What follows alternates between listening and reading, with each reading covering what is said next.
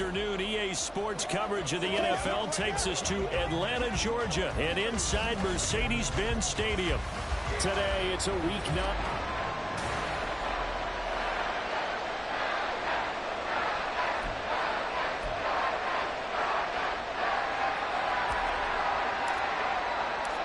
The first 2 months of the regular season down. What will the final two bring us as we're off in Week 9?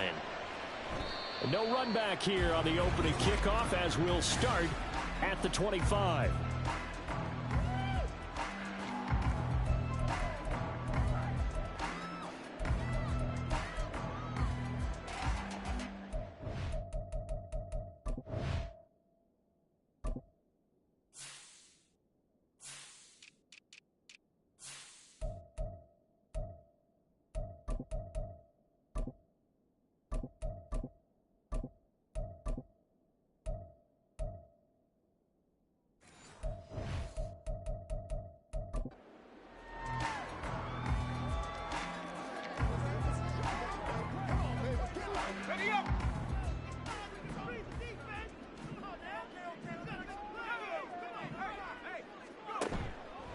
They go play action here on first down. Sideline throw, it's complete. And a nice job there of keeping the toes in bounds. They'll wind up getting 7 on the play, and it'll be second down. This defense for the Saints, they played extremely well last week in that win over Green Bay. This defense certainly has a lot to be proud of coming off of last week's game, because when you only give up 14 points in a contest, you give your team a great chance to win. The best defense in the league is usually going to average giving up 18, 19 points a game. So to be under that, a terrific achievement. And Pitts is going to pick up a Falcons first down as he'll be brought down at the 38-yard line. 5 yards is the pickup there as that extends this drive. So here's a 1st and 10 at the 38. A run for the first time with Bijan Robinson. And they will only muster a yard here to the 38. The numbers in last week's ball game for Robinson. 17 carries, 75 yards, and a touchdown. It's a very nice winning streak that they're on, and they've really seen this offense come into its own as a unit. And one of the keys is that the ground game has been established, and it's keeping the defense honest near the line of scrimmage. Sometimes that leads to huge games for him. Other times, he plays a complementary role to someone else. But however it's getting done, they're winning week after week. And, Charles, you wonder about this defense coming in. I mean, look, it's no secret they're playing a team that's down on its luck right now. Losers of 5 straight. How does that change how you prepare for a game?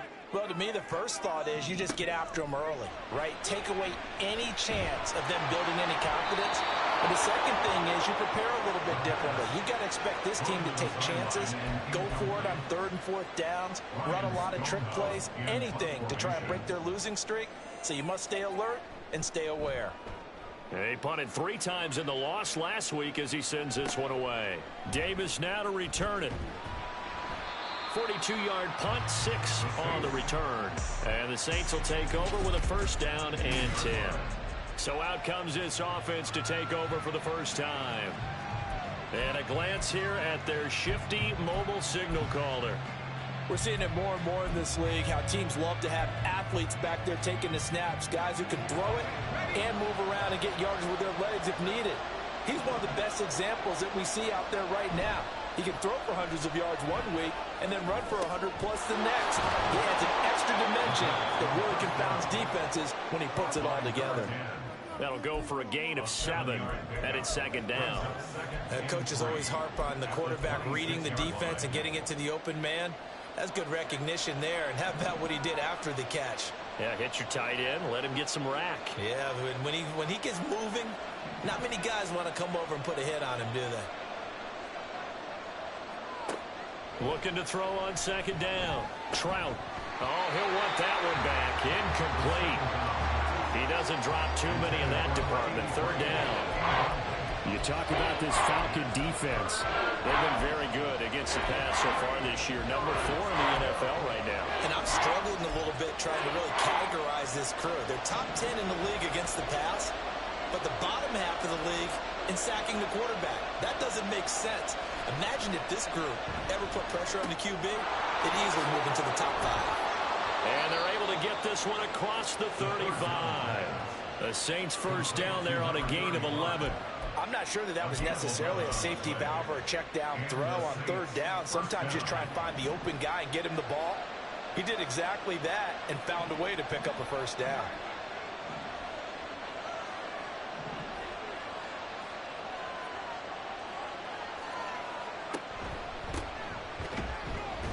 A first down run, not going to get him a whole lot. Maybe a yard. Yeah, it looks like just 1 yard there, so that'll bring up 2nd and 9. The numbers for him from a week ago, 18 carries, 79 yards. They put a lot of effort into game playing and establishing this ground game last week, and reward was a nice day rushing the ball. Helped them put a balanced offense out on the field. And that carry is an indicator that this ground game wants to be established again this week. They'll keep it on the ground.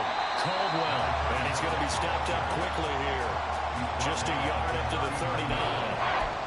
We call a lot of games, but we don't normally talk about inside linebackers being that fleet of foot, do we? No, he was able to get outside there to make that play. Yeah, and you know what makes them faster? Their ability to read plays, understand what offenses are trying to do, and put themselves in proper position. This one complete to Patton.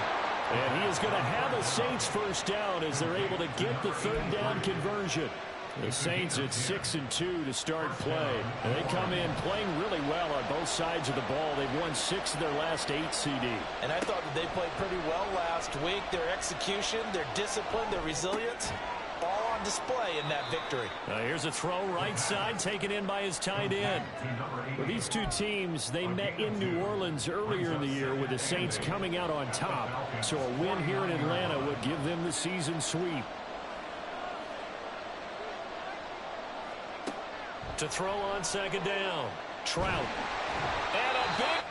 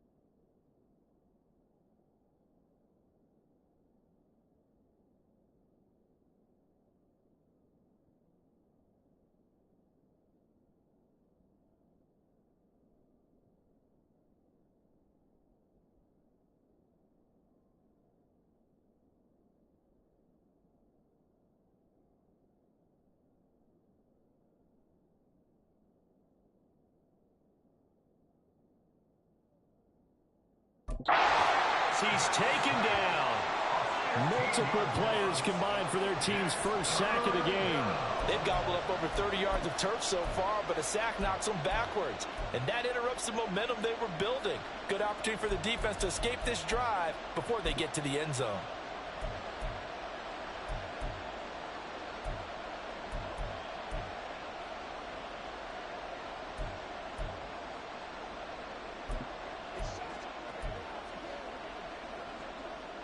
Ninth play of the drive now on 3rd and a country mile.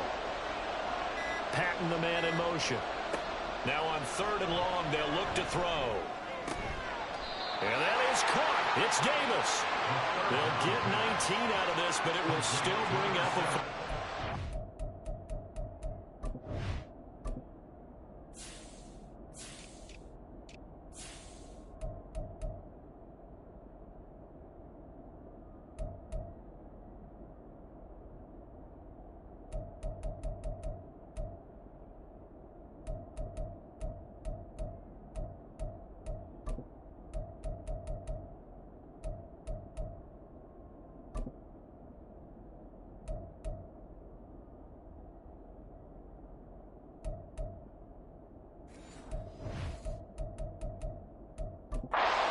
There's another example where defensive coaches constantly preach, not allowing any run after the catch. They gave up a few more yards than they wanted to, but they were able to get him down quickly and force a 4th down.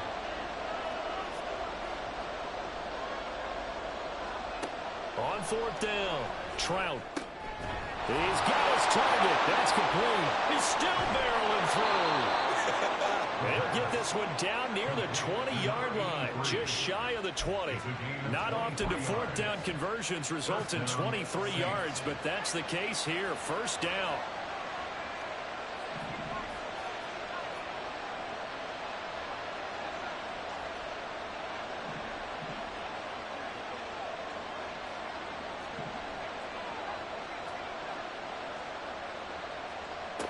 Looking to throw. Trout. Flushed out, and he's going to have to eat this one as down he goes.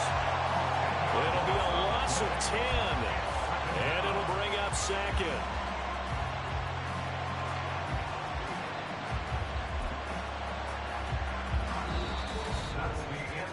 No score after 1 on EA Sports. The Saints with a football here to begin quarter number 2. As they've got it facing a 2nd and long situation.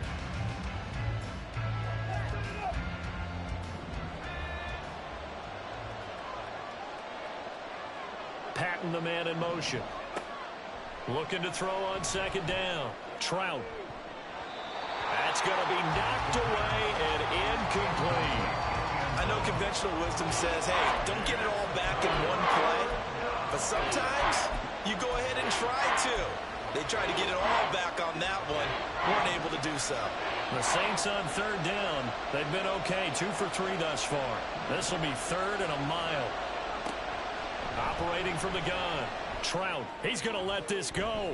Back of the end zone. And that will be incomplete. They weren't scared to let it fly, but it falls to the ground and brings up 4th down.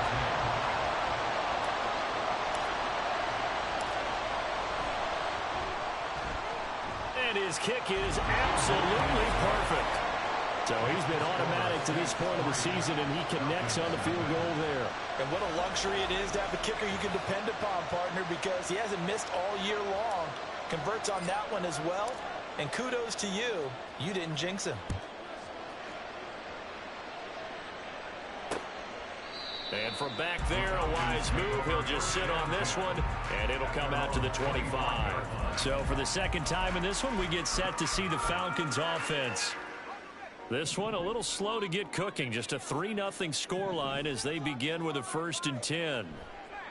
Now a handoff to start it out. Robinson. And a good job of just fighting through one tackle there to pick up about 3. 2nd down coming up.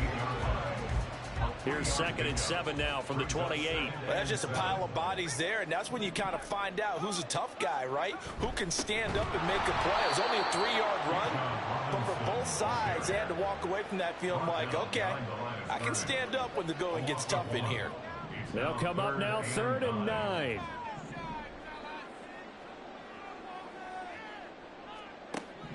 Back to throw. Goldstein working the middle of the field, and he's got a man complete. And he is going to have a Falcons first down as they're able to get the 3rd down conversion. I don't care how many times we say it, I still get a kick out of watching quarterbacks and receivers do the pass tree in pregame warm-up. But I always remember that when we go to practices, we see that after practices as well. They really tune it up, don't they? They tune it up. They know why they do it for these situations. First down. And they build that trust, and that's why they're able to find him in this type of a situation. Here's 2nd and 10. Looking to throw. Goldstein. And that falls to the ground, incomplete. A nice job of bodying him up defensively, and now it brings up 3rd down. Right where this set of downs started, they need a full 10 here to pick up the first down and move the chains. They'll stick with the passing game as he looks to throw. Oh, he had him. He was open, but he couldn't get it to him. It's incomplete.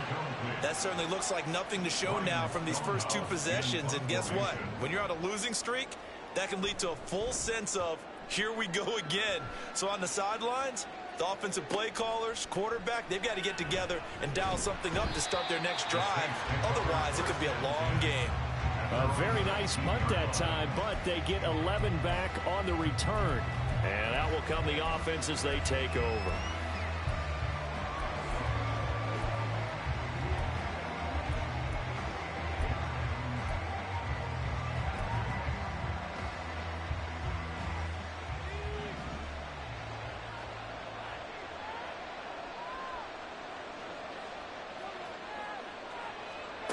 Throwing on first down.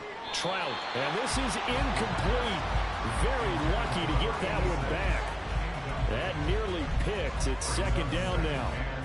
That certainly appeared to be a play call where they were just trying to make 2nd down, 2nd and short. I think they thought the coverage was off a little bit more than it was. Nice job there pressing up on it and forcing the incompletion. 2nd and 10. Off play action. Trout. And that's going to be incomplete.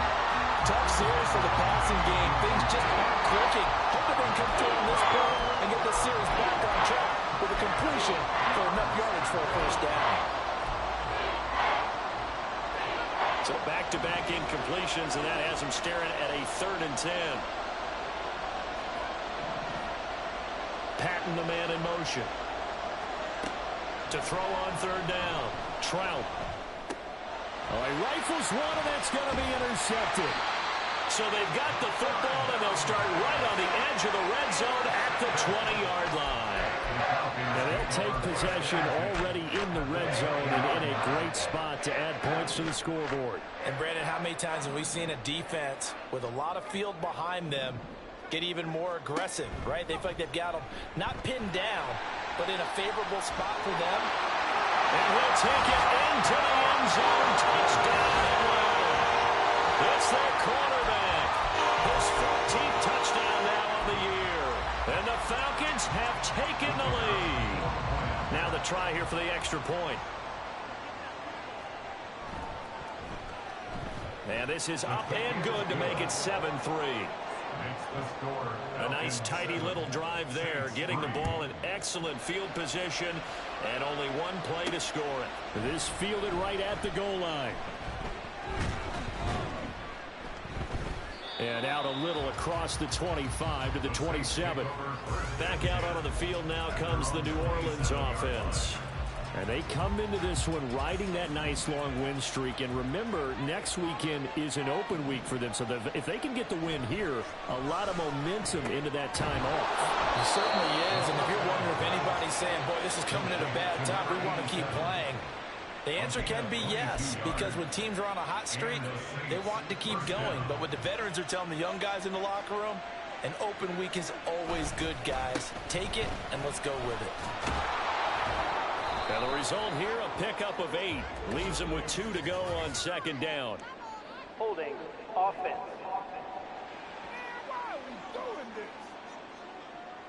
So that time they got the left guard with a hold. And let's face it, in today's ball, you might have that 330-pound guy you're supposed to clear out of there. You might need a little bit of extra help by grabbing the jersey and trying to ride him out. Now a nice throw here right side. He hauls it in. And he has a big gain inside the 40 before being dropped. And a nice gain of 21 yards. This offense finding its legs now. Here's another 1st and 10. They'll try the left side. It's Caldwell pushing through the contact. And they're able to get this one past the 30 to the 25-yard line. Another nice gain, 13 yards that time, and another 1st down.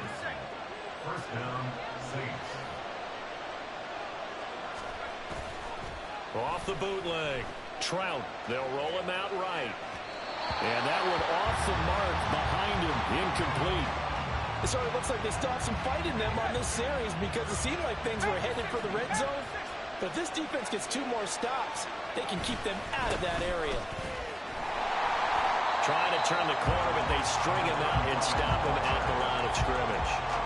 Officially nothing on that one, no gain, so they're left with still 10 to go on 3rd down. Absolutely love the effort there.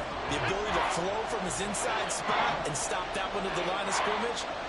Nice linebacker play. On 3rd down, Trout.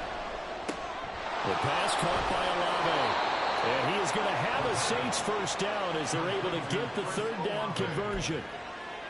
So he turned to a trusted, familiar face in that 3rd down situation. It paid off. Yeah, you go to your veteran receiver in that spot, so you can't underestimate him when he's on the field. Defensively, make sure you know where he is because he understands how to get open in key situations.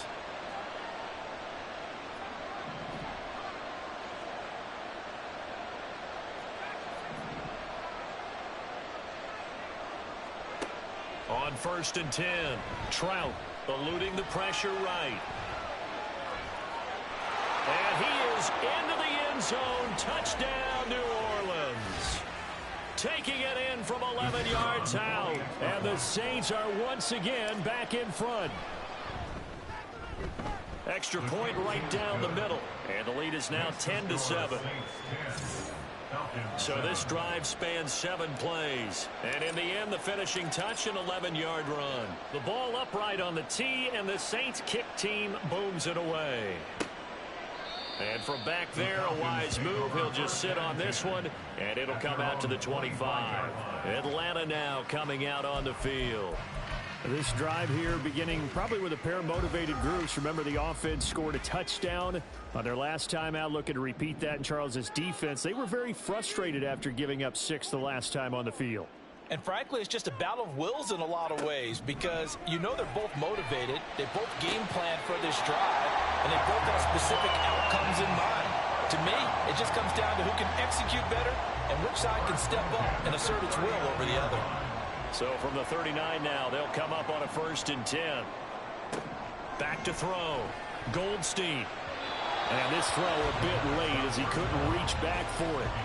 You can tell they wanted to get that ball downfield, but they had nothing working in the secondary, so he dropped it off to the running back. That one ended up incomplete.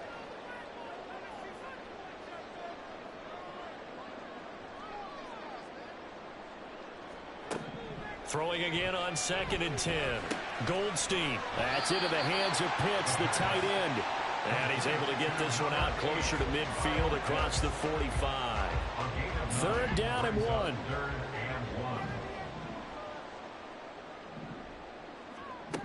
Back to throw again.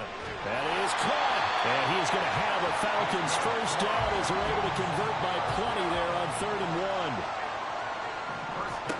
They'll look to throw again. And the Saints pressure gets him. Brought down for a sack. Clock running, and the Falcons moving with a sense of urgency. To throw on 2nd down. Goldstein. And he's going to go down again. Now the Falcons going to use one of their timeouts as they get the stoppage with a little over 50 seconds to go in the 1st half. Need something from deep in the bag of tricks here after 1st and 2nd down went backwards. It's 3rd and very long. And he'll be brought down right around the 37. The Saints going to call the first of their timeouts as they get the stoppage with just under 50 seconds remaining in half number one. He's been a busy man here in this first half as he gets it away. Returnable here for Davis. A 7-yard return following a punt of 45 yards. And it will be 1st and 10 as they take over. The Saints offense going to head out now late in this first half. And leading 10-7, they may just want to get this to the locker room. Throwing to start the drive. Trout. And incomplete on the deep ball. And they're not going to go quietly into this halftime break. They know they're in for a fight, so they're trying to make every possession count. They took the big shot there, but it winds up incomplete. He'll try again with the arm here on 2nd down. And his throw's going to be incomplete. Nice back-to-back plays defensively. They're stacking momentum now. 1 incompletion, 2 incompletion. They're going for more.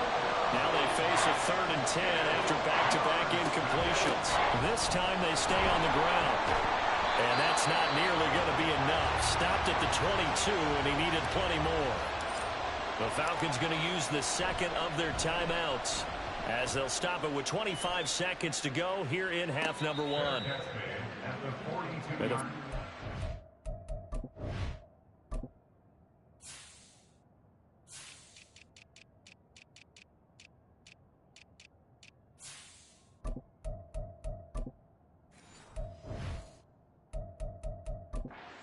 One more drive here in this first half.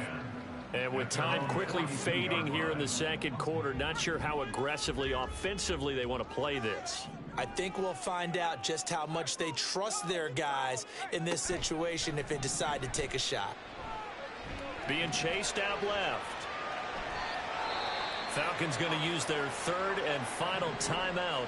And with halftime on the horizon, they'll be out of timeouts from here forward. Looking to throw on 2nd down. Goldstein. And he will find his man on the outside. A little football 101 there. You just see the receiver try to run down the defender, meaning he goes right at him and really trying to move him a little bit towards the center of the field so he can put his foot in the ground and break to the out, to the sideline, and make a catch. Throwing on 1st down, but this one winds up to be incomplete. No sense risking anything there on 1st down. Even though he's still in the pocket, he had a receiver out to his side, so just put that in a spot where the only people who can make a play on it are the trainers and the coaches. Well done.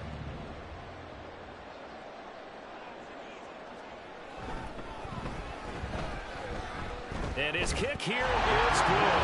And that one knocks up at 10. Charles, even his long field goals.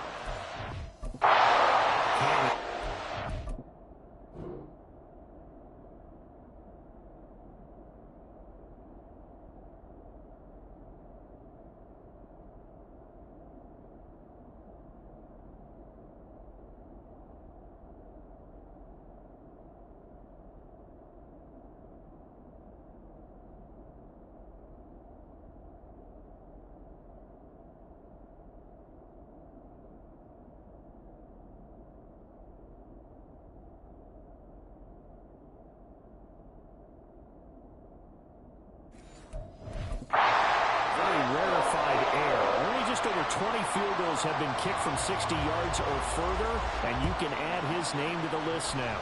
And as calm as he tried to present himself, there's no doubt there were some nerves as he lined up to attempt that kick. But once the ball was snapped, he just swept the leg, and boom, over. Halftime over, no problem with us. We skip right to the 3rd quarter and continue this midseason contest.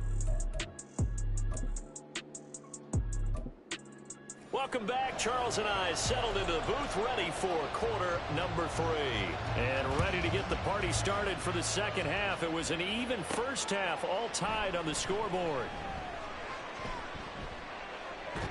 And a nice return sets him up pretty good here right at the 30-yard line. Out come the Saints now. They'll go on offense first here to begin the 3rd quarter.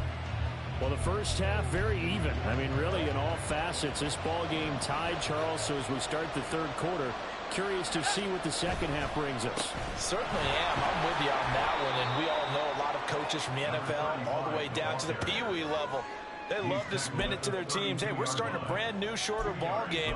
It's all even. Let's go out and seize it. This is ours. Now 2nd and 8 at the 32-yard line. Looking to throw. Trout. Over the middle, complete. That's Caldwell. And he's corralled at the 40, but not before picking up 8. And we see another pitch and catch there to the running back. This position just continues to evolve. They become just as critical to the passing attack as a lot of receivers, tight ends, because their ability to make people miss in the open field can really generate big plays for an offense.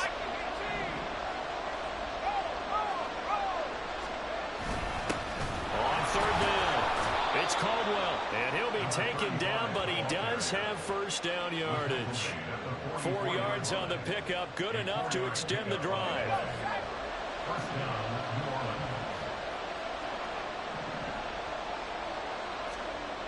On 1st down, Trout. To the catch made, it's Patton. And taking it across midfield and just shy of the 40. 2 catches in the first half. Now he's got a 3rd here, and it's good for a first.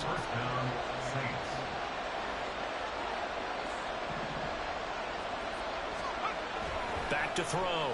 Trout. Oh, he tries to force it in, and it's intercepted.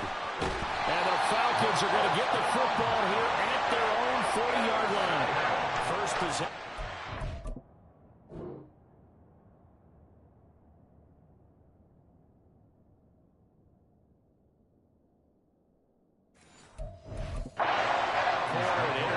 So maybe a second-half tone setter. Indeed, and not the tone they wanted to set. That's the equivalent of running out the wrong door and running into your pool instead of running out onto the field. A real dud for that one. Has that happened to you before? No, but I've heard stories about teams actually doing that back in the good. This is intercepted. And he'll take this all the way down inside the 40. Well, their defense got him the football with an interception. They trot out there, Charles, at the very first play. They give the football right back. Brandon, I almost expect you coming like an auctioneer. We've got 2, we got 2. Do I hear 3? Remember, it was 2 in a row. Would we hit 3 in a row? Because these offenses, they got to be a little bit more careful as they go forward. And he's going to be sacked. They sack him back right at the midfield stripe. It'll be a loss of 10. And it'll bring up 2nd.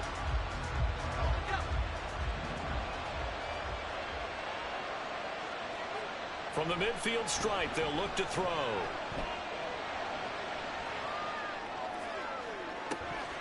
Oh, and that is incomplete. That's some good closing speed there defensively because that looked open for a minute. That's great work with the ball in the air. Never gave up. Converged on his man and broke the play up. An incomplete pass on that last play, and that means they'll need to come up with something here on 3rd down. Operating from the gun, Trout. Throwing left side, it's complete. And he is out of bounds, but not before he's inside the 30. A real letdown defensively. That was 3rd and a bundle, but they allow the conversion. Now a play fake here on 1st down. This one is caught. It's Patton. Touchdown. A great effort there. 29 yards. And the Saints have moved out in front. Brandon, that's what I call an oak tree play. That quarterback just stood in there, absorbed the hit, and still was able to deliver the ball downfield. Extra point attempt here still to come. He's got it as they go up by a total of 17-10.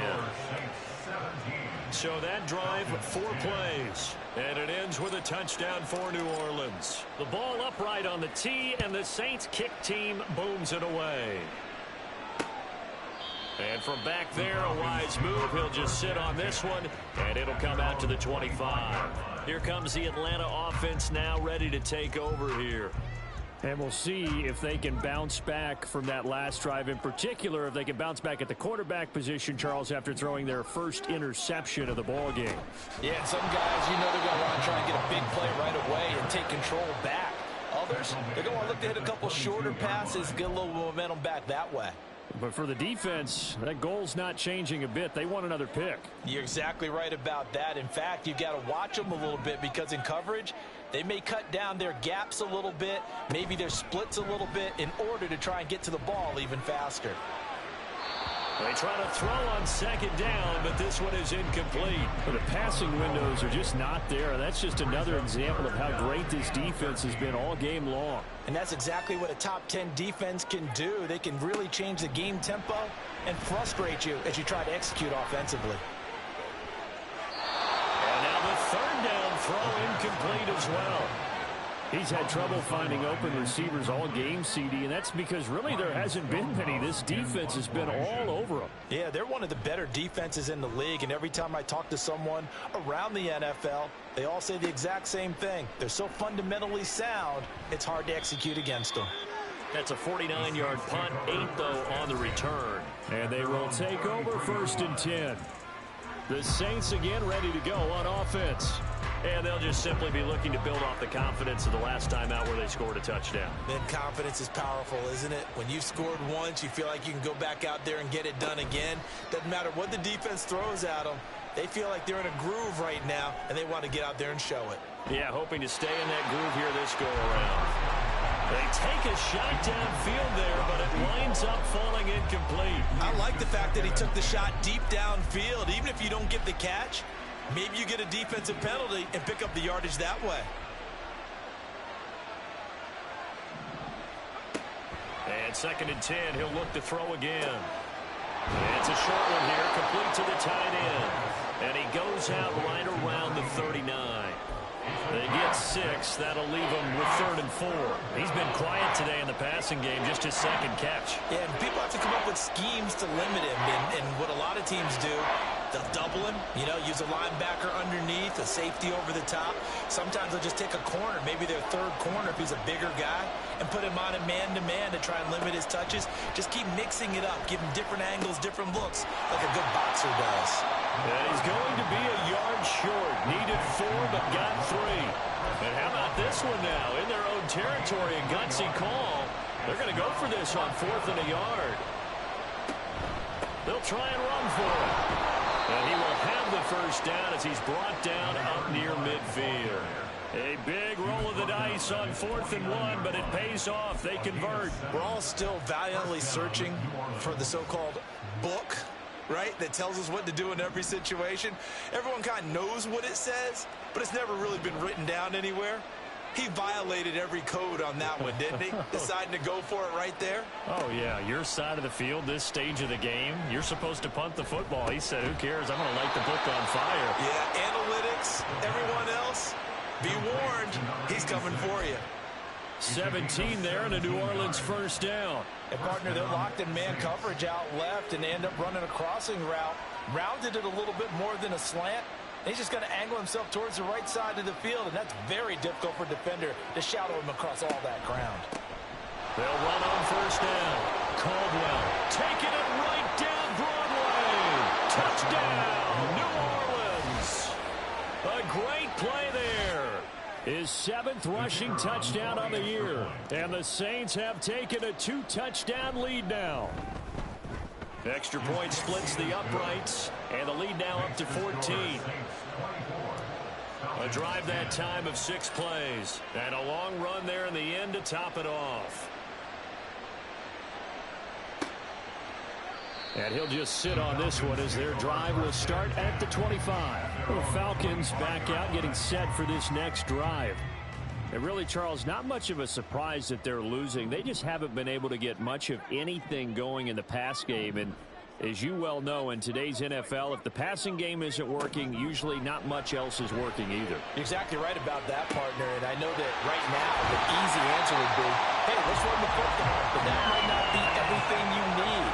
So despite the fact that they've struggled throwing it, they've got to find some type of a play, multiple plays, that puts the ball in the air and allows for them to have some success. Throwing on 1st down. Goldstein right back to Pitts again. Give him a gain of 5 on the completion, and that'll bring up 2nd down. I don't care what sport you're playing. Everyone likes to build up a little momentum, don't they? And look at this, back-to-back completions to the big target at tight end. That one not as profitable as the other, but still a decent gain. Second down and a run by Robinson. And they're going to get him behind the line yet again as his nightmare afternoon continues. So they'll get a little extra time to come up with his third down play as we played 3 quarters. You are watching the NFL on EA Sports. Back now here on EA Sports. It's the Falcons. They'll have the football, but trailing on the scoreboard as we get set to begin the 4th.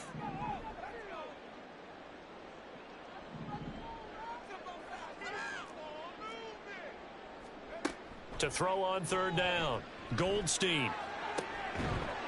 And that is incomplete. Oh, he had a defender right there with him to force that to the ground.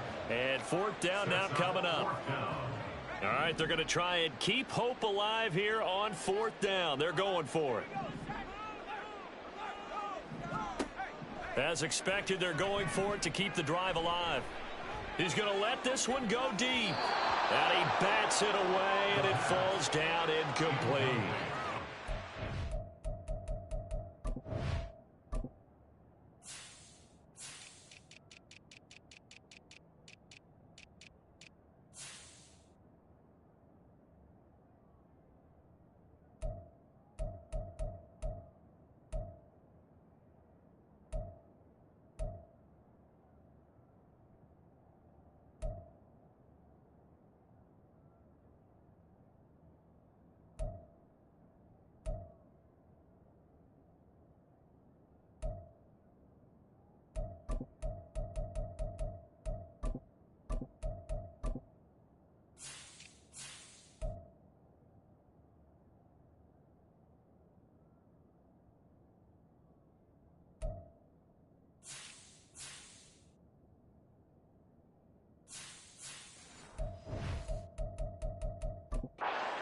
Go for it, but it doesn't work out. And the Saints are going to get it back and in great shape. So here are the Saints to take over. They're working on a 4-game winning streak, and they lead this one as well right now as they start 1st and 10. He'll buy some time right. And he is out of bounds, but not before he's inside the 30. That one a broken play, but it ends up being a good play. The scramble goes for 20.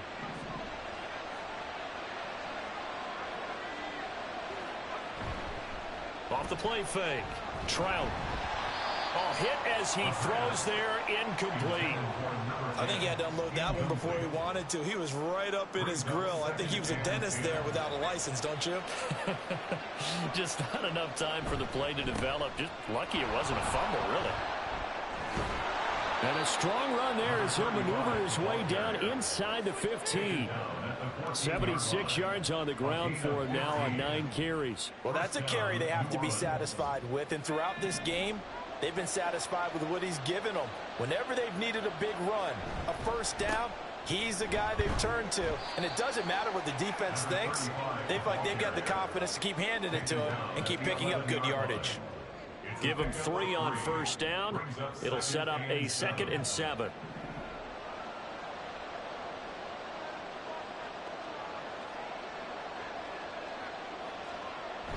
Well, they'll run it here on the jet sweep. And he'll take it into the end zone for the Saints touchdown. Taking it in from 11 yards out. And the Saints add on to their lead, and they are also closing in on a 5th straight victory. Point after, right down the middle. And the lead now to 3 touchdowns at 21.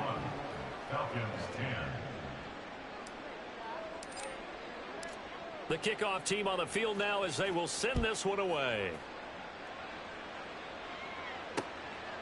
And this will not be brought out. It's a touchback. The Falcons offense set to go.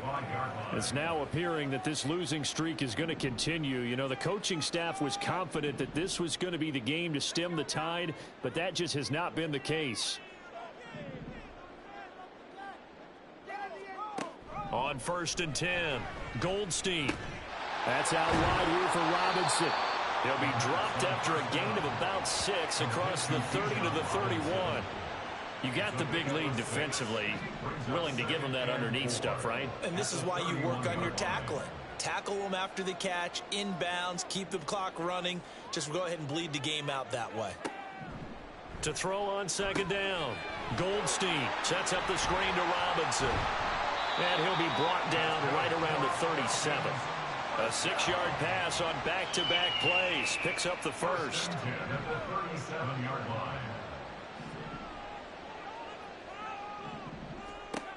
Looking to throw. Goldstein. They lead big, and a major part of that has been how they've taken their play to a whole new level this second half. No points allowed since the break, and you can add another incompletion to the total number that they forced in this runaway contest.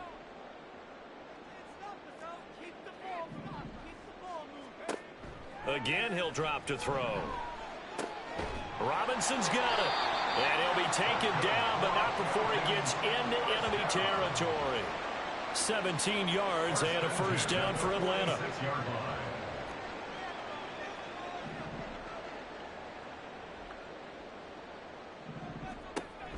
Back to throw. Goldstein. Short throw caught by Pitts. And he'll go down inside the 45 before going out of bounds. Under 4 to go now as they come up on second down. A 3-yard pickup brings up 2nd and 7. Looking to throw. Goldstein got his man complete over the middle. That's Robinson.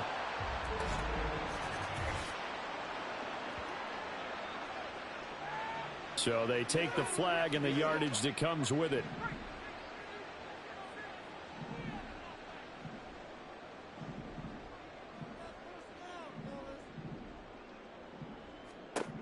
On first down, Goldstein. Going for Kyle Pitts again. He's got him again. And he'll cross over out of bounds right at the 25.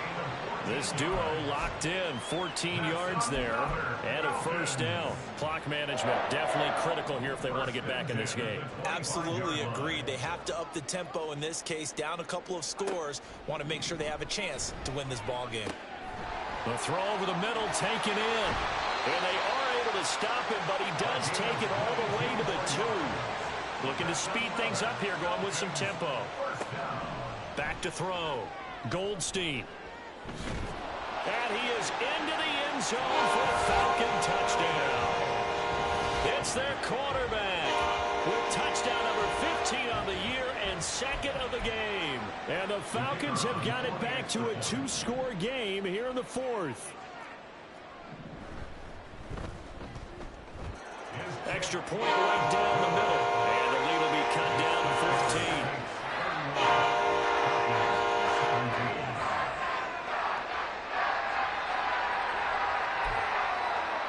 Two scores down, 3 timeouts left. Still a chance if they can somehow get this one back. And the Saints hands team able to rein this one in. The 4th quarter, they felt like they needed the football back. Unfortunately, they couldn't get it. And I know we've brought analytics into the game, and someone has said here that the data says that when a team's expecting an onside kick, 80% of the time, the team expecting it, they do actually recover the ball, which is what we saw here. I just wonder if that number is much more of a anecdotal type of a number. Kind of like when the coaches tell us, well, when you score on special. And he can't find anywhere to go with it, and he goes down. It'll be a loss of 7 on the sack, and it brings up 2nd.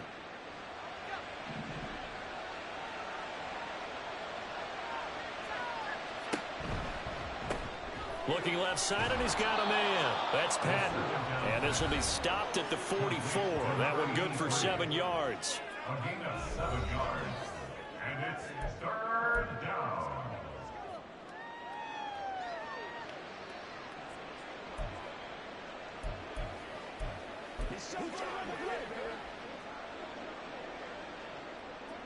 The offense on 3rd down, they've hit on half of them, 5 for 10. This is 3rd and 10.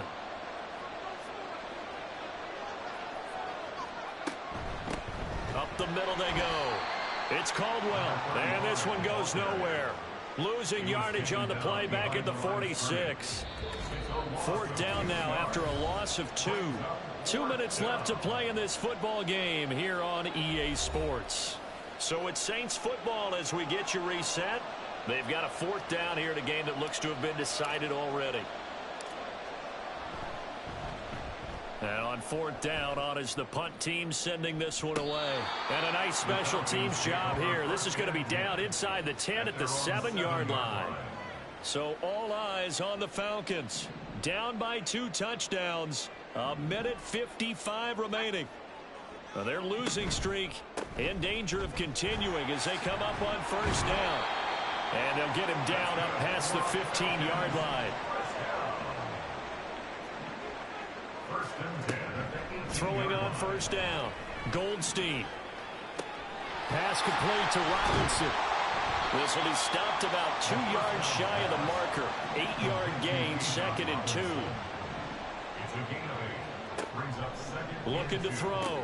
Goldstein. That's caught by Pitts. And he'll be out of bounds across the 30-yard line. Many different ways to create space, but on that play, he did it with that big, wide body of his. Didn't get a whole lot of yardage on the play, but it did what it was supposed to. Pick up a first down. On 1st and 10, Goldstein. And that's going to be incomplete. Too tough to hold on to that one. It's 2nd down. Whew, that's certainly not the worst thing. It stops the clock and lets your offense catch its breath and lets us exhale a little bit. Now I expect them to call a couple plays in the huddle, so they're ready if a tackle happens inbounds.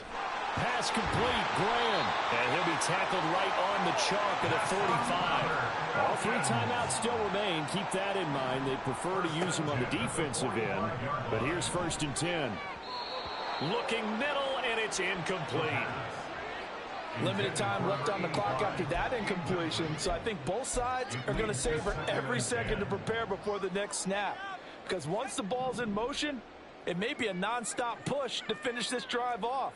Everyone better be on the same page right now, because I think they're going to try and get several plays off in quick succession if they can. To the sideline, and that is a heck of a catch as he was able to get both feet in. Working the sideline. And now it appears that the referee's been buzzed, and we'll get a review, and this being inside 2 minutes. So the folks in New York just going to wind up confirming what the official saw, as this play will stand as is.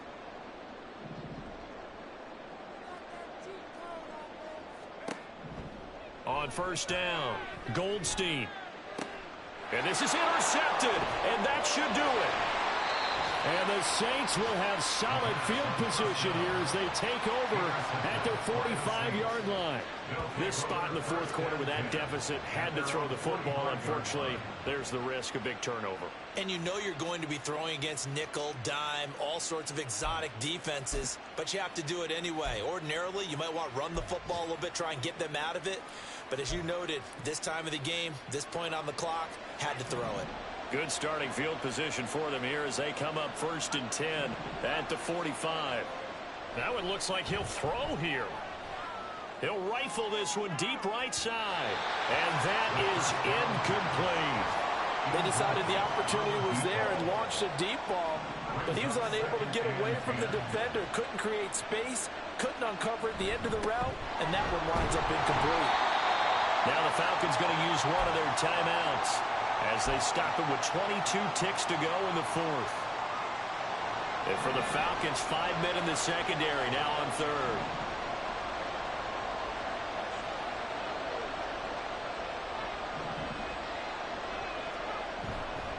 Off play action, Trout. And he's going to be intercepted for the 3rd time thus far. And the Falcons will take over here as they get it up to the 43-yard line. And now with that interception, you feel like we've got a ball game again. Remember, 2-score contest and still time left here in the fourth. And in the old days, not too long gone either. Throwing the ball here would have been an absolute no-no, but the way the game's played now, throwing it makes sense. You just have to be careful when you put it in the air. Another try, 2nd and 10 now.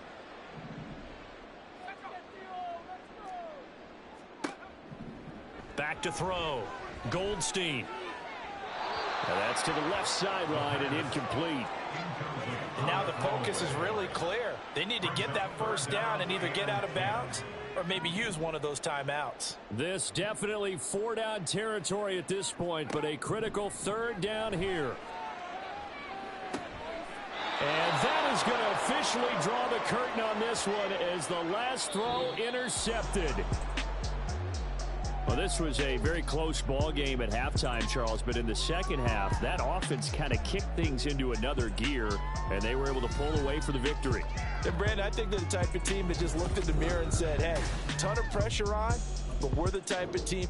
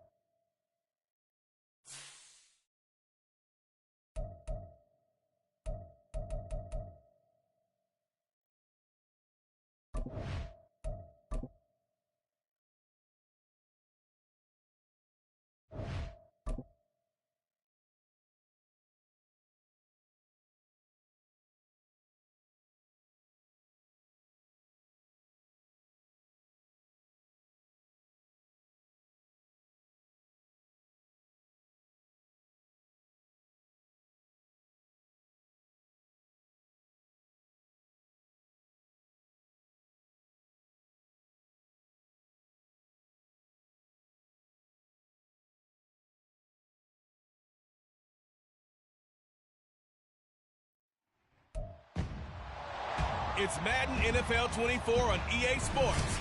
And this one features the Saints' Offensive Player of the Year. He's coming off a nice week throwing the ball. 4 touchdown throws. It's the Saints and the Buccaneers, and it's coming up next.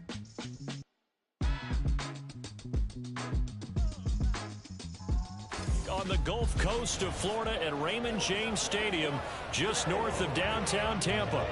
Today, Week 12 of the NFL season.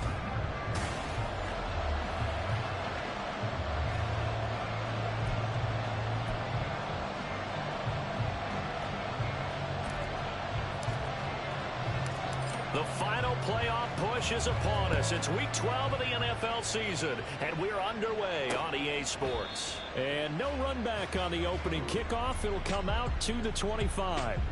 So out come the Bucs now for their first drive. And a peek at a guy.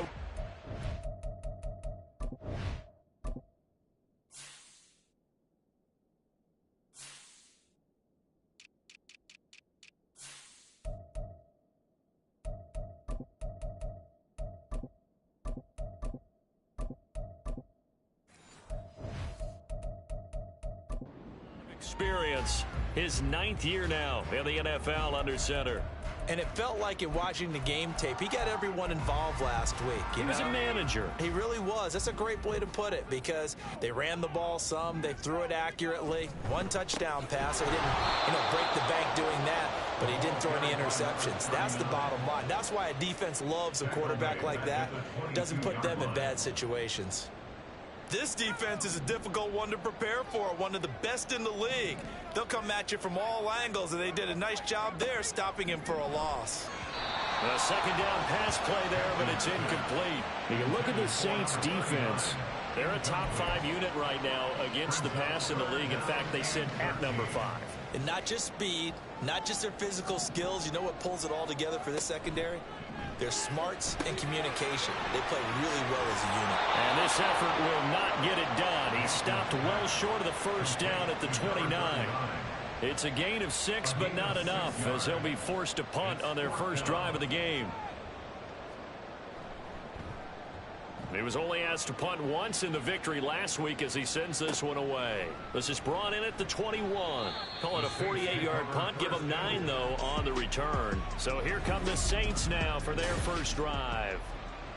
And we get a glance at their leader in the huddle, the veteran, in his 9th season now in the league. But when I reviewed last week's game and saw the 4 touchdown passes that he threw, I thought about you during the Turkey Bowl last year. Yeah, you guys right. had the same stats, except he got the NFC Offensive Player of the Week award with his. He got touchdowns. I got picks.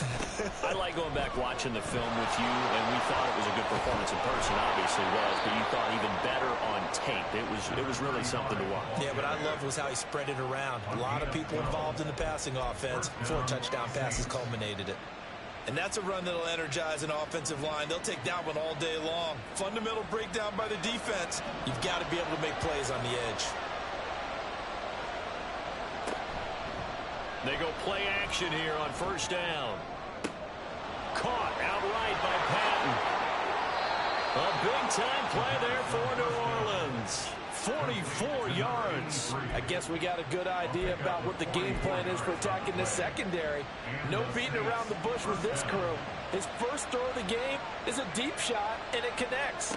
That's a tendency breaker right there because normally you build up to the big shot, but not in this case. Now here's a pass on first down that's knocked away and incomplete. I think he's got to be careful not to force anything into coverage right there. There weren't really any throwing lanes, but the best part for him, he's got 2nd and 3rd down to fall back on.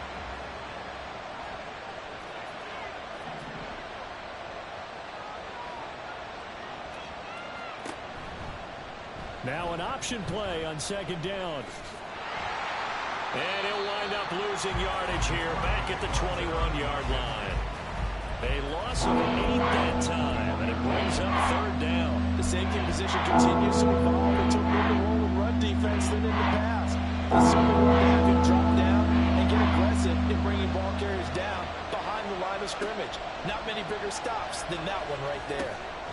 Now he'll dump it underneath to his running back, complete.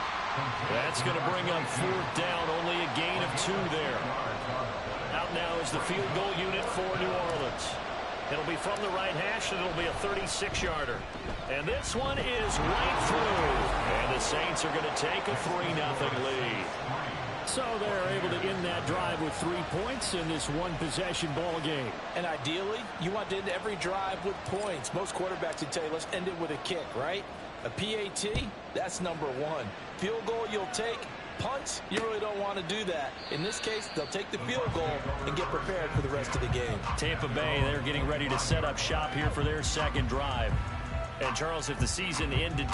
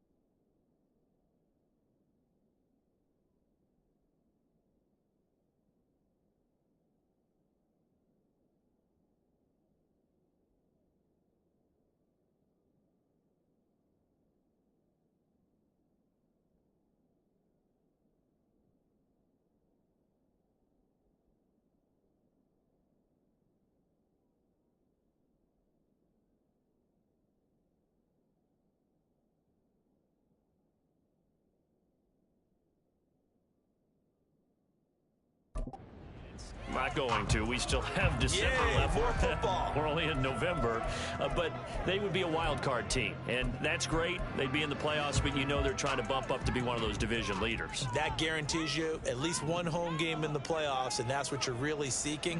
But there also isn't much margin for error for this team, right? Because right where they're sitting, a 2-game losing streak could have them out of the playoffs. So they've got to make sure they continue to keep the momentum going. Absolutely. There's some sharks smelling blood in the water behind them. And they need to work to at least get some of this yardage back after the sack. 2nd and 19. Operating from the gun, Hampton. And it's incomplete. And this pass defense, they were sensational in the win last week, and they're looking good here so far in this first quarter. You know, we often talk about how offenses get locked in, and that runs over multiple games where they're really, you know, in that zone. Defenses can be the exact same way, and I think we're seeing an example of it here. Now on 3rd and long, they'll look to throw.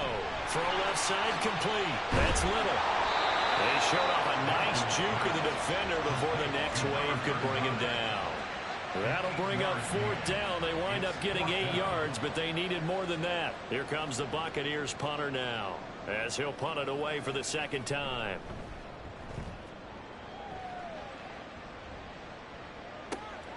This is taken at the 18. We'll call that a punt of 54 yards. Well struck. New Orleans Saints, they get ready to set up shop for their 2nd drive.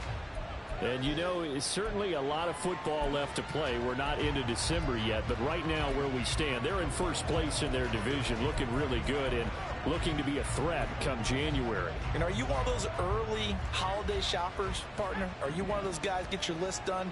Because I think about what every team has on their holiday shopping list right now. What's the #1 goal? Make the playoffs. #2, win your division. #3, and I think the biggest goal of all, try to get the #1 seed so you get that first-round bye and ensure you don't have to go anywhere in January and hopefully get to the Super Bowl that way. Now a 2nd and 6.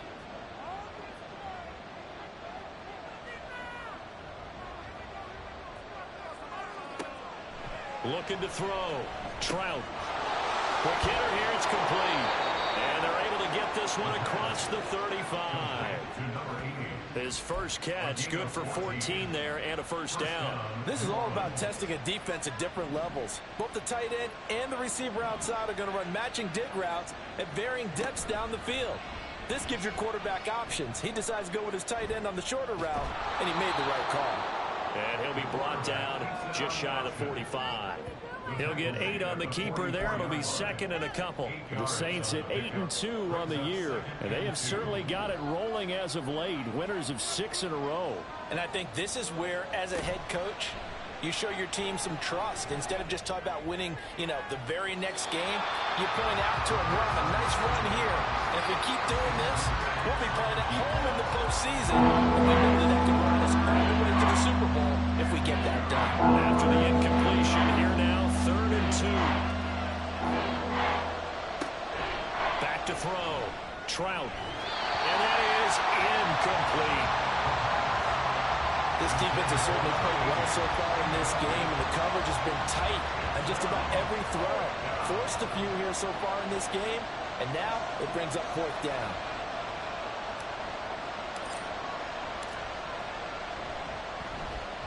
They only punted twice in the win last week as he gets this one away. Just 34 yards on the punt there, no return.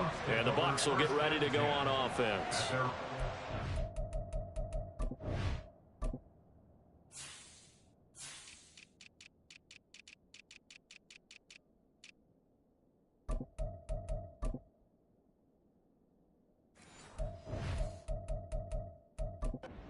The Tampa Bay offense now heading back out onto the field.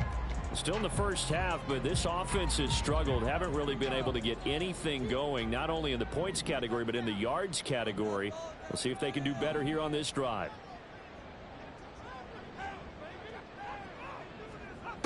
Throwing to start the drive. Hampton. And incomplete. Well, they certainly did a nice job there, picking him up out of the backfield and then running stride for stride with him. That's good coverage, and it led to an incompletion. Now a 2nd and 10.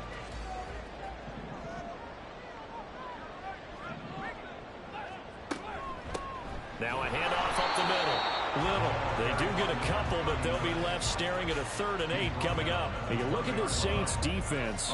They were very strong last week in their win over Carolina. Yeah, they gave up 17 points, but that's about what you consider the break-even mark. If you give up 17 points a game all year long, you're thinking you're going to be a playoff team. That's what you're looking for. Room to improve, of course. A pretty nice effort. Now throwing on 3rd down there, but he cannot connect. I know this offense was expecting to do big things, but it certainly hasn't turned out that way, at least not through the first 3 drives. They're definitely going to have to put their heads together and start concocting some offense that'll move the ball downfield. This is fielded at the 27.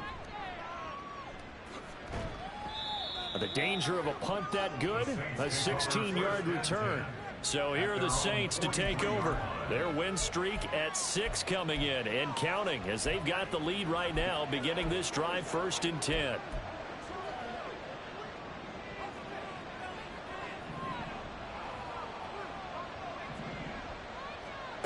Throwing to start the drive.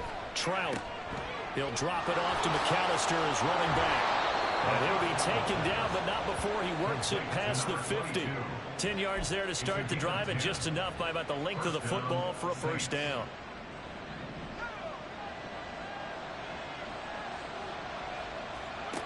Out of the gun, they'll look to throw. Going down the middle, and it's complete. And he's going to get this one down to the edge of the red zone. A very solid gain of 27. Well, I think when they look at their offense, they think to themselves, weapons everywhere, and they want to move the ball around. They want to spread it to different people, but you absolutely know they want to get this man involved as well, and that's what they just did on that play. Meanwhile, the throw here is complete, and he'll be taken down as that will take us to the end of the 1st quarter of play. 3-0 after 1 on EA's.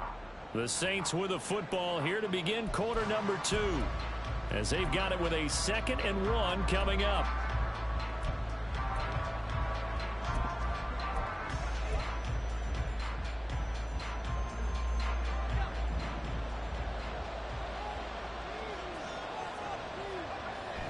They'll look to throw again.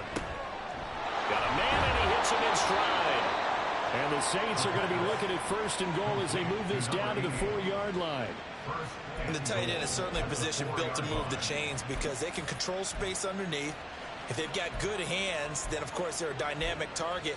But one other thing is they're right in the sight lines of a quarterback on just about every play, and that makes it easier for the quarterback to pick him out and deliver.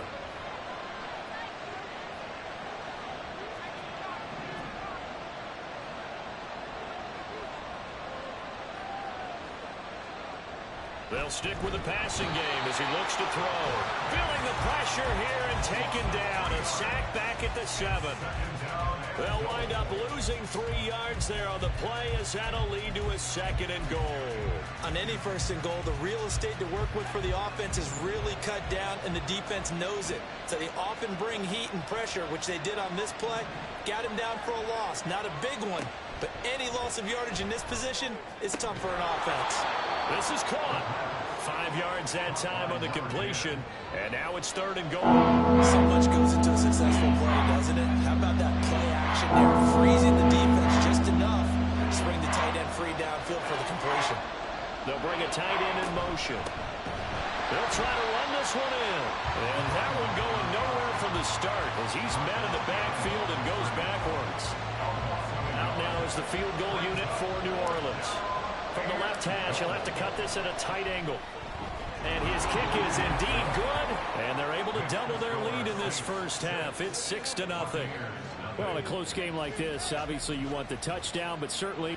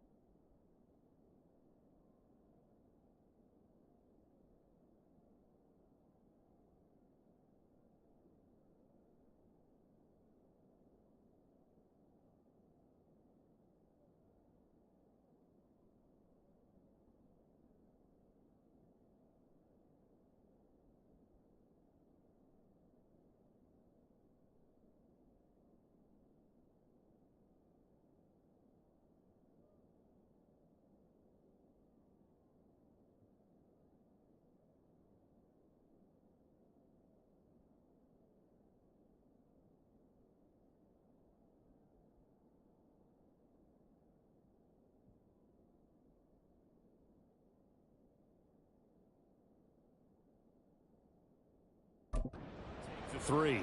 And they'll be okay with that, but let's throw a little credit to the defense as well. And I'm just glad this doesn't come down to a debate, right? Which side won, partner? Because the defense, hey, we didn't give up a touchdown. The offense, hey, we put 3 on the board. Either way you look at it, I think both sides gained something out of that drive. And Tampa Bay trots out there now. They're still in search of an initial first down as they come up here 1st and 10. They'll start this drive out on the ground. And he is going to be stopped cold behind the line of scrimmage. 2 yards the loss, 2nd and 12. It's a loss of 2. Brings up 2nd and 12 at the 23-yard line. They'll keep it on the ground. It's Little. And he'll be brought down here at the 28. You got to give kudos to your offensive line and the guy carrying the ball because they were in a 2nd and long situation. It seemed pretty dire, but they brought it back to 3rd and manageable with that run. On 3rd down, Hampton. And he's taken down here by the Saints. And now that brings up 4th down there, a loss of 6 yards on the sack. Here comes the Buccaneers punter now. He's been terrific so far.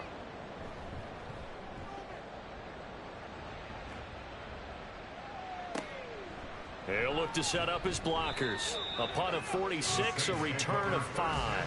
The New Orleans offense back out and ready to go.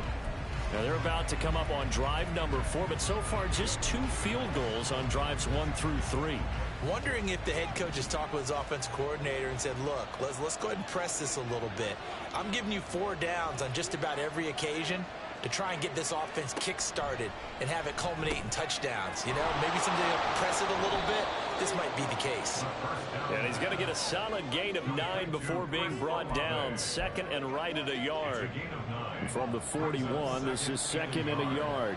At the 41-yard line. Operating from the gun, Trout. He completes it to Olave. And he is out of bounds inside the 35. A first down there on a pickup of 25. That connection seemed to work out okay on the first play of the drive. Why not go right back to it? And once again, this defense is left without an answer as they surrender back-to-back first downs. Throwing into traffic there, and that's complete. And he's going to get 7 out of this before being taken down at the 27. They kept the receiver in the short field, but that let his quarterback get the ball quickly to him before either guy in double coverage could react. Ball on the 27. Here's 2nd and 3.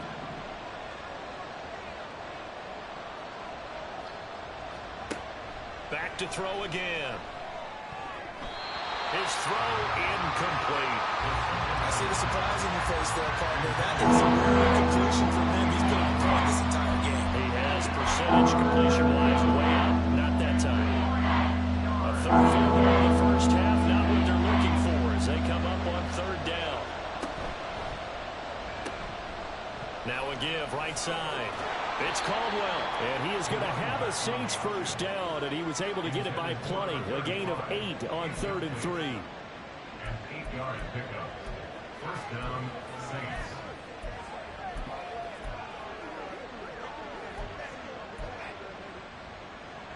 So here's a 1st and 10 now down inside the 20.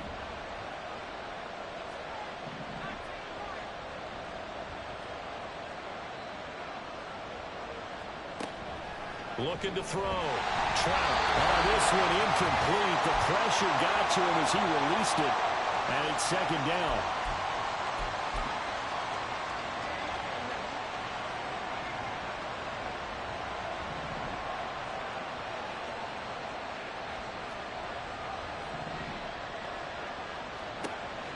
Operating from the gun. Trout. And he's wrapped up. Taken down. Back at the 25. It'll go as a loss of about 6, and now it brings up 3rd. All about the offense so far this drive, putting something sustained together. And the defense, they responded on that play. 2nd and manageable became 3rd and long. The drive marching to the end zone is 1 play from stalling out. Throwing on 3rd and long. Trout. Working the middle of the field, and he's got a man complete. And they do get him down, but not before he's able to slip it inside the 5-yard line. Well, so much for holding them to a field goal. The pressure they got home on the previous play didn't hear, and that bought their quarterback some time to find a receiver, and it sets up a 1st and goal.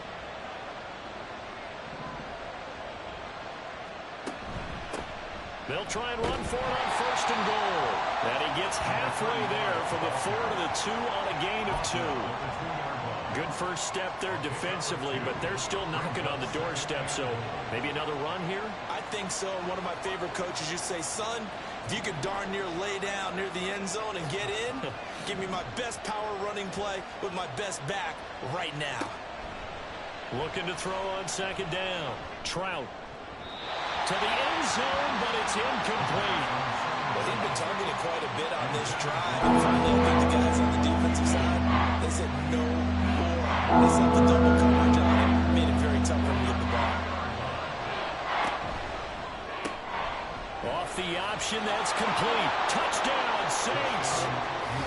Chris Olave with career touchdown number 60. And the Saints would extend their lead here just before halftime. Extra point splits the uprights, and the lead now stands at 13. So not much time to speak of remaining in this first half as the kick's away. One more drive here for the Buccaneer offense in this first half. And with time quickly fading here in the 2nd quarter, not sure how aggressively, offensively they want to play this. I think we'll find out just how much they trust their guys in this situation if they decide to take a shot. And he'll just push his way forward for a few as the clock will run. And now a timeout defensively after that 1st down play. So they're going to make this offense sweat out half number 1. They'll keep it on the ground again here. And he'll just keep 2 hands on the football as he'll be taken down after a short pickup. And this offense going to elect to burn a timeout with 5 seconds remaining in quarter number 2. A final shot before break. Hampton. Pass taken in by his big tight end. And he gets this up across the 35 before he's out of bounds. Past the halfway point of the season and now past the halfway point of this game. We skip halftime.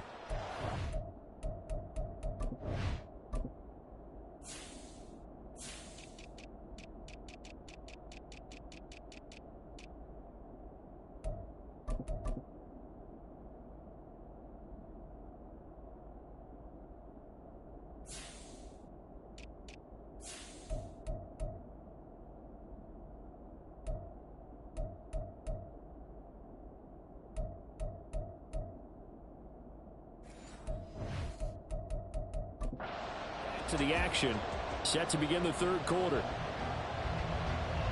And we welcome you back live now inside the booth alongside Charles Davis. I'm Brandon Gaudin, set and ready to rock for the 3rd quarter. And the Saints going to take over on offense to begin this 3rd quarter. And they've got the lead. CD, what do you think the message was at halftime? I don't think the message was too drastic, I think, at the half, or that they need to change things too much. I do think the offensive line could play a little bit better. And I think they'll try and help them out more. They'll probably keep a tight end in a few more times and maybe add a running back to the formation and pick up those pass rushers because they probably allowed a few too many sacks for comfort in the first half. Throwing on 1st down, but this one winds up to be incomplete. Yes, sir. How about an attaboy there on 1st down? Got his hand in and knocked it away. Following the incomplete pass, here they go again. 2nd and 10 from the 25. Back to throw. Trout. Throwing left sideline there, but it's incomplete. Well, they approached this drive with a lot of confidence after the last one ended up as a touchdown. But incompletions on their first 2 throws has them huddling up and trying to figure out a big play here on 3rd down to get their momentum going again.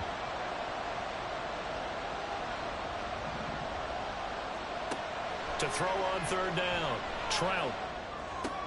Olave hauls it in. And he takes us beyond the 35 before going out of bounds. It's a 1st down, his 4th catch of the game after having 3 in the first half.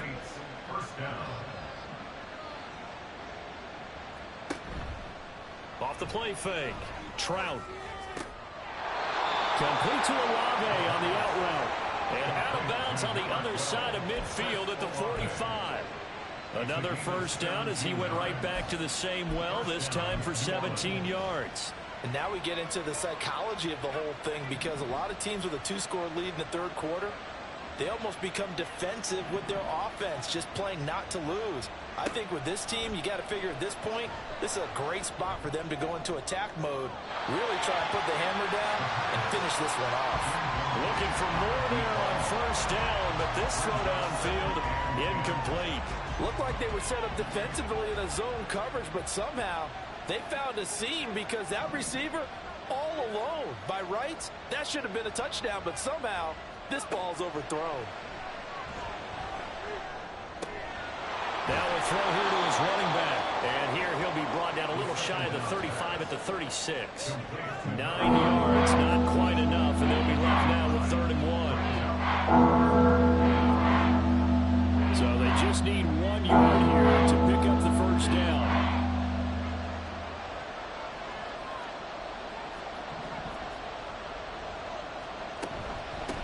On 3rd down, Caldwell. Well, they hit him in the backfield, and he will not escape. And that is not going to get it done. A loss of a yard, and it brings up 4th. I think it's pretty evident. We can say what a difference a week makes. Last week, he ran pretty much wild, didn't he? Did pretty much what he wanted to do. But this one, they stopped him cold. That, to me, that's good scouting and even better execution. Yeah, and they stopped him behind the line right there. They obviously watched the tape a few times and made some adjustments. That kick, by the way, Charles, a career long. Well, we did watch him in pregame, and he hit from this distance, so not a surprise. But there still is something exciting about it, carrying it over from practice and pregame to actually doing it in live action. And this will not be returned. It'll come out to the 25. Here comes the Buccaneers offense. They get their first reps of the second half. And their deficit a little wider now than it was at halftime following the field goal a moment ago. But the goal is still the same, because you know they want to come out, establish a rhythm in the second half, and get going. Make no mistake about it, though. Kicking field goals, not in their game plan. They need to get the ball in the end zone. 2nd and 10 at the 25-yard line. Looking to throw. Hampton. And this throw incomplete. Now the defender all over him that time, but it's going to lead to 3rd down. Brings up a 3rd down and 10 yards to go.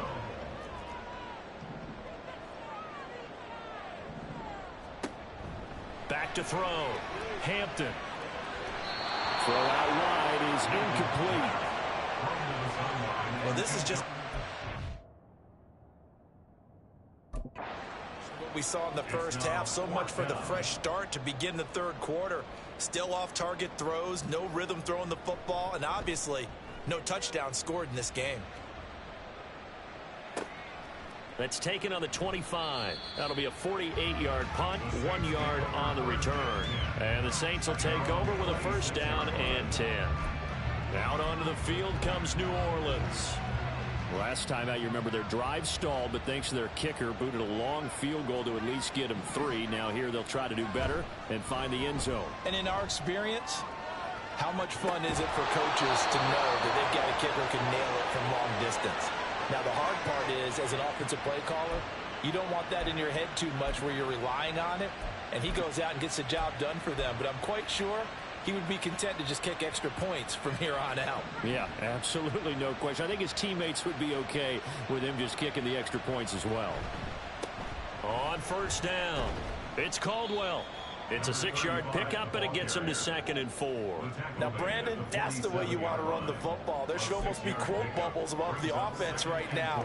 Bam, boom, biff. That's how they feel good about moving the football. Off play action. Trout rolling to his right. And he finds a man with a crossing route.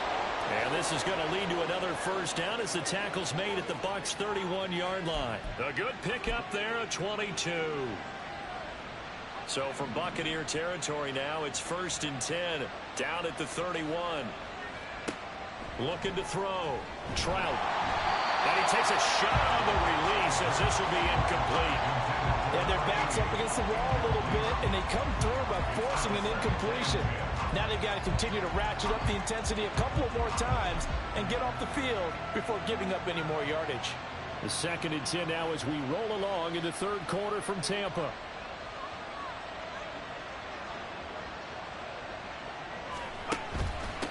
Up the middle they go. It's Caldwell. About 3 yards there to the 27.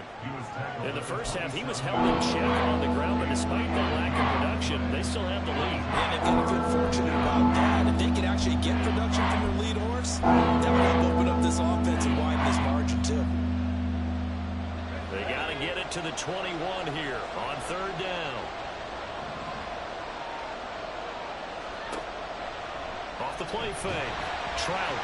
And he'll be hit as he releases it, and that'll fall incomplete. Nice call by the defense there on 3rd down. Just flood the field with extra defensive backs in their dime package. Nowhere to go with the football. Forces the incompletion.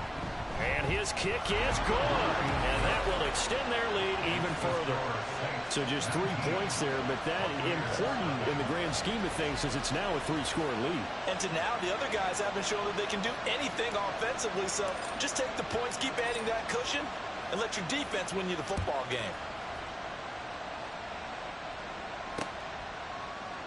And he'll decide to not bring this one out as their drive will begin at the 25. The Tampa Bay offense set to go again. I kind of feel like they've reached a do-or-die point in this game, Charles. If they're going to try to pull off an impressive comeback, it has to start right here, right now. Yeah, now they've got a final chance to get out of this situation, but they also understand they've got to move the ball and move it fast. In addition, they need to save as much time so they can get 2 more possessions. Right off the bat, it's a 1st down to start the drive, 12 yards.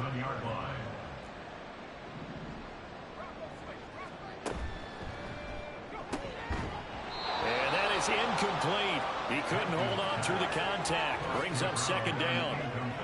I'm getting the sense that this offense is getting frustrated. Here we are into the 3rd quarter, and they've had plenty of opportunities to get in sync. Thus far, that hasn't happened. They're looking for answers both on the sidelines and in the huddle looking at each other. And the reinforcements come in as they're going to stop him behind the line. 2 yards the loss, and now 3rd and 12. We think, Brandon, I like the intensity this defense is showing right here in these first few drives. They're not just holding the line because they're doing their job, but they're doing more than that, aren't they? They're getting a nice push into the offensive backfield. And a great example right there for the loss on the tackle. Throwing there, but this pass is going to wind up incomplete. And there's another stop. One of the league's best defenses is certainly bringing it again this week. Here comes the Buccaneers punter now. He's been one of their few bright spots so far.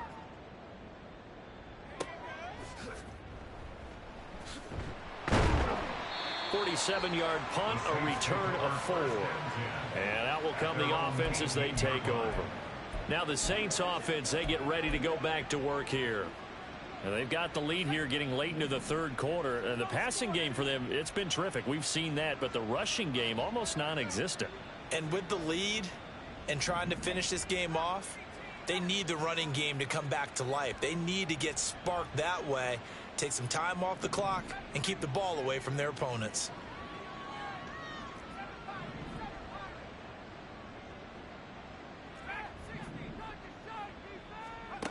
Throwing to start the drive. Trout. And he whips that one incomplete there. Not sure what happened there, but he just didn't get the right read on the coverage that time. Pass wasn't where it needed to be, and that'll send them back to the drawing board.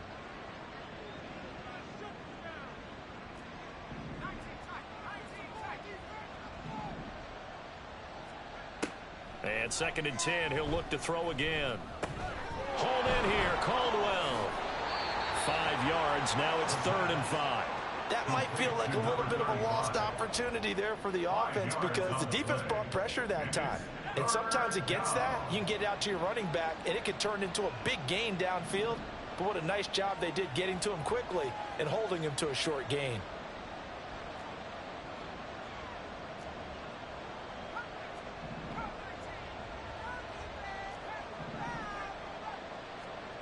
From the gun on 3rd down. Trout. That is caught. And he is going to have a Saints first down as they're able to get the third down conversion. And while we may be looking at the scoreboard, this offense certainly is not, because they're showing no signs of backing down, even with a 3-score lead here in the third quarter. I think they keep taking their shots. They've seen blown leads happen throughout this league. They don't want to fall victim to it themselves.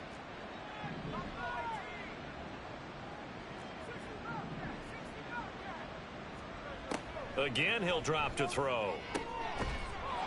And he will find his big tight end over the middle. Call that a very strong gain of 24. For a tight end, he's got good straight line speed, and on that route, he's often the guy that gets overlooked. Nice job there finding him in stride for really good yardage. And that is going to do it for this third. Back now in Tampa. It's the Saints. They'll be looking to expand their lead here. They've got the football as we start the fourth.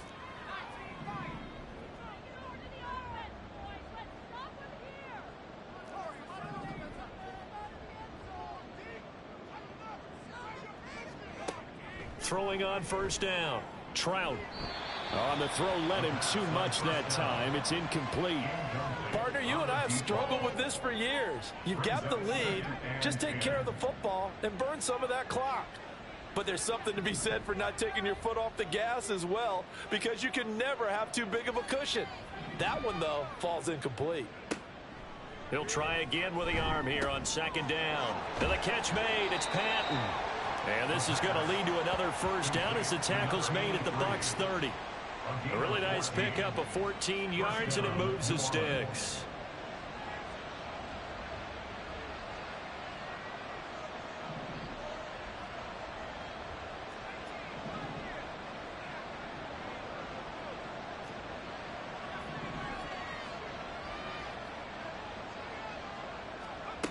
On 1st and 10, Trout.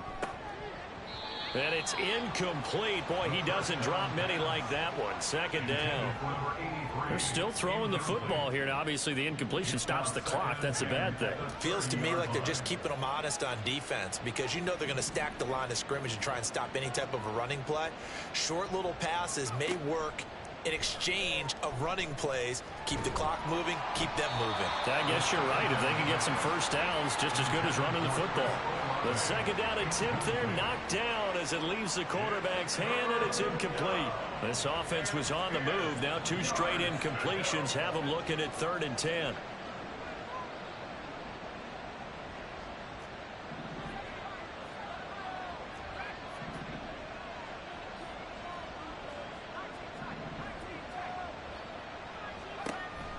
Operating from the gun, Trout. And it's incomplete. Took a shot, couldn't connect. Had an open man that time, but ended up putting a little too much.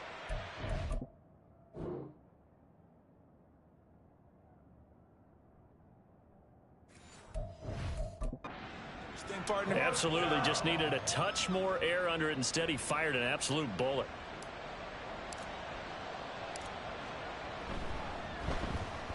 And this one looks good. It is good. Right down the pipe, and that will extend their lead even further.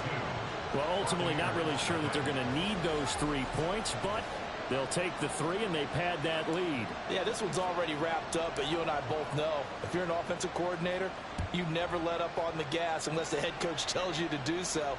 And maybe you've actually clicked him off in your headset so you can keep calling plays and trying to add to this lead. Now the Buccaneer offense set to take over again. Well, it's been a struggle so far for this offense, Charles. It's not only that they haven't been able to put the points up, but really stringing yards together has been a real issue for them in this one. I'm so glad you brought up the yardage, because I was thinking to myself, we've seen a lot of NFL games, and we've seen our share of lopsided contests, but in almost all of them,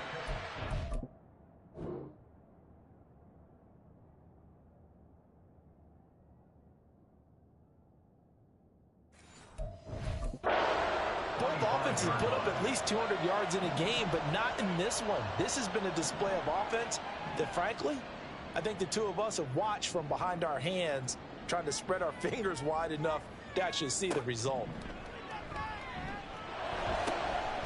There's a ball thrown right side and complete. And they get him down, but not before he takes it across the 40-yard line.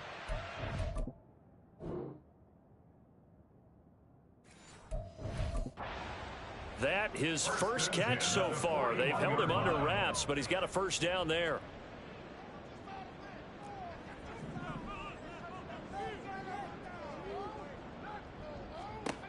Back to throw. Hampton. And he's got his man in stride, complete. And he'll be corralled out across midfield down to the 45. Another nice gain. That's now 30 yards between those last two plays.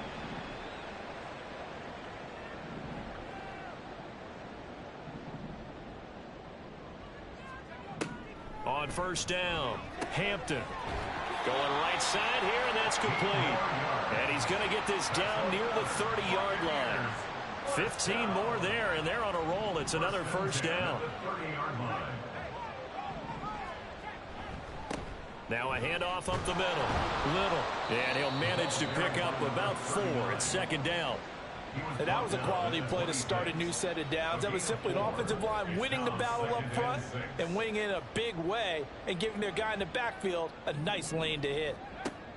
To throw on second down, Hampton. Under pressure, and down he goes. They sack him back at the 36. 7th play of this drive coming up, but a long way to go on third down. A throw there, but that's going to wind up incomplete. At this point in the game, they've got to continue to try anything they can. They're still working at it, even though this one feels like a lost cause. And they're indeed going to go for it here on 4th down. So trailing here in the last quarter, let's see how this plays out.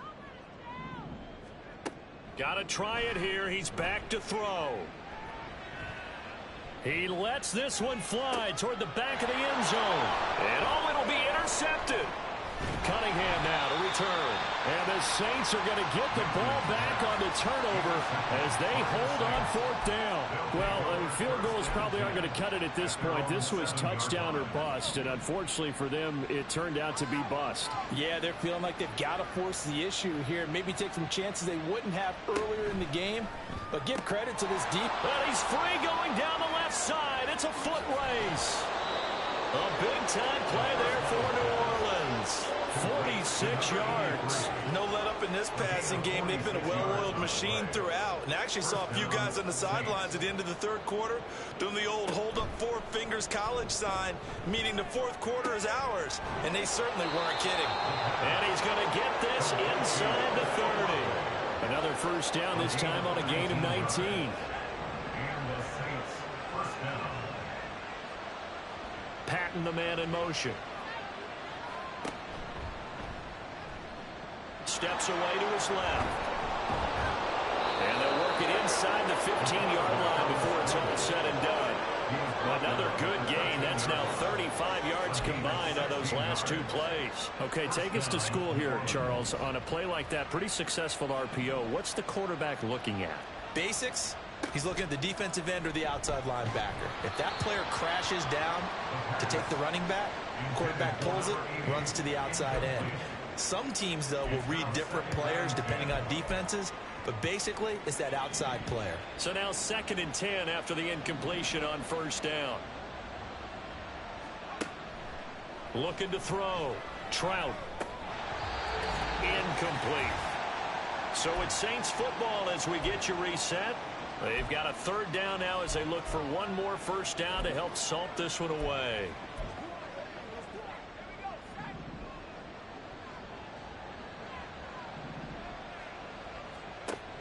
Operating from the gun. Trout. And he's got him. It's caught in the end zone. Touchdown, New Orleans. A great effort there. His 4th touchdown on the year. And the Saints add on to their lead, and it's looking like that win streak is going to extend another week. Point after, right down the middle. And that'll push the lead up to 29 now.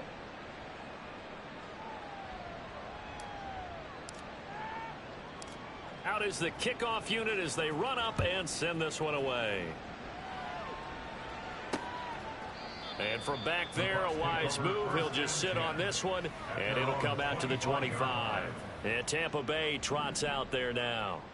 Well, I hate to say it, but at this point, I don't really know that they're playing to win with this deficit in the fourth quarter. They're just trying to erase that 0 on the scoreboard, Charles, and get some type of momentum to carry into the film session tomorrow.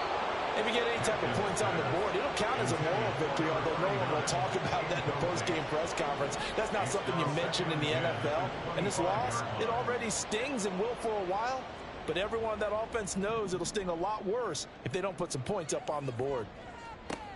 Now he'll look to throw here on 2nd and 10. He rifles one, and that's going to be intercepted. And his guys are going to take over at the 31-yard line. So a nice play.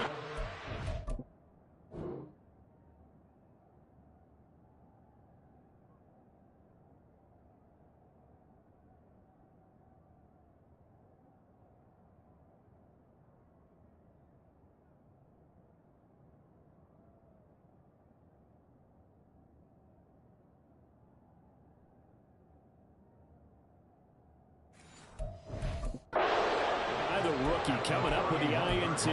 And that's a late-round pick right there, making a first-round impact. And a lot of these day 3 corners, they end up winding up on special teams and sub-packages and even on the practice squad. But he's really... Rush coming, and he's taken down.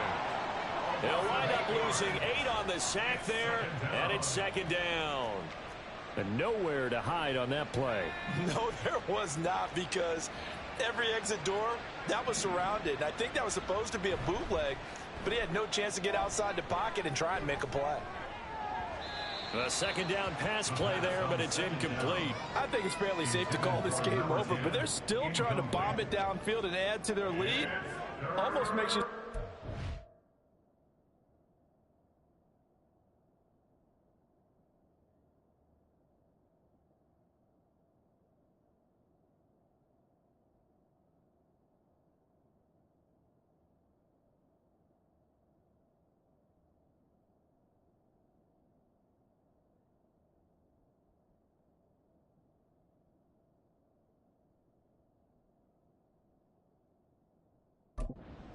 defense and root for them a little bit too.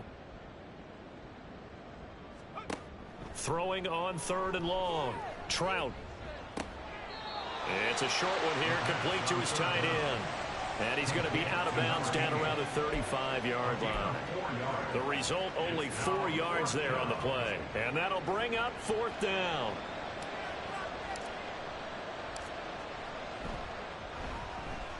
And this one is right down the middle. And that will extend their lead even further.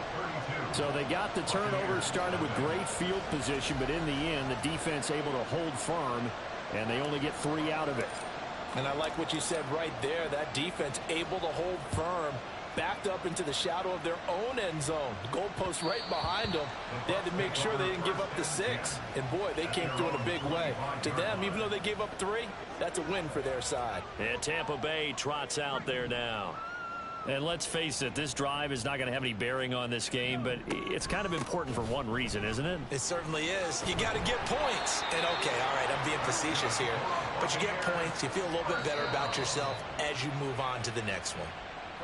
The Saints going to call the first of their timeouts. That'll leave them with 2 remaining. We'll be back after this.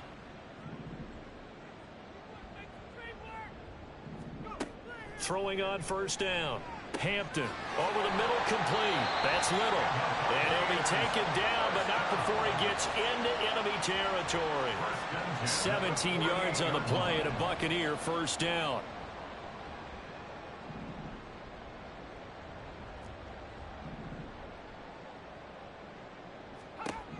Back to throw. Hampton. Got a man, and he hits him in stride. And he is tackled inside the 40, not quite to the 35. Now we'll get a quick timeout called by New Orleans, number 2. That'll leave them with just 1 remaining in this 4th quarter of play.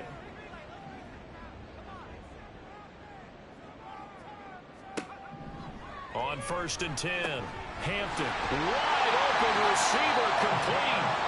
And they'll wind up getting this one all the way down inside the 20. So this one a victory here for New Orleans. And I tell you what, Charles, this might be about as good as it gets. They were incredible. Yeah, offense was in fine form. The defense threw the shutout at them. I think they worked in concert together.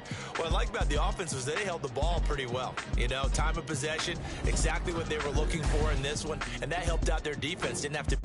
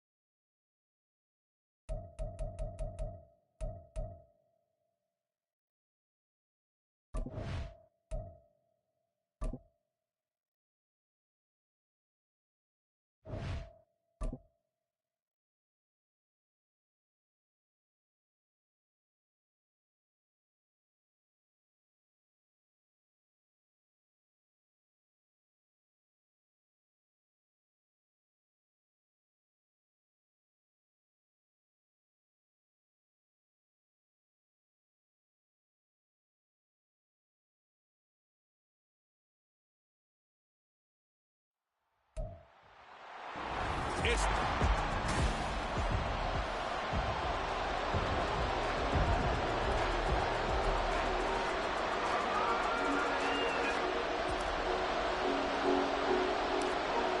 just about time to rock as Toe gets ready to meet leather. And we are underway from the Superdome. And we will not see a run back on the opening kickoff. This will be a touchback. So out come the Bucs now for their first drive. And they'll be led out by their 9th-year quarterback. And last week's loss came despite a clean game on his end, throwing the ball with 2 touchdowns and 0 interceptions. His job this week is simple. Do it again. Continue to avoid turnovers and hope that what sunk them last week resolves itself this time around.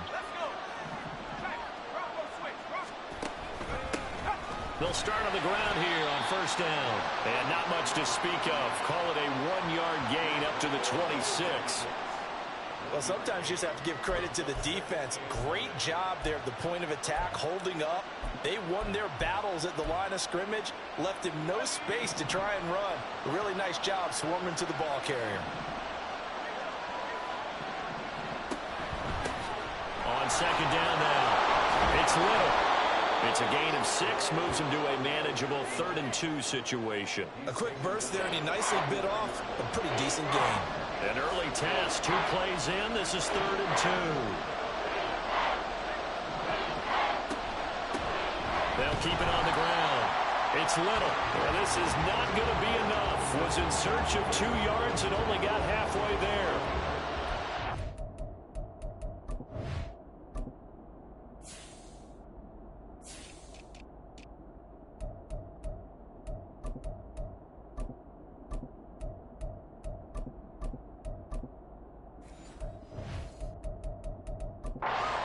Drive, 3 straight runs, unable to pick up the first. I know the fans want to see first downs, but guess what? The coaches have reasons for what they're doing. Sometimes they've scripted it, and some of these runs, while they haven't been successful now, they may be successful later on. And here come the Saints for their opening drive. And a peek at a guy with a lot of experience. His 9th year now in the NFL under center. Would you say that last week's performance by him, workmanlike in terms of numbers? 1 touchdown, 1 pick, but obviously a loss. Yeah, that's the bottom line for him. All he cares about is how do we find a way to win the game. Maybe he leans on a few other parts of the offense, and hopefully springs a receiver or 2 free. Nice way to start the drive, a gain of 12 and a first down.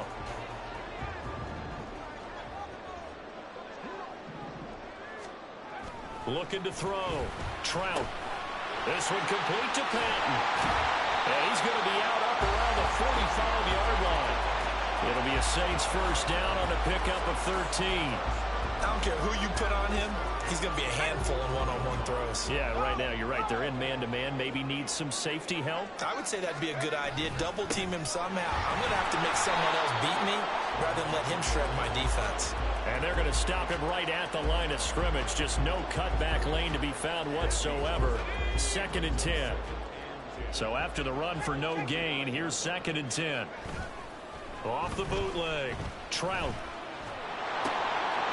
Looking left side, and he's got a man. That's Schaefer. And this is going to lead to another first down as the tackle's made at the Bucs' 34-yard line. Last play, they got stuffed at the line. Different story here, over 20 yards. They'll run on first down. Caldwell. And he's going to get 7 out of this before being taken down at the 27. The Saints have 11-5 on the year. And they come in losers of 2 straight, so trying to turn things around here. And you just mentioned 2 straight, and when you're talking about 2 games, that's nothing to panic about. They feel like they've been a little bit unlucky in the last couple. This is a club that's more than capable of turning things around, and I expect them to play really well here. On second down, it's Caldwell. And he is out of bounds right around the 10-yard line. It's a pickup of 17 and a first down.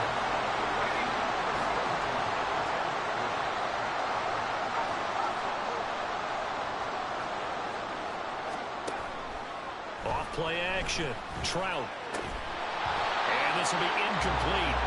Physical play on the football there, and it's 2nd down. I think that's how this defense is going to need to play these tight ends. Again, get right up on them and stay physical. And that paid off on that play, helping force that incompletion. After the incomplete pass, here now is 2nd and 10.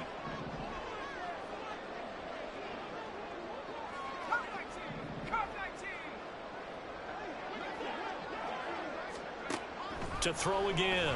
Trout. He'll be hit and taken down at the 21. Multiple players combined for their team's first sack of the game. Well, this defensive unit certainly picked a great time to make a stand.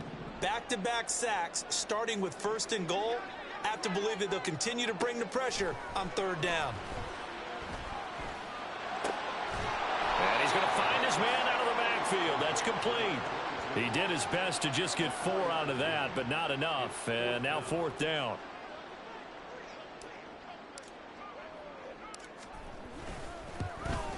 And his kick is right there. It's good. And the Saints are going to take a 3-0 lead. So a pretty good opening drive. That'll make the home fans somewhat happy. They wanted 6, but they got 3 in the early lead. And they should be happy. The guys look good getting down the field. That's got to give them a little bit of hope that good things are in store here today for them. And they'll put up the stop sign there as his guys will get it at the 25. Tampa Bay, they're getting ready to set up shop here for their 2nd drive. We do know that they are postseason bound, but they're leaking a little oil, so to speak, as they kind of limp into January. Yeah, and that oil can set fire to their season, can't it? Look at that. See what I did there? But here's the thing that we've both seen in the NFL. Teams down the stretch playing really well, sometimes it doesn't carry over into the playoffs. Sometimes teams that aren't playing well now, if they have good leadership at the head coaching spot and the coaching staff and within the locker room, they can find a way to turn it around. But no one wants to be on a losing streak as they head into the playoffs. They do get a couple, but they'll be left staring at a 3rd and 8 coming up. And in search of 8 yards here as they hope to convert the 1st down. Off the play fake. Hampton. He's got his target. That's complete. And he is going to have the Buccaneers 1st down as they're able to get the 3rd down conversion.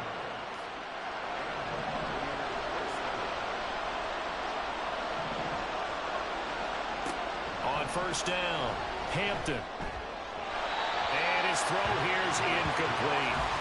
When you look at the Saints defense, it's quite a unit, that's for sure. Number 1 in the NFL against the pass. This is such a good unit of covering passes downfield. I think that last play is typical of what we might see.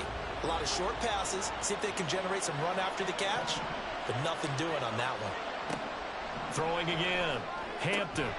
Firing quickly here, and that's complete. And he'll go down inside the 45 before going out of bounds. His first catch there, good for 10 yards and a 1st down.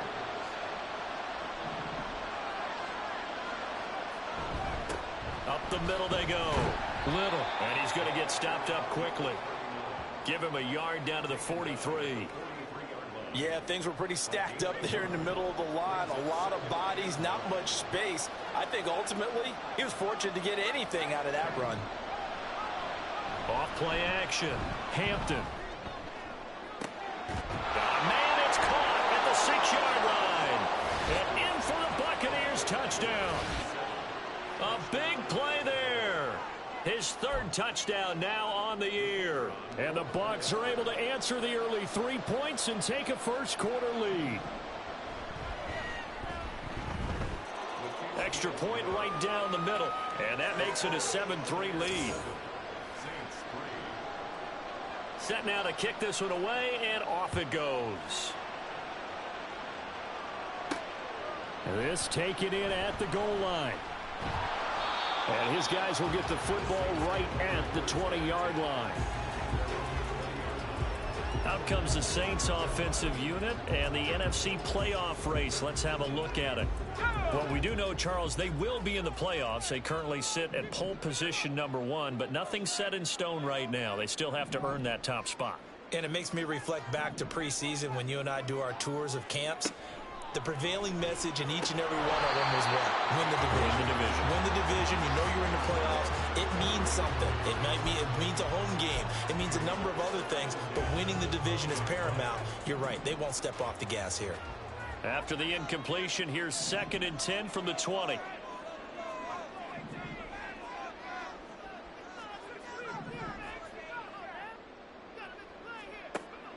Back to throw. Trout. He finds his man. Complete. It's Patton. 5 yards. Now it's 3rd and 5. I think defensively you're okay with that. Here in the first quarter, he's going to get some catches, but they rallied to him quickly. And that's what you count on, and I like what you just said. First quarter, can you do it all game long? After one, 7-3 the score on EA Sports.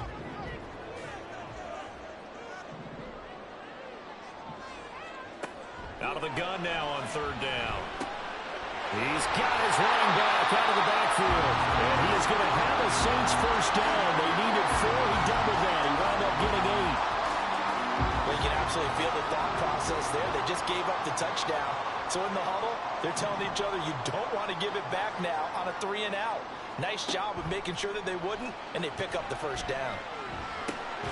The throw over the middle taken in. Short completion, just 4 yards, and it'll be 2nd down. These two teams getting a couple of late season tilts this year. Their first meeting was not too long ago, back in week 12. And it was the visiting Saints who got the victory then, so they'll look for the season sweep here in New Orleans. This one taken in by Olave. First target, first catch, and a first down.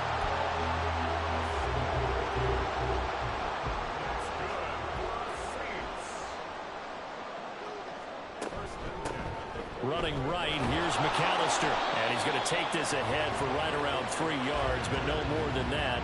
2nd down. Look, all any running back wants is a little bit of room, a little bit of space in order to maneuver.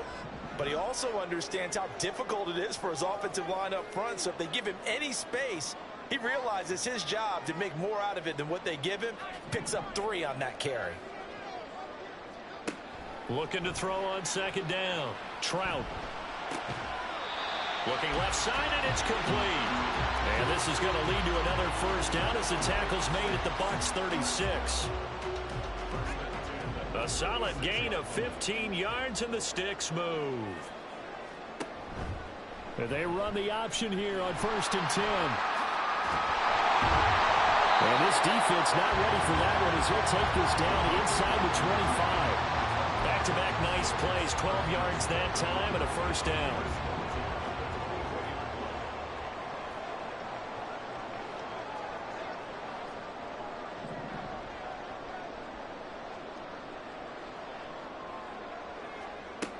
Looking to throw. Trout. He finds his man. Complete. That's Patton. And they'll get him down after a pickup of 8. 2nd and 2. CD, with that last pass, he joined a group of about 50 other men that are over 30,000 career passing yards. So, look, he's not at the top, but that's pretty good company. Yeah, it's not the most exclusive fraternity in the NFL, but it's a pretty good one, isn't it? You still have to put some numbers up in order to... And he can't find a receiver, and he's brought down. The defense rising to the challenge and setting him back on the sack. How to approach this. 3rd down and 16 yards to go. Back to throw. Trout. It's incomplete. Took a shot, couldn't connect. Well, he bounced up after taking a sack and took a shot downfield. I think a lot of us thought maybe he'd run draw in that situation instead. Tried to get all back in one play. Yeah, 3rd and long. Thought he needed the deep pass. Couldn't connect it. Maybe he was hoping for a penalty downfield to give him the yardage they needed.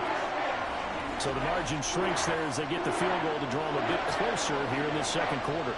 Yeah, nice snap, nice hold. They just want to keep this game close, so give them credit for finishing that one off with 3. The kickoff unit is out on the field, and they will send this one away. And from back there, a wise move. He'll just sit on this one, and it'll come out to the 25. And Tampa Bay trots out there now.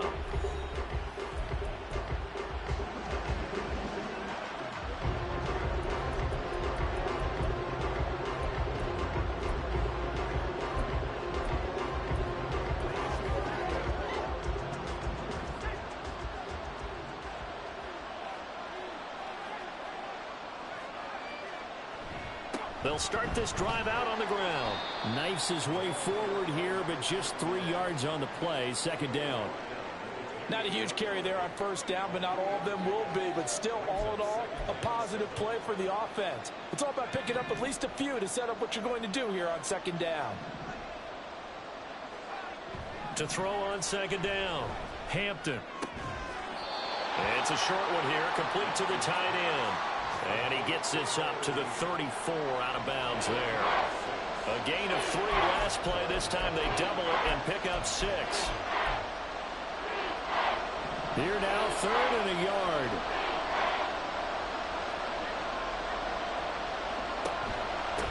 Now a handoff up the middle. It's Little, and he is going to have a Bucs first down. At least it would appear that way. He didn't get it by much, but yes, they do get the conversion on 3rd and 1. 2 minutes remaining in this first half of football. We remind you that coming up in 2 minutes' time, we'll hand you off to Orlando, where Jonathan Coachman will have highlights and analysis of this first half of action. Running game working. They'll stick with it on first down. And he slips up past the 45 before being tackled. It's a gain of 11, and the Bucs have a first down.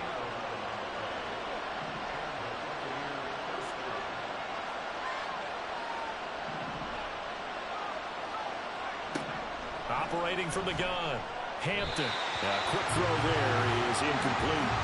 Well, they've been back on their heels a little bit here in this drive, but a chance to exhale just a little bit there with incompletion on first down. Now they have to gear up, try and get 2 more stops, and escape this drive. Back to throw now on 2nd and 10. Now they set up the screen. That's complete. And they'll get to him after a gain of 7 to the 47. And that doesn't have to gain big yardage to be an impactful play, because if you get those pass rushers second-guessing themselves, that they might get hit with a screen, maybe you can wind up slowing them down just a step. And if you do that, that's a win for that play. And he'll go out of bounds right around the 40. 60 catches for him now on the year. This last one, a first down.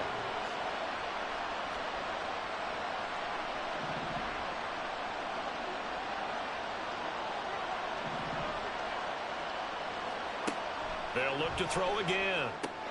Got his man complete over the middle. That's Little. So 5 yards here, 5 on the play. And that will bring up second down. And I like the idea here. Get the ball in his hands, even if it's in the passing game. 3 catches a week ago, and he does a nice job here to pick up yardage. Here's a 2nd and 5.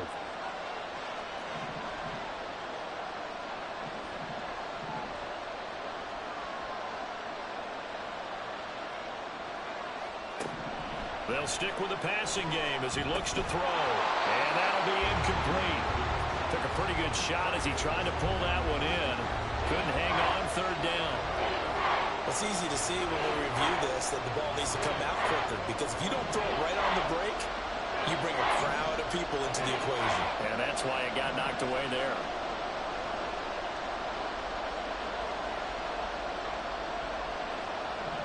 Back to throw again. Oh, he tries to force it in, and it's intercepted. And the Saints force the turnover. They'll take over at their own 27. And that's a great example of ball skills right there, partner. You and I do a lot of games, and I can't tell you how many guys look to run with the football before they've intercepted it. So that's a nice job of focusing on the task at hand and coming away with the interception. Getting set for their next drive, the New Orleans offense. And with them trailing, there is still enough time to try to string a few plays together, maybe get into field goal range. Throwing to start the drive. Trout. This one is caught. It's Patton. And he's going to get this down to the 35-yard line.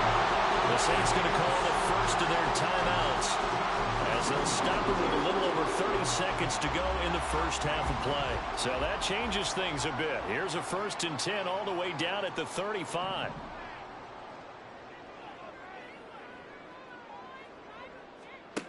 Operating from the gun, Trout. A throw left sideline falls incomplete. Well, the incompletion, yes, but maybe here not the worst thing in the world? No, not on 1st and 10. It actually gives them a chance to regroup, relax just a little bit. They huddle up, talk it over. Then they get a chance to continue their drive.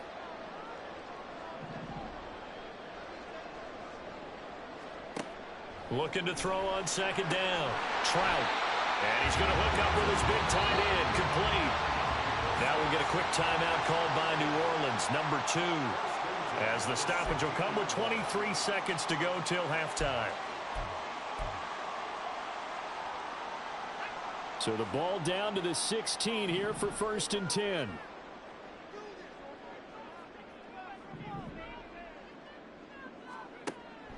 Looking to throw. Trout. Touchdown! A great play there as the first half is winding down. And the Saints have taken the lead here in the final stages of this first half. The extra point splits the uprights, and that'll make this a 6-point game. So not much time to speak of remaining in this first half as the kick's away. And not wanting to risk anything here late in the half, he'll just take a knee, and they'll bring the football out to the 25. One more drive here for the Buccaneer offense in this first half. And with time quickly fading here in the 2nd quarter, not sure how aggressively, offensively they want to play this. I think we'll find out just how much they trust their guys in this situation if they decide to take a shot. Call it a full 3 yards in the wrong direction there. Brings up 2nd down. So we have reached halftime. Hey, we get it. No time to waste. Playoffs starting next week. We skip right over halftime and get back to the action. And we welcome you back now. Alongside Charles Davis, I'm Brandon Gaudin, getting set for quarter number 3 here. Set now to go for the 3rd quarter. The Saints have the lead and set to receive the kick. And the half will begin with a touchback. Out come the Saints now. They'll go on offense first here to begin the 3rd quarter. We have not seen much on offense here from either side these last few drives. We've hit a wall, so to speak. And have hit it hard, haven't we? Because the defenses right now, they seem to be a step ahead, don't they? Beating them to the point of attack, beating them to the punch. These offensive guys, they're tinkering like crazy. What's it going to take to get back on track? Yeah, both sides searching for adjustments. Play action's supposed to be used to slow down pressure, slow down blitzes. In this case, though, if it takes a little too long to develop, you got people right in your face. And lucky just to get rid of the ball with the arm going forward. Could have been a fumble. So following the incompletion, here's 2nd and 10 from the 25.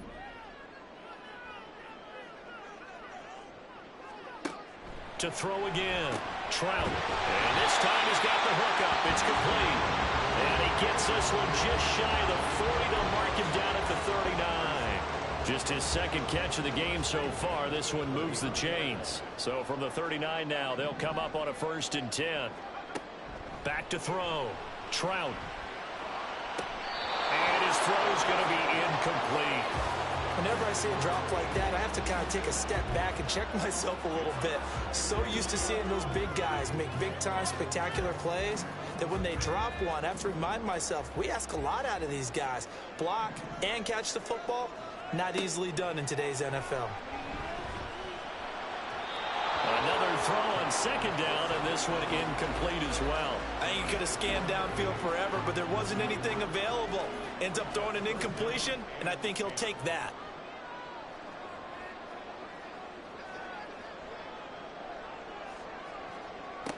On 3rd down, Trout. Now he'll dump it underneath to his running back, complete. And he's going to be stopped here at the 43, and that is not near enough to pick up the 1st.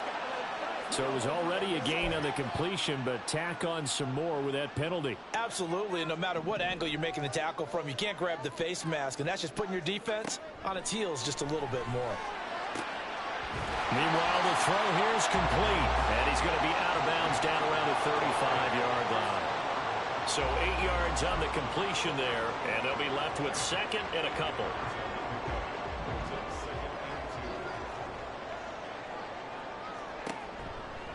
Off the play fake. Trout. And it's a short one here, complete to his tight end. And this is going to lead to another first down as the tackle's made at the Bucs' 15-yard line. That one good for 20 on the catch and run. Second and short, that's a rundown, so it's definitely a good time to go play action if you're feeling it. And they do so and pick up a first down. Throwing on first down, Trout. A throw out wide, going to be incomplete.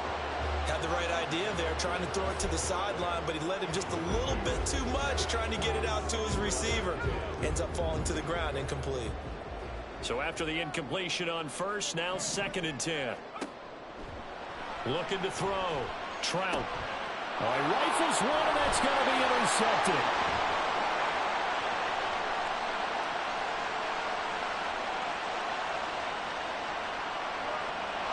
It's a pick six. He brings it back to the house for a Buccaneer TD. Extra point attempt to follow here.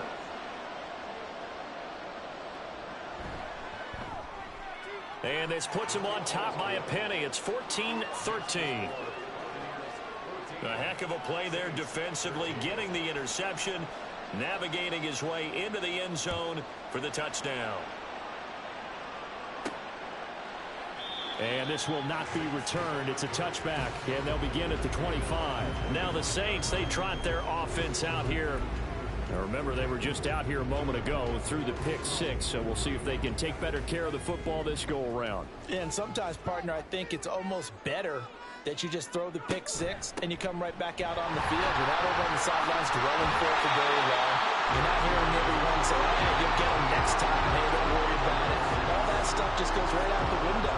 You're right back out on the field with a chance to atone. So here's a 1st and 10 at the 38. Back to throw. Trout. And a quick throw here. That's complete. It'll be a gain of 5. And that's going to bring up 2nd down. They gave up the completion there, but this is what zone defenses count on. Catching the ball and not much run after the catch. To throw on 2nd down. Trout. Flush to his right. He throws it on the move, but can't connect as that falls incomplete. Well, defensively, they haven't let him just sit in the pocket and get comfortable, and that's opposite a lot of game plans in today's NFL. Ordinarily, you're trying to keep the quarterback hemmed in. In this case, they brought the heat, and if he flushes out... Into double coverage, and it's intercepted. And the return will be stopped at the 34-yard line. So an opening drive interception to begin this second half. And just think about the time you spent in the locker room going over what you expected to do in the second half. Not the way they saw it, not the way they drew it up. You find out this is something that you can't just edit, right? There's no rewrite here. This is live, and now they've got to find a way out of this hole. And he is out of bounds inside the 30. Got to give credit where it's due. Really nice defense on that play. The pitch and catch was successful, but not any run after it. On 2nd down now. It's Little, and he'll be brought down at the 21, just shy of the 20 in the red zone. That one, a 1st down pickup of 8.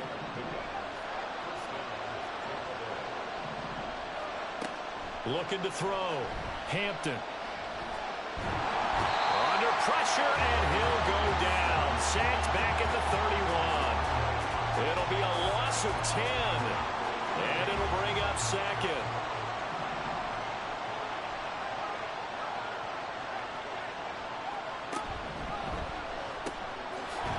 Quick hitter here, it's complete. He'll be dropped at the 25 after a gain of 6. Going to need a crafty play call here. 14 yards is what they need to try to convert this thing. Now on 3rd and long, they'll look to throw. Now they go screen, it's complete. And he went nowhere. He'll lose yardage back to the 29. It'll be a loss of 4 yards on the play.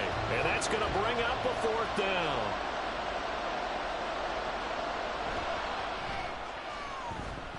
And this is right down the middle as he puts it through. And that'll move their lead up to 4 now. Well, they're able to come away with the interception, Charles. They aren't able to move the ball all that much. However, they do get 3 out of it with a field goal. Yeah, and anytime you do force a turnover, You have to come out of it with points. Everybody wants 6. They'll take the 3 there. Now it's their opportunity to do it again. The New Orleans offense set to take over. They are looking to make a bit of a 180. They are sputtering right now. And frankly, I think it's time to call your playmakers together and say, all right, guys, we're going to lean on you through this patch. We need you to get us back on track and get us going in the right direction. So you're calling plays geared to them. Not necessarily what you look at your plays, oh, this hurts the defense. I want the ball in the hands of X, Y, and Z and see if we can move forward. So don't get too cute. Go to the playmakers. Here's 2nd and 7 now from the 28.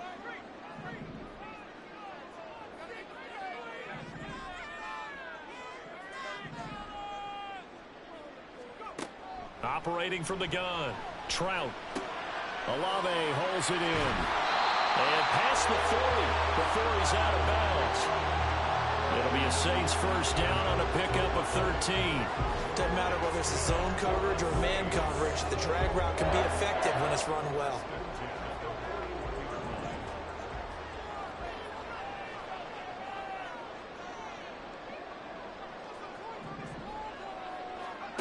On 1st and 10, Trout. And that one drops down, incomplete. Good coverage there, forced the ball free, and it's 2nd down. It's been clear in this matchup which side has been the more physical one. It's been this defense.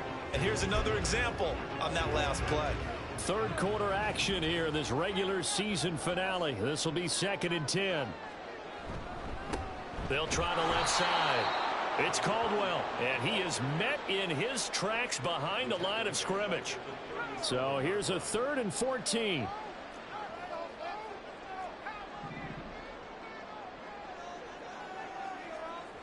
Back to throw. Trout.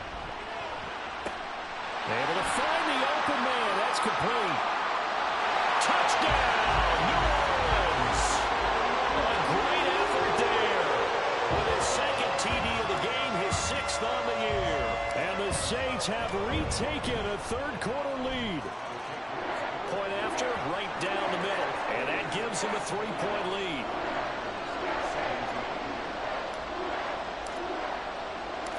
The kickoff team on the field now as they will send this one away. And no thought to bring this one out. He'll just go down to a knee, and he'll take over at the 25. Back now comes Tampa Bay. And last time able to get 3. It's not what they wanted. They wanted 6, but they got at least something. They mustered something out of the drive. They'll take it. I like the way you've described it. Not ideal, but they'll take it. Anything to put some points on the board.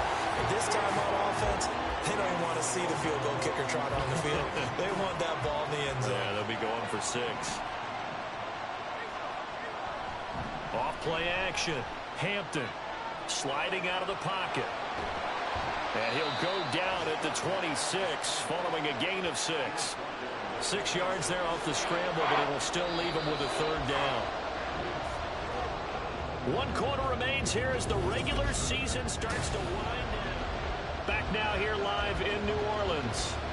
It's been a very hotly contested game to this point. Just a field goal separating these two teams as we get set for the 4th quarter.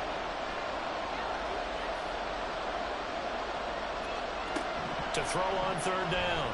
Hampton. Well, he tries to force it in, and it's intercepted.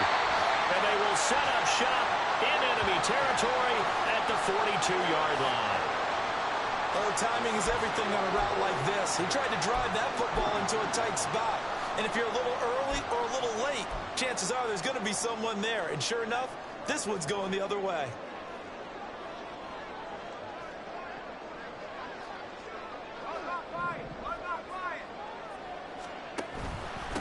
On 1st down, Caldwell. And he finds a little bit of room, enough for 4 yards.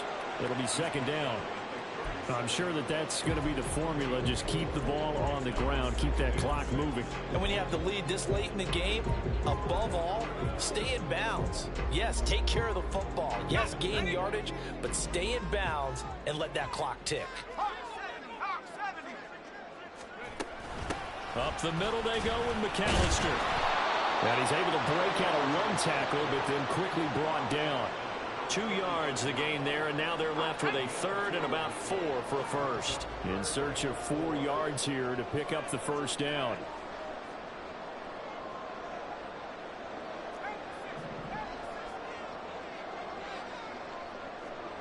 From the gun on third down. Trout throwing middle, and it's complete. And he is going to have a Saints first down by a couple of yards as they're able to convert here on 3rd and 3.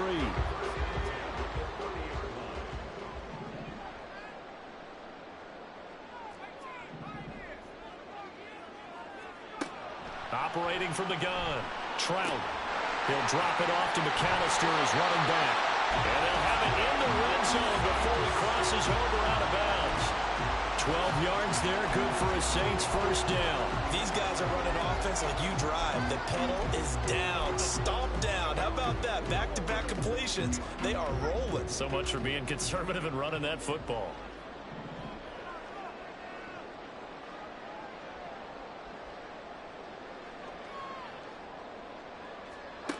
On first down, Trout. Throwing out right here, caught by Olave. And he's got this inside the 10 to the 9 before he's out of bounds. So the completion results there in 9 yards. And that'll give him a short yardage situation here for second down.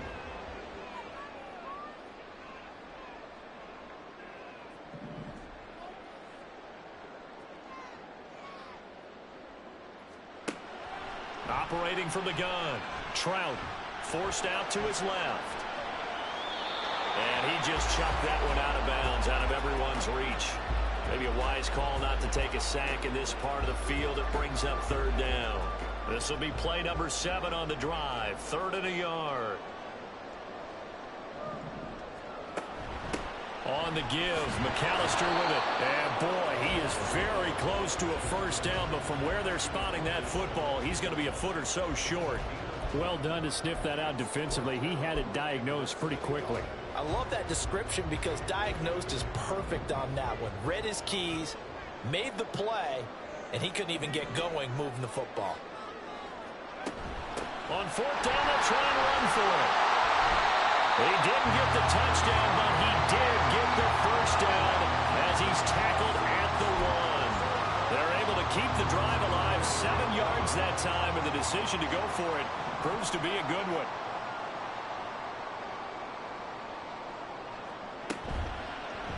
And they'll try the option on 1st and goal. And he'll work free from one tackle, but that's about all as he's taken down. Only a yard on the keeper, and it'll be second down. Typically on the read option play, when we talk about responsibilities, we're talking about what the quarterback has to go through. How about the inside linebacker, though? His job on this play, shadow the quarterback and hold him to a short gain. Did it to perfection. Now they'll switch it up here and look to throw. Looking end zone, but it's incomplete. They certainly did a nice job improvising there, extending the play, hoping someone would come open downfield, but they never did.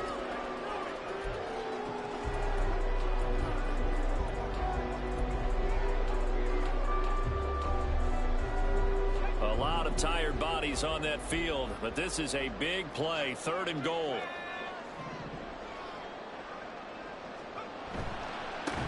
They'll try to run this one in. He's not going to get there. That won't even be close. It was blown up in the backfield. So here we go. Maybe the biggest kick of the game forthcoming. This to swell the lead to 6. And his kick is good. And that will double their lead as it's up to 6. So they get to 3, but you wonder now, is that going to be enough? Excellent question, because when I look at the smiles on that side of the field, they're a little tight, aren't they? If they had scored a touchdown there, those would be big half-moon grins right now because they'd feel a whole lot better about their position. And a touchdown in the other direction, all of a sudden they're down. And Tampa Bay trots out there now. And that last turnover could have proven more costly, but their defense only gave up 3. But now answering with a field goal doesn't do them much on this drive. They need to try and find the end zone. A good start to the drive. Here's that's caught out on the left side. And he's taken down but able to slip across the 35. Give him 13 yards on the opening play of the drive and also give him a first down. Looking to throw. Hampton. And his throw is incomplete. He was waving his arms, wanting the football, but he dropped it. And that reminds me of the story you told me from your days at Tennessee. We don't need to mention the other guy's name, but when he dropped an open pass that you blew coverage on, what did you say to him? Yeah, it's really not right since I blew coverage, but since he dropped the pass, I said, well, maybe next time he'll just walk it out here and hand it to you. Would that be easier? He wasn't real thrilled with that. That's cold-blooded. Cold-blooded. Fourth quarter, down to the final 2 minutes, and we've got a one-score game. So it's Buccaneer football as we welcome you back. Plenty of time. All 3 timeouts still remain. Here's 1st and 10 now. Operating from the gun, Hampton. And he can't get a throw off. He's taken down. What a huge play at this point in the game. Loss of 10 as multiple defenders get to it. They'll come up now on 2nd down.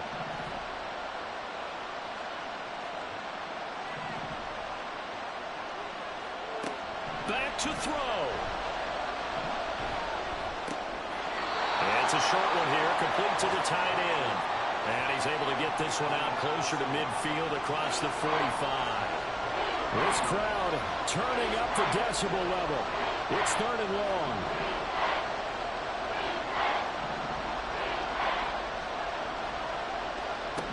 He's back to throw. Throw left side complete. That's Little. He's across midfield. And he's going to be out of bounds, but not before he takes it inside the 40. Well, they certainly had their share of troubles running the football in this one, but this play is almost an extension of the running game right here. They set up the screen, let him work out in space on the perimeter, and he turns it into a big pickup.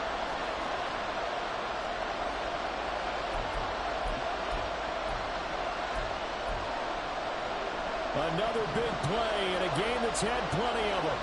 4th and 2. They'll try and run for it. And nowhere to go. He's going to be stopped behind the line. They had to go for it with such little time remaining. And that's going to be just about all she wrote for this one. Partner, when you see a running play stop short like that, you just know that the defensive front, they won the battle of leverage and created the push back into the opposing backfield. And for the offensive coordinator, whether you have 1 yard to go or 20 yards to go on 4th down, now you're probably saying, well, maybe I should have passed it, right? Yeah, hindsight is always 20/20. From the 47, it's 2nd and 5. He's going to get it again. Just looking to get forward and protect the ball.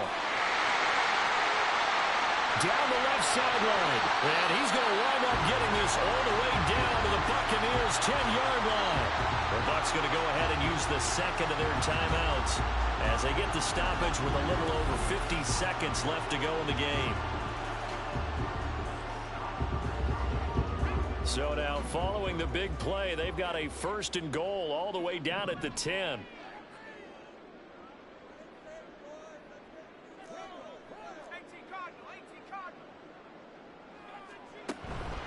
They'll run up the middle with McAllister. The Bucs forced to use their 3rd and final timeout as the clock shows 50 seconds to play here in quarter number 4. Another running situation on the doorstep as they come up 2nd and 10. A give running left, McAllister. And not even back to the line of scrimmage this time as they're on him quickly once more. Well, that was not what you would call straight line pursuit for a middle linebacker to make this play. He's got to work his way through the clutter to get to the ball carrier on the outside, and he does exactly that. That's called avoiding the trash. A handoff to McAllister, and they'll lose yardage here. They go backwards to the 13-yard line. I know when I was a kid, I always got real excited when I saw those lateral-type runs. But the best backs that made it happen, they put a foot in the ground and just go. That didn't happen there. That play got swallowed up. And his kick here is good. And that will make this a 9-point lead. So barring something extraordinary here in the closing stages, that field goal should just about put this one on ice. Yeah, we've got to find 2 scores. So, we're not going to exactly move it over there yet.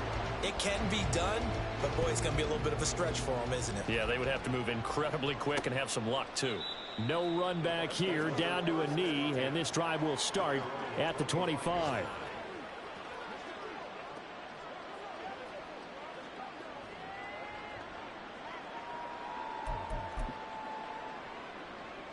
Here's 1st and 10.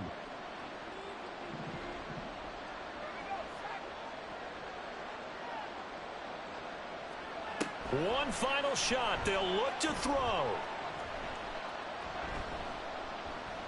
Escaping the pressure right. He's got a man complete. And he has a big gain inside the 40 before being dropped. Well, CD, for the losing side, they had opportunities in this one, but big plays just didn't.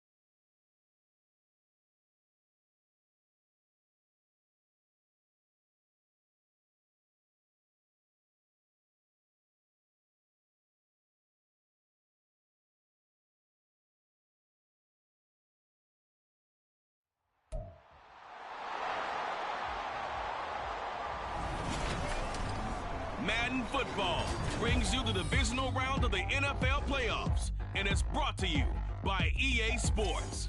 It's the Vikings and the Saints under the lights on Sunday night. EA Sports coverage of the NFL playoffs brings us to a sold-out and absolutely rocking Caesars Superdome in downtown New Orleans.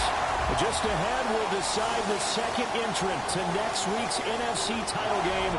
And we've got a great one in store, as it'll be the Minnesota Vikings taking on the New Orleans Saints. Hello, everyone. As the postseason continues here on EA Sports, we're pleased to bring it to you. Alongside Charles Davis, I'm Brandon Gaudin. And who has the edge here? You got one side that had some extra rest, but another comes in off a win last week in the wild card round. And it's funny, depending on which team you are, you say that that's an advantage. You'll take the rest, you'll take the week off, get your guys healed up a little bit and ready to go. But that team that's coming in off of a win last week, they're really excited to keep playing. They feel like they are hot and ready to go. Who will punch the fourth and final ticket to the conference championship round? We'll know soon enough as we are underway here on a January afternoon. So here's the Viking offense making their way out. And we get a glance at their leader in the huddle, the veteran, in his 9th season now in the league. It wasn't really his best performance of the year in the wild card round last week. He just had the one touchdown pass, but he got the job done and his team advanced.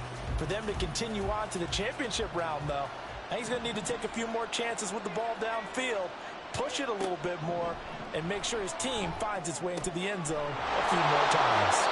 And they get him down, but not before he takes it across the 40-yard line. An early statement on the game's first play. 18 yards and a first down. Good job there to locate his tight end, Charles, in the middle of the field. Yeah, he has good pass-catching abilities, and if they're able to continue to find him here in the early going, I think it'll help out his teammates out on the perimeter. You can take the big shots later if he occupies their attention. Throwing on first down, Sinclair.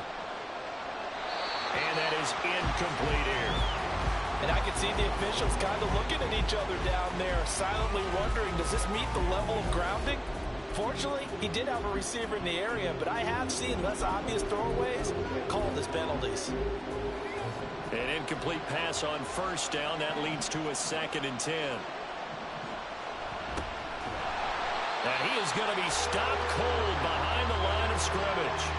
It'll go as a loss of a yard, so now they deal with 3rd and 11. We're backed up here. Tough spot, needing 11 yards to pick up the first. On 3rd down, Sinclair. They'll try and set up the screen. It's complete. And they will get this across midfield, but still well short of the first as he's dropped at the 46. 5 yards, and that means they come up short as they're going to have to punt here on the opening drive. The Vikings send out their punter. As the first drive of the game stalls out, he's on to punt. And no return here. Where will they spot it? They say just outside the 20-yard line. And here come the Saints for their opening drive. And a look at a guy, definitely got a little razzle-dazzle to him. Can do it with his arm or his legs. Their mobile QB. And he and his team, they were the beneficiaries of a first-round bye earned by a tremendous regular season. He'd been a little bit nicked up, so he could use the rest. And I'm sure his teammates felt the exact same way. But now it'll be interesting to watch their first few drives in this one. Because sometimes getting the rest is great, but sometimes you accumulate a little bit of rest as well. Maybe they come out flat, and they can't afford that in the postseason.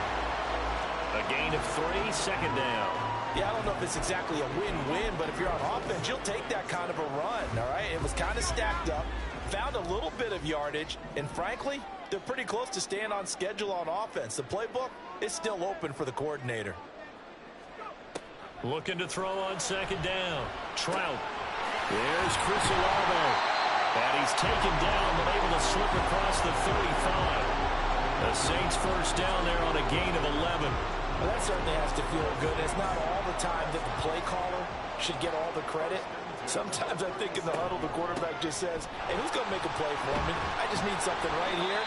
And the end result there, nice first down. Drive keeps moving.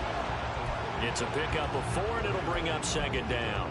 End result of that one, a nice 4-yard gain. So you can use that to set up your play-action game, or you can come right back and continue to run the football because as an offensive play caller, you're on schedule and feeling pretty good about your next couple of calls. Now this one complete downfield on the left side. And he'll go down, but not before getting this inside the 30. A gain of 32 that time. Despite writing it down on my notes, I never give enough credit to the offensive line, and we have to here. The protection, that's what made this play a success. Quarterback had to wait for his crossing route to develop, and that takes a little bit of extra time.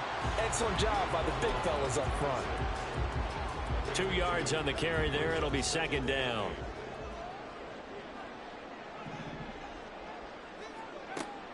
Now a shotgun snap as they'll look to throw. And seeing nowhere to throw, he chucks this one away from harm. Incomplete. Now it's third down. So many times we've seen him try to escape the pocket and do something with his legs, but in this case, the pressure was too intense and he made the wise choice to just get rid of the football and make sure no one was going to get it.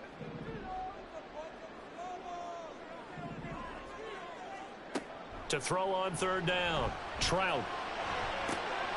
Touchdown, Saints. A great play there. 26 yards. And the Saints are on the board first here in this division round matchup. Extra point right down the middle. And that makes the score 7-0. So that drives 7 plays in length. And it all culminates in a Saints touchdown. The ball upright on the tee, and the Saints kick team booms it away. And from back there, a wise move. He'll just sit on this one, and it'll come out to the 25. And now out comes Minnesota. And for them, maybe a little carryover from last week's game. They got the win on the road in the wild card round, on the road here again in the divisional round, but they're hanging tough. Hey, cue a little music, right? A little on the road again. I mean, this has been kind of the mantra they're under right now, and they can't change it. The season dictated what would happen with them, right? They had to go on the road for the first round for the playoff. They're on the road again, and sometimes teams get really comfortable with that. Not only the idea of going on the road and shocking the world, but just, hey, it's just us. We don't have to worry about outside distractions. It's just us. Let's go play. It becomes that us against the world mentality, doesn't it? And while it may be overplayed, in the media, it's real when it comes time to play ball. Only able to gain a couple there, and it's second down. Completion was given up, but that's why you play zone defense, so that you can have people around the ball when it's caught, and you don't give up much run after the catch. Second down and 8.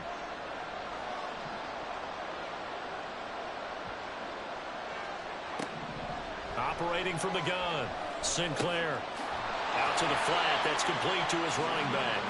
And the play goes nowhere, losing yardage back near the 40 at the 39. The threat of a second straight punt to start the game is looming as they come up 3rd and 10. Again, he'll drop to throw. And this is going to be incomplete. Every offense tells you they want to come out and start fast. That's not unusual at all. But this group, they've yet to get much rolling through their first 2 drives. It looks like they have to give up the football again after this one. On 4th down, the punt team is on as this is sent away. And it's taken in at the 9. Call that 49 yards on the punt. They do get 7 back on the return. And they will take over 1st and 10. New Orleans Saints, they get ready to set up shop for their second drive. They've got the 7-0 lead. Now they've got the football back after their defense got the stop, CD. And you get the feeling if they could score here, they really have all the momentum on their side. And you just wonder right now, is the quarterback and the play caller totally in sync? Are they of one mind that, hey, what worked last time? Let's keep doing it until they stop us. Or do they go to a different section in the playbook, show them something different? Either way, they want a repeat of their first drive.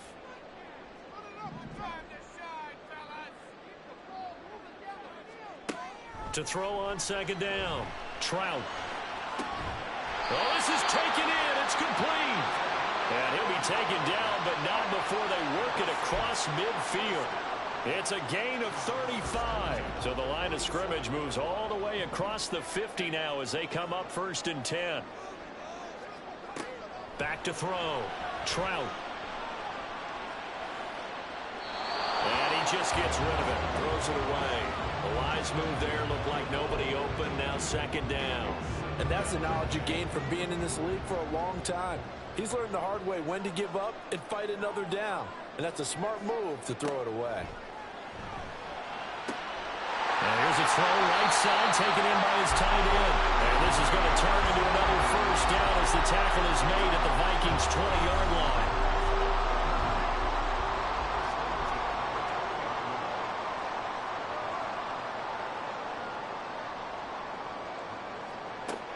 Operating from the gun, Trout.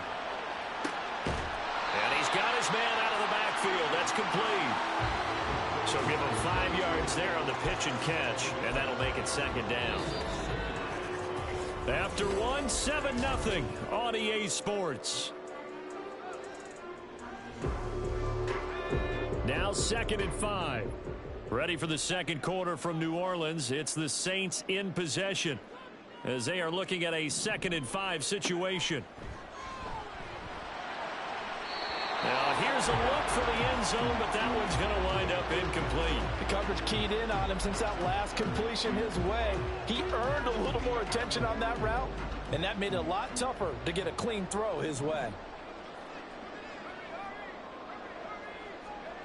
From the gun on 3rd down, Trout.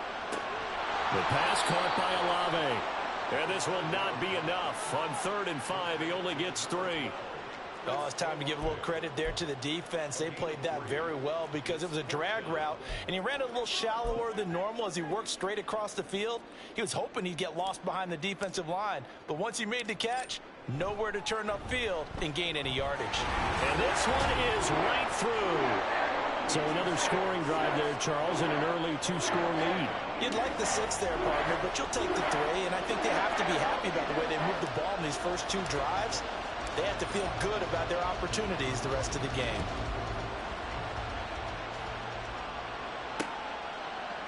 And no thought to bring this one out. He'll just go down to a knee, and they'll take over at the 25. Now the Minnesota offense set to take over again. Nothing for them yet from an offensive standpoint, down 10-0 as they come up 1st and 10.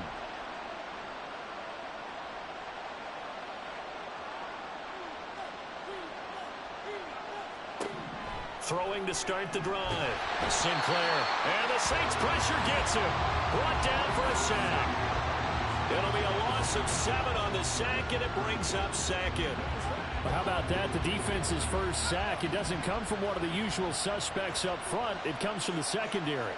Yeah, I think they caught the quarterback off guard a little bit because he wasn't able to account for the possibility of that blitz and change the blocking assignments. He comes through and puts him on the ground. 9 yards on the pickup that time, so he got more than half of it back, but it's still a 3rd and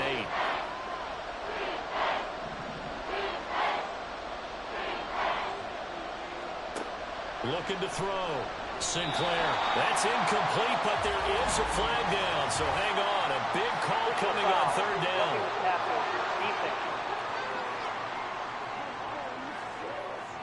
So, Charles, this...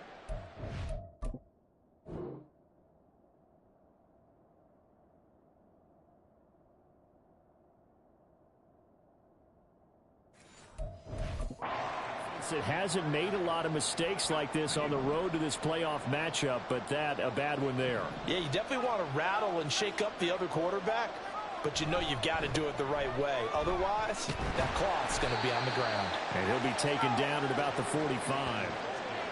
Oh, that's a real nice job there by the defensive front. They just engaged and held their ground. But how about the guy who made the play? We often talk about whether they take a good first step or not. Many times you just don't take any step. Just get your feet moving, get your body going, and then once he made the read, he was able to make the play. It'll go down as a gain of 6, and now 1 yard to go on 3rd down. Up the middle they go. Stallings, and he's going to run into a brick wall right in the middle of the field, and I don't think he got there. The Vikings send out their punter as he'll come on to kick this one away. He's been a busy man here in this first half as he gets it away. And this will hit just beyond the goal line as it's into the end zone for a touchback. Set to take over once again. Out comes the Saints offense.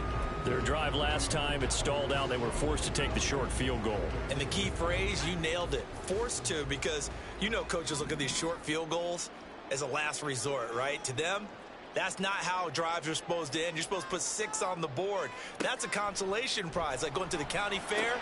You don't get the big stuffed animal on that one, do you? No, you don't go top shelf. That's bottom shelf material. 2 yards on the pickup there, and it'll be second down.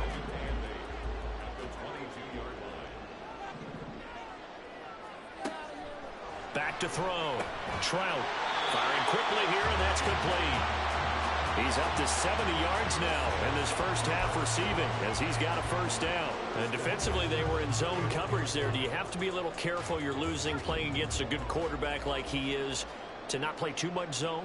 Yeah, you have to be careful about how much time you're giving up. I think it's a good point you just brought up. So maybe if you still want to play zone, go to a zone blitz scheme.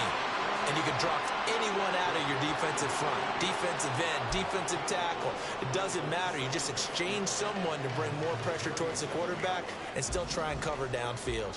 Here's 2nd and 5 now from the 37. Looking to throw. Trout. And he slings one that's incomplete.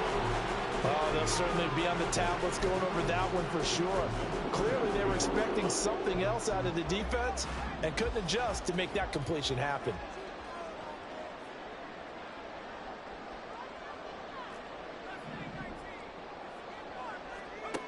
From the gun on 3rd down. Trout. And that's caught inside the 30. And he'll cross over out of bounds right at the 25. A big gain of 38 there on 3rd down. This offense is looking very comfortable here in this first half. Very relaxed, very smooth, very efficient. No wasted motions. Things are definitely going their way, and they continue to move the ball downfield. Throwing on 1st down, but this one winds up to be incomplete. Well, a momentary speed bump there with that throw partner. The defense had other ideas, and they're trying to mount a small stand before this drive reaches the end zone. Off the play fake. Trout. Oh, it's intercepted. A drive killer there. And the Vikings will take over here at their own 12-yard line. So this defense coming up with a takeaway, and maybe that's something that can bring a little life to that sideline. Well, I don't want to say that they've been sleepwalking through this first half because that's simply not true, but you're right. We haven't seen a lot of fire from these guys, really on either side of the ball. So maybe that's the catalyst that they needed to get them back into this game. First play of the drive goes the wrong way. Here's 2nd and 12.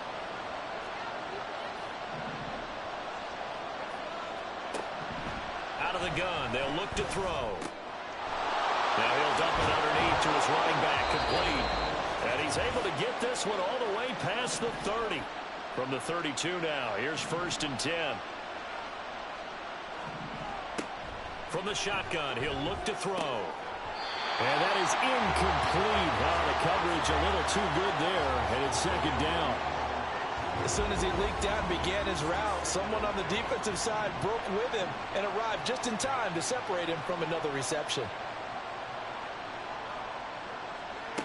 He'll try again with the arm here on 2nd down.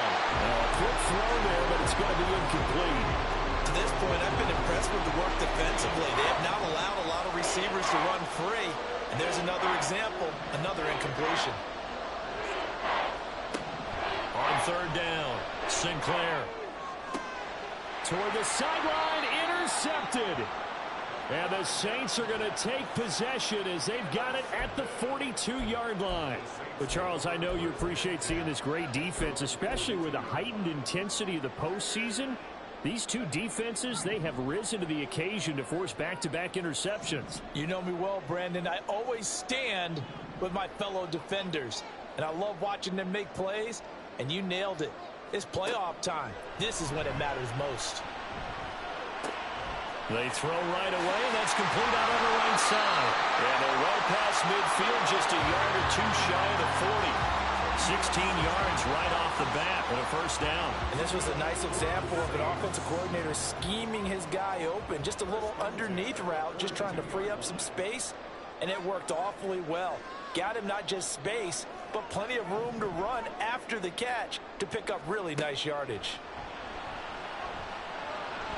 And now a throw on first down there, but it's incomplete. I know coaches tell us all the time that having a powerful arm isn't the #1 thing they look for in a quarterback.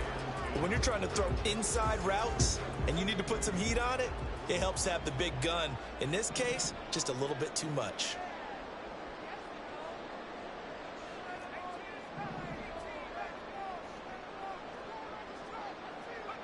And 2nd and 10, he'll look to throw again.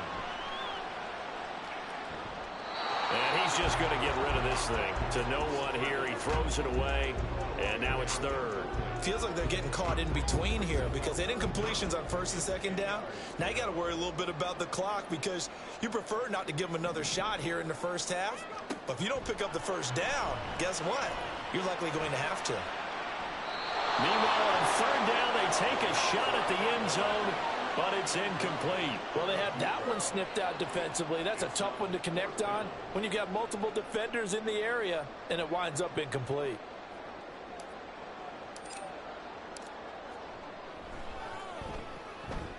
And this one is right down Broadway, and that will extend their lead even further.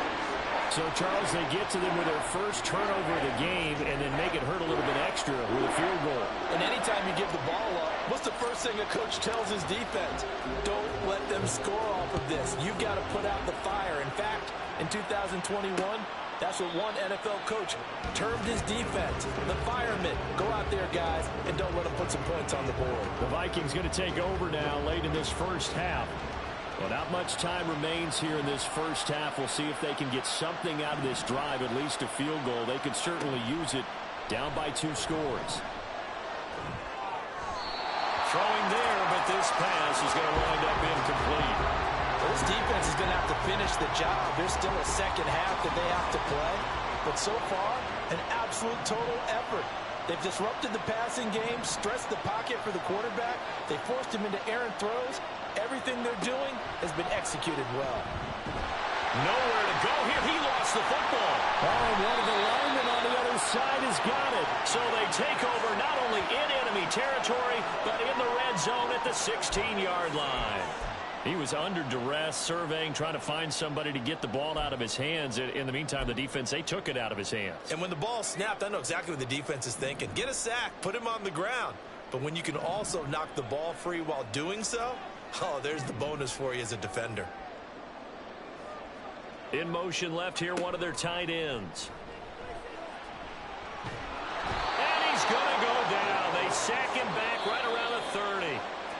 The Saints going to call the first of their timeouts as the clock will stop with just under 30 seconds to go in the first half.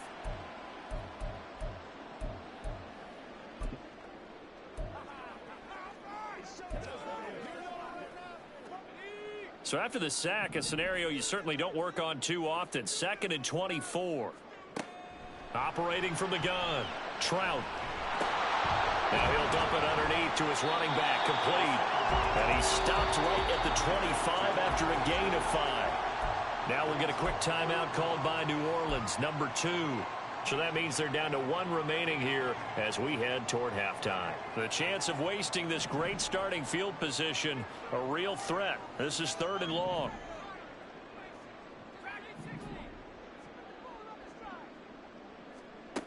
Operating from the gun, Trout. Work in the middle of the field, and he's got a man complete. Touchdown! A great effort there as the first half is winding down.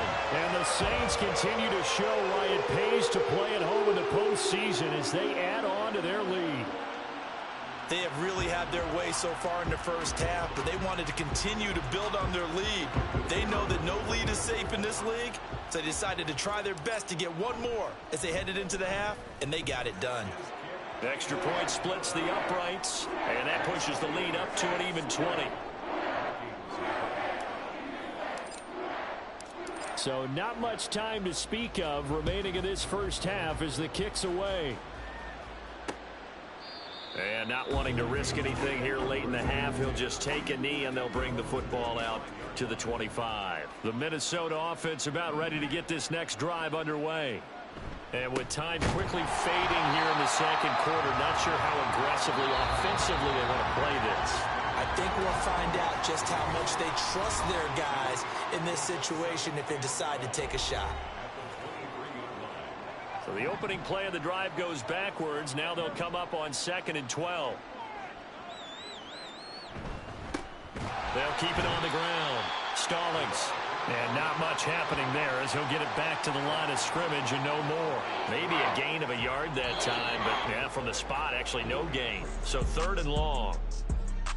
So we've come upon halftime here in this NFC divisional round matchup as we send you on over to Orlando for Jonathan Coachman in our EA Sports halftime report. Take it away, Coach. We'll get our tour started out at Venerable Soldier Field in Chicago, where it was the visiting Bucs who were able to come in and win one on the road.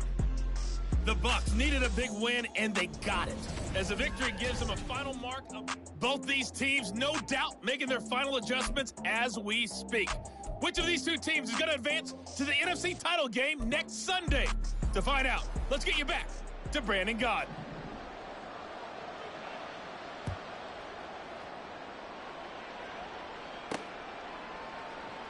And no fireworks to start the half. This will be a touchback. The Saints going to take over on offense to begin this third quarter. And they're in the position they expected to be in. They've got the lead, home crowd behind them, and they're looking toward making that next step in these playoffs. And I think a key for them is to put together some good, long, extended drives. Work the run in a little more with that big offensive line. I'm not saying get away from throwing the football. That's still working. But if they run it more effectively, they may get even bigger plays in the passing game. Well, they're hoping that the second half is better for him than the first half. They've got to find a way to get him going. He's a big part of their offense. On 2nd down, it's Caldwell. And down right around the 32-yard line, 4 yards on the pickup. Well, you certainly have to give a little credit here because they're playing this game now at their pace. This is ball control football, sustained runs, taking their time, and making it work. And he's going to have the first down, yardage to the 35. 3 yards there, good enough to keep the drive moving. Ball up to the 35 now as they come up on 1st and 10. Off play action. Trout. Oh, the ball comes out on the hit, but they'll say it's incomplete. And that could have been the lifeline they needed. This is a play that could have been made. Instead, it's just going to fall incomplete. Here's 2nd and 10. Off the play fake. Trout. Well, that'll be incomplete. Well, he took a shot as he let that go. And it's going to bring up a 3rd down. It's always tough trying to keep your guy upright when he's trying to throw the football. When you're dealing with those big, bad guys on the defensive front, it's even tougher. And this time, those guys on the opposite side won the battle, getting to the quarterback and knocking him into an incompletion. Meanwhile, this one knocked down in the backfield. It's incomplete. Well, it's too early to figure out what kind of adjustments this defense made at halftime, but that's a good start.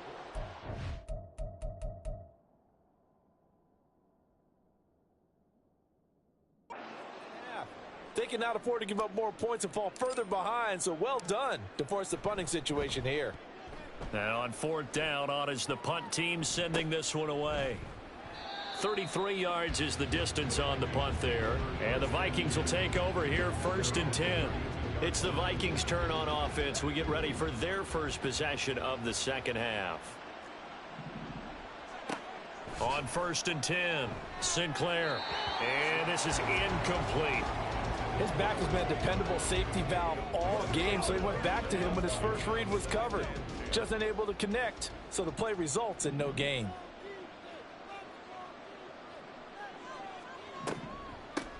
On 2nd down now, Stallings. That'll scratch out only about a yard up to the 32. This offense in desperate need of a conversion as they come up on 3rd down. Back to throw. Sinclair. Oh, it's a screen pass. That's complete. And he'll be taken down well before the first at about the 36-yard line. He did his best to just get 4 out of that, but not enough. And now 4th down. The Vikings send out their punter as he'll punt it away for the 4th time today.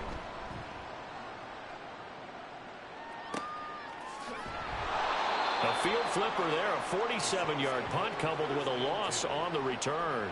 And the Saints will take over with a 1st and 10 deep in their own territory. They're coming out with a jumbo package to start the drive. Off the bootleg. Trout steps away. And he is out of bounds right around the 34. 23 yards on the tuck and run. No surprise to see him running again here. It's something he's done throughout this season. And that run puts him over 500 yards on the ground for the year. He's got to be thinking to himself, if I'm already at 500, what's to stop me from going for 1,000? Takes it to about the 37. Give credit to the defense for stringing that play out, and they gave up no cutback angle. You know he was trying to dart through. No place for him to go. A nice job there, only giving up a 3-yard gain. And he'll get about 3 out of that up to the 39-yard line. Holding offense.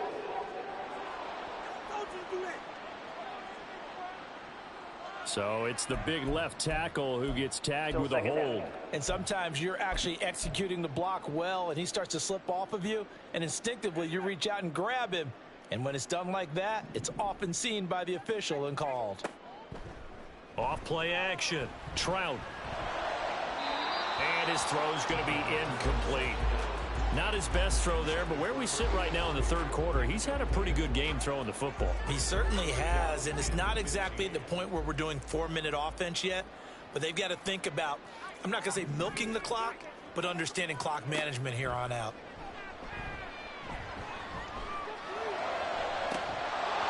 And now the 3rd down throw incomplete as well. 1 first down here, and that's all, folks. Good work by this defense to hold things in check and force a punting situation. So they're forced to punt on 4th as this one's away. They'll call that a 33-yard punt with no return. And it will be Vikings ball, 1st and 10. Minnesota's offense takes over possession.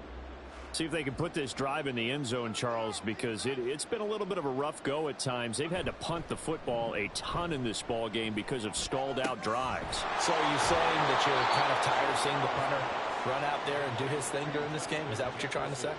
Well, I mean, I'm okay with it. I have a feeling that this offense, they don't want to see the punter again.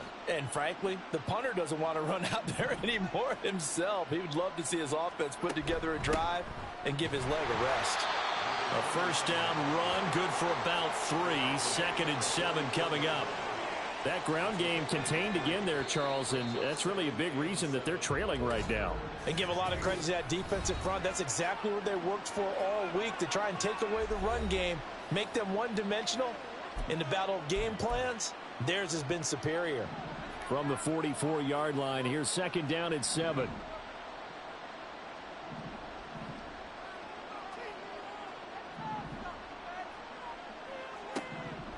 Now they'll throw here out of the gun. It's complete to Parker, left side. And he'll go out of bounds after taking it a little further down inside the 40. 2 catches now in this divisional round matchup. That one, a 1st down.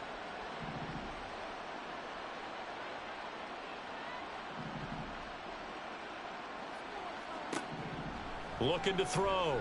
Sinclair. And this one is going to be off the mark, too far out in front. Another attempt, another incompletion, and when I look at the scoreboard and where we are in this game, it comes to mind that they have to start getting the ball in the hands of their playmakers. Throw it to the guys that maybe can take a short pass and turn it into a long gain or make people miss downfield. They've got to have points, and the guys who can put the ball in the end zone, they're the ones that need to touch the ball.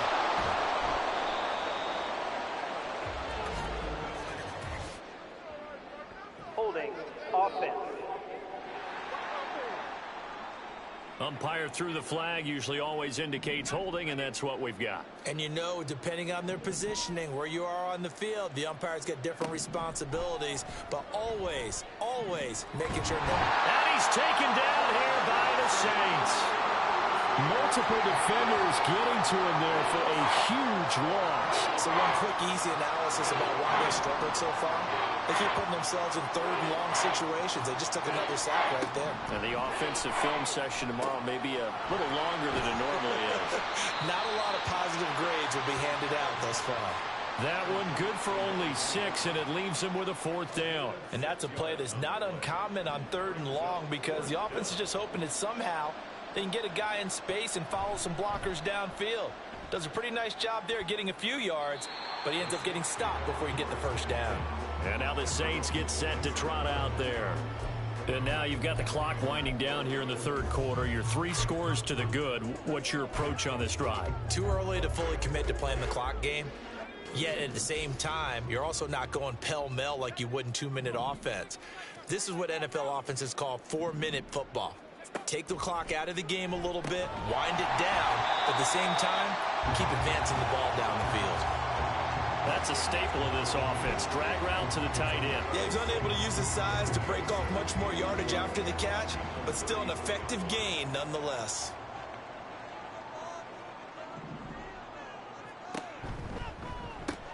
He finds his receiver left side. This is Patton. So give him 2 yards there on the completion. And now we've got a 3rd down and 3. It's a game of matchups, and that's why you take your receivers and move them around a bunch, especially your best guys. And when they work out of the slot, you often hear the coaches talk about how great it is because it gives you a 2-way go. You can break out or you can break in. That makes it hard to defend.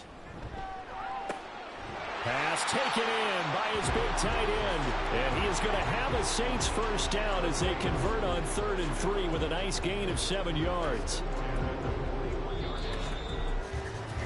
1 quarter remains for a trip to the NFC title game. Back now here live in New Orleans. It's the Saints. They'll be looking to expand their lead here. They've got the football as we start the 4th.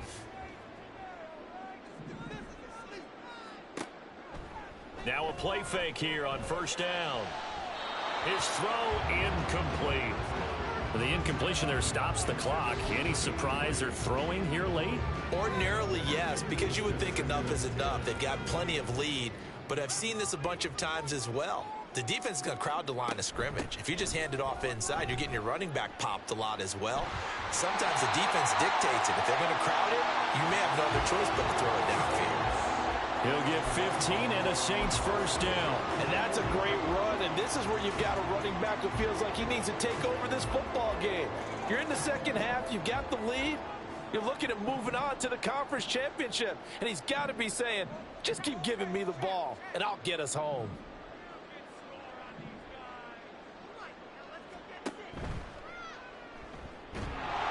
And this one goes nowhere. Losing yardage on the play back at the 46. 2 yards the loss, 2nd and 12. Boy, the pursuit there, terrific from the linebacking core. Oh, it certainly was, because so many times on an option play, you'll see a linebacker make a beeline for the quarterback and then zip, one cut, and he's grasping at air. And he's going to go down. They sack him back at the 42. Multiple defenders getting to him there for a huge loss. He's known for his legs and his fancy footwork, but he's not getting much of a chance to use it here. The defense continued to hold the upper hand by bringing him down on that play. The offense on 3rd down tonight, 5 out of 9 thus far. This will be 3rd and forever. Operating from the gun, Trout. A hit as he throws there, incomplete. 3rd down is a down. Both sides know they absolutely have to win. And the name of the game for the defense is pressure on the quarterback. But pressure on the quarterback with contact, that's how you end up winning it.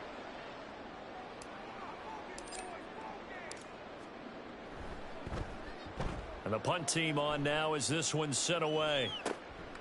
This is taken at the 23. 13 yards the tally on the return there.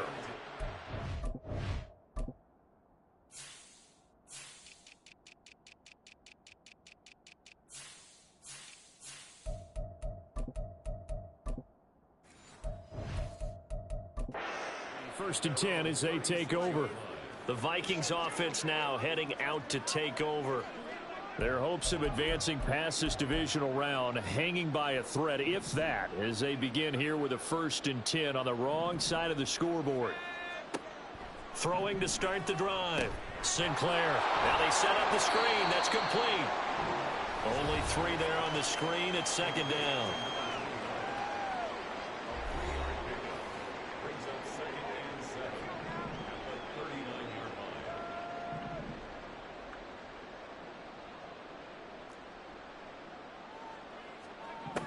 Operating from the gun. Sinclair. And that falls to the ground, incomplete. A nice job of bodying him up defensively. And now it brings up 3rd down.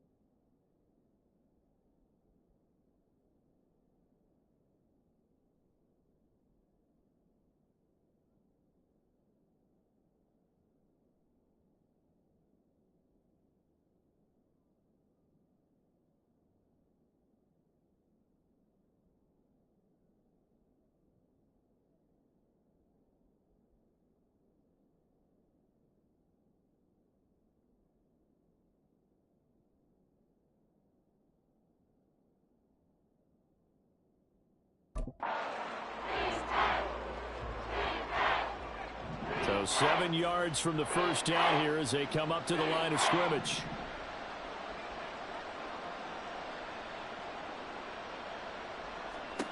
To throw on 3rd down, Sinclair. And that one goes incomplete on the drive. That's one he definitely normally catches. 4th down. And that's another play that's painted the picture of this game overall. It's been a blowout. It's been continually fueled by big turnovers and stops for one side and an inability to advance the ball from the other. As expected, they're going for it to keep the drive alive. And it's incomplete. They cannot convert, and they turn it over. The Vikings unable to convert here on 4th. And the Saints are going to get it back and in great shape. Well, at this stage of the game in the second half, down 3 scores, I guess they felt like they needed a push. And let's face it, with this deficit, if they give up another score here after they didn't get it, does it really matter? Right. It really doesn't. They had to go and try and make something happen if they had any chance of winning this game. So from the 39 now, they'll come up on a 1st and 10. They'll try the left side. It's Caldwell, and he'll take this ahead for about 4. 2nd down coming up. Now, I'm guessing you'd say this is kind of the key here. Grind out some yardage, work on that clock, see if you can continue to tick it down. Definitely. You want to bleed things out at this point, right? Continue to possess the football, gain some yardage, and put the onus on the defense. Do they have to use timeouts? What are they going to do to stop you? You're taking charge. 2 yards the gain there, and now they're left with a 3rd and about 4 for a 1st.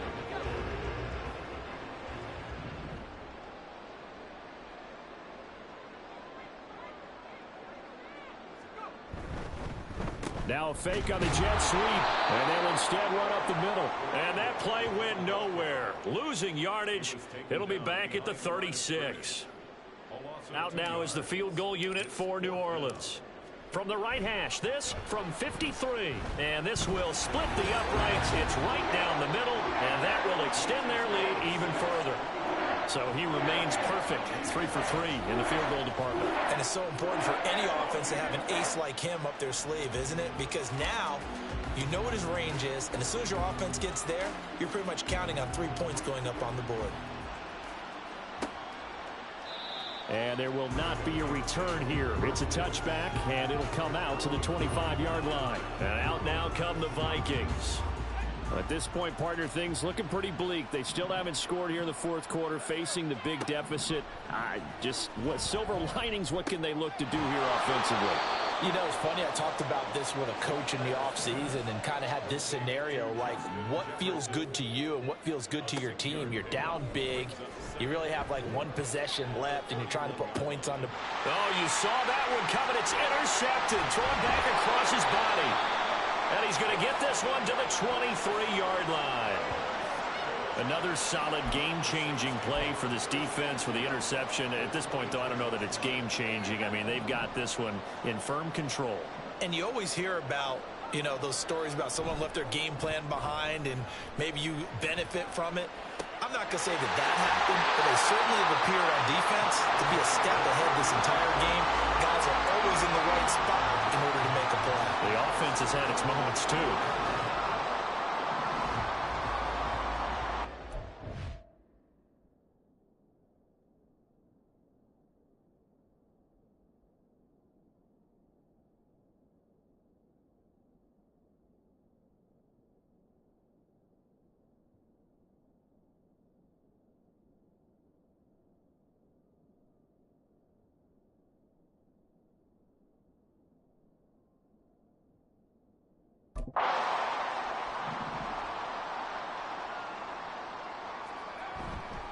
They go play action here on 1st down.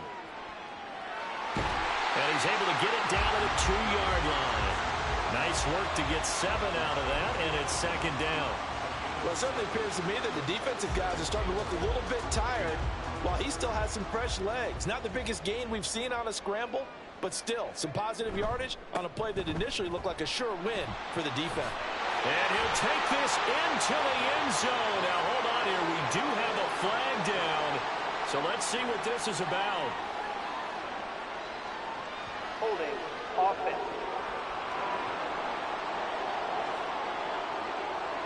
So reverse the celebration. We'll see if they have something else in their bag of tricks. And isn't that always tough to watch when they score and you see the excitement, and then when they realize those points aren't going to count? Can they get it back together and find their way back to the end? And he's got it. Touchdown, Saints. A 12-yard touchdown grab. And the Saints are moving closer to a date now, the NFC Championship game, as they're able to extend this fourth-quarter lead. So, my man, another touchdown. They're looking like the #1 seed that they earned throughout the year. Looking pretty good.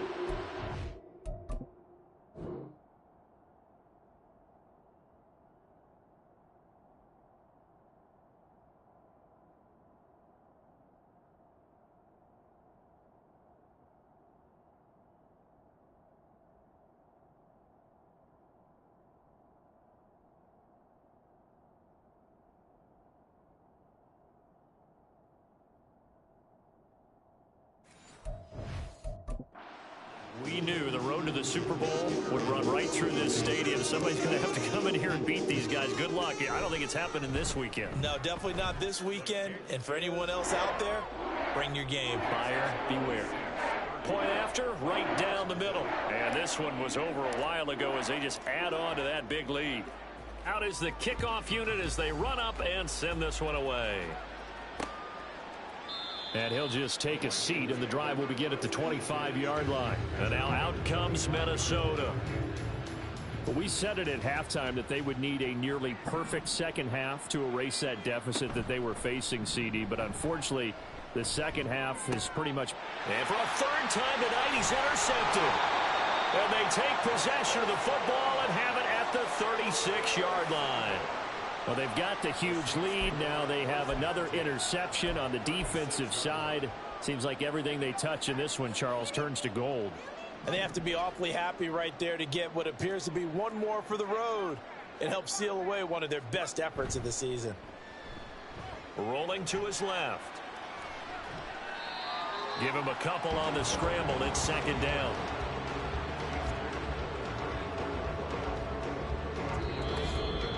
Just 2 minutes remaining here in the fourth quarter of what has been a one-sided affair. So it's Saints football as we get you reset. From the 34-yard line, here's a 2nd and 8. Off the play fake. Trout on the move to his left. And he can't get rid of it. He's taken down. 3rd down and 10.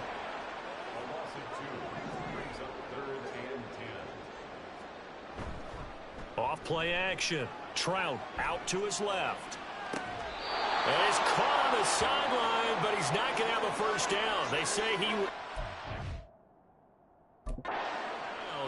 So a... brings up 4th. Out now is the field goal unit for New Orleans. From the left hash, this from 53 yards out. And his kick is absolutely perfect. And that will extend their lead even further. Well, the only silver lining on the other sideline, CD, is that they kept him out of the end zone. But still, that's another 3 points added on to this large lead. Yeah, no shortage of scoring or big plays on defense in this one. And even up by 4 possessions, still finding ways to create opportunities and capitalize with points. And no thought to bring this one out. He'll just go down to a knee, and they'll take over at the 25. Minnesota's offense takes over possession. They knew this would be tough on the road, divisional round, and that has certainly been the case with the deficit they face in this fourth quarter. A throw there, but that's going to wind up incomplete. That incompletion is not a surprise with the way that this one has gone, and the frustration, the body language is evident everywhere. This team, they've really been put through the ringer in this one. Now he'll look to throw here on 2nd and 10. And he takes a shot on the release as this will be incomplete. We've seen this quite a few times in this game. Offensive line unable to keep leverage, unable to keep people away, facing a lot of pressure. Fortunate just to get rid of it. One of the reasons they're down is that inability, though, to stop the pressure. We saw another example of it there. Now a shot taken on 3rd down, but it's going to wind up incomplete. Even with such a big lead late, the effort hasn't lapsed one bit. If the offense wants to score some points in this one, they're going to have to earn it. These guys are not giving up anything. On is the punt team now as this one's sent away. It's taken to the 26. Now a hit and a loose football. But it looks like one of the DBs has it. what friends are for. As the returner, you know who you're buying dinner for later. Oh, without a doubt, because he just took care of you and your team in a big way. You know, you turned it over there. That's a big momentum changer and put your defense in a bad spot. The Saints offense on the field, ready to get their drive started. That one looks like he'll throw here. He'll take a shot here for Patton. That is incomplete. Partner, in the sportsmanship handbook, there's something to be said for calling the dogs off in a blowout. But these defenders, they also know this is the NFL, and it's their job to stop them, whether they're in the game or they're down by a handful of touchdowns. And unable to get downhill there, so he'll take this up to about the 37. They do get a couple, but they'll be left staring at a 3rd and 8 coming up. Well, that's a good start to this drive on the defensive side of the ball. And force the incompletion on 1st down. Then you're able to shut down the running play on 2nd. Yeah, I wouldn't be surprised now. A little bit of pressure going at the quarterback in an expected passing situation. And he can only manage to take this thing to the 38, well shy of the 1st down. This defense not budging. Back-to-back carries of just 2 yards. And the Saints season will march on as we say thanks for watching and so long.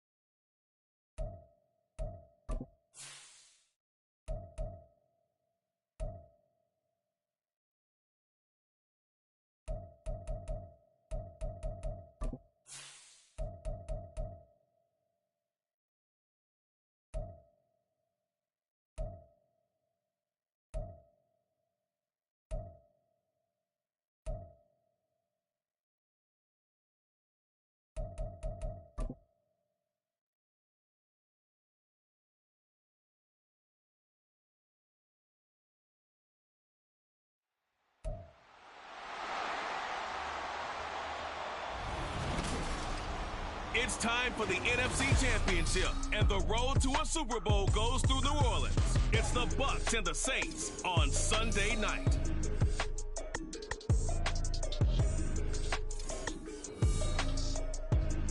EA Sports coverage of the NFL playoffs brings us to a sold-out and absolutely rough.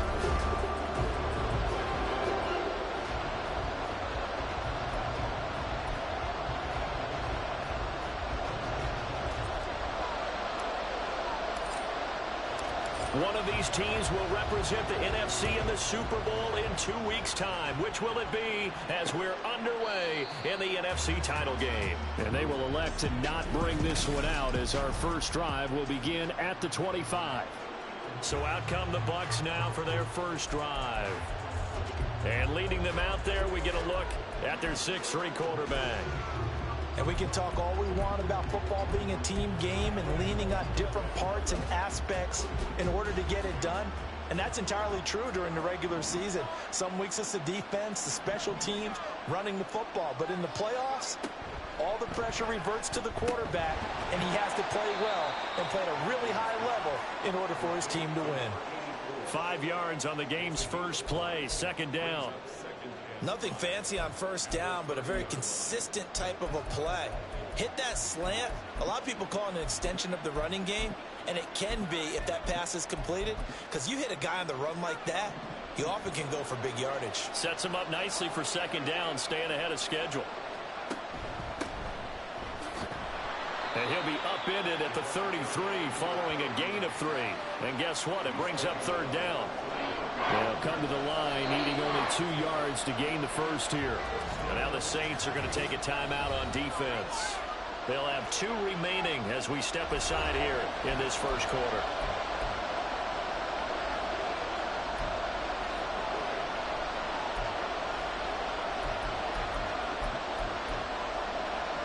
An early test, 2 plays in. This is 3rd and 2.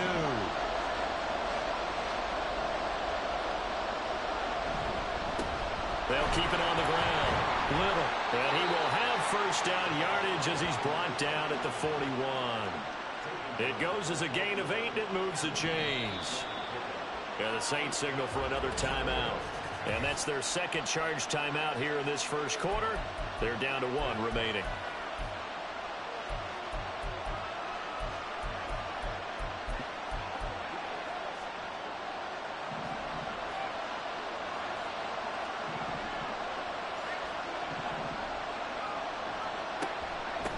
They'll run on first down. It's Little, and he takes this up right near the 45-yard line. 5 yards is the tally on first down. That brings up 2nd and 5. That's a really good gain right there. They pick up 5 yards halfway to a first down. The only problem now in the huddle, everyone's going to want to touch the football. Be a lot of chattering now because they've seen that they can move the line of scrimmage. And the Saints pressure gets him. Brought down for a sack. They push him back 8 yards that time on second down. Chalk that one up to bad acting, I guess, because they certainly failed to sell the handoff, and the pressure stayed keyed in on the quarterback. No Oscar awards for this offense.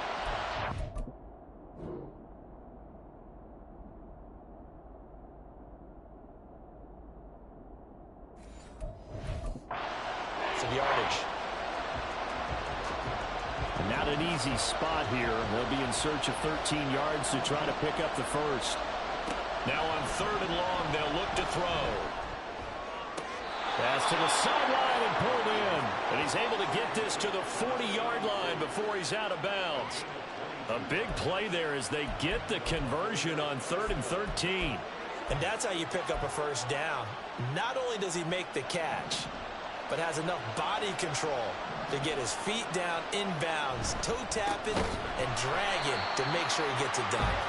And that one blown up quickly as he's going to be stopped before he could even get started. A loss of a full 3 yards, and now it's 2nd down. Sometimes you just sit back and marvel at what he can do defensively. Speed, strength, quickness, he's the whole package. And that package just wrapped up the runner for a loss. And to the 36-yard line, taken down there after getting 8 yards.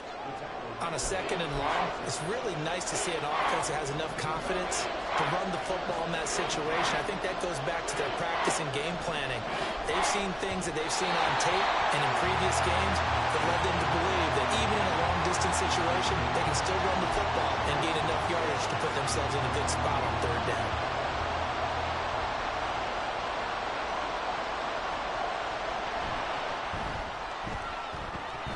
And his kick is indeed good. Not a touchdown, obviously, but playoffs, you're on the road. At least you put something on the board. I would agree with that totally. You're not exactly sending a message to the opposition, but you are letting them know that you came to play. The Bucs ready for the kickoff. And here we go. It's in the air. And that one will bounce out of the back of the end zone, so we will start here at the 25. And here come the Saints for their opening drive. And they are led out there by their mobile quarterback.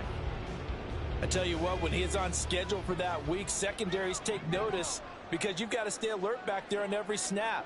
A truly powerful arm, one is capable of challenging any level of the defense on any given play. That's why so many scouts preach arm time when preparing for the NFL draft. A quarterback with arm strength to make every throw in the book, he's an asset to have in any offense. Now that was an excellent run, and when you see that happen, that's when you're seeing guys doing their job and then some people doing a little bit more. Offensive linemen and tight ends, they're expected to block. But the wide receivers, all they want to do is catch passes. So when they block on a big-time running play and create extra space, you've kind of hit the jackpot there. I know what you're thinking out there. I know a lot of you are thinking, take a shot downfield. It's a great spot for it. I'd say maybe later in the game, definitely in the second half.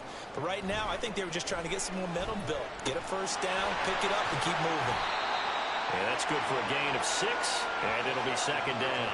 Nice rhythm throw there on first down. He located his tight end, made it a nice, easy pitch and catch. Hoping he can break a tackle or two. Wasn't able to do that there, but still good yardage.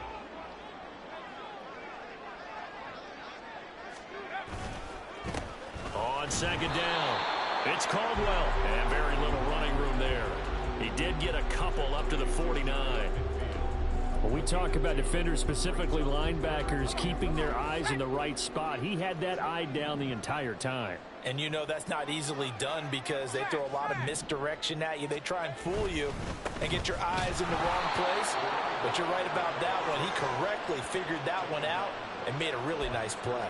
This defense not budging. Back-to-back carries of just 2 yards. Oh, a big decision here early. Look at this. They're going to go for it on their own side of the field. They'll try and run for it. And great blocking downfield as he's got this almost to the 35-yard line. A curious decision to go for it, but it pays off with a first down.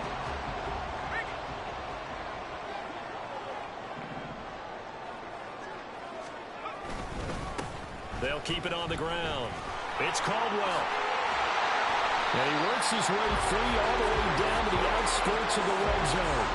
49 yards rushing for him now on the opening drive of this NFC title game. Quite the opening drive march they're on right now. It looks a lot like what we saw in practice prior to the game, doesn't it? You know, because on that last big practice beforehand, you go through your offensive script. You go through your play calling. You go through all the stuff and establish things. And it looks like it's going like clockwork right now for them. And he'll be hit as he releases it, and that'll fall incomplete. Well, the great coaches said football is really a simple game. Rush theirs, protect yours. And he's talking about those guys throwing the football. In this situation, the rush won, hitting the quarterback and forcing him into an incompletion. On second down now, it's Caldwell. And able to get him down, but he does reach the 5. It's a really nice 15-yard pickup, and now it's first and goal. It's been a long season, but he still looks fresh running the football. He knows his guys are one game away from a Super Bowl, so he's going to give it all he's got, and that's a heck of a run right there.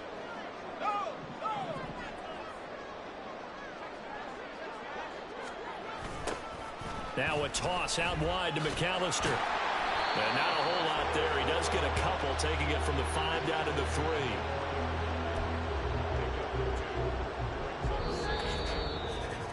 3-0 after 1 on EA Sports. Ready for the second quarter from New Orleans. It's the Saints in possession. So the ball position now at the 3. Here's second and goal. They'll try to run this one in. And he was able to shed one tackle but could not get away from there. They get 3 yards closer, but still work to do. It's third and goal. His path became similar to almost running a stretch play, didn't it? Trying to find a crease, anywhere to put his foot in the ground and cut back. It just never materialized. And they'll go jet sweep to try to pick it up. Boy, no chance as he was met and dropped behind the line there. It's a loss of a full 3 yards, and it brings up fourth down. Now, they try to catch him by surprise there on third down, but this defense, they were all over the jet sweep. And it's oftentimes all about what you're doing on the backside of the defense, whether it's the defensive end or the outside backer, who's setting the edge. And if they don't get blown off the line of scrimmage, they can really wreck a play. And in this case, they were able to make the tackle for a loss as a result. They stop him on fourth and goal at the 3. And the Bucs defense, they'll celebrate the goal line stand. The Tampa offense ready to get their drive started.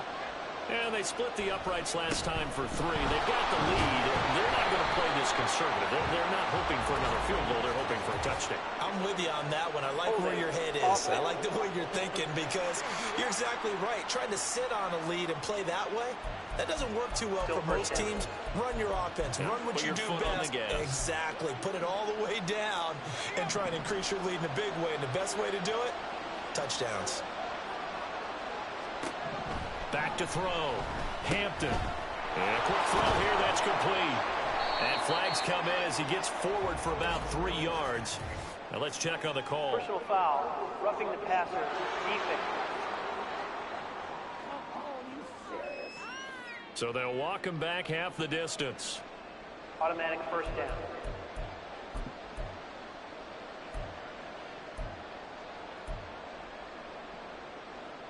So the yellow flag came out, and that leads to a new set of downs for this offense. First and 10. Looking to throw. Hampton. And that's incomplete. Well, he left no doubt about that one because even though he hasn't left the pocket, he's got a receiver in the area. So it's not grounding, even though there was no way that ball was going to be caught.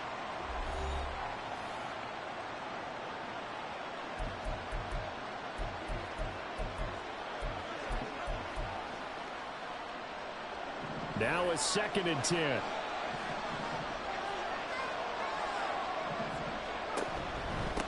Now a handoff up the middle. It's Little. Trying to bounce it outside, but he's only able to get it back to the line of scrimmage. No gain on that one as it brings up a third and 10.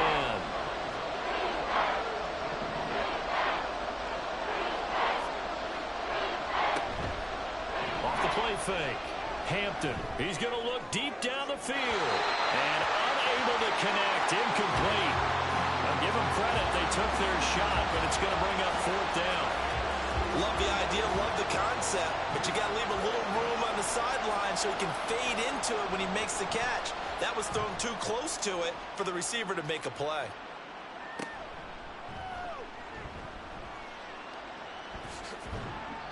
It's a net of 40 there. A punt of 48 and a return of 8. And the Saints will take over with a first down and 10. A look at the running back, the man out of the backfield as he gears up to go again. He's doing his thing. He's got some good yardage, but his team right now in the second quarter, 0 points. Just not a complete formula. Half of it's there, being able to run the ball and set the tone. Wonder if they may have to go to some play action, throw off the run game, and try and get the ball in the end zone. I was just going to ask you that same thing. Maybe you use that run now to set up the pass, right? I would think so because the run has been very effective for them. And a 5-yard gain gets him to the 42. Pretty good first down play. Keeps them ahead of schedule, as they say. And ostensibly, they could go right back to it because there are multiple options on this play. Hand it inside, quarterback tucks it and keeps it, quarterback throws the ball downfield. You should be able to react to the defense and have an option available on every snap. Now a throw here to his running back. And he'll get it out a couple yards shy of midfield at the 48. 6 yards to pick up, and that's a first down. That was a pretty favorable situation there. What would you call that? Second and manageable? Smart play, too. Didn't force it downfield when he didn't have it. Just checked it down, let him get the first down, and that's exactly what he did. Boy, nowhere to go at all on that first down run as they will get to him behind the line of scrimmage. And that's exactly what you're looking for, the inside linebacker spot. Versatility.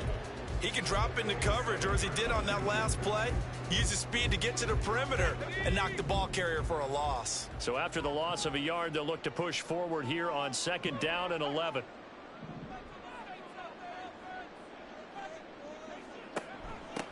On the carry, it's McAllister. And again, he's going to be stopped up right at the line of scrimmage. Calling no gain on the run there, and now they'll be looking at a 3rd down. As usual, the hallmark of a good run defense, linebackers making plays near the line of scrimmage. Absolutely nowhere to run there.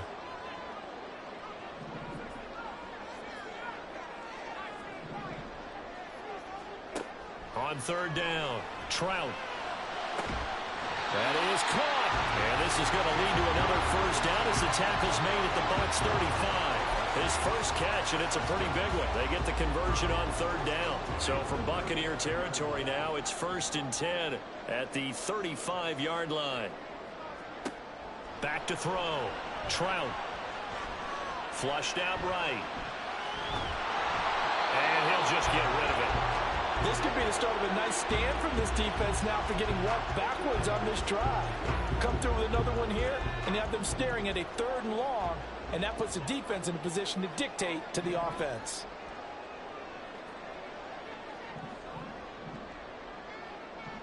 In motion right, Olave.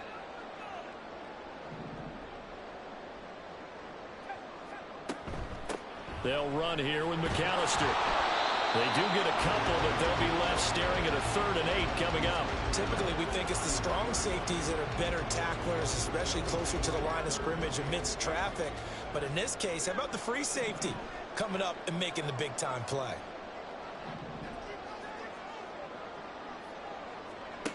To throw on 3rd down, Trout. Oh, he had a man open. He overshot him. It's incomplete.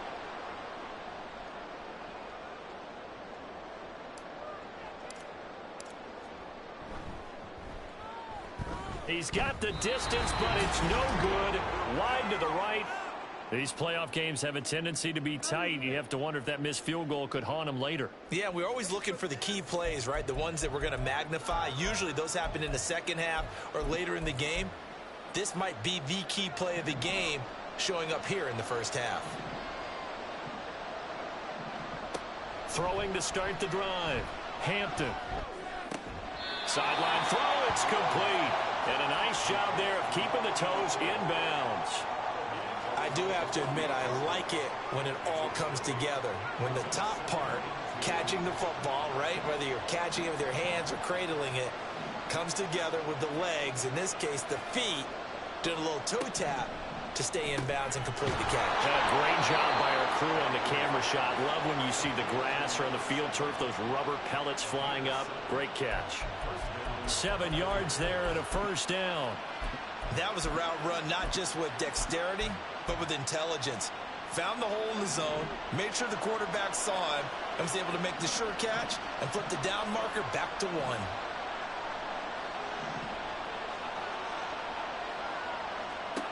On first down, Hampton.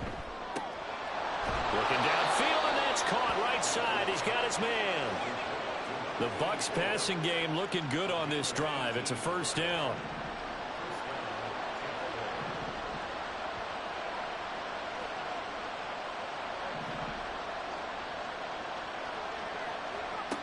They'll look to throw again. And that's going to be incomplete. Too tough to hold on to that one. It's second down. Oh, nice defensive effort there, providing the hit as the ball got to the receiver, separates him from the catch, and normally he's a sure-handed target. Back to throw again. And that is incomplete. A lot of times it's that first read that you have. Maybe you get it in pre-snap. He locked in on his target, but he was covered quite well, and that one's incomplete. So back-to-back incompletions, and that has him staring at a 3rd and 10.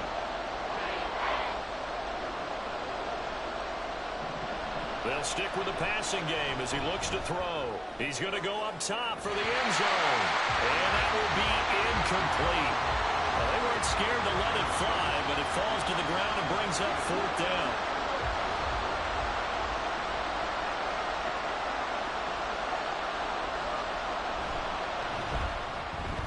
And his kick is good. But now there is a penalty marker on the field, so let's see what this is about. Foul. Roughing the kicker. Defense. So they'll go ahead and accept the penalty. So a special teams mistake on the field goal try leads to a new set of downs inside the red zone. Again, he'll drop to throw. And an incomplete pass. That'll stop the clock here with just under a minute to play in half number 1. And here you're down in the red zone. You need to be smart and not force anything. So that's a wise decision to just get rid of the football.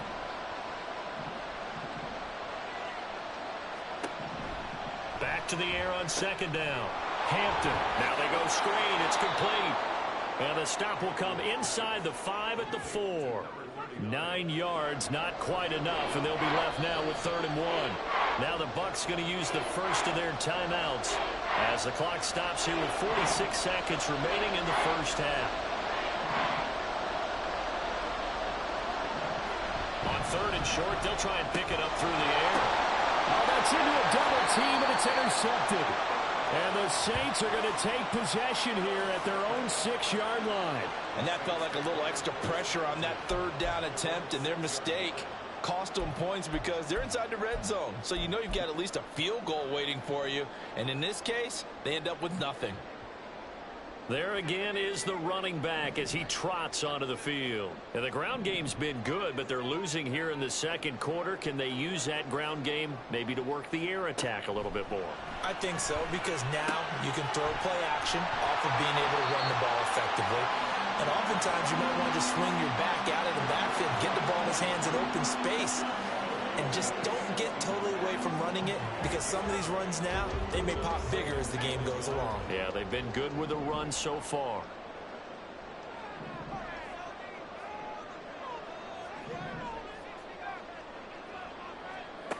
Looking to throw on 2nd down. Trout. And too much juice. It'll be out of bounds, incomplete.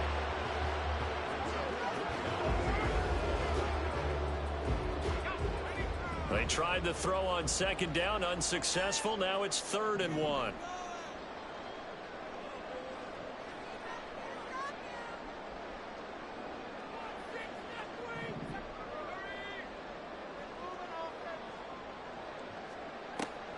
Operating from the gun. Trout dancing to his left.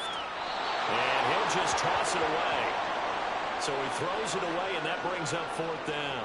We've seen this offense do some unconventional things thus far, but they couldn't go for it on 4th down here, could they? Could someone patch us into the head coach's headset? Punt the ball. Fair catch taken just inside the 40-yard line. So possession goes over here on the punt. And control of the football switching hands with very little time remaining until the half. The Buccaneers in good field position here to start out. 1st and at their 38. They'll start this drive out on the ground. And he'll work this forward for about 3. It's 2nd down. Now another timeout called for by the offense, as they'll stop it with 17 seconds to go in this first half of action. And they get him behind the line, so that short gain on 1st down quickly negated. The Bucs forced to use their 3rd and final timeout. And with halftime on the horizon, they'll be out of timeouts from here forward. On 3rd down, Little. Now he's going to get this all the way down inside the 35. So we've reached half. Yeah, who has time for a halftime show with a trip to the Super Bowl on the line? Let's get back to it. Welcome back. Halftime over. We are ready for quarter number 3. Alongside Charles Davis, I'm Brandon Gaudin. The fair catch taken short of the goal line, and they'll begin this 3rd quarter at their own 25. Out come the Saints now. They'll go on offense first here to begin the 3rd quarter. And they have work to do in this second half if they want to earn that berth to the Super Bowl. And I'm pretty sure this is where their coaches at halftime were saying don't panic, and then demonstrating it by not making a lot of drastic changes to the game plan. Let's just get back to doing what we've been doing all year long. That should be more than good enough. So following the sack, they'll try to change their fortune here on 2nd and 13. Patton, the man in motion. Looking left side, and he's got a man. That's Patton. And he'll go out near midfield at the 49. That'll wind up a gain of 27 on the catch and run.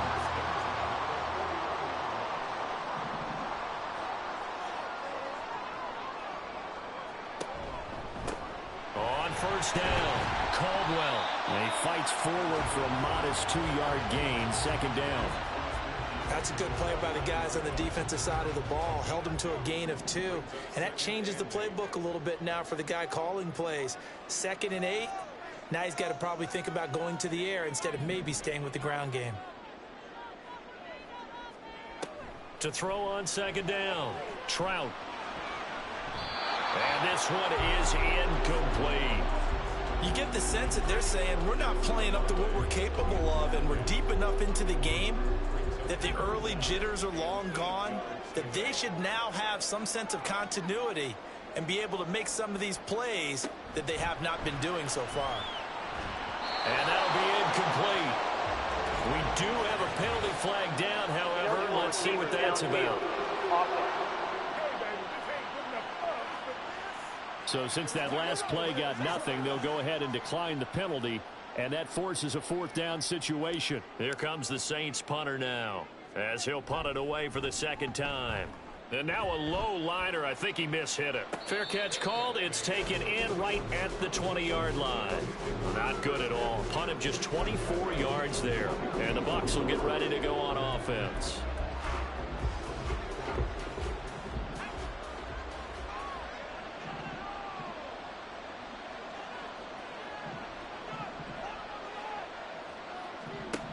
Throwing to start the drive, Hampton. And he's got his man on the out route. And they're able to get this one across the 35. 15 yards is the pickup there, and the drive starting very nicely. 1st down. And a good quarterback facing zone coverage. If he has just a little bit of time to survey the scene, that's what's going to happen. No doubt about it. If there's no pressure, he's going to continue to pick them apart because he'll have all that time to find someone open downfield. He can only cover for so long. So maybe they want to go to a zone blitz scheme, get a little bit more pressure. Remember when Carolina did that against Denver? They lost the game ultimately. They dropped the defensive end out, and he ended up with an interception in that game in Super Bowl 50. Maybe some sort of scheme like that to try and get more pressure at the passer. They'll run on 1st down. It's Little, and he is swallowed up right at the line of scrimmage. No gain on the play. It'll be 2nd down.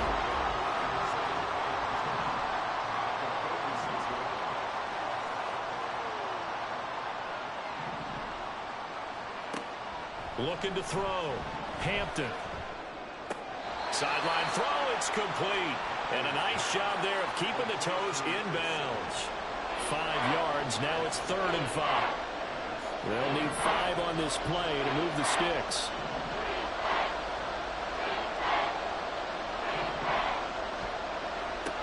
From the gun on 3rd down.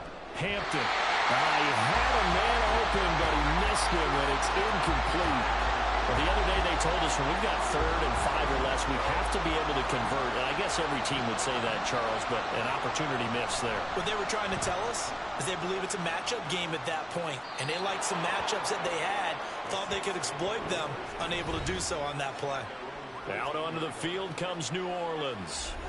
And with the way this offense has played thus far, to be frank, they got to feel pretty grateful to be in the ball game. I would agree with you totally because they've done all of nothing offensively in this game, yet they still find themselves in a position on this drive where a touchdown can give them the lead. They need to take advantage of it. And they're still looking for that first touchdown here in the 3rd quarter. All they have so far, the field goal.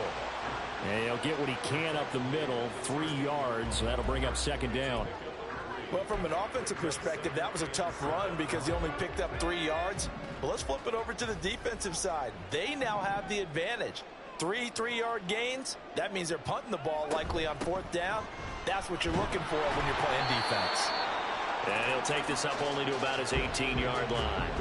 Calling a gain of a couple, and that's going to leave him with a 3rd and about 5. But not much on that run, Charles. No, that's exactly the way to execute a run blitz there. They guessed correctly that they would move the ball on the ground, honed in on it, and stopped them. Mark that down for a win in the defense's column.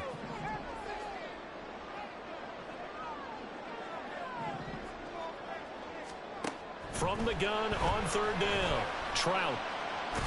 And he'll be taken down, but he does have 1st down yardage. Give him 7 on the tuck and run, and it'll get him a new set of downs. With nowhere to throw it, decided to scramble, and a nice job, CD. Got the yardage that he needed. Yeah, and his teammates are certainly going to appreciate that effort, even if his coaches don't, because they would have wanted him to slide and protect himself. But he chose team gain over personal protection. And not a whole lot there, maybe a yard to the 27. That felt like a trap because it looked to me like the opposing front was on that play from the get-go. They had everyone crashing the ball carrier before he even made the line, and they hold him to just a yard. This is McAllister. And he'll fight forward to about the 27-yard line.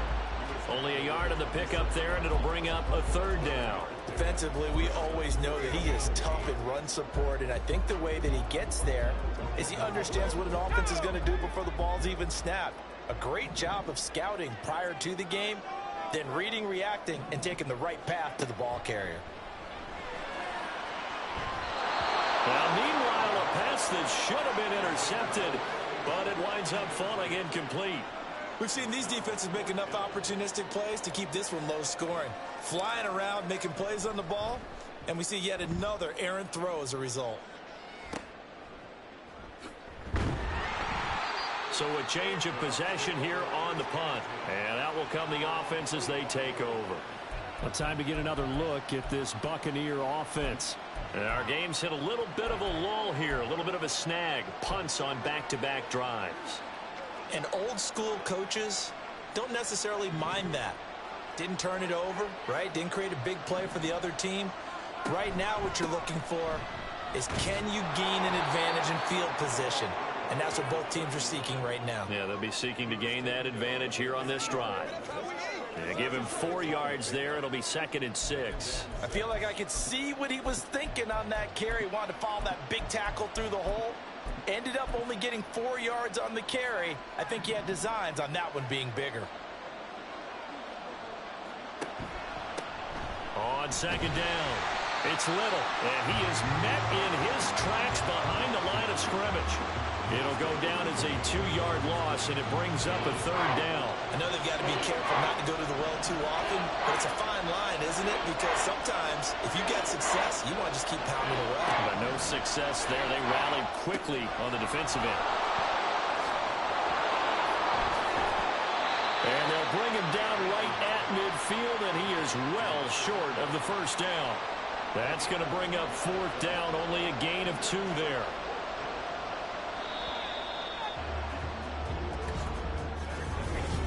Back now here live in New Orleans. It's been a very hotly contested game to this point. Just a field goal separating these two teams as we get set for the 4th quarter. And he gets it away, a directional kick going toward the sideline. And this will be out of bounds, and they spot it at the 15-yard line. Not too bad. Out is the Saints offense now as they get ready to take over here. And what a pressure spot for both sides, really. But they're at home now. They have the football here in the playoffs, sort of controlling their own destiny. It's a spot they've all dreamed of. This is where you want to be. Home, have the ball, a chance to win the game, control your own destiny, as you noted. But here's the thing. Don't let the crowd get too involved if you're this team. You've got to make sure you let them carry you, but not cause you to do things out of what you're supposed to do, right? Take you away from focusing and concentrating on the game. Because sometimes you get so amped from the crowd that can carry you into spots you don't want to be. Is that what you're saying? From experience, sometimes that crowd gets so involved in it and you get involved with them that you end up making plays or trying to do things that maybe you shouldn't have done. 86 yards rushing for him now as he has been tremendous all day long. We'll definitely see some open running lanes, and he's taking advantage of it right now, but that shouldn't be a surprise. Defense has the lead. They're playing for the pass first.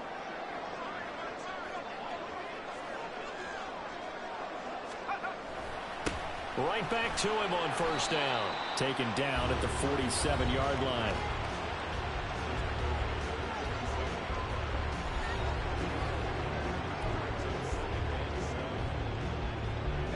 From the 47 now, they work with a 2nd and 7.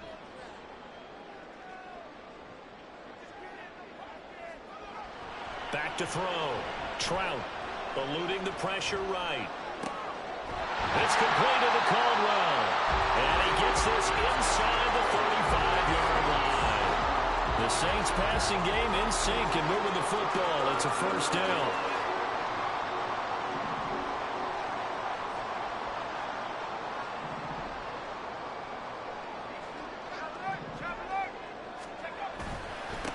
They'll try the left side. It's Caldwell. And he's got this down almost to the 20 before he's dropped.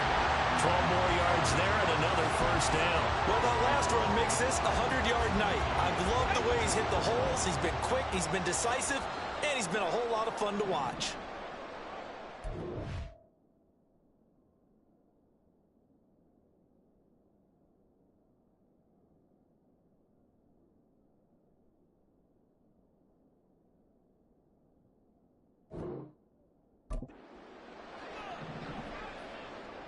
They'll bring a tight end in motion left. Off play action. Trout. Quick hitter here. It's complete. Give him 9 there on the first down completion.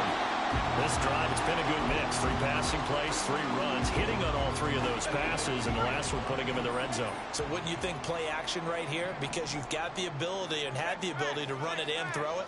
Go play action and take your shot at the end zone. On second down now. It's Caldwell. And he's brought down just outside of the 10 at the 11. 2 yards on the pickup, and that's all they needed to move the sticks. Look, I realize on any play call, when it's properly executed, it can go for a touchdown. But the runs that really make it work are the ones where you just get what you need, right? And he barely got the first down, but he got it. They'll bring one of the tight ends in motion left.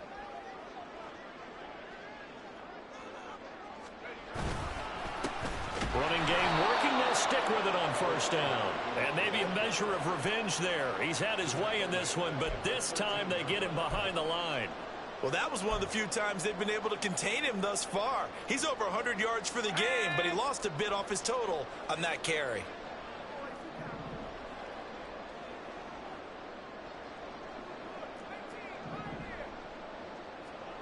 Looking to throw on second down. Trout flush to his right.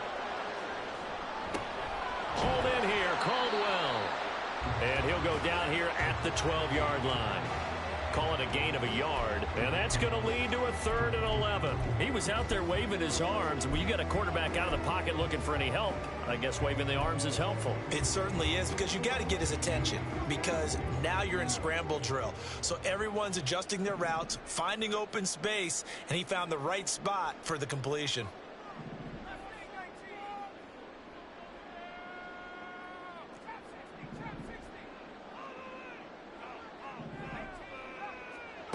On third down, Trout. Oh, that's going to be a costly one. It's intercepted.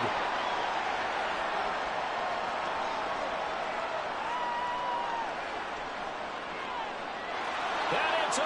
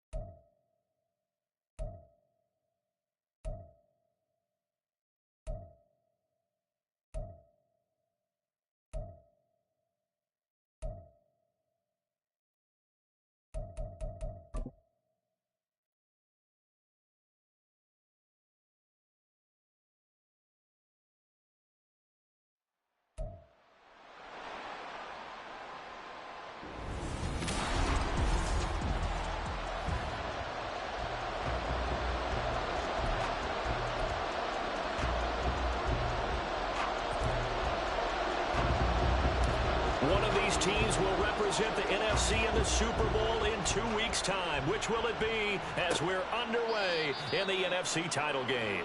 No run back here on the opening kickoff as we'll start at the 25. So out come the Bucs now for their first drive. And they will be led out by their 6'3" cornerback. If you ask coaches at any level to design their ideal leader of a team, I think they're going to check every box with this guy. He's got the poise to handle responsibility. He stays calm under any kind of pressure, and he brings out the best of his teammates each and every week. Throwing on first down, but this one winds up to be incomplete. He did a fine job there of not hitting him before the ball arrived, and I've got to tell you, you can often mistime that play because of the angles of approach. When you're going to get him, sometimes you panic as well and think, I've got to be there right now. Instead, in this case, timed it perfectly and knocked it free.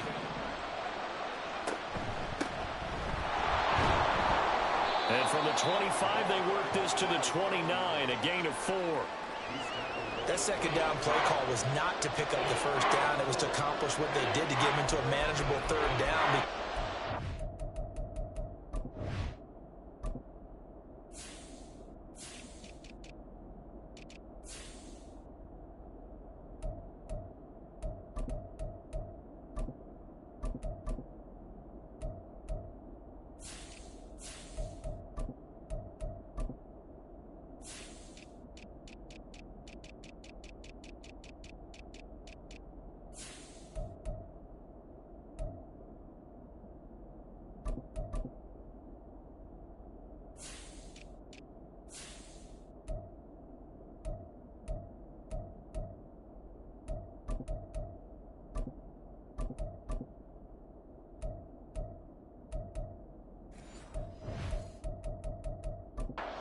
Completion on first down, so they were behind the sticks, so to speak. They need to make up some ground, and they did.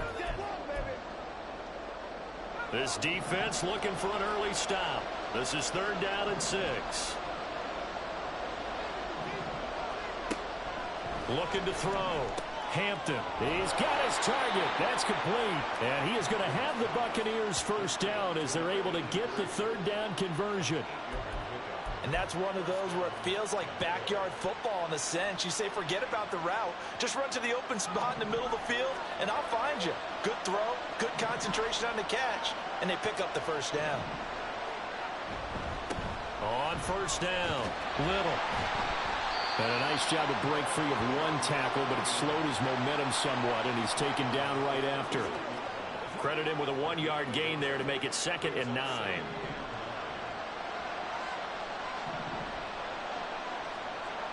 Back to throw.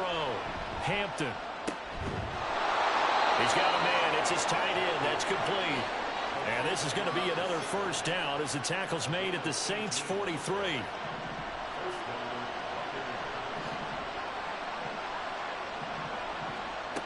Looking to throw. Hampton. Throwing left side here, and it's complete. And he is out of bounds inside the 35. 11 more on that one, and another first down.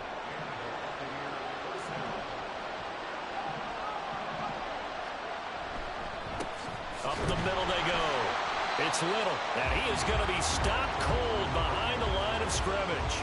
2 yards the loss, 2nd and 12.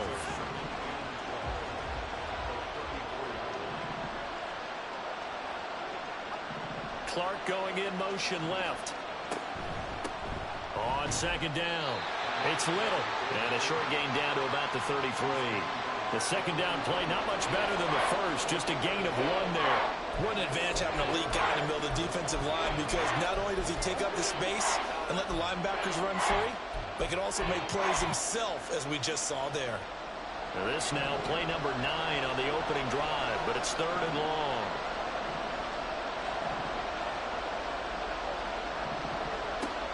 Back to throw. Hampton, and that is incomplete. 4th down after the New Orleans defense holds serve. I don't see more of them trying to get him the football out of the backfield. They love what he can do in open space, and they believe that he creates mismatches they can exploit.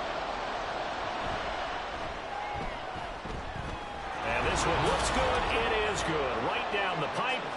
Not the touchdown they wanted, but hey, you're on the road in the playoffs. They did get 3 on the board. Yeah, it's a good opening drive, so you feel good about it yourself. You get to the sidelines. The defense feels good about you helping them right out of the gate. The team, yeah, they feel pretty good about coming in the playoffs and getting points on the board right away. Here come the Saints for their opening drive. And they'll be led out by their 9th-year quarterback. You almost feel privileged, partner, every time you get to see him run out in the field to start a game, because every game, every snap, you and I both know he has potential to do something special, and that inspires his teammates as well. They know how incredible he is. They want to give max effort as well. Throwing on first down, Trout. And a quick shuffle pass here is complete. And not much to speak of. Call it a 1-yard gain up to the 26. Well, they're unable to convert that into much, but it's never a bad idea to try to get the ball into a tight end of his caliber's hands and see what kind of disruption he can cause. The last play got just a yard. Here's 2nd and 9 from the 26.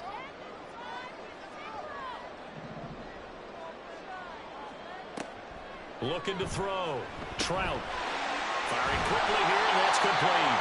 And he's brought down, getting this one up to about the 35. His first catch in this NFC Championship game, and it's a first down. When you're playing a quarterback with some experience and some moxie, you enter the danger zone when you decide to blitz him, because if he's able to diagnose as he did on that play, he can hurt you downfield. He reads defenses so well, doesn't he? He really does, and the best part about that play for him, I don't think that was his primary target. I don't think so either. I think he had the read, figured out where the blitz was coming from, and went to a secondary target for a really nice gain. Anytime a ball's thrown in the middle of the field and it's popped up in the air, I expect someone to catch. It doesn't matter whether it's offense or defense, because there's usually a great amount of bodies in that part of the field. In this case, no one came up with it. Buying time to his left. 14 yards is the pickup. First down, New Orleans. We know they have these RPOs in their playbook, and look, we're seeing...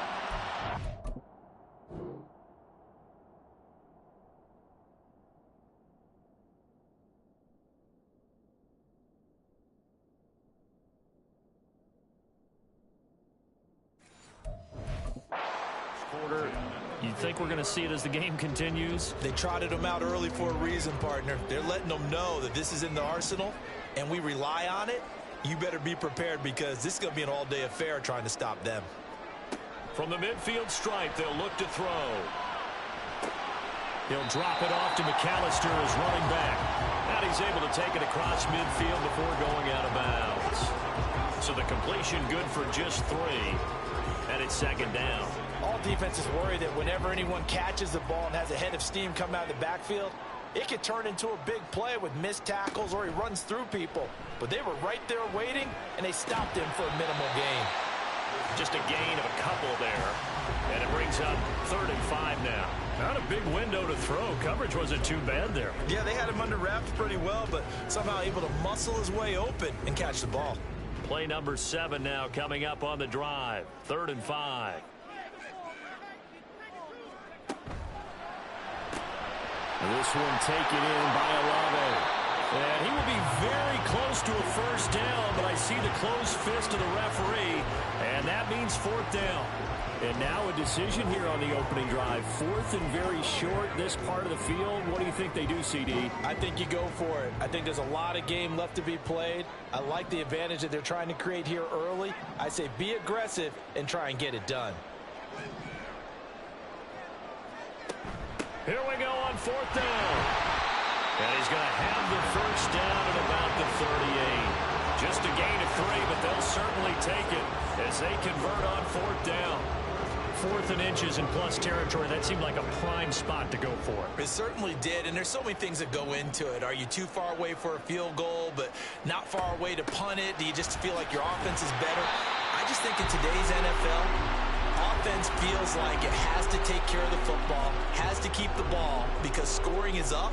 You better maximize every possession. You trust your offense more than you trust your defense in today's league. On 2nd down now, it's Caldwell. And he'll be a little shy of the 25 here at the 26-yard line. That one a first down pickup of 8.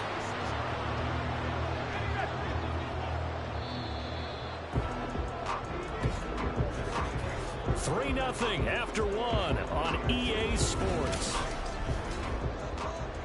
Ready for the second quarter from New Orleans. It's the Saints in possession as they've got it with a 1st and 10.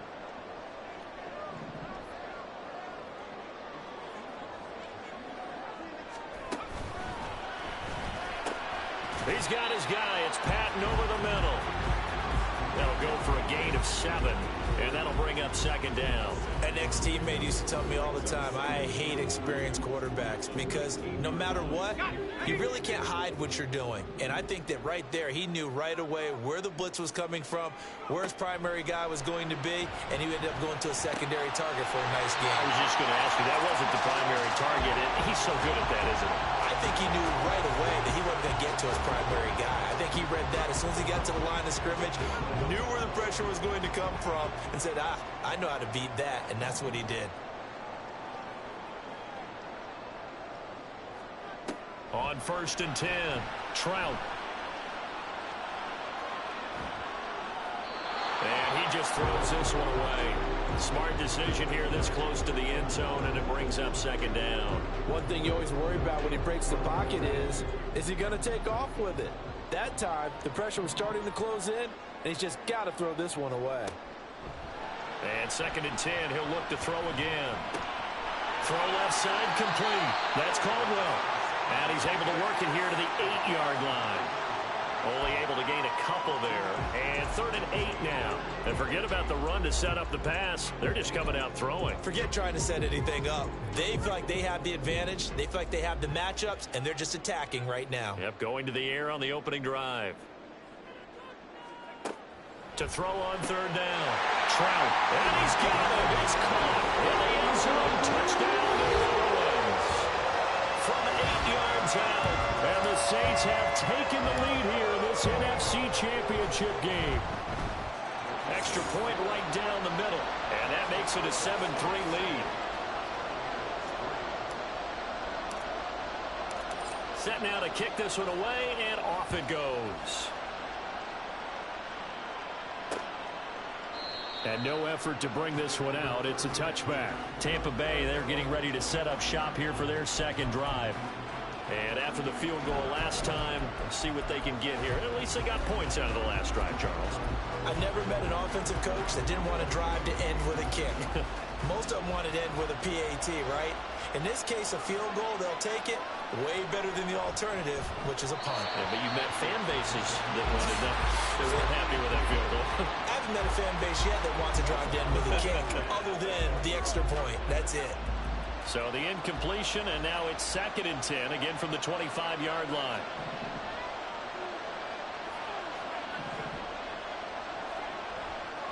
Off the play fake. Hampton. And it's a short one here, complete to his tight end. And he'll get this up past the 25 before he's out of bounds. He'll get only 3 there, so it leaves him with a 3rd and 7 ahead. That was an okay hook up there with his tight end, but unfortunately, they didn't get the kind of yards they had hoped for. That's going to bring up 3rd down.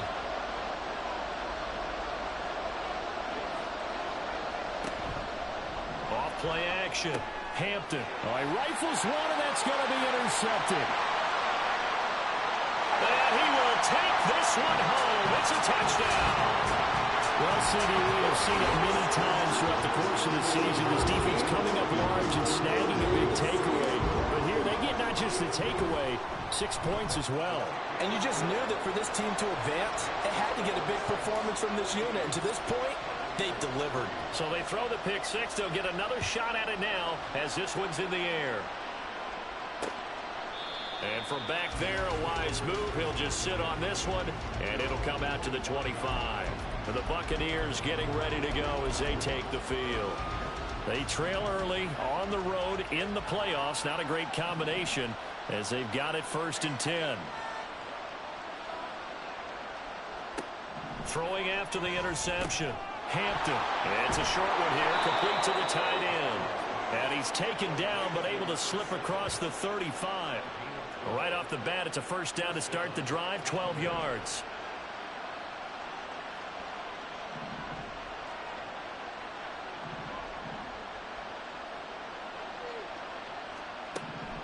from the shotgun. He'll look to throw.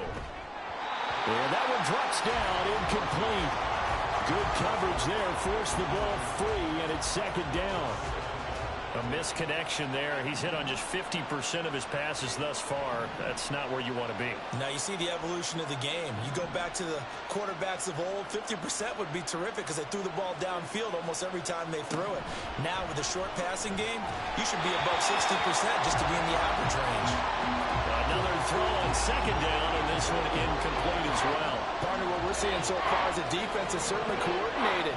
Both levels doing their jobs in tandem. The back helping the front helping the back. The pressure got home on that last play and forced him to try and throw through contact and short of the sticks. And getting this just shy of midfield, they'll spot it at the 49. Now this is good for a first down, his second grab of this NFC Championship bout.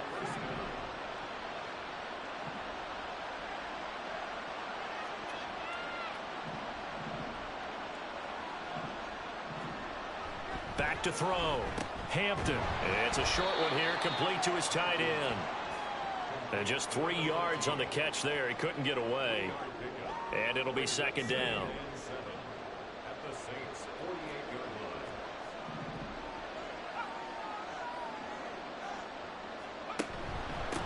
Now a handoff up the middle. Little. And he still has yet to get on track in this first half as they're going to stop him behind the line. It'll be a loss of a couple on the play, so now third down coming up. They'll come to the line here needing 9 yards to pick up the first. On third down, Hampton. Looking left side, and he's got a man. That's Little. And he'll lose yardage here, back at the 47. Here comes the Buccaneers punter now, as he's on to punt for the first time this afternoon. And the kick's away as he angles this one for the sideline. And this one will not be returnable as it sails out of bounds. New Orleans Saints, they get ready to set up shop for their second drive. This drive here beginning probably with a pair of motivated groups. Remember, the offense scored a touchdown on their last time out. Looking to repeat that in Charles's defense. They were very frustrated after giving up 6 the last time on the field. And frankly, it's just a battle of wills in a lot of ways because you know they're both motivated. They both game planned for this drive, and they both have specific outcomes in mind. To me, it just comes down to who can execute better and which side can step up and assert its will over the other. They'll start on the ground here on first down. And he stopped immediately there. Officially no gain on the play, and it's second down. If this defense wants to stay in this ballgame, they've got to start ending some drives. That helps. And they have to look ahead at what they expect the offense to do. And right now with that lead, that's run the football. So you don't just stack the line of scrimmage. You have to get upfield and try and make some plays in their backfield. 2 minutes remain in the first half of this NFC Championship. Second and 10.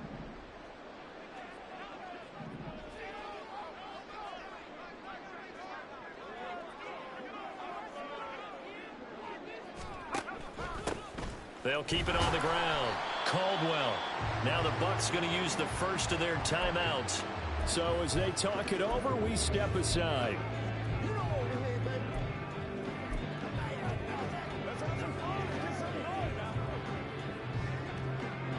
They'll see about converting this 3rd and 8.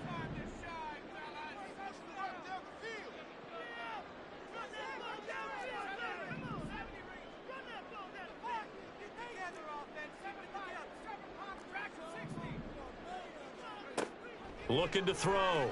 Trout. Throwing out right here, caught by Olave. The Bucs going to go ahead and use the second of their timeouts.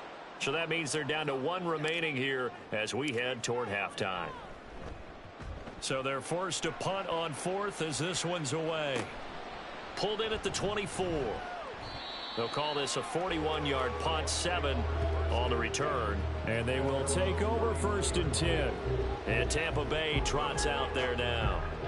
It's been very much a slow start for them. 3 drives and just the 3 points, CD. Yeah, if you're into the points per drive ratio, that answer is 1. And that's not going to get it done in a ball game. They've got to find a way to finish these drives in end zones not having balls go through goalposts. Throwing to start the drive. Hampton looking middle, and that's complete. Clock running. The Bucs try to go quickly and get set. To throw on second down. Hampton. He finds his man. Complete. That's Little. And he'll get up near the 45. They'll spot it at the 44. On first down, Hampton. And he's taken down here by the Saints. Now you've got to hustle your guys to the line and get them set. Looking to throw on second down. Hampton. And his throw here is incomplete. Well, partner, guaranteed they approach this play with the idea of making up ground to make third down manageable. Unfortunately, with that incompletion, right back where they started on the last snap. Now they need a big third down play in order to pick up the yardage needed.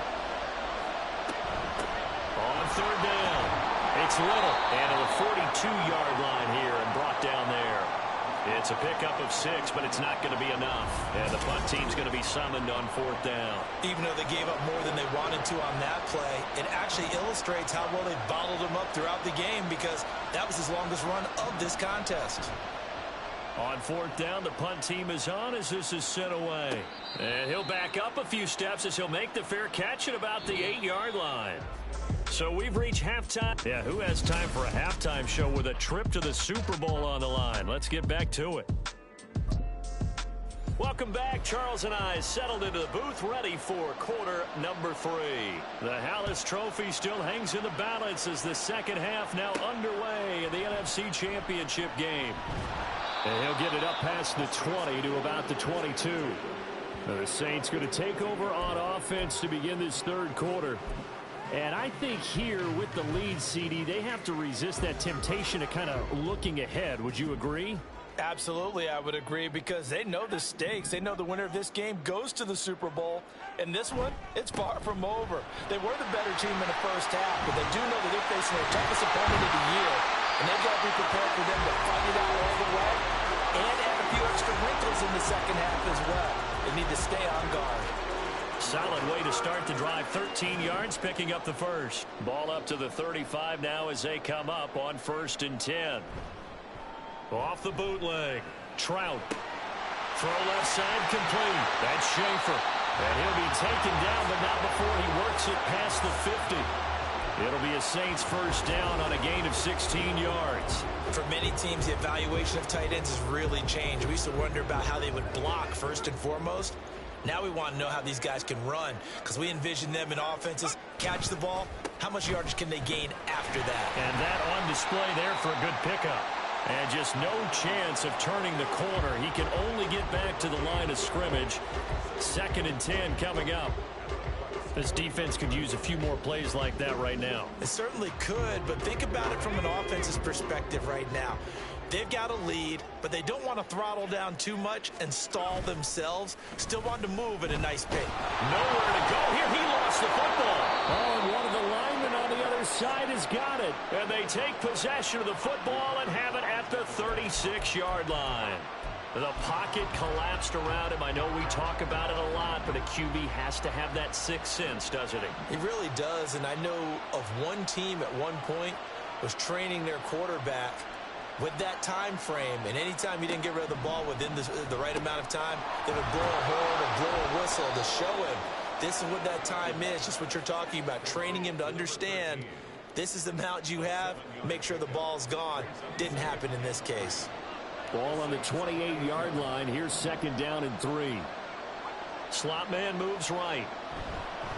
Here's a fake on the jet sweep, and instead a give up the middle. And he'll get this one down to about the 27. Well, it's tough time to get him established, but in my estimation, they've got to pick up the urgency here. They've got to get quickly in and out of the huddle and run off a bunch more plays. On 3rd down, it's Little. And he'll be taken down, but he does have first down yardage. Give him 3 yards and a fresh set of downs.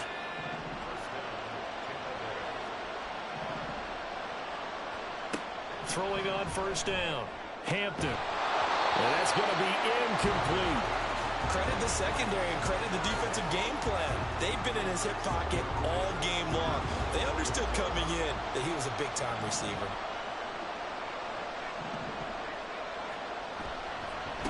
On second down, it's Little, and they're going to get him behind the line yet again as his nightmare afternoon continues. This offense in desperate need of a conversion as they come up on third down. Off the play fake, Hampton. And it's a short one here, complete to the tight end. And he's going to be marked down short of the first down, right around the 17. That's good. The completion there for 7 yards. And it'll be fourth down.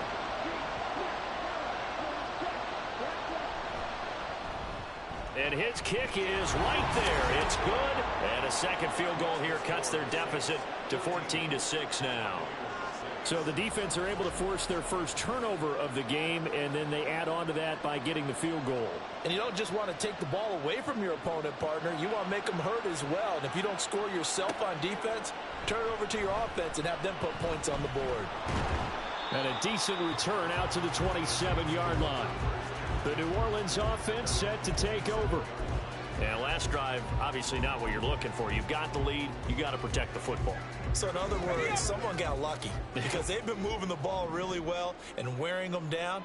In this case, though, giving up the football doesn't make them very happy. They can't wait to get back out there and atone for it. Yeah, try to atone for it here on this drive. And he'll get this up just shy of the 30.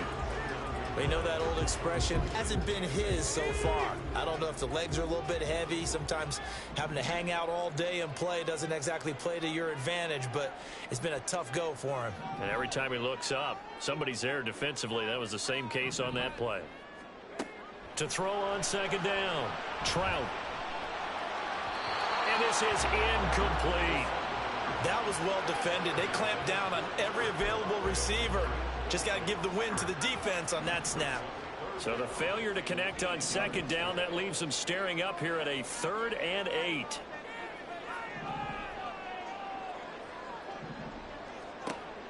Back to throw. Trout. Well, he tries to force it in, and it's intercepted. And the Bucs are going to have the short field here as they'll take over right at the 50. Partner, when you're playing cover 2, this is like a tag team for the safeties.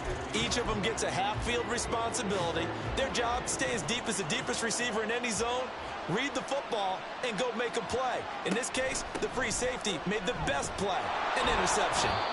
A little bit of daylight on that first down run sets him up nicely. 8 yards on the carry. Running lanes were at a premium in the first half, but he's able to find some room there, and he's hoping that that's a precursor of a big second half. From the 42 now, here's 2nd and 2. Looking to throw. Hampton. And a quick throw here, that's complete.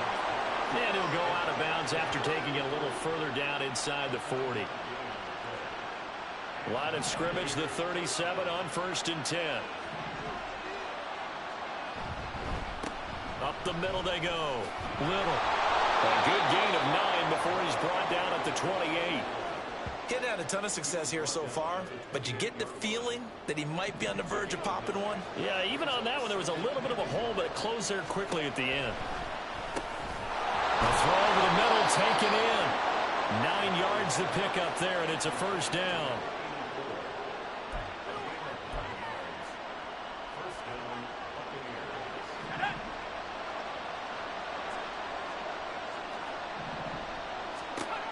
Back to throw. Hampton. To the end zone, but it's incomplete. They have not gotten him going at all. Tried to spark something there with a longer throw, unable to complete it. But you have to keep trying. He's one of their best playmakers. No matter what it says on the scoreboard, you're always trying to get him the football.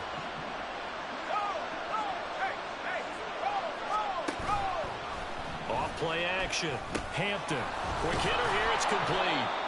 They get 6. That'll leave them with 3rd and 4. Let's not quibble about the gain there on second down. That was a positive play because that was a take-what-you-can-get situation. Got out to the tight end. Now it gives them much better opportunity to convert on 3rd down. Here's the 7th play of this drive. This is 3rd and 4. Looking to throw. Hampton. Oh, this will be incomplete. The rush gets home just as he was letting that go. That could have been worse. Instead, it's 4th down. And now the Tampa Bay field goal unit comes out here from the right hash, and this one just a chipping. And the holder's going to keep it. He's going to try to run for it. They pass up the 3, fake it. It doesn't work. And the Saints will have the football back. Well, clearly that was a design play. I just don't know that it was the right design.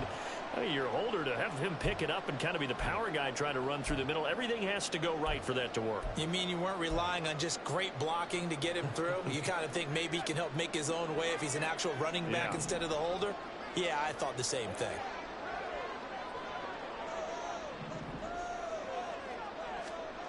Trying to shake off the interception. He'll look to throw. Well, it's a shuffle pass, and it's complete. It'll be a gain of just a yard, and that will bring up 2nd down. As a defense, you're more balanced when you're in zone coverage because you're able to keep your eyes on the quarterback and see the play develop in front of you. You're able to keep the quick pass in front of them and stop it right at the line of scrimmage. 1 quarter remains for the right to go on. Back now here live in New Orleans. It's the Saints. They'll be looking to expand their lead here. They've got the football as we start the 4th.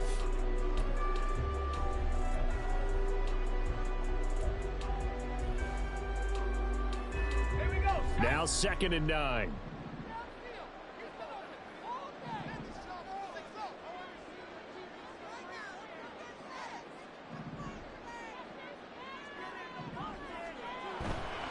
Off the play fake.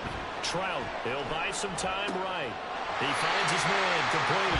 It's Schaefer. And he'll have this past the 30 prior to going out of bounds. And this is good for a 1st down. His 2nd grab in this NFC Championship bout.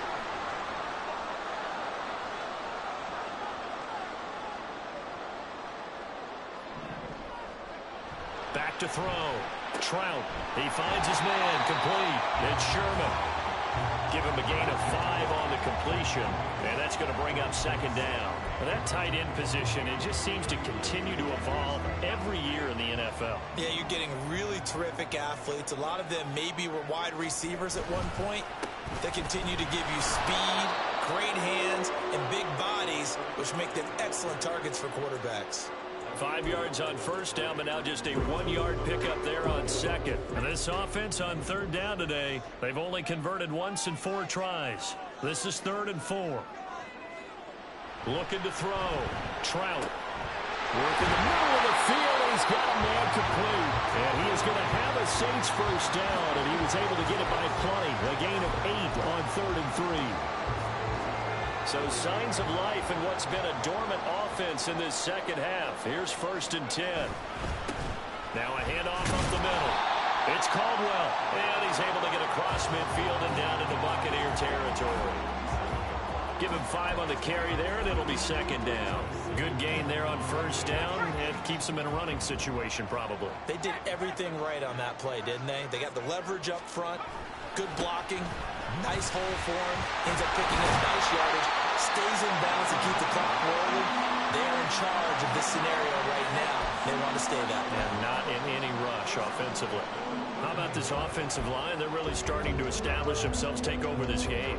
And before the series began, I know exactly what was said in the defensive huddle. Guys, we got to get no less than a 3 and out. Let's get off the field.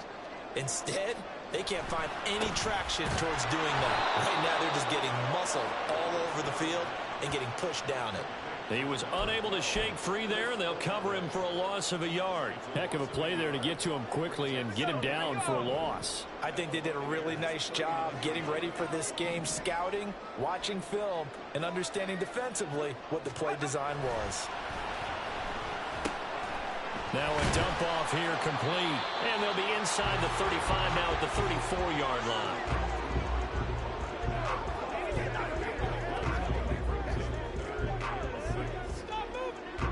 So 3rd down, they need to get to the 28 for a 1st. They'll try the left side. It's Caldwell. And this play comes to a hold at the 33, and obviously that's well short of the 1st down. So now one of the biggest kicks of the night is forthcoming. This to make it a 2-score game.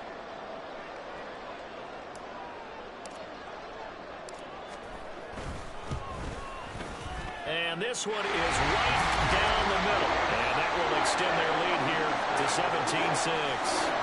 So that CD, an important one here in the fourth quarter. And that importance cannot be overstated. All eyes on both sidelines were staring that one down all the way. The significance is that they made it a two-score game. Still lots of time left to go, but likely that was their goal at the start of the drive. Get 3 points, make it a two-score game, and they were able to get it done. And Tampa Bay trots out there now. And they are in need of points here, no doubt about that. With a Super Bowl berth on the line and trailing here in the fourth quarter, this possession, gigantic.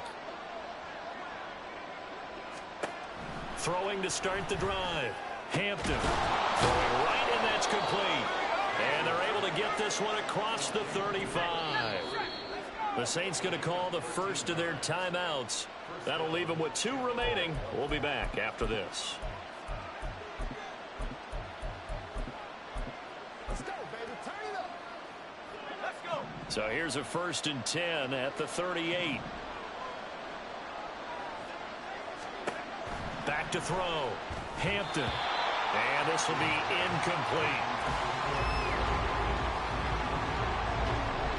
So now 2nd and 10 after the incompletion on 1st down.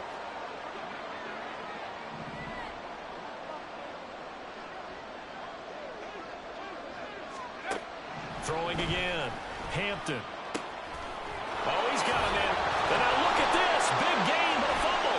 And this is picked up by the Saints. And they take possession of the football and have it at the 36-yard line. Brandon, I don't want to violate any of our broadcasting rules by declaring a game over before it's over. But that one, that puts them in real jeopardy there. Absolutely. It was a 2-possession game. It is a 2-possession game at this stage in the fourth. They needed points out of that drive. And obviously now, no chance at all to get those points that they so desperately needed. And he'll be taken down, but not before he gets into enemy territory. They may want to go back to that one. First play of the drive, good for 15 and a 1st down. Well, how about this aggressive approach? Got the lead, fourth quarter, continuing to throw the football. Are you thinking about Super Bowl 51? Atlanta had the lead against New England, and they ended up giving it up? I was going to say don't say it, but you did say it. I did, didn't I? Yeah, anybody watching Atlanta, our apologies.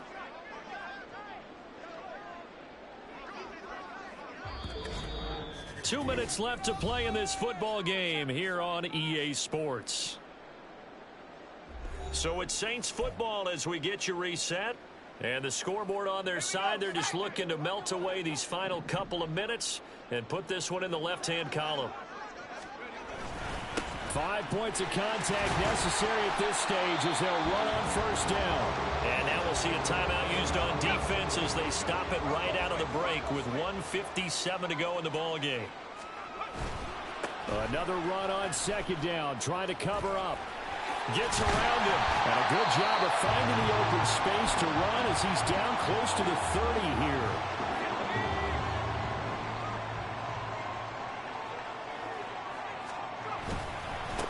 They'll run on 1st down. Caldwell. And I think this defense knew what was coming as he is smothered behind the line. You'd have to think likely another running play coming here. 2nd and 11. They run the counter. It's Caldwell. And only able to get 2 here. Stopped at the 30. I like the call there because that was one to take time off the clock and get them closer to getting out of here with a W. In the mind of the play caller, all you want to hear is tick, tick, tick.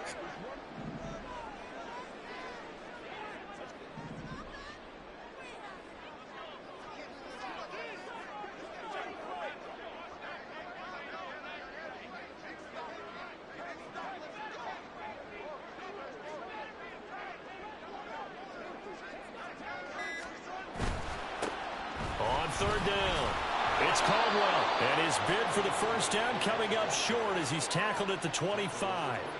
They'll get 6 there on the run, but it brings up 4th down.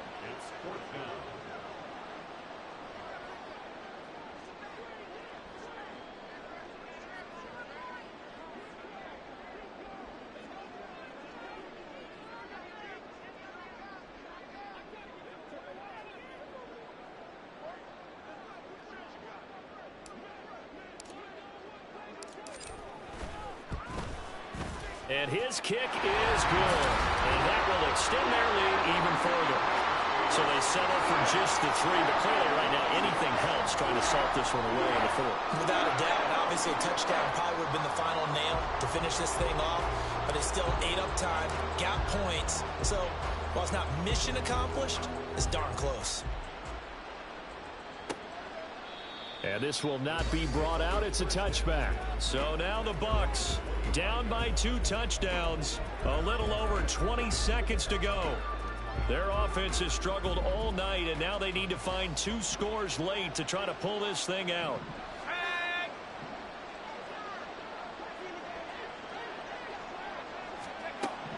Throwing to start the drive. Hampton. And that will be incomplete with the clock showing 18 seconds now to go. Well, this defense has been physical all game long, and it certainly looks like they're not going to back off and make things any easier. They want to keep making life miserable for the receivers all the way to the end. He'll try again with the arm here on 2nd down. To the sideline and incomplete. If this offense can't get it done, they'll think back to just a few plays and say to themselves, this was a winnable game and we let it get away. Still a chance to save it, but time's definitely running out. To throw on 3rd down. Hampton. That's to the sideline and incomplete. You get into these 2-minute drill situations and you've often got tired legs on the offensive line. But these defenders, they've been rotating in and out, and they're a little bit fresher and quicker. And the pressure there forced the incompletion.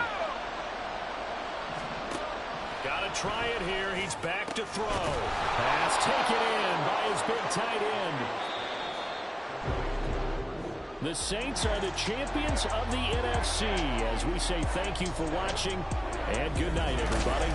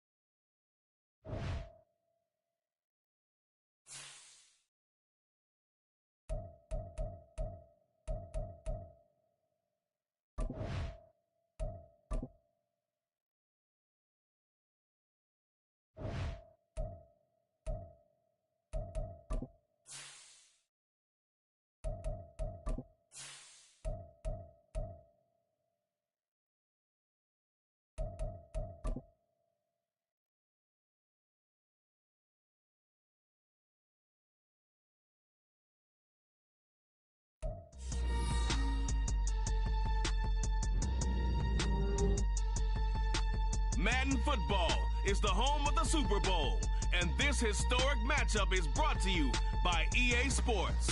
It's the Saints and the Raiders, and it comes your way next. EA Sports coverage of the National Football League is on the air. Tonight, it is all on the line. We play for the Lombardi Trophy, as it'll be the AFC champion Las Vegas Raiders taking on the NFC champions, the New Orleans Saints. 22 men ready to do battle. It's time to dance. And we are underway in the final game of a busy Sunday. And we will not have a return, so the first drive of this Super Bowl will begin at the 25. So here comes the Raider.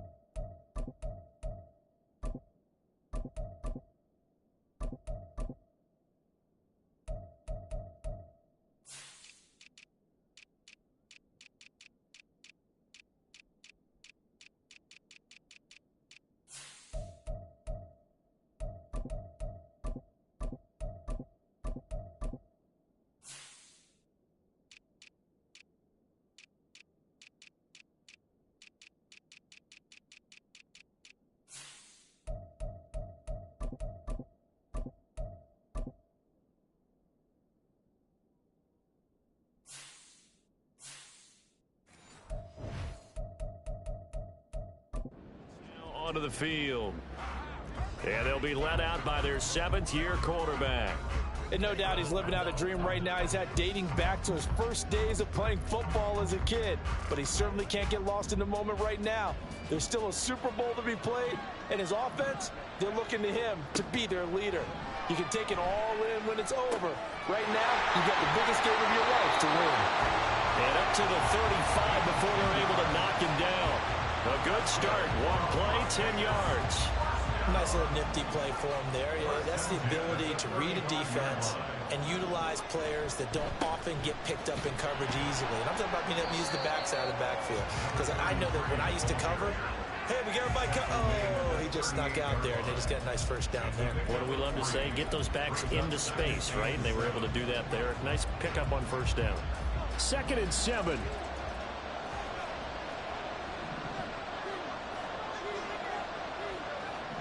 Looking to throw. Baldwin. It's a short one here, complete to his tight end. And he'll be taken down, but not before he works it past the 50. His first catch of this Super Bowl, and it'll be good for a first down. Off-play action. Baldwin. Looking for Perriman, and it's intercepted. And the Saints are going to take possession of the football as they force the turnover on the opening drive. Not something you see very often from a quarterback of his caliber, an opening drive interception. Oh, there's no doubt in my mind that even he's surprised at how that one played out. But we know this guy is not going to stop him from continuing to fire as this game goes along. Probably give a little nod of respect across the field for that one and let him know he'll be back the very next series. And here come the Saints for their opening drive. And a peek at a guy with a lot of experience. His 9th year now in the NFL under center. As we begin the Super Bowl, we are looking at one of the game's most important players. And whether he's the centerpiece of the offense or taking a backseat to his teammates, offenses always look to the quarterback to be a leader in moments like this. He's got to be that calm, composed pillar out there who stays level-headed and keeps everyone focused on the task at hand.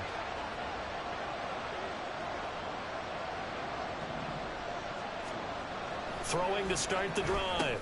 Trout over the middle, complete. It's Patton. It'll go as a gain of 4, and it's 2nd down.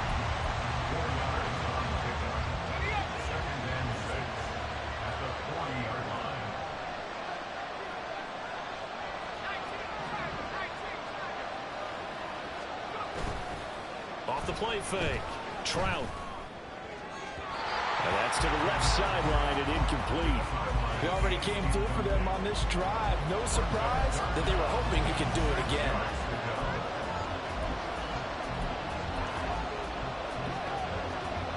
So after the second down incompletion, they'll come up now against a 3rd and 6.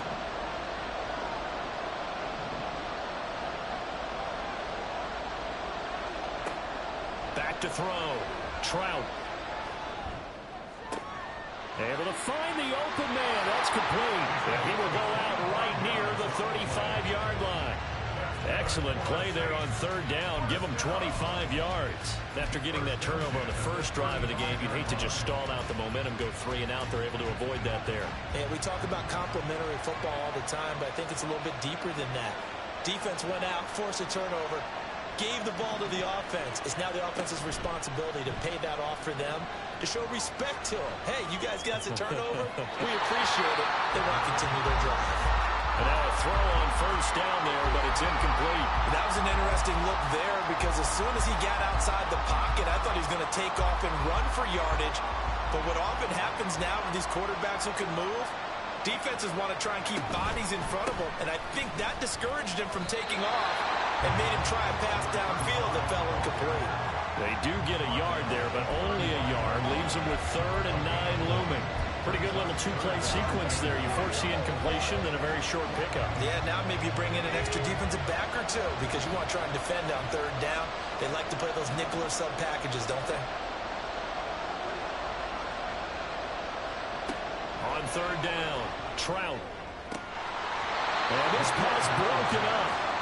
And the contact well timed there. And now 4th down.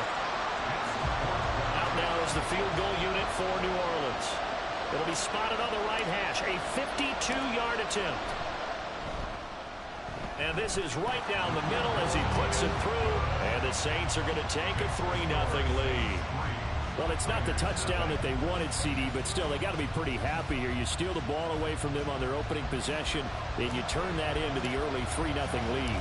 Yeah, you painted the picture perfectly there, all the things that have gone on. And the important thing, other than the lead, of course, is as you described, both sides of the ball now have some momentum. Second drive of the game coming up for this Las Vegas offense.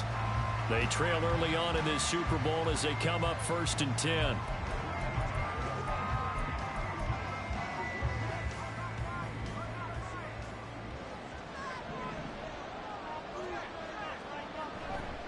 They'll start this drive out on the ground. And he is met in his tracks behind the line of scrimmage. He'll lose a yard there, and it's 2nd and 11.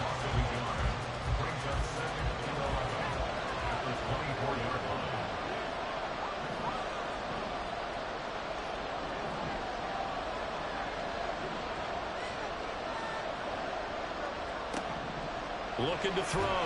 Baldwin. And the Saints pressure gets him. Brought down for a sack. They'll wind up losing 10 on the sack, and it'll lead to a 3rd and long. Back to throw. Baldwin. They'll try and set up the screen. It's complete. Unable to corral him. He fights through. And he'll take this across the 25 before going out of bounds. It'll be a pickup of 13, but it'll still lead to a 4th down. Here's Tommy Townsend on to punt.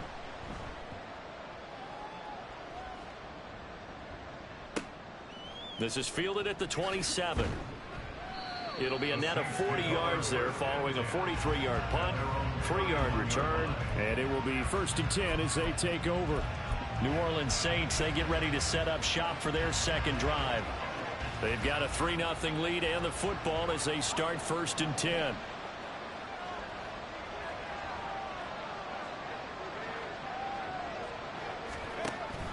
They'll start this drive out on the ground. And not a whole lot of room to operate there on the 1st down run. He gets maybe 3.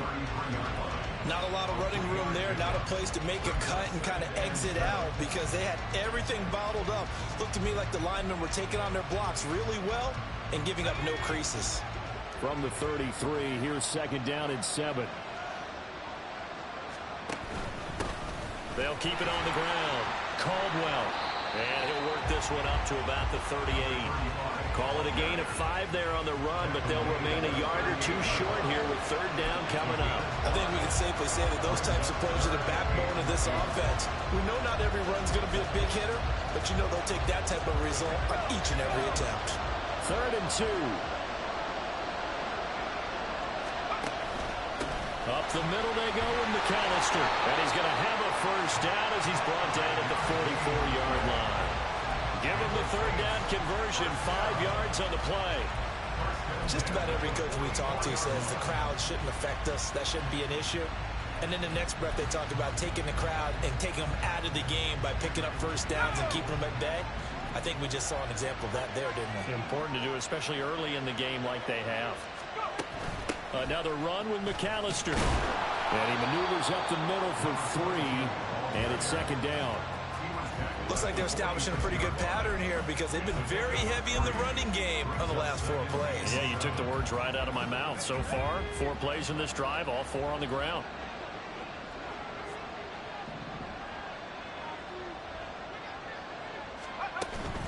Up the middle they go. It's Caldwell. And a strong run that time as he's across midfield and down to the 43. The Saints first down there on a gain of 11. Seemed like a couple sets of eyes were on the quarterback, so he decided, hey, I'm going to hand this off. Got a good gain out of it. And you know you need good blocking up front in order to gain yardage, but every one of these RPOs, if you do it right and they look the same, whether it's handed off inside or the quarterback keeps it, that allows you to fool the defense so often. And in this case, fooled them with the inside run. But you often say that sort of opens the playbook now, 2nd and short. What do you think, early shot here? I like where you're going. Obviously, we've been together for a while because you know me. I want to take that shot early and loosen things up.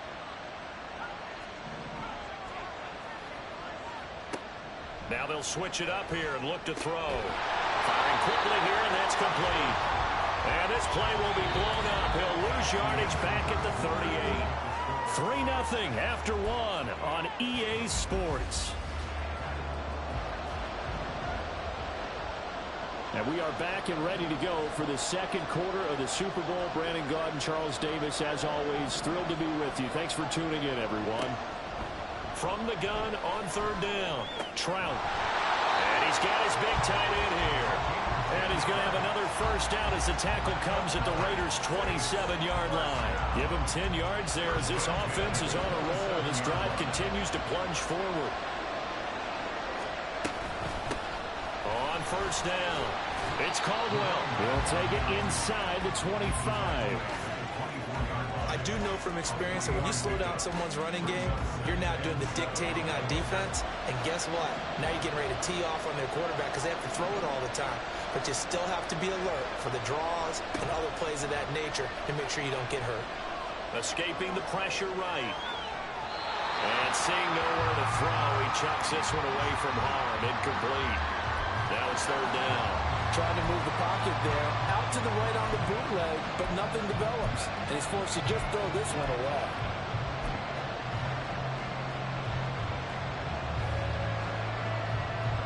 Now this drive, they're 2 for 2 on 3rd down conversions, but they need 7 yards here.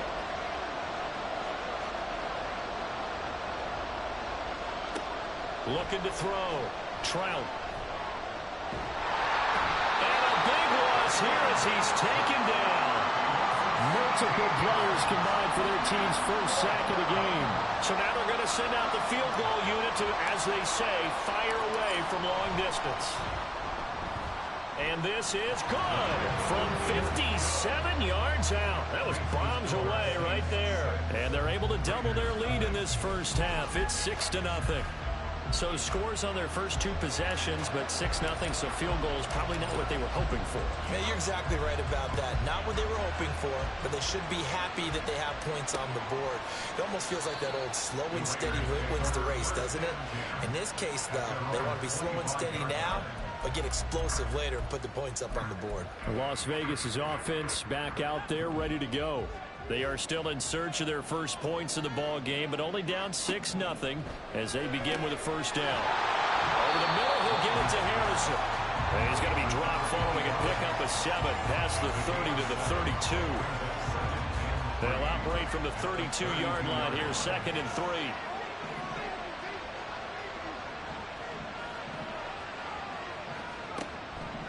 Back to throw. Baldwin got his man complete over the middle. It's Harrison. And he'll be taken down, but not before they work it across midfield. 22 yards there, a first down.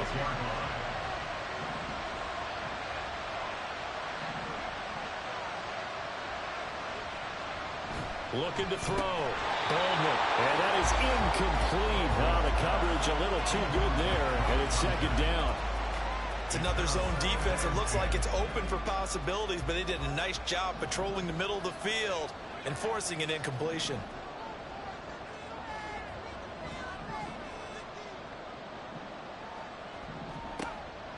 Throwing again on 2nd and 10. Baldwin. Well, we've seen him catch a few passes out of the backfield in the first half. Unable to connect on that one. Certainly seems like getting him the ball in a passing game, though, is part of their game plan. It certainly is because he catches it well, creates a mismatch. You're going to cover him with a linebacker, a corner, a safety. They feel like he can win every battle. Off play action. Baldwin. And he's taken down here by the Saints. And now that brings up 4th down there, a loss of 6 yards on the sack. Here's Tommy Townsend now, as he'll kick it away for the 2nd time. And he'll get off a fairly short kick here as this is toward the sideline. The Saints coming out now to take the field. And their 2 drives thus far both led to points, albeit both field goals, so the lead just 6-0, but the ability to move the ball is evident. Well, that's, heartening, as they say, but it's not what they're about. What they're about is putting the ball in the end zone and putting 6s on the board. So if you're the offensive coordinator, you like what you're doing, but you don't love it. You've got to find a way to ring that bell. Then you can have a little self-satisfied grin. Right now, a little more determination is needed. Well, they held him to a short gain on that one, and it almost felt like on that first run, they were trying to just throw the jab at him. So how do you stop a jab? Get closer and smother it, just as they did on that last play. Now a nice throw here, right side. He hauls it in. And he'll be taken down, but not before they work it across midfield. 22 yards there, a first down. The goal for any offense versus a zone defense, find the holes where guys are available and put the ball on the receiver before any defender can step up and fill it. They did it well there. Perfectly executed crossing route. On 1st and 10, Trout. The pass caught by Olave. And he'll go out of bounds after taking it a little further down inside the 40. One thing you're hoping for when you run drag routes, you're able to hit a receiver in stride, and he can pick up a lot of yardage after the catch. But in this situation, the defense was effective, able to stop him before he could get a good head of steam going. Being chased out left. Powering his way forward. And he gets this one inside the 15, just a yard or 2 shy of the 10. Big yardage there on the scramble. It gets him a first down.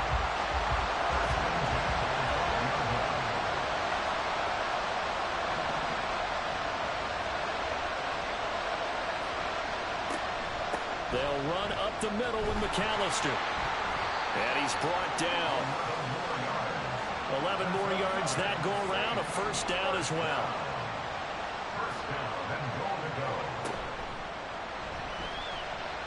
And he'll take it into the end zone for the Saints touchdown. It's a 1-yard touchdown run, and the Saints continue to look good here in the first half of this Super Bowl. Extra point splits the uprights, and the lead now stands at 13. The kickoff unit is out on the field, and they will send this one away. And he'll just sit on this one as their drive will start at the 25. So out come the Raiders. They find themselves down 13-0 here as they try to get things started offensively. 1st and 10. The game clock sitting at 2:02, so they'll get one play before the 2-minute warning. Now a play fake here on 1st down. Oh, and his early struggles continue. Here's another one intercepted. And the Saints are going to have great field position here as this is returned just shy of midfield.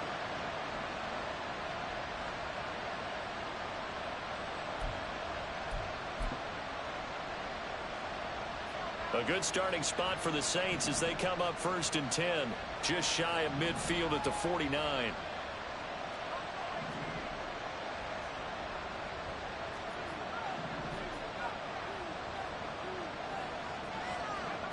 Throwing to start the drive. Trout. He finds his man complete. That's Caldwell. And he's going to get a solid gain of 9 before being brought down. 2nd and right at a yard. 2nd down and a yard.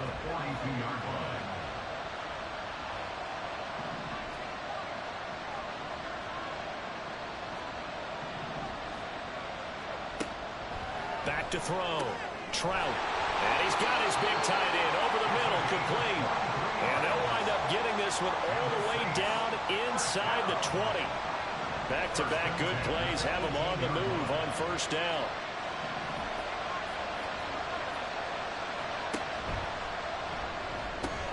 He finds his man complete. It's Caldwell. And he'll get it down this time to the 17. The Saints going to call the first of their timeouts as the clock will stop with 45 seconds to go in the 1st half.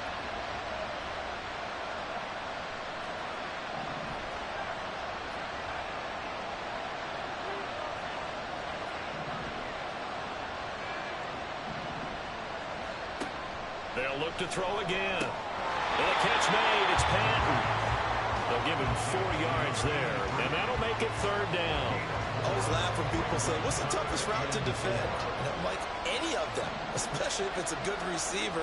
That makes things very difficult. But when you're running a drag route, something short, shallow, going through defenders, using guys almost as screens in order to get open, that makes things tough for guys trying to get to the football.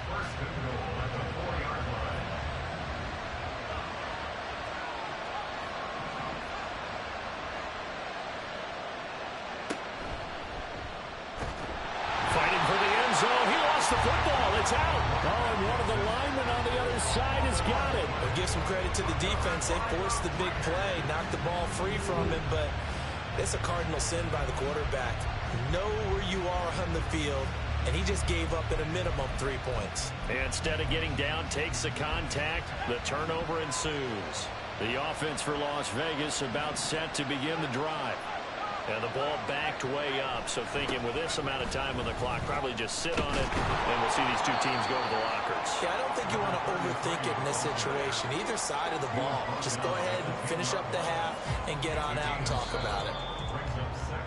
So we've reached halftime here in the Super Bowl as we toss it an hour or so east of one of the greatest performances of the year usually, but not here. Halftime of the Super Bowl is skipped, and we are on to the 2nd half. And we welcome you back live now inside the booth alongside Charles Davis. I'm Brandon Gaudin, set and ready to rock for the 3rd quarter. These two teams sat through a longer than usual 30-minute wait, but we're back in action here in this Super Bowl. And he'll be tackled just shy of the 25. Out come the Saints now. They'll go on offense first here to begin the 3rd quarter. And I would imagine this is where you have to take stock of the situation, CD, and say, gosh, we're halfway to the Lombardi Trophy. Let's not slow down now. And I like the way you went there. Let's not slow down now, because the 1st half certainly went their way. And I would expect them to continue that type of a game plan. But you're right. You do think back to Super Bowl 54. 49ers had a double-digit lead in the 4th quarter, couldn't hold on. So plenty can still happen. It may be only a gain of 3 yards, but that back, he deserves a lot more credit on the play. That could have easily been stopped at the line, but his vision and his determination found some space to turn it into that modest gain.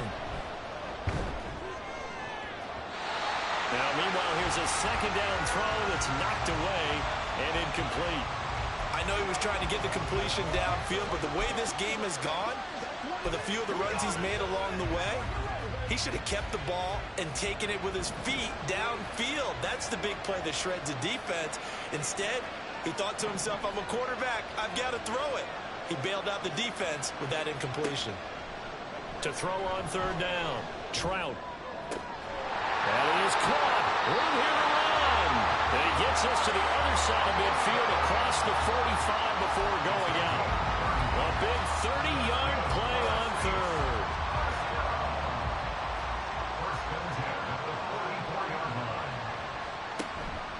Off the play fake. Trout. He finds his man, complete. It's Sherman. They'll wind up getting 7 on the play, and that'll make it second down. It certainly feels like there are more stars at the tight end position than there were even 10 years ago.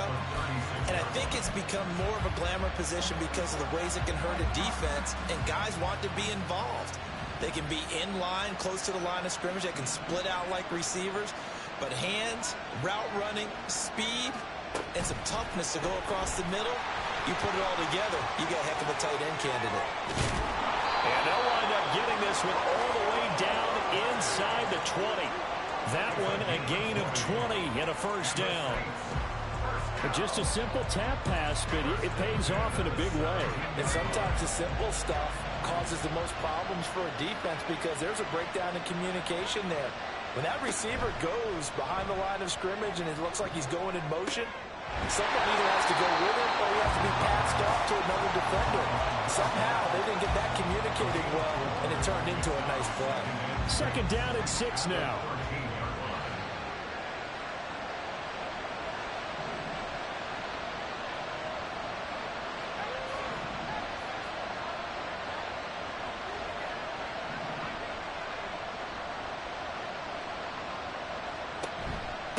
Now a handoff up the middle. Caldwell. And he's going to be met at the line of scrimmage and taken down. No gain on the play there, so they're left with a third down and 6. They are in need of 6 yards here if they hope to move the chains.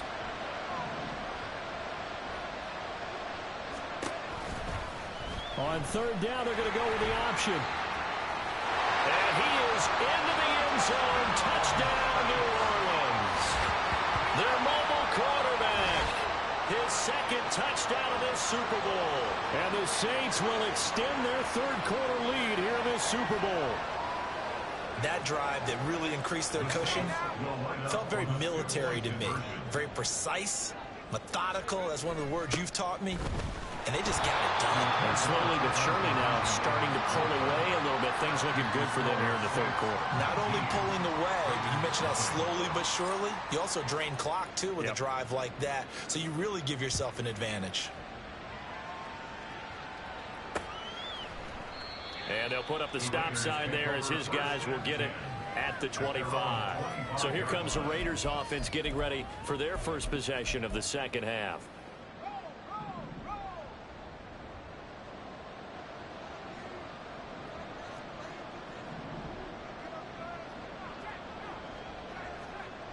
On first down, Baldwin. And he's got his man in stride, complete. And they're able to get this one across the 35. Nice way to start the drive, a gain of 12 and a first down. First and 10 at the 37-yard line. Now they try the rights, and it's a fumble. Oh, and one of the linemen on the other side has got it. Wow, that ball gets knocked free, but a teammate comes along and scoops it up. It's almost like baseball. Guys at bat, people are on base in scoring position. One guy doesn't get him home. The next guy comes through and picks him up. And avoids the turnover. Now here's a throw right side taken in by his tight end. And he'll be taken down, but not before he gets into enemy territory. 14 yards is the pickup there at a Raider first. Still in search of their first touchdown of the game, but they're on the move. First and 10. Looking to throw. Baldwin. In the middle of the field, he's got Nelson. So 5 yards here, 5 on the play. And it'll be second down. Second and 5 at the 41-yard line. Now a handoff looking right. And he is going to be stopped cold behind the line of scrimmage. That's a big loss of 3, and it brings up third down.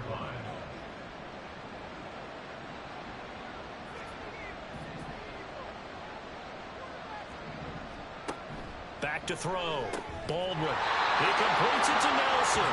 And this is going to be another first down as the tackle's made at the Saints 33.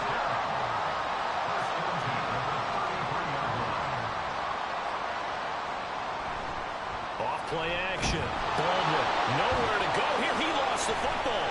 And then, look at this, middle of the field, a breakaway. And he's into the end zone. A fumble return and a Saint touchdown. Now the try here for the extra point. And that will bump the lead up to 26. The scoop and score, always an exciting play in football, and we witnessed it there, grabbing it off the ground and then rumbling it into the end zone for 6. And they'll put up the stop sign there as his guys will get it at the 25. The Raiders offense now making their way back out onto the field. It's a game that they would rather probably forget about, at least to this point, Charles. And one reason is turnovers. The turnover on the last drive, they had the issue in the first half as well, and that's really, unfortunately for them, helped to put this game out of reach. And you know they won't admit it to themselves, but we know that winning the game is pretty much out of the picture now. So their bottom line is, how do they play a clean game the rest of this one, right? Take care of the football, no more turnovers, and see how that works. And the Saints pressure gets him. Brought down for a sack. The pressure from multiple guys there as they bury him for a big 9-yard loss. Now third down and very long.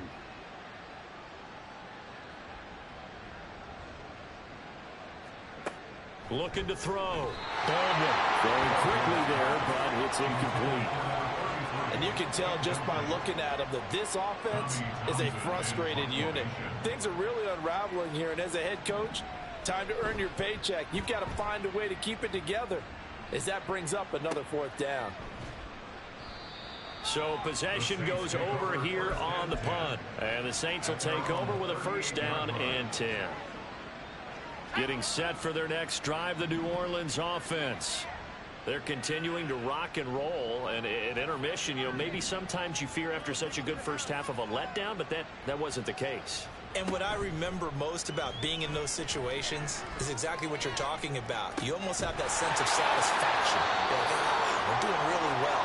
I remember one time someone saying, winning's fun, but so is playing really well. Why would we want to do otherwise?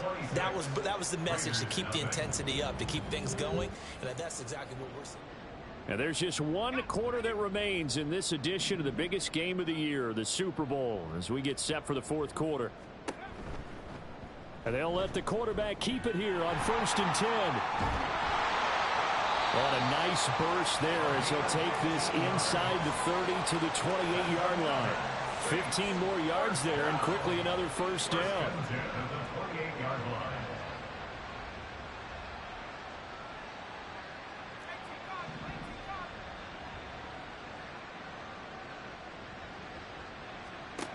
Now they'll throw here out of the gun.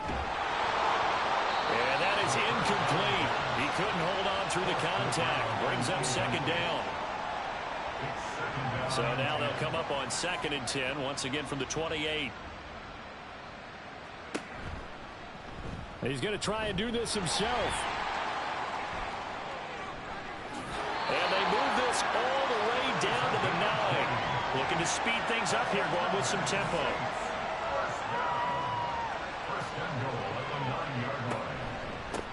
They'll try and run for it on 1st and goal. And he is met in his tracks behind the line of scrimmage. Now from the 9, here's 2nd and goal. Brings up 2nd and goal at the 9-yard line.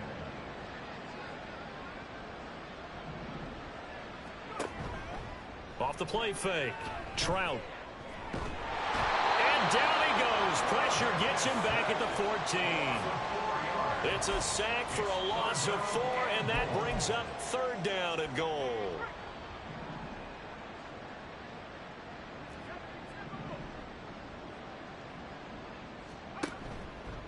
Off play action. Trout flushed out right. Touchdown, Saints. A 14-yard touchdown. And the Saints are starting to pour it on on the game's biggest stage. They are running away with this Super Bowl. Point after, right down the middle. And this one was over a while ago as they just add on to that big lead. The kickoff team on the field now as they will send this one away. And this will be a touchback, so they'll bring it out to the 25. Here's Las Vegas ready to take the field. And their Super Bowl hopes are dwindling here in the fourth. That AFC crown from 2 weeks ago starting to seem like a distant memory. And this one just has not gone as they had hoped. And he's taken down here by the Saints. They'll wind up losing 8 on the sack there, and it's second down. And that's his 3rd sack, and that ties a Super Bowl record. Makes me think of my old college teammate, Reggie White. He had 3 with the Green Bay Packers in Super Bowl 31. Darnell Dockett of Arizona, Super Bowl 43. And Coney Ely, 3 sacks for the Panthers against Denver in Super Bowl 50. All those sacks, they've only been an official record since Super Bowl 17. I know it's believed that L.C. Greenwood unofficially had 4 way back in Super Bowl 10. Wearing those golden high tops as well. Calling a gain of 3 on the play. And that'll force upon him a 3rd and 14.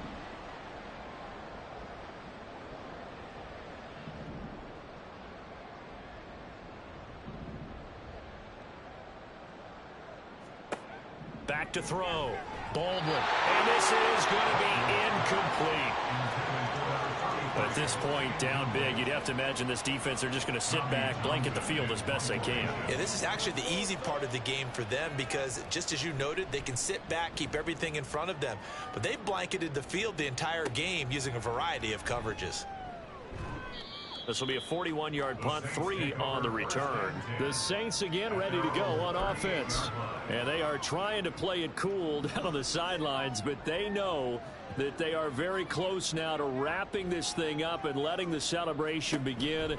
A Super Bowl title within reach now as they try to polish this thing off. And he'll be taken down, but not before he works it past the 50. And now it looks like they're going to be in the hurry-up. He'll decide to keep this once more. And he probably should have given that one off as he's going to get hit and taken down behind the line.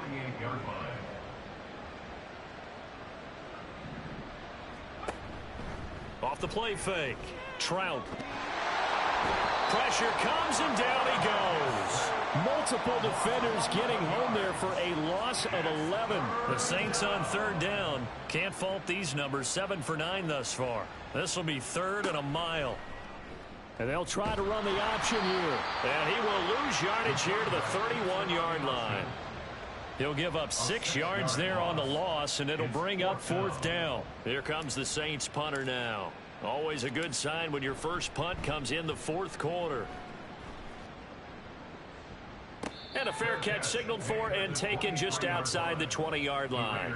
The Vegas offense ready for their next possession.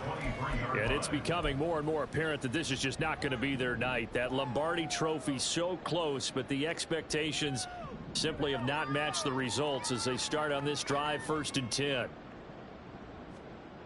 Throwing on 1st down. Baldwin. Oh, he dropped it.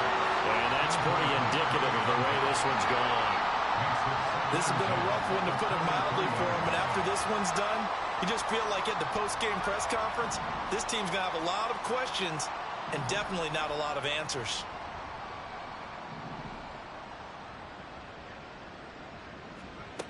Now he'll look to throw here on 2nd and 10. Incomplete. Well, after incompletions on 1st and 2nd down, it certainly seems like a reflection of what we've seen so far in this game. The defense, quicker to the punch so far. Let's see if they can get something going here on 3rd down.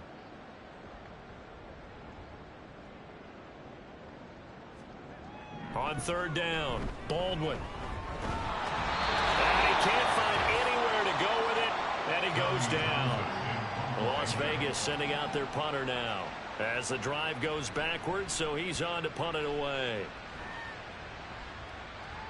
And now a fair catch called for and taken just outside the 40-yard line. So a change of possession here on the punt. And out will come the offense as they take over.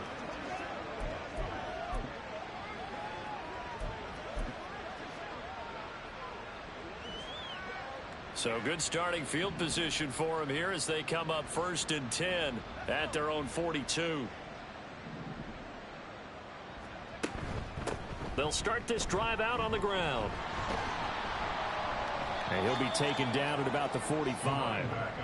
The defense thought they had that play covered, but it still got driven backward by those blockers. Those types of plays are a key part of any team's offensive game plan. It all starts up front in the trenches.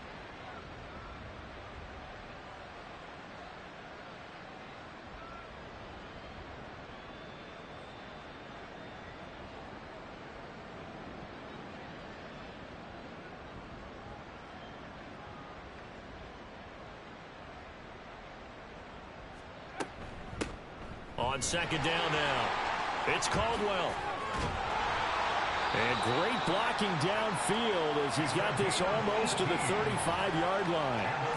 55 yards rushing for him now as he's run it 11 times. Hate to be blunt, but it is just continuing to prove to be the case that this O-line is manhandling this D-line right now.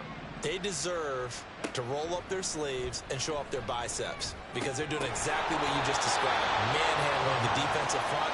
They've got the leverage, they're powering through, and they're controlling this game. Well, up big here in the 4th quarter, up really big. That pass and incompletion, I don't think they needed the completion, but Charles, this is an offense right now that they're just having fun. They're clicking on all cylinders. Yeah, you're right. They didn't need a completion. They certainly don't need any more points. But they're not going to turn them down. They can continue to run what they have in their playbook, and they still want to run it efficiently. It'll be a Saints 1st down on a pickup of 13. That one looks like he'll throw here. Screen play to McAllister. 7 yards there on the 1st down screen play. And we've got a timeout.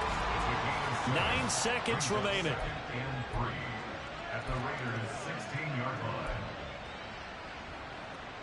2nd down and 3.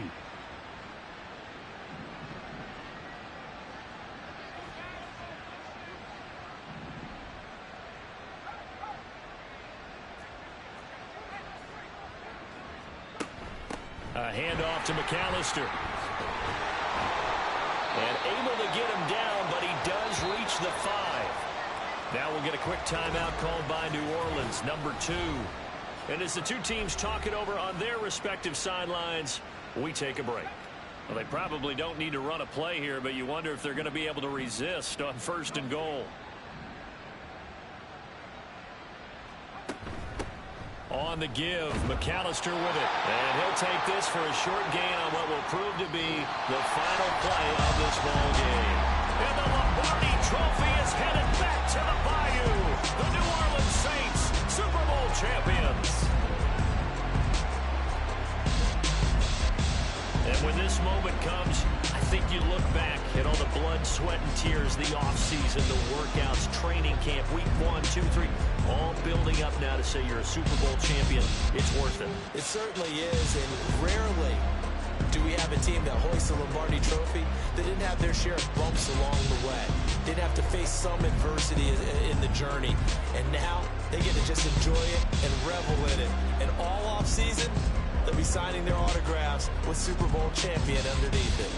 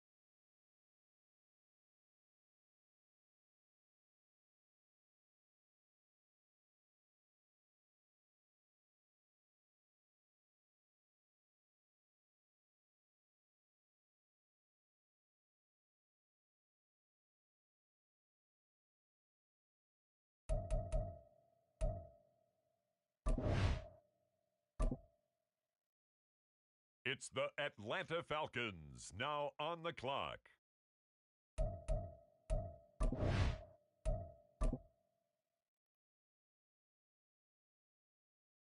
On the clock now, the New Orleans Saints.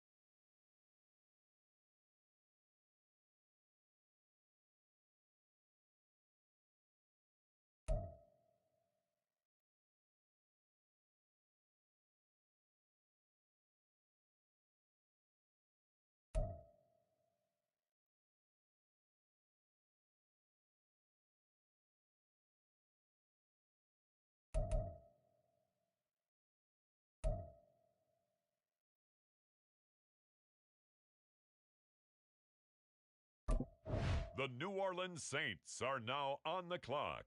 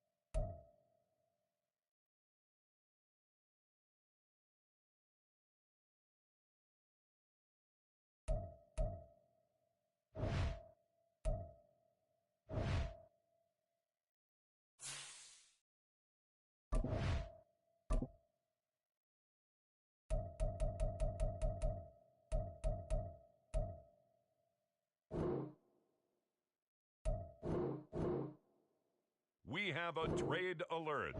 This pick has been traded.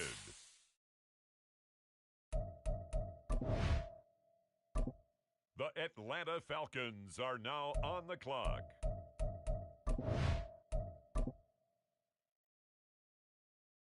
With the next selection, the Saints are on the clock.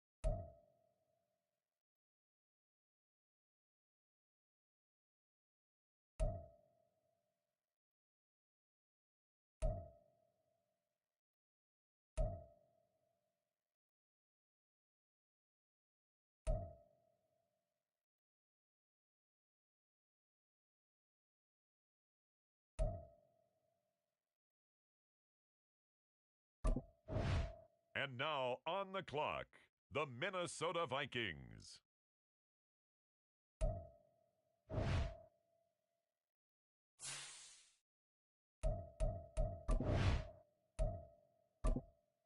It's the New Orleans Saints, now on the clock.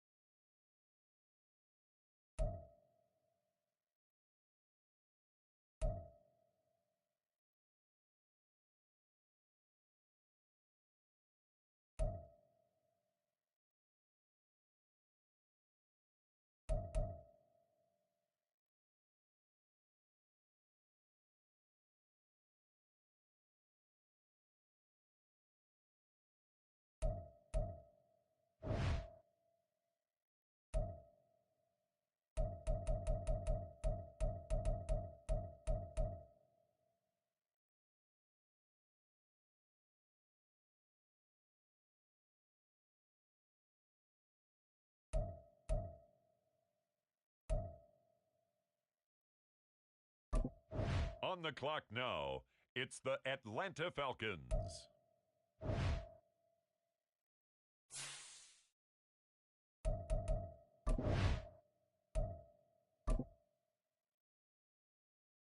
On the clock now, the New Orleans Saints.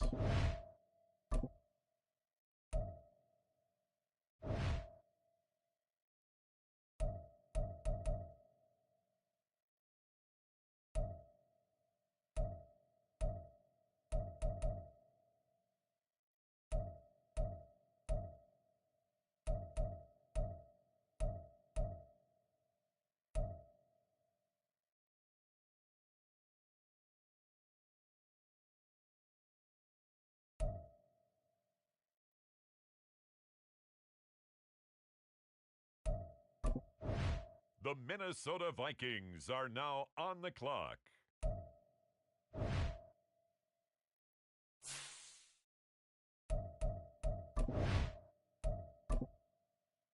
The New Orleans Saints are now on the clock.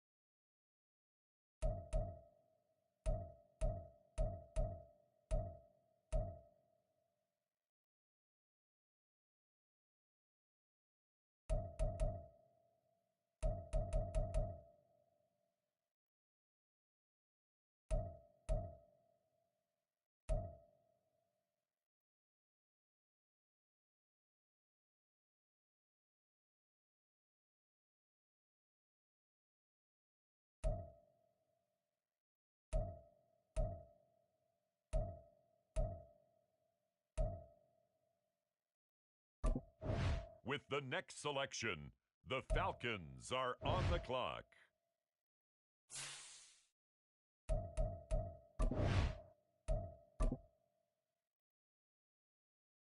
With the next selection, the Saints are on the clock.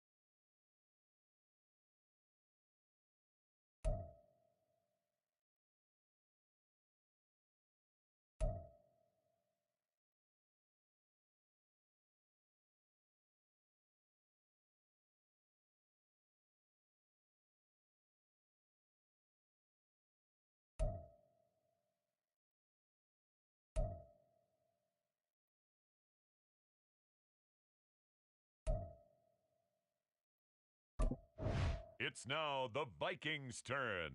On the clock.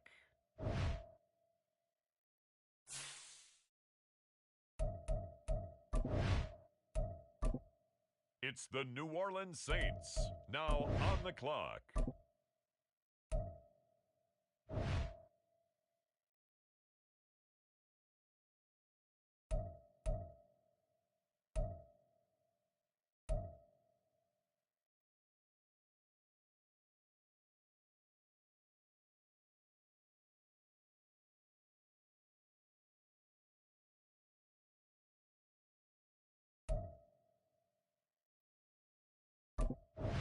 It's the Atlanta Falcons, now on the clock.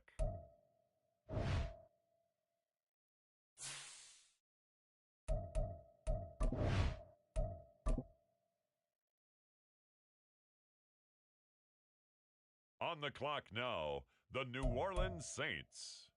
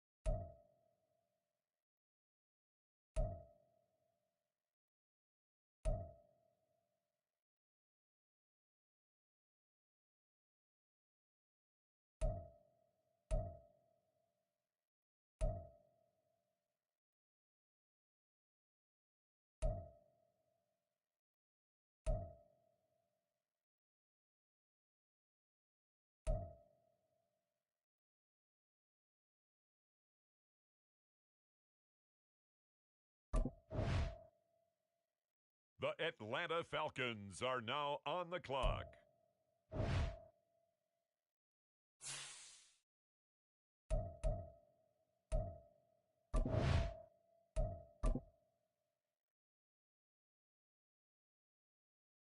The New Orleans Saints are now on the clock.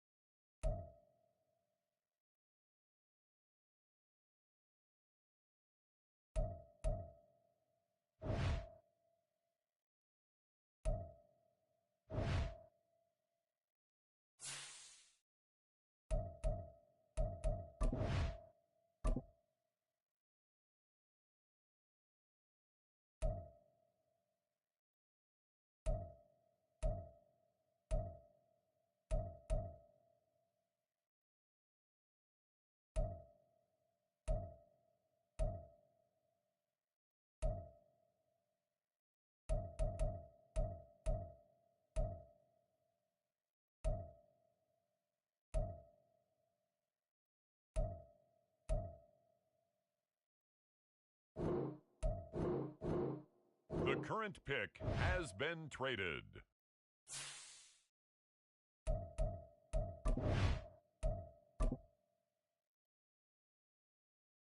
With the next selection, the Saints are on the clock.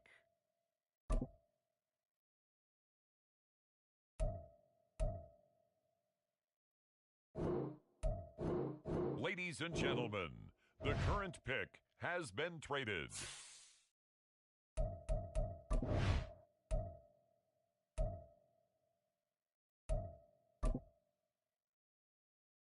It's the New Orleans Saints, now on the clock.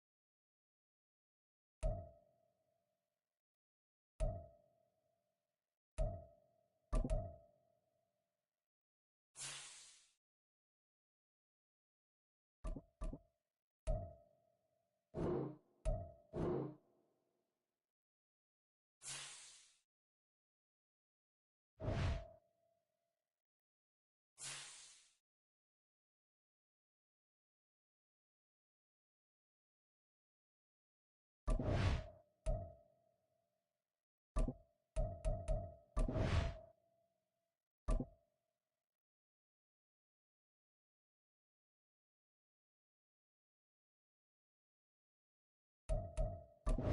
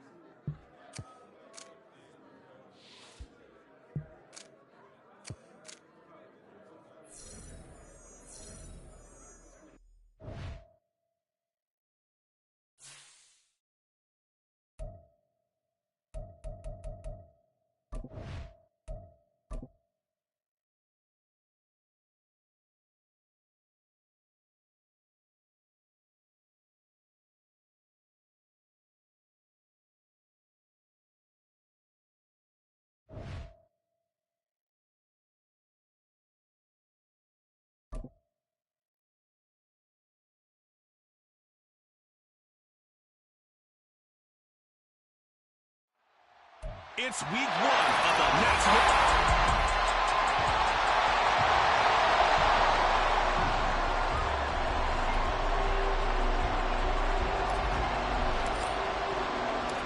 With fall around the corner, football is back, America, and we're underway on EA Sports. And no run back on this one, so the new season will begin at the 25-yard line. So out come the Rams now for their first possession. And here's a look at their leader, standing 6'4". This week, such an important one for his entire offense, but for him especially.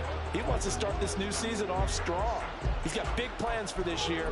Wants it to be one where he finishes among the league's best while leading his team to the postseason. A strong opening week is a great start to that and can create momentum that carries over not just to next week, but the next few weeks as well. A rising tide raises all ships, and if he can start this season off strong, his offense will benefit.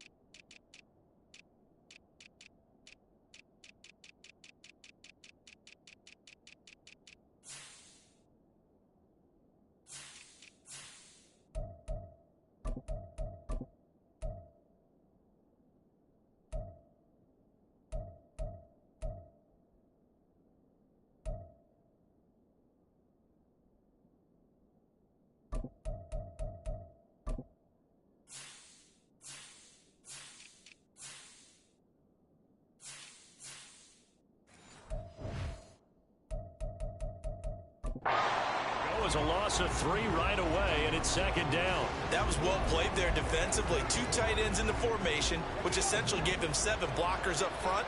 Hard to imagine with all that size and beef that they could let a tackler through, but that's exactly what happened. A loss resulted. They try to throw on second down, but this one is incomplete. The good signal callers will never go back in the huddle and play the blame game because they need those guys to protect him. But on that last one, his offensive line, they lost their leverage very quickly, and that's why they were able to get to him and hit him as he tried to throw the football and force an incompletion. And the Saints pressure gets him. Brought down for a sack. He could not get away that time, and it'll be a loss of 11 on third down. Here comes the Rams punter now. He'll kick it away after 3 and out on the opening drive of the game. It's fielded at the 45. 8 yards on the return following a punt of 41. And the Saints will have a short field in front of them. They take over here, 1st and 10. So now you've got their offense coming out for the first time with great initial field position. And a glance here at their shifty mobile signal caller. We're seeing it more and more in this league, how teams love to have athletes back there taking the snaps, guys who can throw it and move around and get yardage with their legs if needed. He's one of the best examples that we see out there right now. He can throw for hundreds of yards one week and then run for 100+ the next. He adds an extra dimension that really confounds defenses when he puts it all together. And he'll get this down only to about the 46. Just a yard on the first down carry, so it's 2nd and 9.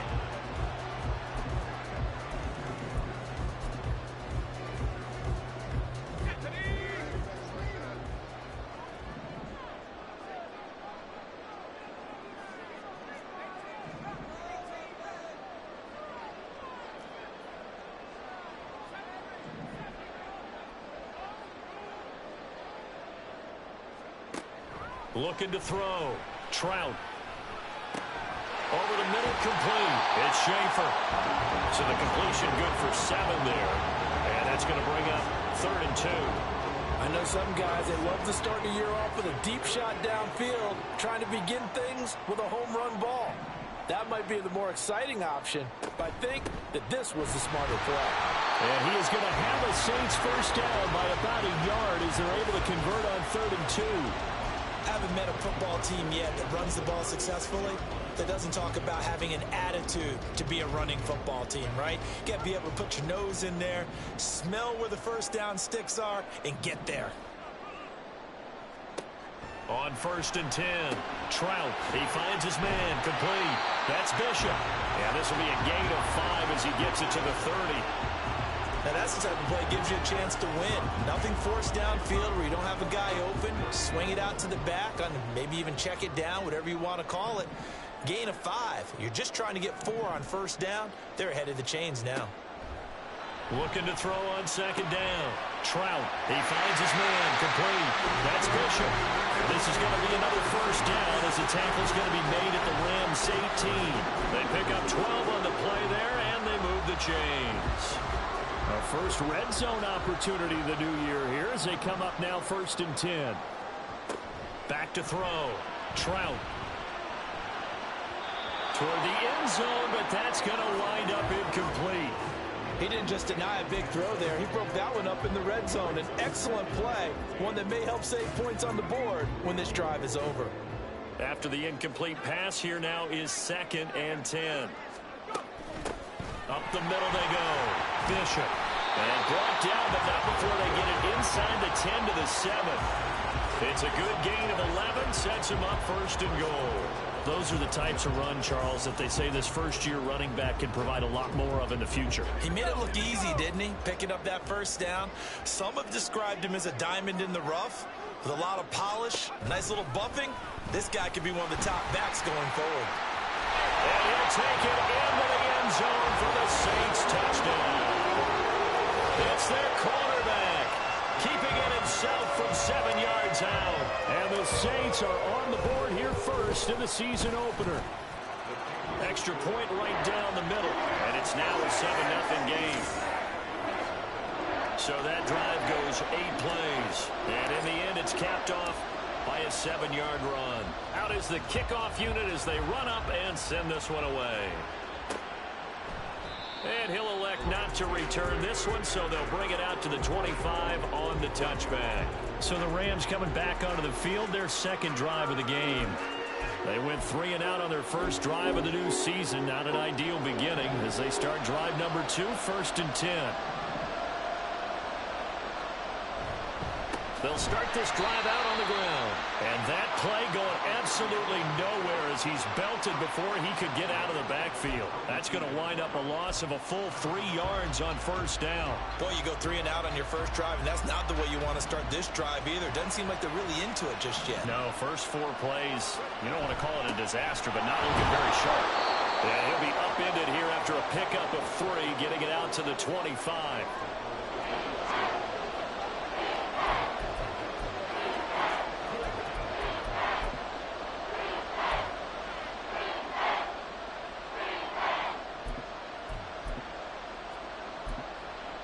The threat of a 2nd straight punt to start the game is looming as they come up 3rd and 10.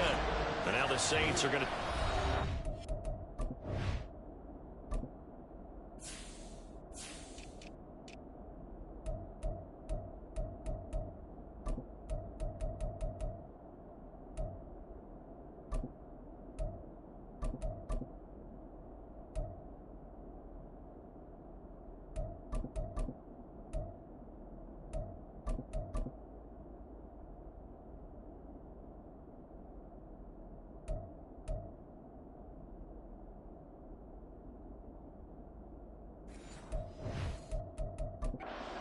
defense. They'll have 2 remaining as we step aside here in this first quarter.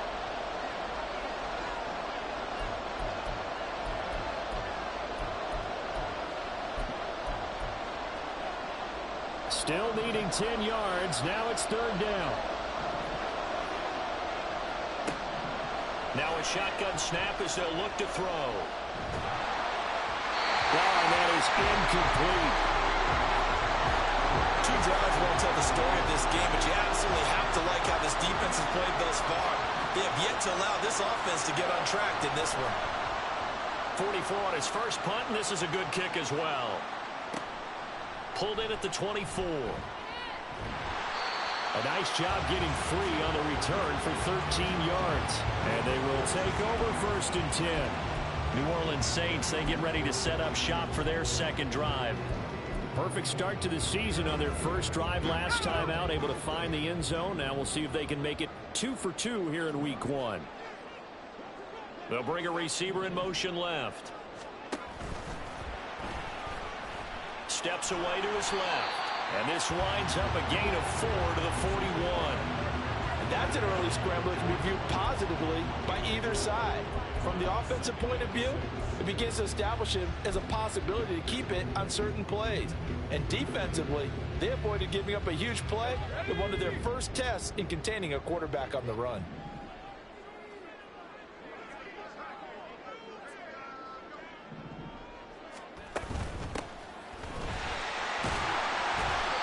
Takes it past the 45 and down at the 46.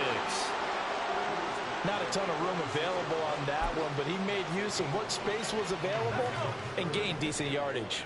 A yard all they need, but it's 3rd down. And this one's going to go the wrong way. Losing yardage back at the 42. Not at all what they envisioned on 3rd down. 3 yards in the wrong direction. On 4th down, the punt team is on as this is sent away. Fair catch called for right around the 11-yard line. The Rams ready to go on offense. They're still in search of an initial 1st down as they come up here 1st and 10.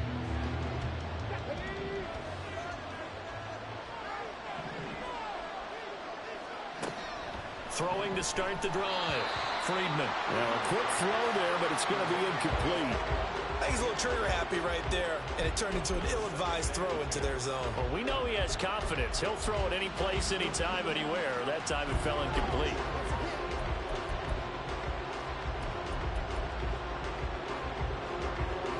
Here's 2nd and 10.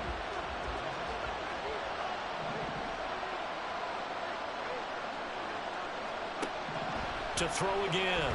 Friedman. Pass incomplete, but the flag in the backfield, and this might be a roughing call. Personal foul. Roughing the passer. Defense.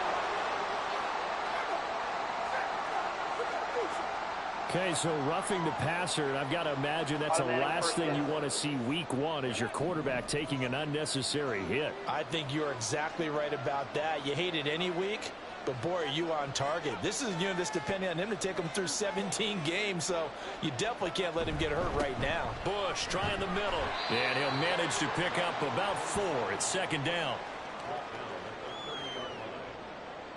2nd and 6. Looking to throw. Friedman. And his throw's going to be incomplete. And he's missed now in his first 4 passing attempts. The rhythm is just not there to begin this ball game. So after the 2nd down incompletion, they'll come up now against a 3rd and 6.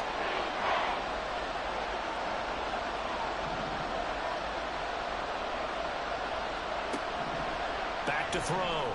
Friedman. All right, rifles one, and that's going to be intercepted.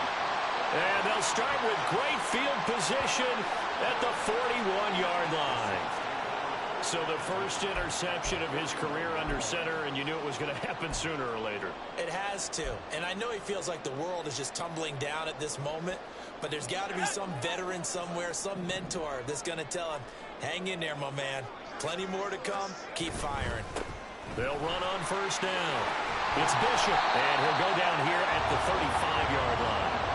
It's a 6-yard pickup, and it gets him to 2nd and 4. Good yardage there on 1st down. Exactly what you want. Get yourself set up to keep making 1st downs, keep the clock running. And if they're smart, you're starting to milk the clock.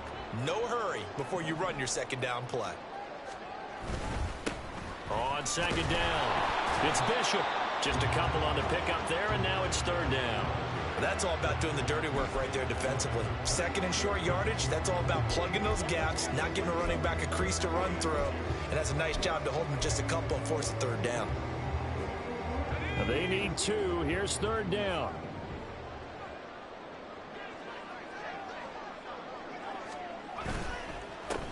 They run the counter. Bishop. And he is going to have a Saints first down. At least it appears that way. And he got it by maybe the length of a football. So it's pretty simple, partner. You pick up a turnover, set you up in excellent field position. The last thing you want to do is go 3 and out in this spot. Yeah, they would have had to settle for a field goal attempt, but now they keep those touchdown hopes alive. On first down, it's Bishop. And now the rookie's free. And finally down he goes as they work it inside the 10 to the 7. 48 yards for him on the ground in his first quarter. He has been tremendous to start the new year. Well, they're making a real first quarter statement with a run game, no doubt. For those who remember old school football, running it, establishing things, seeing backs find holes, get through them, they've got to like what they're seeing from this unit so far. Right now, they've decided to, as you said, a step. And he is into the end zone. Touchdown, New Orleans. A great play there. His first career touchdown in his first career game. And the Saints have taken a 13-0 first quarter lead. Extra point splits the uprights, and that'll make the score 14-0. Set now to kick this one away, and off it goes. And this will not be returned. It'll come out to the 25. L.A. set to take over again on offense. Still in the first half, but this offense has struggled. Haven't really been able to get anything going, not only in the points category, but in the yards category. We'll see if they can do better here on this drive. Trying to shake off the interception from the last drive. He'll look to throw. Wright's got it. And he's going to be dropped following a pickup of 7 past the 30 to the 32. So finally completes his first pass. Credit the defense, though. They've been showing him some different looks, keeping him off balance. Yeah, I like it. I like the observation that you had there, because when you give him different looks and give any quarterback different looks, it takes just a little bit longer to process sometimes, and you don't throw the ball with the same confidence. You're not sure that that's where you should go with the football, and that's worked for the defense early in this game, and now he's got his first completion. Let's see if his confidence comes back and he starts to get into a nice little groove. And he'll be stopped right at midfield. 16 yards is the pickup there, and a first down for L.A.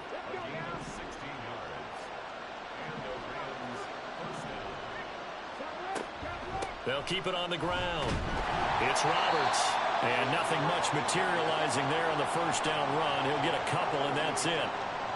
Well, any lane that might have been open there was closed pretty quickly, and that was because the defensive front, they won that battle at the point of attack at the line of scrimmage. They used great leverage, held their spot, and stacked him up.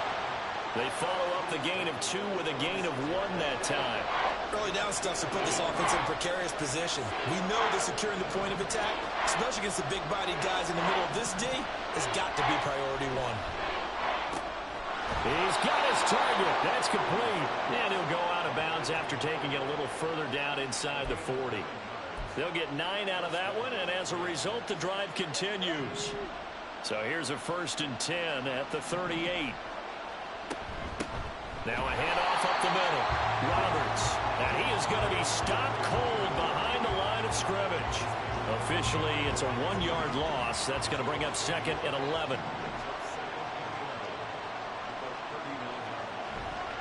Off play action. Friedman.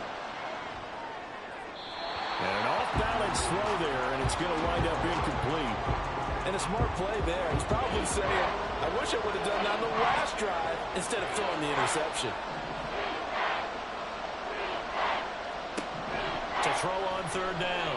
Friedman. And that's going to be incomplete. The contact there enough to jar that ball free, and it brings up 4th down.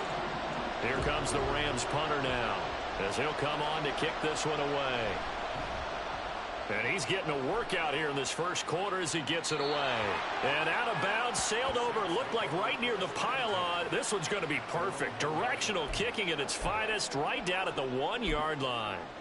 Brandon, you're never quite sure what the side judge or the field judge is going to rule there. That was awfully close, but in the end, he says it passed over the 1-yard line, and that's where they're going to mark it out. I mean, you can see it right there, right? See him walking up the sideline? Told him to stop right there at the 1. And they'll come out with a 3 tight end look on the first play of the drive. They'll start this drive out on the ground. And he's able to get this up just shy of the 15. 61 yards rushing for him now as he has gotten the night off to a hot start. One thing's for sure, this defense has to figure out how to stop the ground game. He's eating them up here in the first quarter. It looks like they have to go to different forces, aren't they? The conventional things aren't working too well. So I remember a coach of mine saying way back when a back's having a great game, you've got to get the ball out of his hands. See how far he can run without the ball. And what he meant was takeaways, knock it loose, because maybe you can't just stop him with just regular tackling. They work now on 2nd and 9.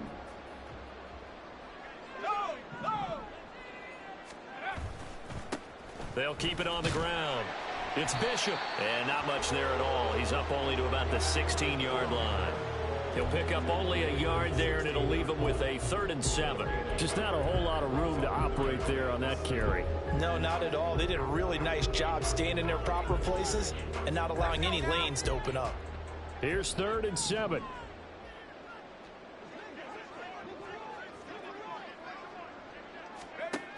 Looking to throw.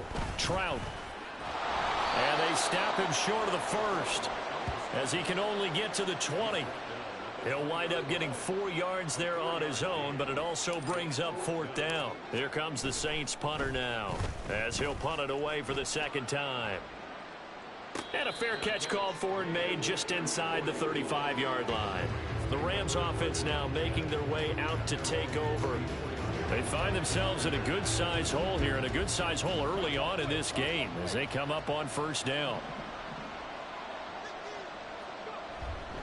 They'll start this drive out on the ground. They'll get this to about the 38. Brandon, we just saw the benefits of being able to run the ball successfully. They pick up 4 yards on that carry. So now if you're a play caller, you can do just about anything you want. But on the defensive side of the ball, you're scrambling a little bit. Now you're behind trying to figure out, do I need to blitz him? Do I need to pressure him? How do I gain an advantage on this snap? Give him 4 on the carry, and it'll make this a 3rd and about 2.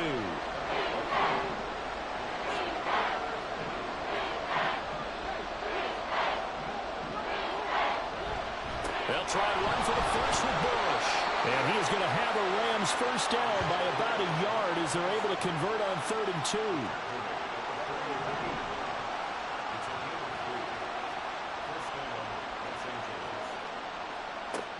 On 1st down, Friedman.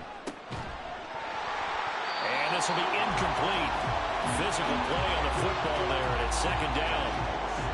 All right, help me out here a little bit, partner, because what I'm seeing is a passing game that's just struggled to complete anything. No rhythm, no timing. Seems like every pass is also contested well, so give some credit to the defense. And this is going to be another 1st down as the tackle's made at the Saints 33. 23 yards the pickup there.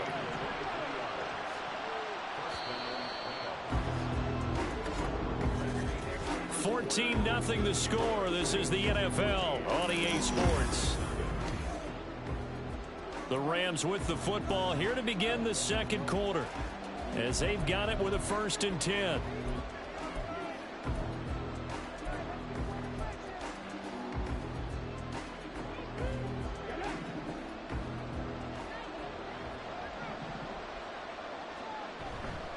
They'll try the right side with Bush. And they're going to stop him right at the line of scrimmage. Just no cutback lane to be found whatsoever. 2nd and 10. I know that speed is the hallmark of today's NFL game, but the key to good rushing defense is still having your linebackers set the edge. 2nd and 10.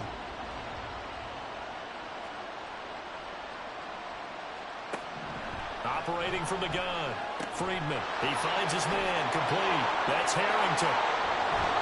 And down he goes, taking it inside the 10, just shy of the 5 at the 6. A big play there on the catch and run, and it'll give them a fresh set of downs. A chance for their first points of the season here as it's 1st and goal.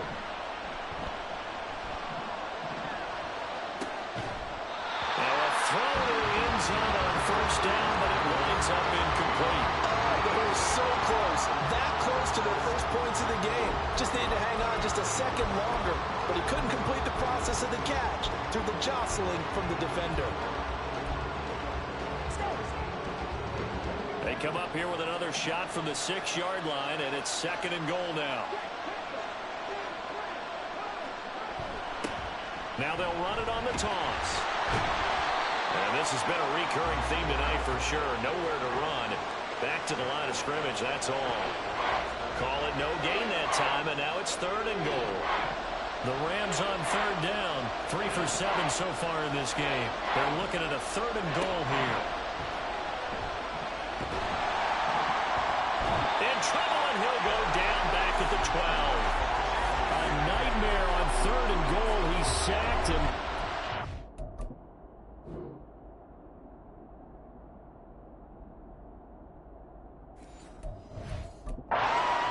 Broke through the line to get him. That's quite a stand there defensively. A huge sack on 3rd down, and that's going to force him into a field goal attempt. And his kick here is good. And they will get themselves on the board here at 14-3. So not exactly the response they were hoping for, but they'll take the 3 to at least get them on the score sheet. Yeah, now's not the time to panic. All is well. Somewhat calm. Only down 14-0. So continue to play your game, take the points when they're there, and put the emphasis on your defense to go out and get you the football back.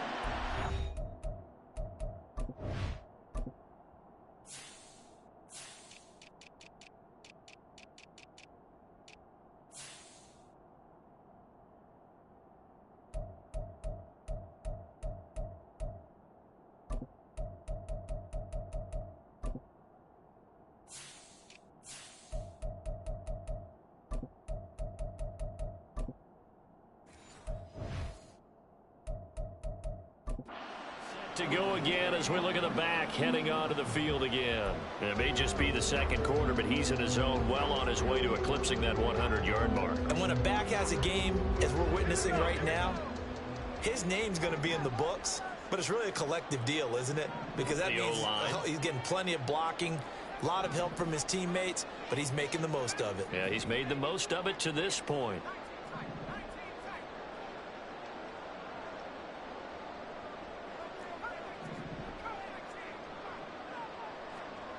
Throwing to start the drive. Trout. He's got his guy. It's Patton over the middle. He'll be dropped after a gain of about 6 across the 30 to the 31. They'll come up now 2nd and 4 from the 31. They run the counter. Bishop. And tackled down after a gain of 3. Leaves him with 1 yard to go on 3rd down. And that's some good tackling there to keep him short of that yellow line. Yeah, defensively, all I'm thinking is that on that play, get me to 3rd down. Get me into a position where I can make one more play and get my defense off the field. On 3rd down, it's Bishop. And they will touch him down, but not before he gets the first. They're able to convert with a gain of 4. I don't know about you, but that almost felt like old-time football there. 3rd and 2 is not necessarily just a running down anymore. A lot of times they want to throw the ball. They went back to the roots and powered forward and got the first down. Rolling to his right. He finds his man complete. That's Schaefer. And he has a big gain inside the 40 before being dropped. Call that a very strong gain of 24.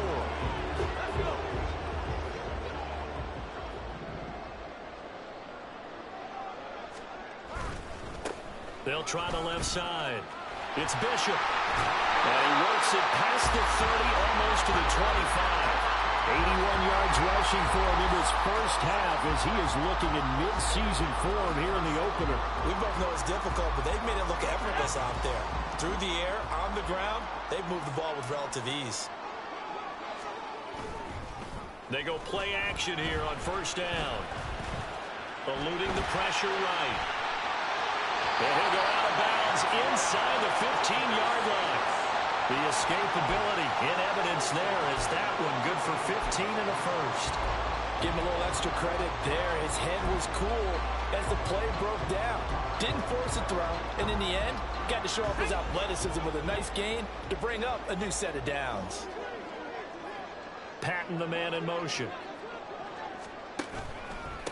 They'll run on first down. Bishop. And he's going to get a solid gain of 9 before being brought down. Second and right at a yard.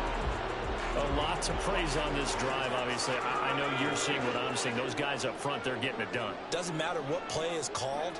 They are handling their business at the line of scrimmage and dominating right now on this drive. And he's able to get it down to the 2-yard line. They give him 2 yards there as they're set up now with a first and goal. It's nice every now and then in this game not to see people overthink it. Just hand it to the old reliable guy. Let him pick up the first down. Now receiver in motion left. And he rifles one incomplete. That was a lightning-fast incompletion. He got it, he threw it, and it fell to the ground. What's that expression, life comes at you fast? In this case, the defenders came even faster. Incomplete. Patton the man in motion. And he's going to be swallowed up and taken down. Sacked back at the 5-yard line. Multiple players combined for their team's first sack of the game. This has been a long drive. You got to figure a field goal would be a letdown. Can they convert now on 3rd and goal?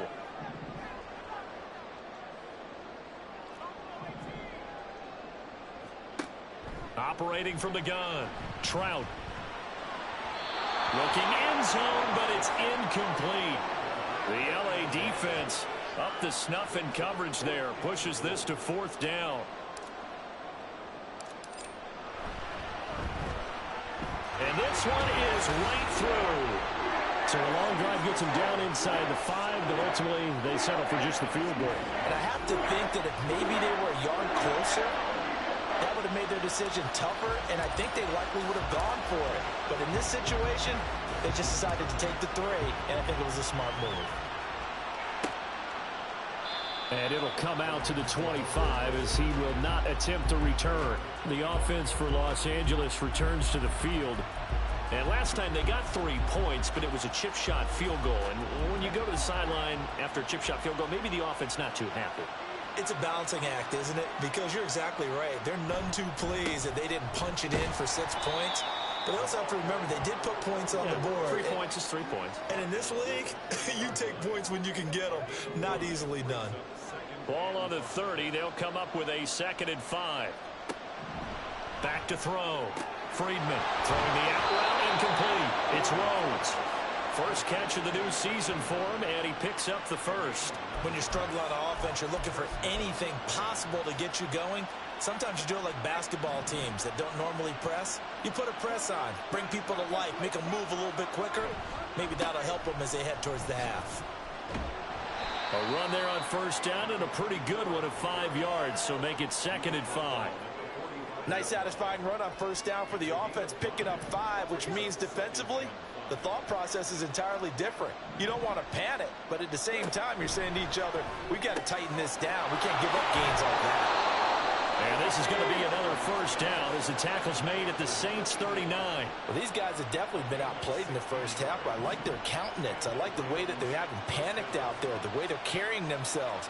They're starting to move the ball, and what you have to do, maintain your poise and start to put together some drives. They run up the middle of the bush, and he'll take this ahead for about 4. 2nd down coming up. Nice chunk of yards on first down. It really opens up your options for what you want to do on 2nd. You go right back to him and hope he explodes, or sucker the defense in before throwing over the top. Here's a ball thrown right side and complete. And this is going to be another first down as the tackle's made at the Saints' 13-yard line. 23 yards the pickup there. This offense finding its legs now. Here's another 1st and 10. This will be caught just inside the 10. Short completion, just 4 yards, and it'll be 2nd down. Second and 6 at the 9-yard line.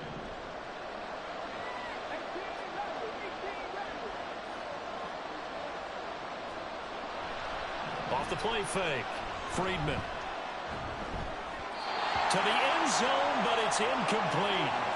So another incompletion there. He's hitting on fewer than half his pass attempts in this one, and that is not a winning formula. Yes, let's make sure we give a little bit of credit to the defense here. They're giving him a lot to think about, a lot of different looks, and he seems a little bit confused trying to complete passes. And now the 3rd down throw incomplete as well. 4th down after the New Orleans defense holds serve. Another good drive, Charles, but it looks like another that might end in a field goal try. They've made some nice plays. They've given themselves opportunities, but as you noted, another field goal attempt coming up. And that's not how they want to end drives. They've got to figure out what's the final touch that they need to push it across the goal line. Yeah, still yet to find the end zone. So the 3 points there, and CD, that helps them inch a bit closer. Yeah, partner, when you're losing, any points you see go on the board in your favor, you're happy to take them. And makes it across the 20 as his guys will set up shop at the 23-yard line. A look at the running back, the man out of the backfield as he gears up to go again. He's been good. His guys are winning. So far, the recipe working here in the 2nd quarter. He doesn't like to just tote the rock. He wants to carry his team on his back, and that's what he's done throughout this game. Yeah, he's done that. He'll be hoping to continue that trend. They'll start on the ground here on 1st down. And they'll get him down after a pickup of 8, 2nd and 2. And that last carry puts him right at 100 yards for the game. So how has he done it? Because he's been patient, followed his blocks, let everything develop, and then burst through for big gains.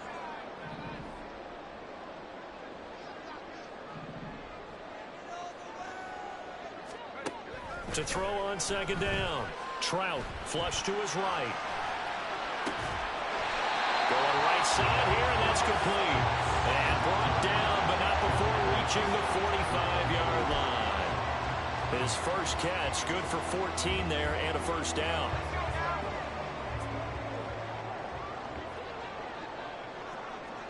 Patton, the man in motion. On 1st down, it's Bishop. Well, he's free going down the left side. It's a foot race. Well, he is out of bounds, but not before he's inside the 30. 129 yards for him on the ground so far tonight as he has been terrific in this first half. Now, this offense in midseason form here in the opener. It's 1st and 10. Nowhere to turn this time, and he goes down. Sacked back at the 29. It'll only be a loss of a couple, but the pressure gets home on 1st down. They'll come up after the sack on a 2nd and 12.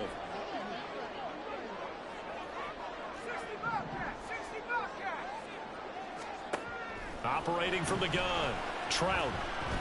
Under pressure again, and down he goes again. He couldn't get away. He'll wind up losing a dozen yards, a 12-yard loss, and it brings up 3rd.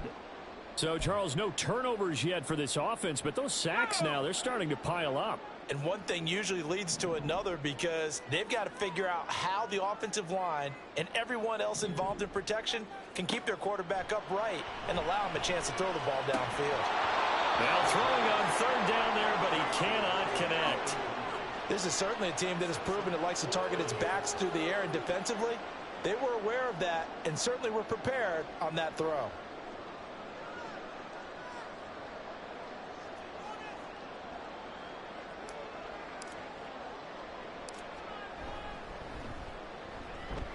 He's been a busy man here in this first half as he gets it away. And a nice job here to down this one right on the 5-yard line. The football going back to the Rams now. Their drive last time, it stalled out. They were forced to take the short field goal. And the key phrase, you nailed it, forced to, because you know coaches look at these short field goals as a last resort, right? To them, that's not how drives are supposed to end. You're supposed to put 6 on the board. That's a consolation prize. Like going to the county fair, you don't get the big stuffed animal on that one, do you? No, you don't go top shelf. That's bottom shelf material. And they'll get him down right at around the 11-yard line. It'll be a gain of 5, and it's second down.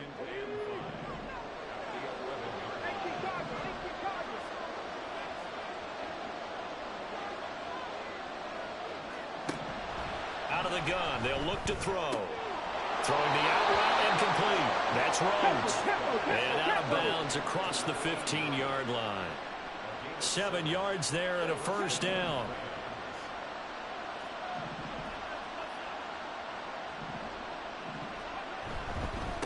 Up the middle they go.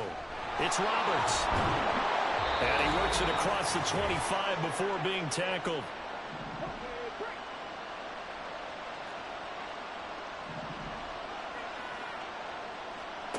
Throwing on first down. Friedman. He finds his man. Complete. It's Harrington. And the result here, a pickup of 8. Leaves him with 2 to go on second down. Operating from the gun. Friedman. And his throw is incomplete. Well, this is a half where not just the coverage, but the entire defense is setting the tone in this game.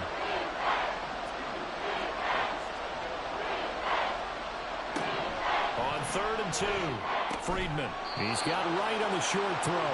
And they needed 2. They could only get 1. 4th down.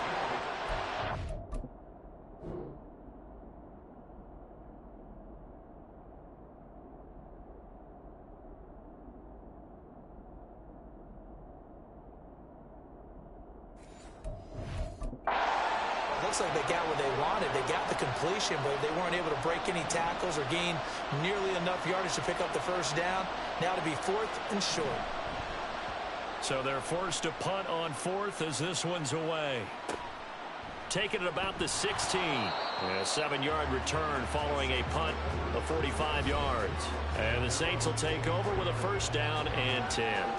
There again is the running back as he trots onto the field. He's already cruised past the 100-yard mark. We haven't even gone away for halftime yet. He might not want halftime. All right, why cool off? Keep everybody here. Let's stay out on the field and keep going. But all that being said, everything is really working well for them. The play calling's been excellent. The blocking's been terrific. And obviously his vision and legs have herded him to this big number so far.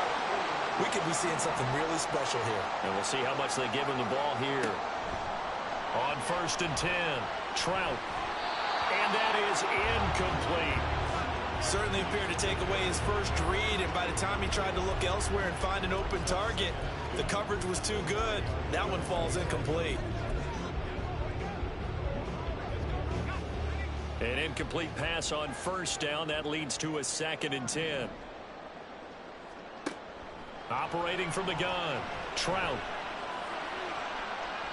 That's going to be knocked away and incomplete. And with apologies to Dylan Thomas, apparently they're not going to go gently into the half. They're still out there firing haymakers. They took a chance on a deep ball there, but it winds up incomplete.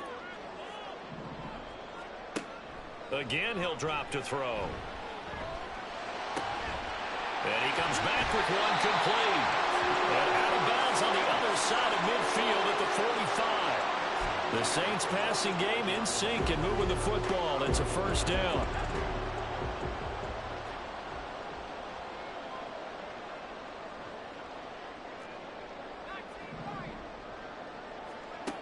They'll stick with the passing game as he looks to throw. Toward the sideline, and look at that catch. Dragging the toes, and that's going to be a first down. Well done. A big completion there, and he gets out of bounds to stop the clock. Very heady football. That allows them the opportunity to go ahead and line up and kick one right before the half ends. And his kick is indeed good, and that will do it for this first half. So we have reached. It looks like we'll have to wait another week to get our first halftime report of the season as we move right along to the second half. And we welcome you back now. Alongside Charles Davis, I'm Brandon Gaudin, getting set for quarter number 3 here. We'll see if week 1 fatigue becomes any kind of a factor as we are back underway in the second half. And it's a pretty good return here as he'll get this up to the 29. And the Saints going to take over on offense to begin this third quarter. And they've got the lead seeding. What do you expect from them in this second half? Well, I like what they were able to do on the ground in the first half because they had a lot of success running the ball, and I certainly think we'll see more of that. But I'd keep an eye on that defense, and I think their coaches up in the box will do the exact same thing. If they start to see 1 or 2 guys start to creep towards the line of scrimmage, that'll be license to take some shots downfield. And he'll be taken down, but not before they work it across midfield. Fresh out of the locker room, they hit him with a gain of over 20.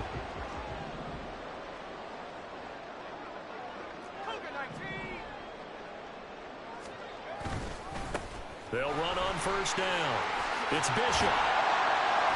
And he's corralled at the 40, but not before picking up 8.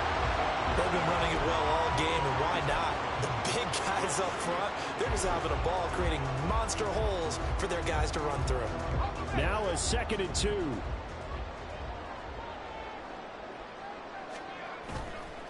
Off play action. Trout sliding out of the pocket. He finds his man complete. It's Schaefer. They'll wind up getting just a yard. And now 2 yards to go on third down. I like the design of that play, or shall I say the way it ended up. Quarterback ends up to the right side. You know, it gets outside of the pocket. How about the tight end staying in his sight line and getting to that same part of the field, and they find each other for the completion. On third down, Bishop. And they're able to get this one past the 30 to the 25-yard line. 14 yards is the pickup. First down, New Orleans. And he continues to pile up the yardage. That puts him over $150 now. And this defense has really had its problems trying to keep him contained. Here we go. Right.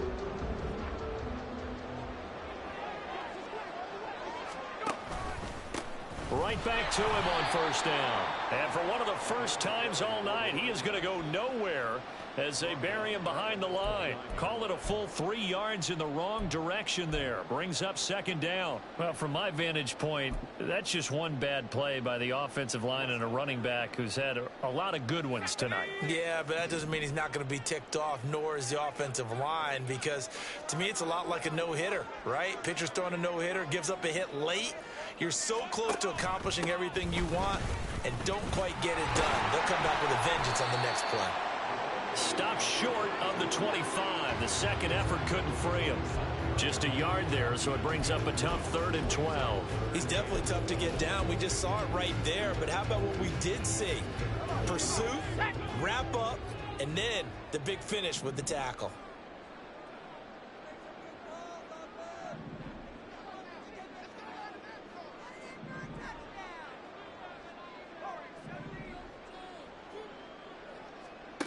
On third down, Trout. Looking left side, it's complete. He's got it. And he is going to have a Saints first down as they're able to get the third down conversion. And he went in route there from the slot for the completion. Love how he runs his routes because it's all setting up your defender. Give him a little something one way, take it the other way. Head and shoulder fake. Sometimes you make one step to the outside, then break it inside. Really well run route. And the Saints are going to have a first and goal as some good running there gets him down to about the 2-yard line, knocking on the door. Looks to me like maybe there's a little attrition setting in with this drive, because when you see that type of a run, I get the feeling the defense gets a little bit tired. And that's the last thing they need, especially when they look up at the scoreboard. In motion left goes a tight end. They'll motion out one of the tight ends. And maybe a measure of revenge there. He's had his way in this one, but this time they get him behind the line. It's a loss of a yard there, and it's second down. That's a really alert defense there because they saw the heavy look come in from the offense, countered it with extra linebackers who brought a little bit of speed and heft, and able to really make a big-time play for their defense.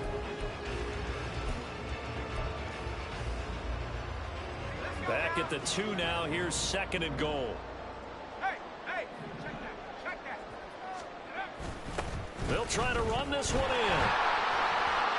And he takes it across and into the end zone. Touchdown, Saints. A great effort there with his first career NFL touchdown.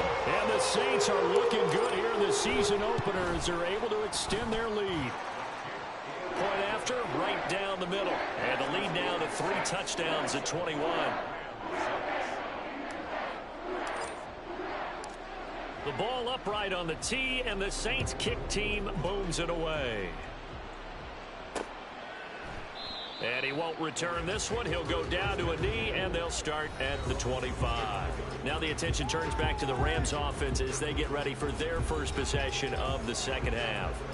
And their halftime hole now even deeper, and they need a big drive here just to answer the first touchdown of the second half scored against them. They were down at the half. Now, as you mentioned, they're down a little bit bigger, but no time for discouragement. Just got to get back to it, right? Put your shoulder against the boulder and start pushing and try and get back to where you were to start the half. They'll come up now 2nd and 4 from the 31. Looking to throw. Freedman. And this one incomplete. Too much contact to hold on to that one, and it's 3rd down. We saw this a lot in the first half, and it continues. These receivers just not able to get much separation. So that means they have to win the 50-50 balls. They've got to go up with the defender and find a way to start coming down with them. And this time, contact and another incomplete pass. And he's going to have a Rams first down as he's able to get this up to the 37-yard line.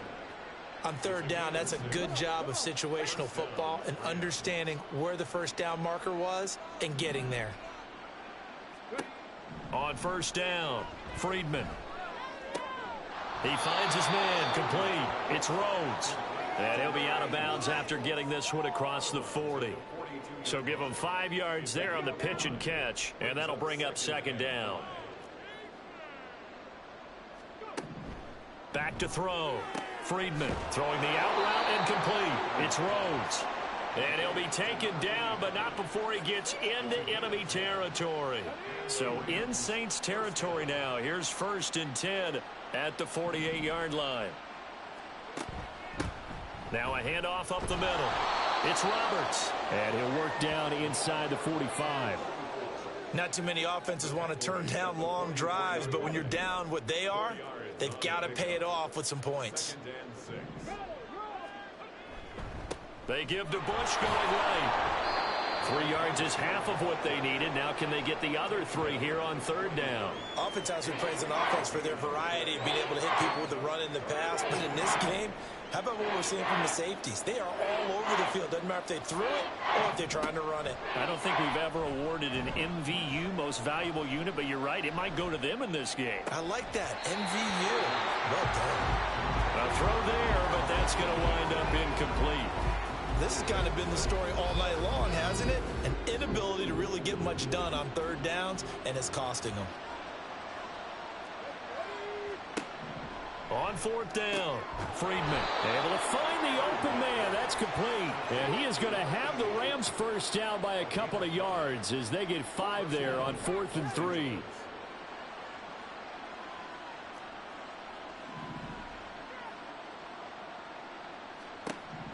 Looking to throw. Freedman. And his throw's going to be incomplete. Offense was moving it a little bit, had them back on their heels, but they earn a brief pause by forcing the incompletion. That gives them a quick chance to regroup and try and mount a stand before they're backed up even further. His throw caught at about the 5. And they do get him down, but not before he's able to slip it inside the 5-yard line. Well, he reminded us that he was a 1,000-yard receiver a year ago as he starts off week 1 picking up right where he left off. He told us at the end of the preseason he was primed. We're going to get another look at this one. Dennis Allen not happy, so he has thrown the challenge flag. The previous play is under review. The thing that they'll be looking at is a spot of the football, and this is always such a tough one for officials to get exactly right. Not just because of how fast the game's going, but just trying to get the right sight line to the football. That's not always.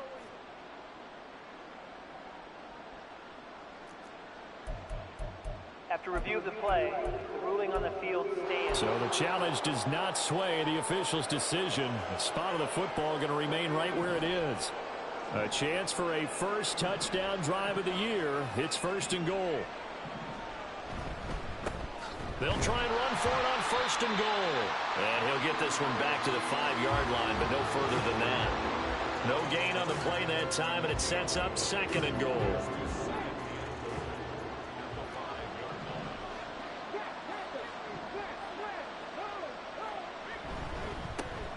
And they'll keep leaning on the running game. Back to the ground. Give him right around 4 on the carry. We'll see if they want to keep pounding here on 3rd and goal. 2 straight shots on the ground. Now on 3rd, do you go to the air? I think the possibility exists, and if you're doing it, you're probably going play action since you ran it twice. But I often think that 2nd down is the time you go play action and throw the ball. I say commit to the run and think about it being 4-down territory. That winds up being a 4-yard loss and leads to 4th down.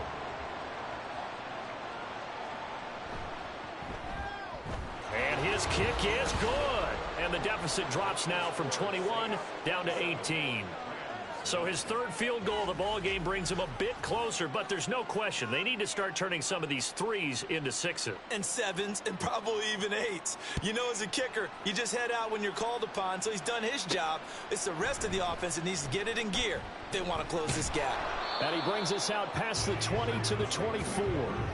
Getting set to go again as we look at the back, heading onto the field again. He's had a good performance, moved the ball effectively on the ground. Of course, he has the 1 touchdown. And when you're able to move it as effectively as you've described, that leads to finding a way into the end zone. And now he's just trying to do it for a 2nd time. And, of course, with that comes additional yardage. Yeah, looking for additional yardage. And, again, that 2nd score here in the 3rd quarter. They'll start this drive out on the ground. And he can only manage to get a couple. 2nd and 8 coming up. Certainly a nice job there by the defense rallying to the football and getting him on the ground. But I think the play gets made by the defense in front. Because if they can't get upfield, their job is to go ahead and get low, almost get into a ball sometimes, stack things up, and make it difficult for the runner to find a hole. And for one of the first times tonight, he's going to be held up at the line of scrimmage. 2 runs in a row, but only 2 yards to show for it. His carries tonight, they're getting up there, so maybe one of those every now and then is understandable. I would agree with that. Understandable every now and then. Sometimes you come back and you fake it to him and go play action, but other times you say, okay. And the Rams got it. They bring him down. It'll be a loss of 8 on the sack, and it's going to lead him to 4th down. Here comes the Saints punter now, as he's on to punt for the 4th time tonight. And no return on this one as the fair catch is signaled for and taken. So possession goes over here on the punt. And the Rams will go on offense.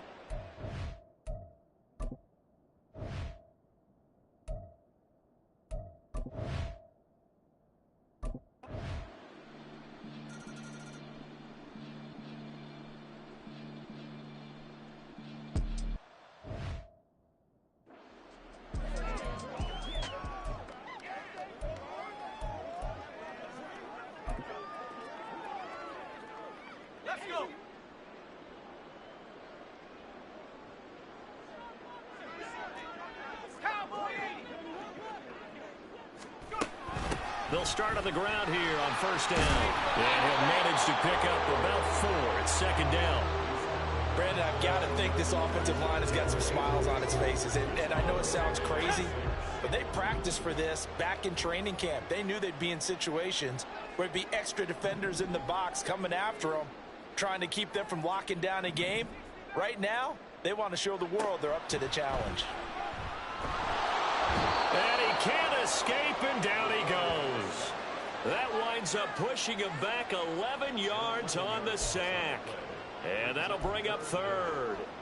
This is a little hard for me to compute because I'm watching sack after sack happen, but somehow they're still behind in the game. I would expect all of this defensive pressure to translate to them taking a lead, and thus far, it hasn't happened. Time's winding down. They don't want to waste this type of performance from these ace pass rushers. Now a 3rd down throw, but it misses the target, incomplete. Here comes the Saints punter now. As the drive goes backwards, so he's on to punt it away.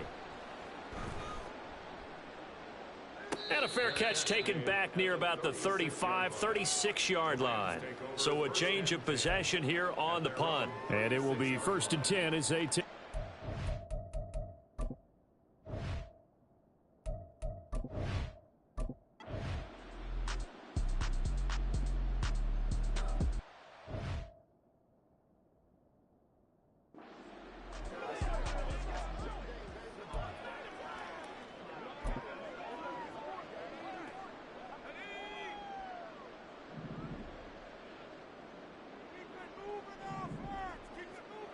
Throwing on 1st down.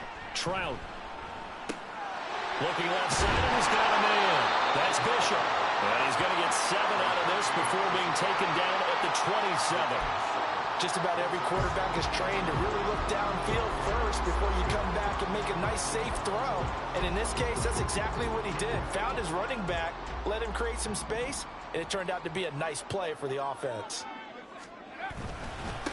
On 2nd down now. It's Bishop, and he'll get it up near the 35, right at the 34 here. 7 yards there and a 1st down. No doubt those are the types of carries they're looking for here, Charles. The lead in the 4th quarter. This is when coaches that have a reliable running game, they breathe a little easier on the sideline. Yeah, they love the idea that they can take the air out of the football at this point of the game. That means they're really counting on that offensive line, counting on the runners, taking care of the football. Because you're going to tell your quarterback, hey, no time to be a hero. We're not going to throw it here. Just eat up that clock. And if you have the ball, they can't score.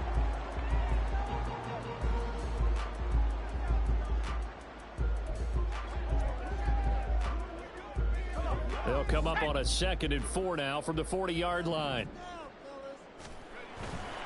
Off the play fake. Trout out to his left. And take this to the other side of midfield before going out of bounds. Give him 10 that time, escaping the danger, running with it, and picking up a 1st down. At this point, this offense feels like they could just roll out anything, and it would work. They are certainly in no hurry for this one to end, not when they can rack up some stats and continue to add to their lead. Now they'll switch it up here and look to throw. Throw left side complete. That's Sherman. And they'll get him down as he's inside the 40. 11 more on that one and another 1st down. Partner, I like that they're staying aggressive on offense because to me, this drive is what is known as a put-away drive. You score here, that might put this one to bed. I like the fact that they're playing with confidence and not playing with fear. And they'll have it in the red zone before he crosses over out of bounds. That good for 22 and a 1st down. And carries like that, that's how they're going to continue to salt this thing away here, Charles, in the 4th quarter. Yeah, how about that? A new set of downs. Clock continues to move. No better way to close out a game than to tap those mastodons you have up front and say, guys, keep pounding them. Let's keep the ball, keep their offense on the sidelines, and let's close this one out. And now a throw on 1st down there, but it's incomplete. I tell you, he's been running for his life all game long. They've sacked him time after time. And here he's again forced to beat the retreat. And he's got to throw this ball away. Now a 2nd and 10. They run the counter. It's Bishop. And they get to him quickly here as he's stopped right around the 13. He'll get only 3 there, so it leaves him with a 3rd and 7 ahead. Not a big run, not an explosive run, but they've held the ball for plenty of plays on this drive. They're just trying to impose their will on the defense right now.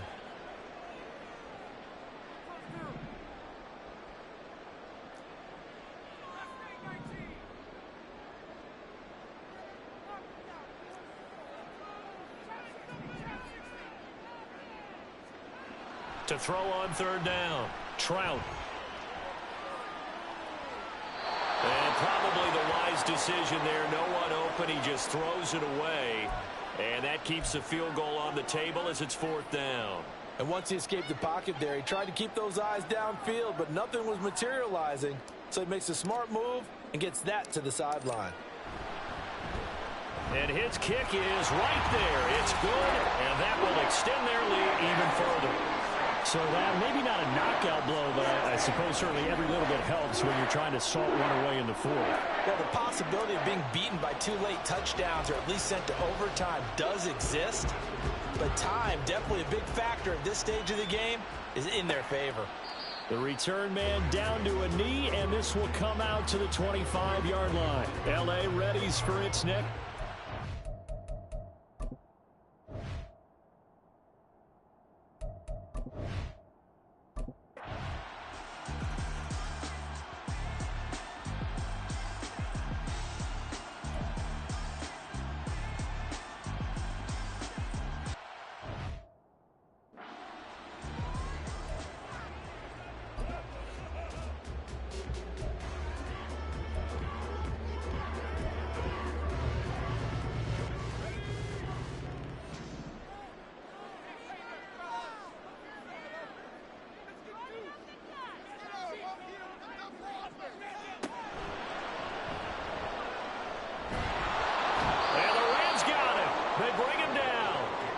Multiple defenders get to him there, and that is the 6th time he's been sacked in this ball game. Well, collectively as a defense, Charles, I think if you get 4 sacks a game, you're feeling really good. Now they have 6 as a unit.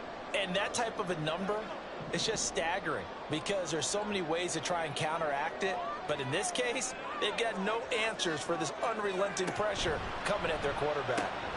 This one complete to Patton. Now he's loose down the left sideline. And finally marked down at the 23. A big play there on the catch and run. And even 50 yards. It's not a surprise when you read scouting reports and watch tape because you know he's a heck of a player. But he is so difficult to get down in the open field. They just want to get him the ball and let him do his thing. And he'll get it down this time to the 17. 5 yards on the carry. Good pickup on first down. Able to stay in bounds, and the clock keeps rolling. And this defense right now backed up in the red zone. Another touchdown, it's over. They've got to stand tall quickly.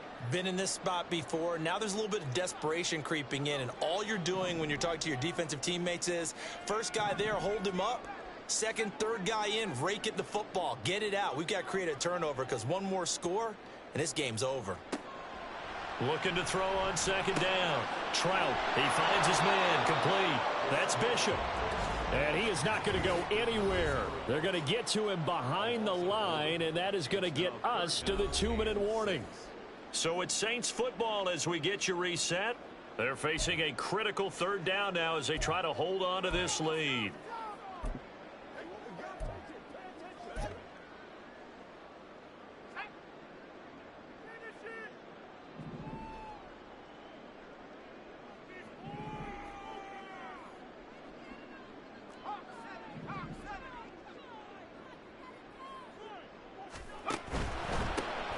Third down, Bishop. And he's going to be taken down short of the first, right around the 15-yard line.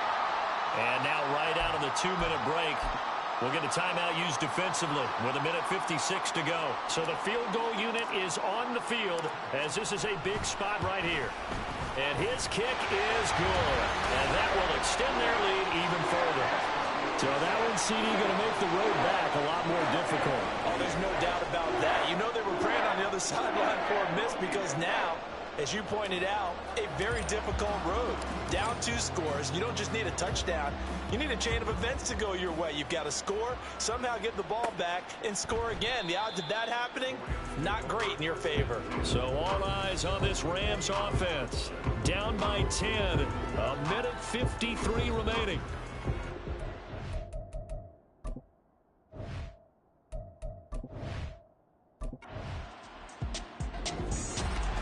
Well, partner, the season officially underway. It was great to be back with you, obviously, but the first game of the year, always a special one. And love, I know you do too, love having it on a Thursday night. Yeah, I think it makes it special, right? It makes it so that everyone is just watching, all eyes on it on a special night like that. I think it's going to be a great season, partner. Can't wait for the next several months. We know there are going to be surprises all the way through the season. And before we know it, we'll be talking about opening up on a Thursday night again next season. So for New Orleans, they begin the new campaign with a victory here in front of the home crowd in the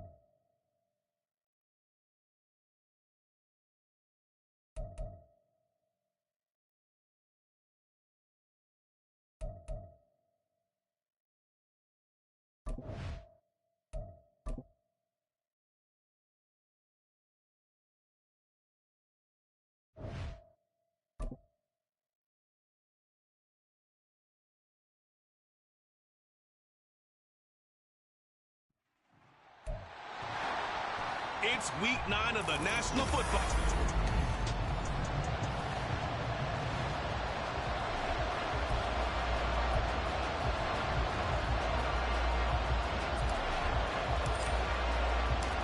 The first 2 months of the regular season down. What will the final 2 bring us as we're off in Week 9? And no run back here, so they'll bring it out to the 25. So out come the Steelers now for their first drive. And we get a glance at their leader in the huddle, the veteran, in his 9th season now in the league. Would you say that last week's performance by him, workmanlike in terms of numbers? 1 touchdown, 1 pick, but obviously a loss. Yeah, that's the bottom line for him. All he cares about is how do we find a way to win the game. Maybe leans on a few other parts of the offense, and hopefully springs a receiver or 2 free. And that one blown up quickly, as he's going to be stopped before he could even get started. It'll go as a loss of 3 right away, and it's 2nd down.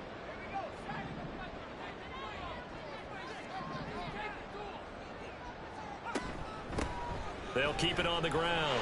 Garland. And he's able to take this one up to the 35-yard line.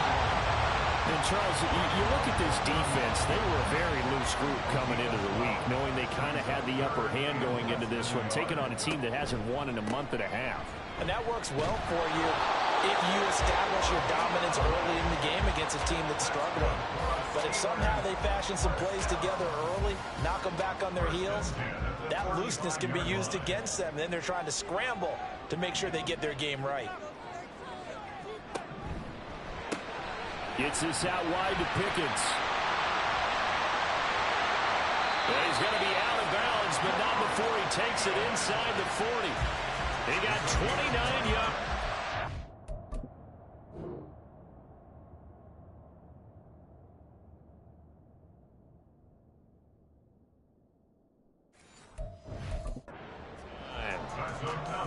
So in Saints territory now. Here's 1st and 10 at the 36. Back to throw. Covington. Wide open receiver complete. And he's going to get this down near the 20-yard line. That's over 40 yards of movement with those last 2 plays.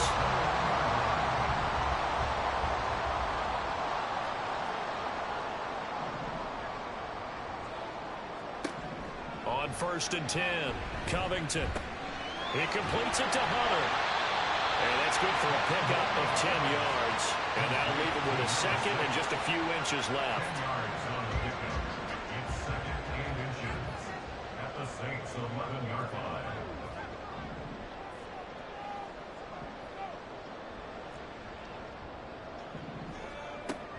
They'll look to throw again. Got his man. It's caught for a Steelers touchdown. Amon-Ra St. Brown. His 3rd touchdown now on the year. And the Steelers will claim the early lead as they're on the board first here tonight. With these Thursday night games, sometimes you get those quick turnarounds. You wonder how a team's going to start. They started really well. Everyone's always wondering, going into a Thursday night game, who has their legs, who has the overall health of a team. But mentally, if you get that early edge, the other team might think to itself, it's been a short week, we're not really ready to go. You might run them into the ground that way. That's why getting that early score means a lot.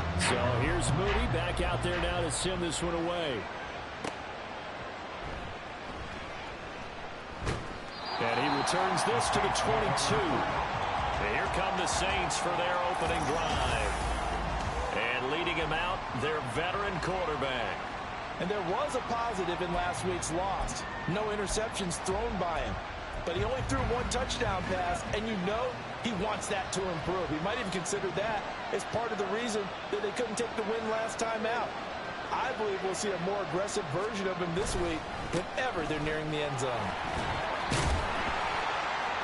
A bit of an opening there on the first down run as they get this forward for about 6 yards. A 6-yard pickup brings up 2nd and 4. This 2nd and 4.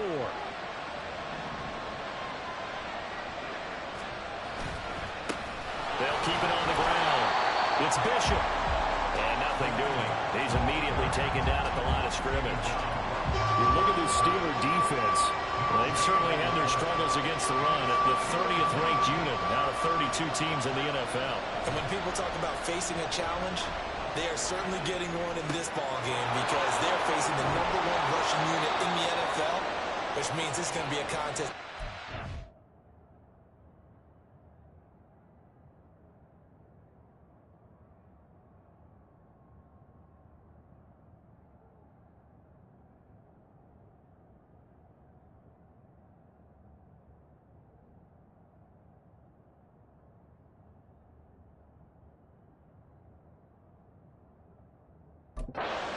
From the first snap. Last play, they got stuffed at the line. Different story here, over 20 yards. They brought in a heavy set on 3rd down, and that usually means running play, but we have seen them throw out of that formation, and sure enough, they snuck the tight end out on that one, wound up hitting him for a 1st down.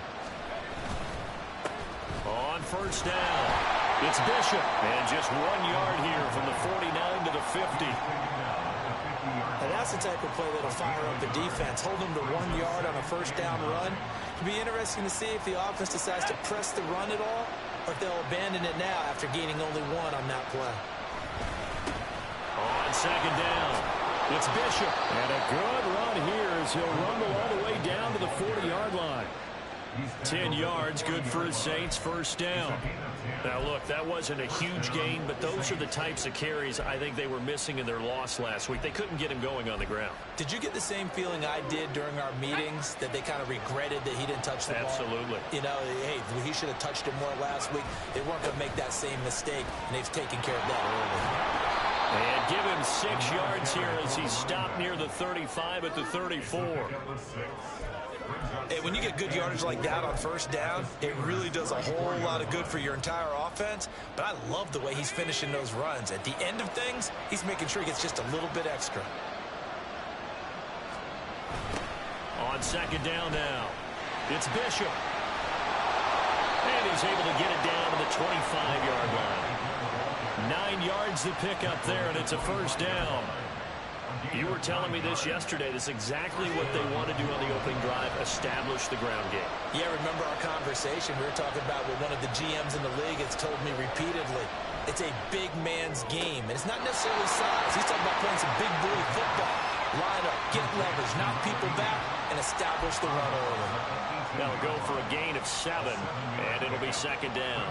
Charles, Thursday night game, I think a lot of teams probably say shrink the playbook somewhat. Is that correct? I think you're right about that because you just don't have the amount of time that you have in a normal week to put in a full playbook. So, as you said, you shrink the playbook, pick out the plays that work best for you. You know what else you're looking for? Who are the freshest guys coming off the last game to play on a Thursday night? Guys have a little extra pep in their step. You go to them early and often. 2 yards still to go. 3rd down now.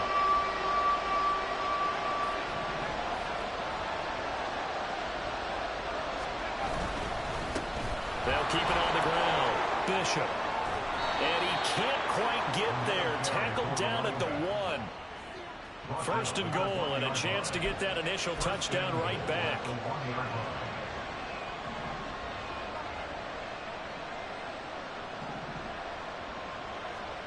Looking to throw. Trout. And he'll actually lose a little bit of yardage here. Back to the 2. It'll go as a loss on the play. Not what you need down here. It's going to be 2nd and goal. It looked like the defense, they were ready for that one. Really left him almost no room to work after catching the ball. He could throw every move in the book at him. They were there, and they tackled him for a loss. And this one will wind up with him losing yardage. Back to the 4-yard line. It'll be a loss of a full 3 yards there, and it also brings up 3rd down. You can almost feel him thinking as he's running the football, just one more block, anything to get me to the perimeter and around the corner. Couldn't quite get there, ends up getting spilled for a loss. Only able to get back a yard for his efforts, and that leads us to 4th down.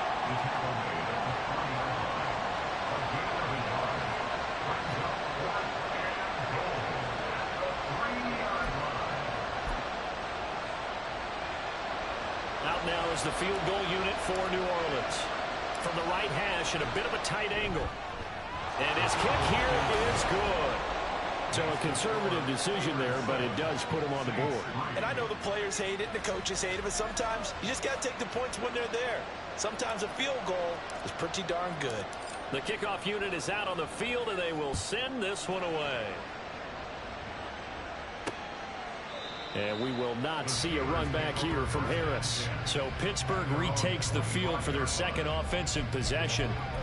1-7 their record here at the midway point of the season. And right now this organization, more than likely, if you look at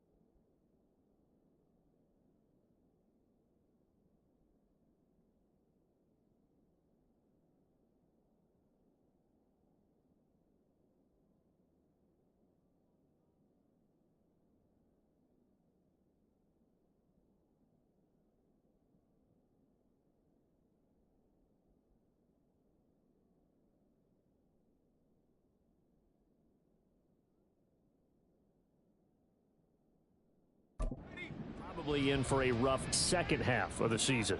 Well, we've seen teams turn things around in other places. I mean, we've seen 1-7 first halves turn into 5-3 second halves. But with this squad, I think these guys aren't playing to get into the playoffs. They're playing for their jobs. So is the coaching staff. They're coaching for theirs. Front office trying to keep theirs. The heat is on from all directions.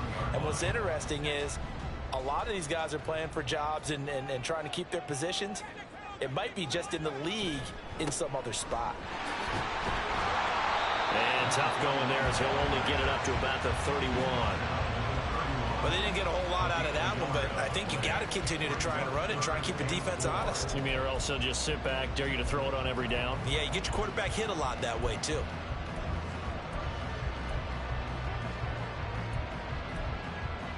This now a 3rd and 4. Back to throw. Covington. That one behind his receiver and incomplete. And that is how you respond after taking one on the chin to begin this game. Give up a first drive touchdown, go back out on defense, and completely shut them down to force a 3-and-out.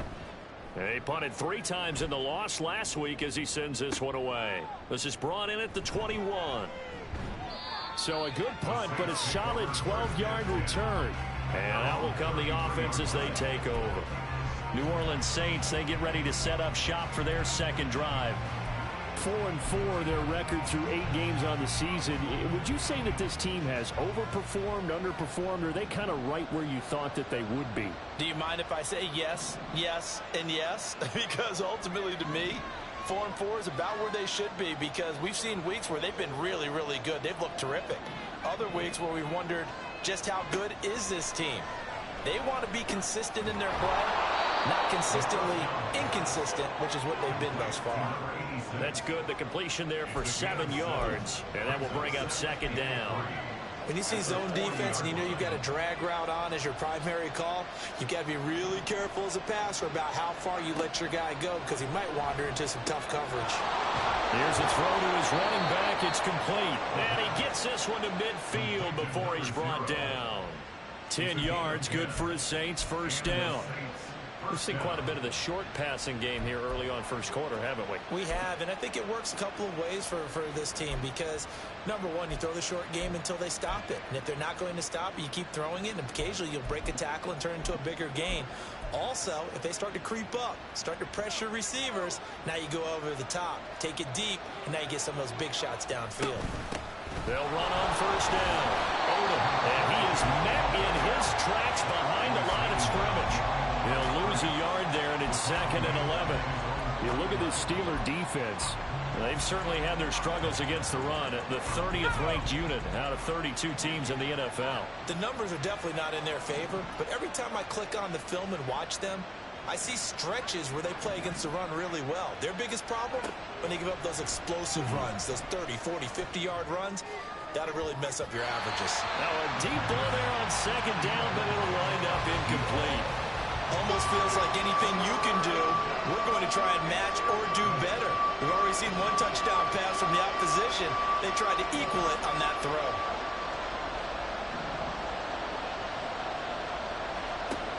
On third down, Trout. And the Steeler pressured too much here. He's going down. The defense rising to the challenge and setting him back on the sand. Here comes the Saints punter now, as he's on to punt for the first time tonight. Fair catch called for and made at the 16 or maybe the 17-yard line. Pittsburgh offense making their way back out. They are currently mired in a losing streak. Now they get the short week for the Thursday night game. Do you see that as a potential positive, or is this just more in what has been really a string of bad luck for them? Well, to me, it comes down to leadership, and leadership's got to spin it into a positive and make it an advantage for them. Yes, we're in a losing streak. Yes, no one thinks we can win. But we have the resources we need right here in this room. Let's go ahead and play better. Let's hang together and shock the world a little bit. Put it all together, they've got a chance of coming out with a W. Ball up to the 35 now as they come up on 1st and 10. Operating from the gun, Covington. Hit from behind, and he's going to be driven down. It looks looks like a loss of right around 11 there on first down to set him back on second. Well, they're in some hot water now. After that sack, it's 2nd and 21. Now that was a passer's nightmare. The front door totally shut down by the defense, so he kept going backwards, hoping to find another avenue of escape. It didn't exist.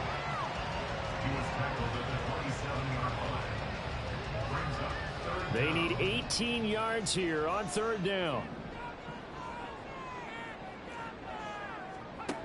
Looking to throw. Covington. Now they set up the screen. That's complete. They'll get only a yard out of that, and it'll bring up 4th down. Good reactions there defensively. That screen was a little slow in developing, and they shut that one down with little gain. The Steelers send out their punter now, as he'll kick it away for the 2nd time. His first punt, 48 yards. This one looks equally as good. It's taken to the 26. It's a 42-yard punt, but 8 on the return. And they will take over 1st and 10. Now the Saints, they trot their offense out here. And they are losers of 2 straight coming into this Thursday night game. Is it more difficult, CD, when you take a losing streak into a quick turnaround game like this? It certainly is, because you don't get time to work on the issues that you've had throughout the season that caused you to have the record that you're having. You can't really get those set. So now you're trying to minimize those and maximize what you've been doing well. And I remember a game recently where one of the assistant coaches said to the head coach, forget our running back rotation. This guy has a hot hand, and they rode him to a victory. Those are things you have to look out for in games like this. Over the middle, it's complete. And he's brought down. 14 yards is the pickup. 1st down, New Orleans. Well, that's always a good place to throw it, just because he's one of the biggest targets not only on this team but in the National Football League. And you and I both know the quarterbacks love these large-bodied tight ends, and why not? Nowadays, they're really wide receivers who are just taller and have a little bit more weight. These guys catch the football, make big plays downfield. In the old days, we wanted them to block.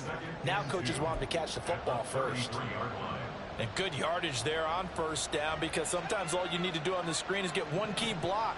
That might set your man free, and that was pretty good pursuit to the football defensively, or it could have gone for more. Now a toss left side into the hands of his tight end. Touchdown! A great play there.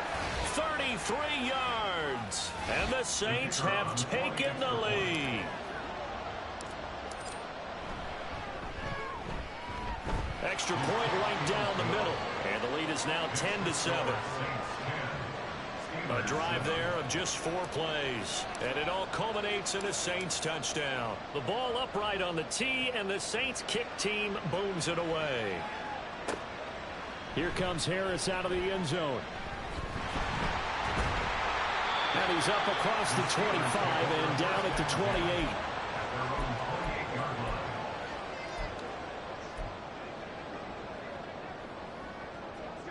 The Steeler offense here about ready for their next drive.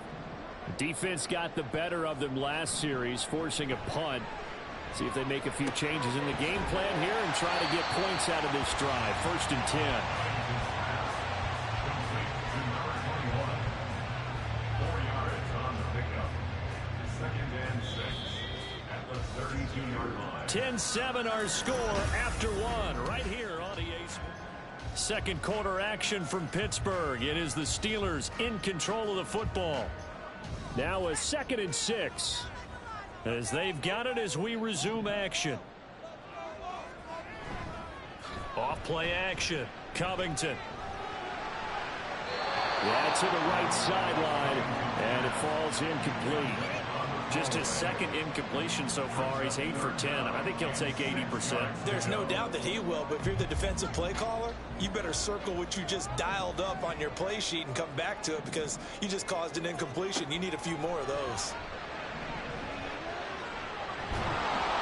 And a big loss here as he's taken down. Multiple defenders getting to him there for a huge loss. The Steelers send out their punter now. Standing just outside his own goal line. He's been a busy man here in this first half as he gets it away.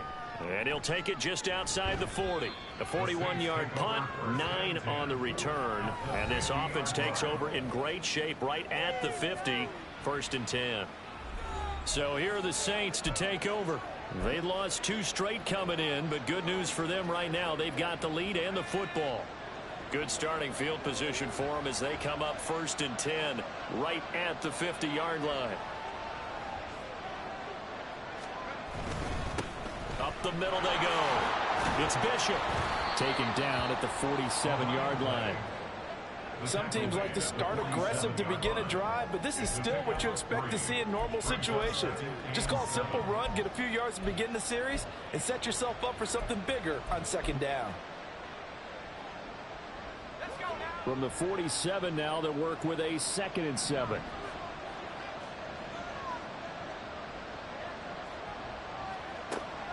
Back to throw.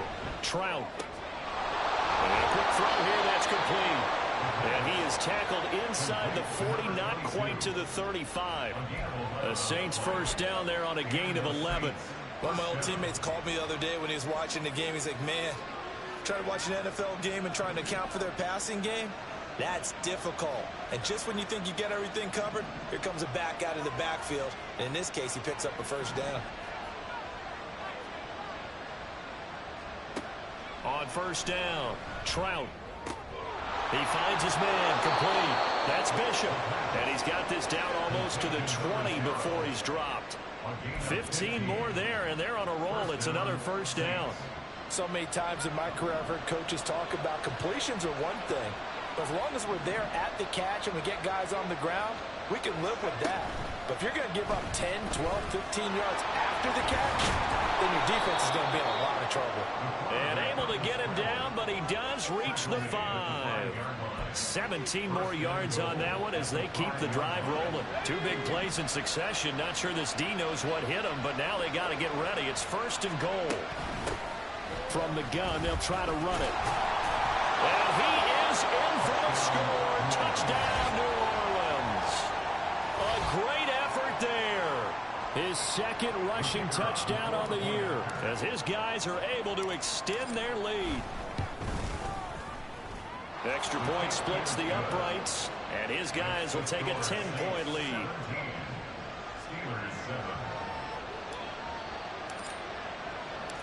The ball upright on the tee, and the Saints kick team booms it away. No return there for Harris, and the drive will begin at the 25. And Pittsburgh getting set to take the field.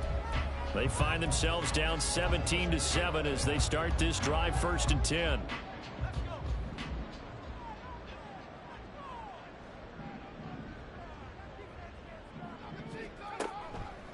Off the play fake.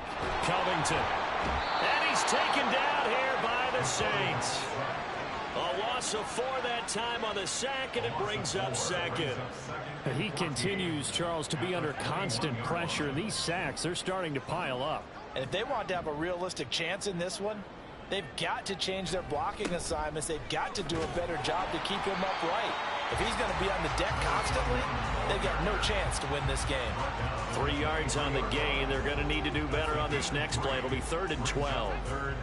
We'll see what they have drawn up here. A little bit behind the line. 12 yards needed to gain a 1st down. Throwing there, but this pass is going to wind up incomplete.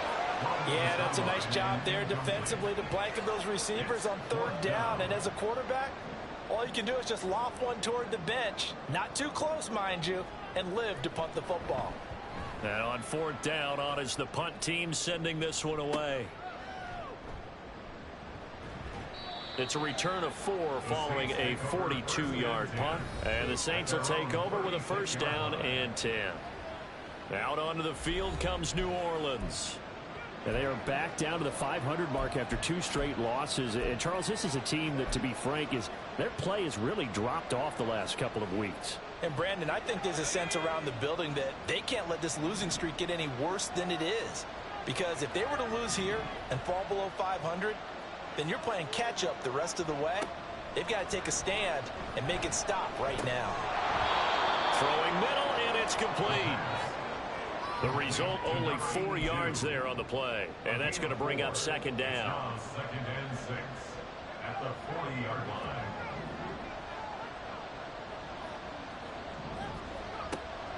From the shotgun, he'll look to throw. Looking left side, and he's got a man. That's Bishop. And he gets us to the other side of midfield across the 45 before going out. It'll be a Saints first down on a gain of 16 yards. Well, they certainly made a point of getting him involved in the passing game here in the first half. They must have seen something in the scouting that said, hey, we can capitalize on him getting the ball possibly in the open field. And I think in the second half, that may loosen up the defense a little bit to get the running game going back inside. Throwing on first down. Trout. Under pressure, and he will go down. Sacked back at the 46. The pressure from multiple guys there as they bury him for a big 9-yard loss. And they need to work to at least get some of this yardage back after the sack. 2nd and 19. Looking to throw. Trout. And this one taken in on the right sideline, but not in the field of play. They say it's incomplete.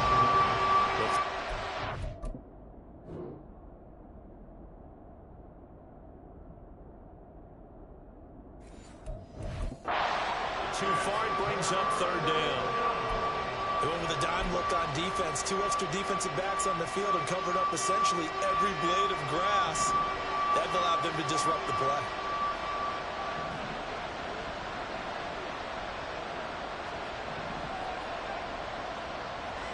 Now on 3rd and long, they'll look to throw. And a big loss here as he's taken down. Multiple defenders getting to him there for a huge loss. Here comes the Saints punter now as he'll punt it away for the second time. First kick, 47. This one looks good as well. On the return, Harris. A nice run back there off the good punt. It's a 16-yard return. And the Steelers will go on offense here, 1st and 10.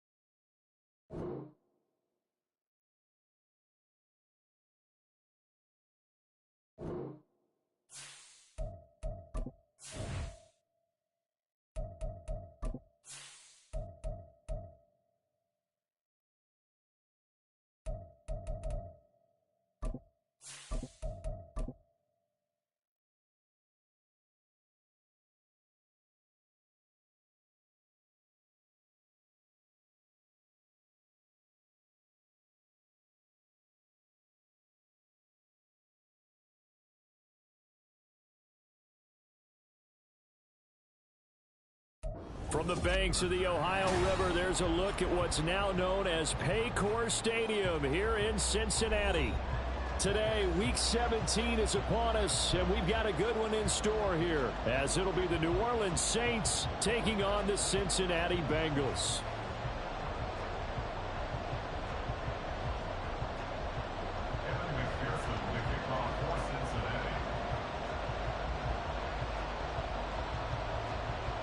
We are set to go. Evan McPherson to do the honors, and we are underway from Cincinnati. And this will go as a touchback, and they will begin things at the 25.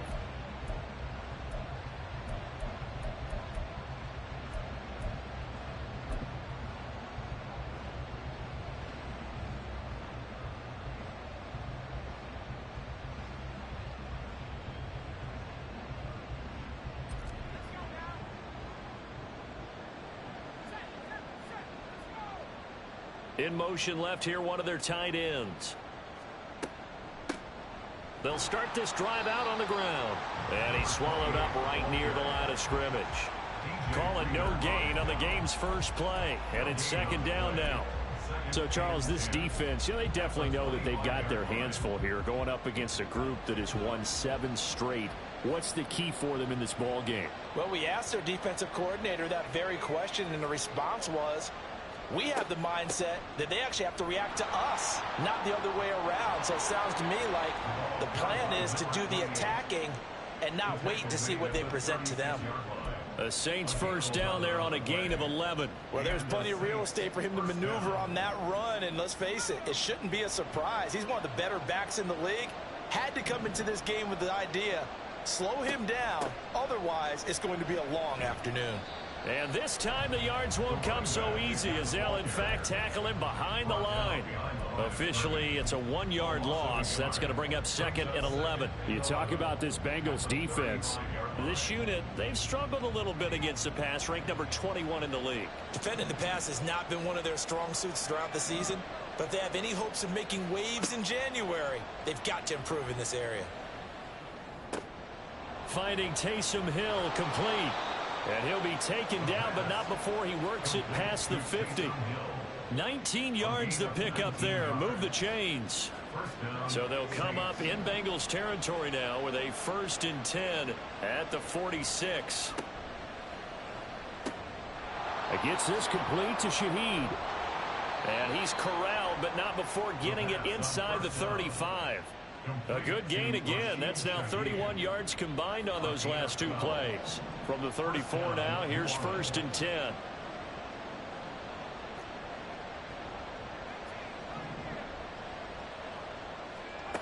He'll drop to throw. And that is going to be incomplete as he let him a bit too much. Nice progress down the field, was halted by that incompletion. They could try for some safe yards here to get things moving again, or keep throwing it and pushing it downfield to try and pick up bigger yardage. In motion left goes Jones.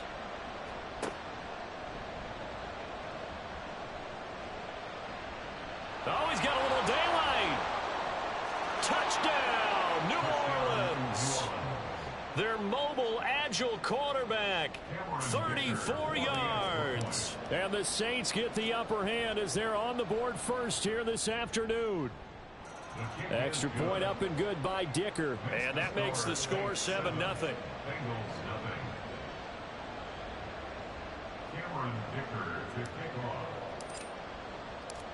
So after the touchdown, here's Dicker out to kick this one off. And this will be brought out from the middle of the end zone. And he'll be brought down shy of the 20, so the decision to bring it out of the end zone, not a good one. At their own 18-yard line.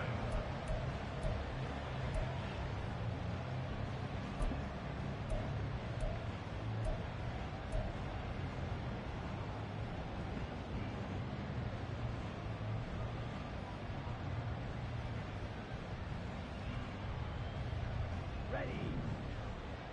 10 cycles. Now Albright on 1st and 10. And his throw here's incomplete. No surprise at all. They're looking for the big man early in this one. The only surprise for them, he couldn't hang on to the pass. 2nd and 10.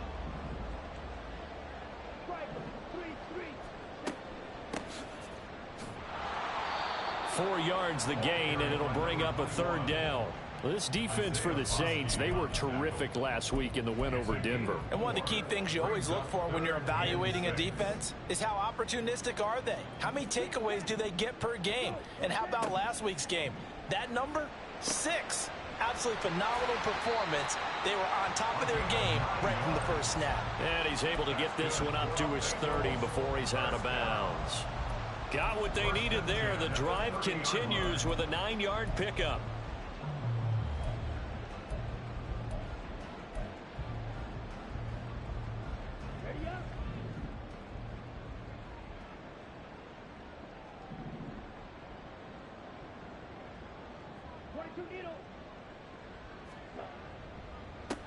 On 1st down, they'll go to the ground attack. And they get him down, but not before he takes it across the 40-yard line. It's a Bengal 1st down, a pickup of 11. Another good run there. He's been good all season long. I don't know if he's going to win that MVP award, but just to be in the discussion, obviously that means he's had a great run. The raw numbers put him in the discussion. Can he carry his team to enough victories? Can he put them in a spot where we say to ourselves, well, an MVP carries his team to the playoffs. That's what he's going to need in order to get that award. He'll get a nice chunk there on the 1st down run, and it's 2nd and 4.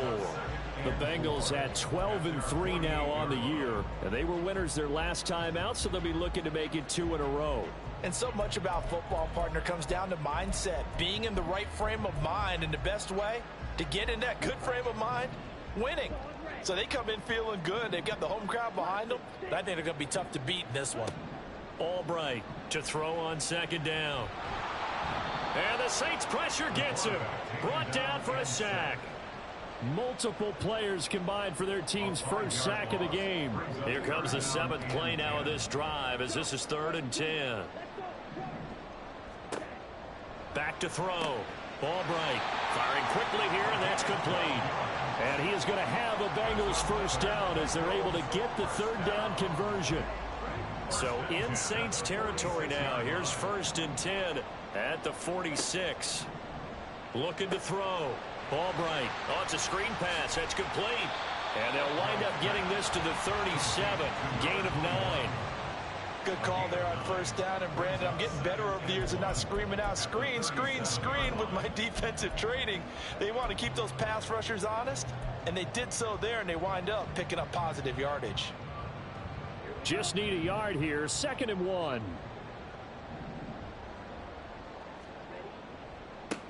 One back in the backfield. He'll get the carry.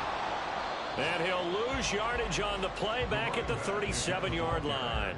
He winds up giving a yard back there, and now it's 3rd and 2. You look at this Saints defense. They were terrific last week in the win over Denver. One thing you always look for when you're evaluating a defense, how opportunistic are they? How many takeaways do they get? How about last week's game? The number. Oh, it's intercepted. A drive killer there. Picked up by Marshawn Lattimore. And the Saints are going to get the football here at their own 40-yard line. So the interception there. And, Charles, I'd imagine that's something you can maybe live with in December, but not come January. And I love how you make the distinction there. You're talking about regular season versus the postseason, the playoffs. Because these guys, they've already clinched a playoff spot, but they know, looking ahead, when they get into the postseason, they've got to take better care of the football because turnovers in that situation, they really become magnified. Now a play fake here on 1st down. To the sideline, and that is a heck of a catch as he was able to get both feet in. First play of the drive, a success, 19 yards. Well, as a coach, you absolutely love seeing your offense find their rhythm early, and that's exactly what we've seen so far. They had a touchdown on their opening drive, and now they connect here for another nice gain for a 1st down. This offense is moving the ball well, exactly as he drew it up in practice. Back to throw now on 1st down. Complete to Jones. Give him a gain of 5 on the completion, and it's second down. A great job there, Charles, just to hold on, absorb that contact. I guess that's the risk you take catching the ball toward the middle of the field. It is, and if you're going to gain yardage, you're going to have to go there at some point. But how about the read, okay? The eyes of that play, stepping out from the middle of the field and really making a big hit. Did not get free, but boy, that's a tough area to go into when you're going into his spot. I don't want to blow it too out of proportion, but maybe circle this play, because if they get the stop and hold them to a field goal here, that's a pretty good job. They're already down on the scoreboard. A stop now would be vital for them, because it could save them from having to do it multiple times later in the game in order to either get back into it or maybe have a chance to win. Work in the middle of the field, and he's got a man complete. And he is going to have a Saints first down as he's able to get 8 yards there on 3rd and 5. And the Saints first down. After 1, 7-0 on EA Sports. The Saints with a football here to begin quarter number 2, as they've got it with a 1st and 10.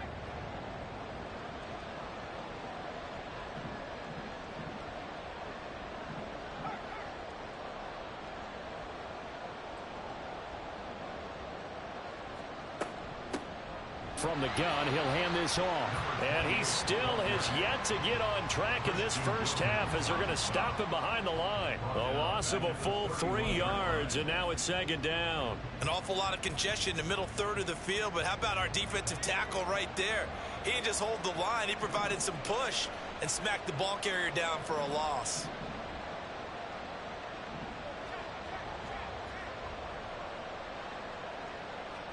Second and 13. Quick hitter here, it's complete.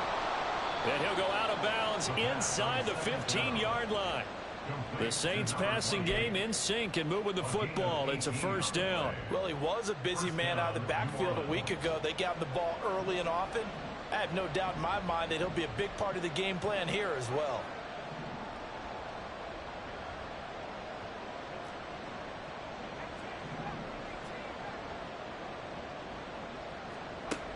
They'll look to throw here on first down. Dancing to his left. And he's left with no option here but to throw it away. Excellent recognition that none of his receivers were beating coverage and getting open, so he just threw that one away. They'll come back to the huddle, reset, and try something different. In motion goes the tight end. He'll try again with the arm here on second down. Escaping the pressure right. And he will not make it back to the line of scrimmage, as he's going to be taken down. Myles Murphy able to record his 5th sack of the season. And this is a quarterback who's already had success on the ground in this first half, but this time they're able to hem him in. And it's always different when you rush a mobile quarterback as opposed to a guy you know will be right back in the pocket.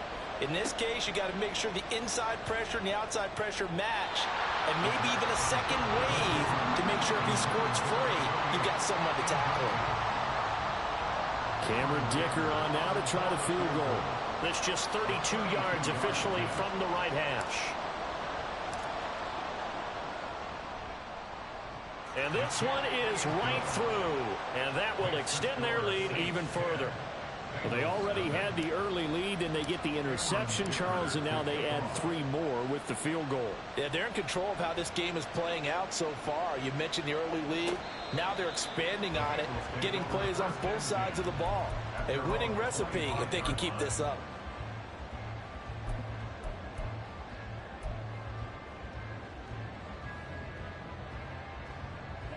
The Cincy offense about ready to go here on their next drive. They find themselves down 10-0 early after the interception on their opening drive led to a field goal. So now they've got to pick up the mantle a little bit. You mentioned the team's down 10. They've helped contribute to that. How are they going to get their team back into this ball game? Run the offense that you think is going to be effective and execute it at a high level. Ball up to the 35 now as they come up on 1st and 10.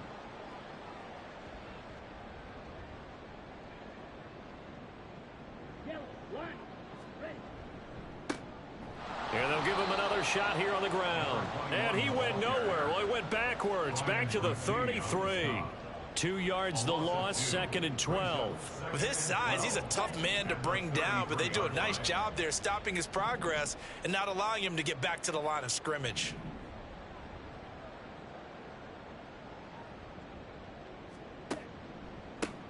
On 2nd down, they'll run it here. And he tries to power forward, but he will not get back to the line of scrimmage. Back-to-back 2-yard losses, and that sets up a tough 3rd and 14.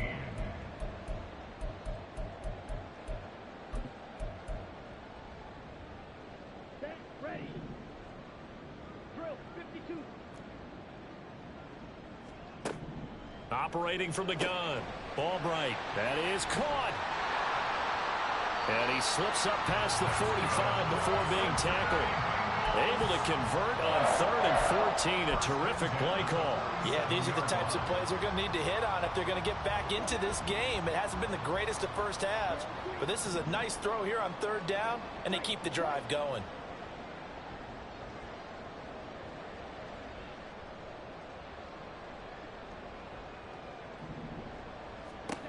And here's Albright on 1st down. Oh, and his early struggles continue. Here's another one intercepted. And the Saints are going to take possession here at their own 47-yard line. And that's what we've seen from this defense all year long, because they've been so good at finding ways to take the football away. And they just gave us another example right here. A strong defense, that's something you're going to need to rely on come playoff time. And this crew has got one. There's no doubt about that, Brandon. And now this is intercepted. My goodness. Picked by Logan Wilson.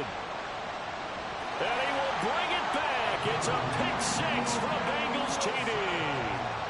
Well, I mean, it hadn't been a picture-perfect first half for this defense to this point, but that's a big play to get them right back in the ballgame. And I think that changes their mind frame. Now they're saying to themselves, hey, we're still in this.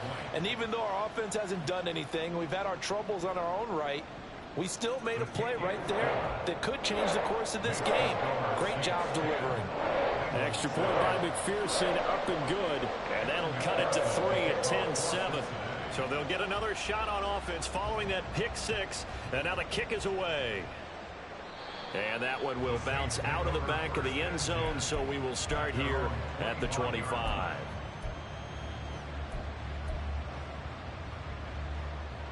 Getting set for their next drive, the New Orleans offense.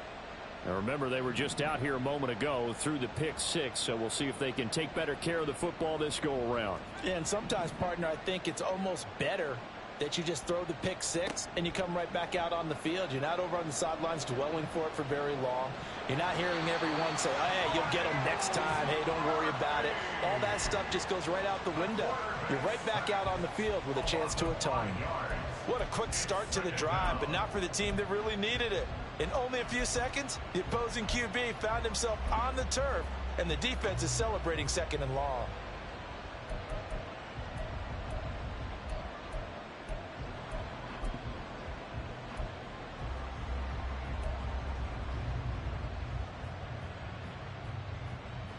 Got to assume this defense will be charging again here. It's 2nd and 15.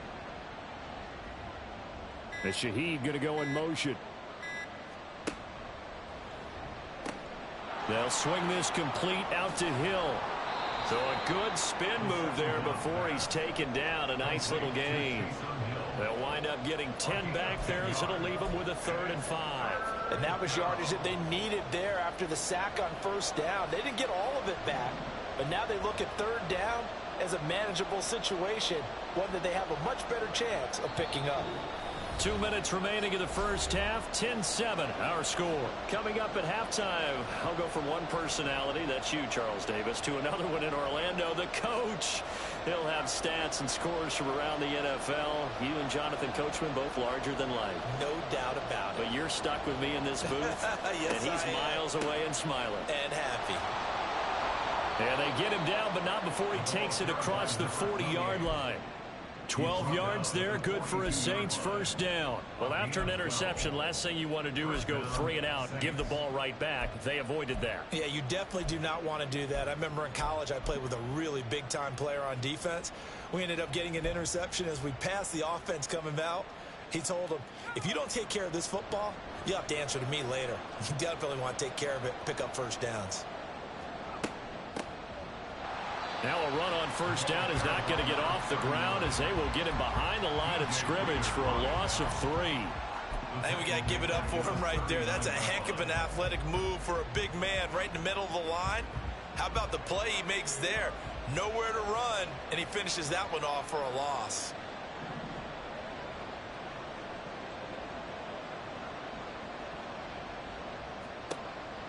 They'll set up to throw.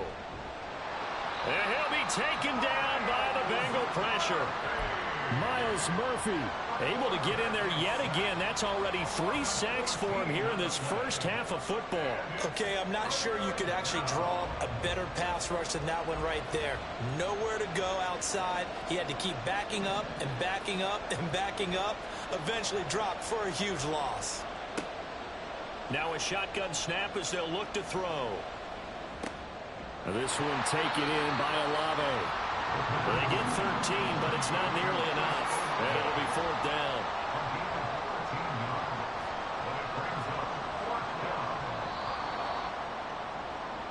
First half in the books. You're watching the NFL on EA Sports.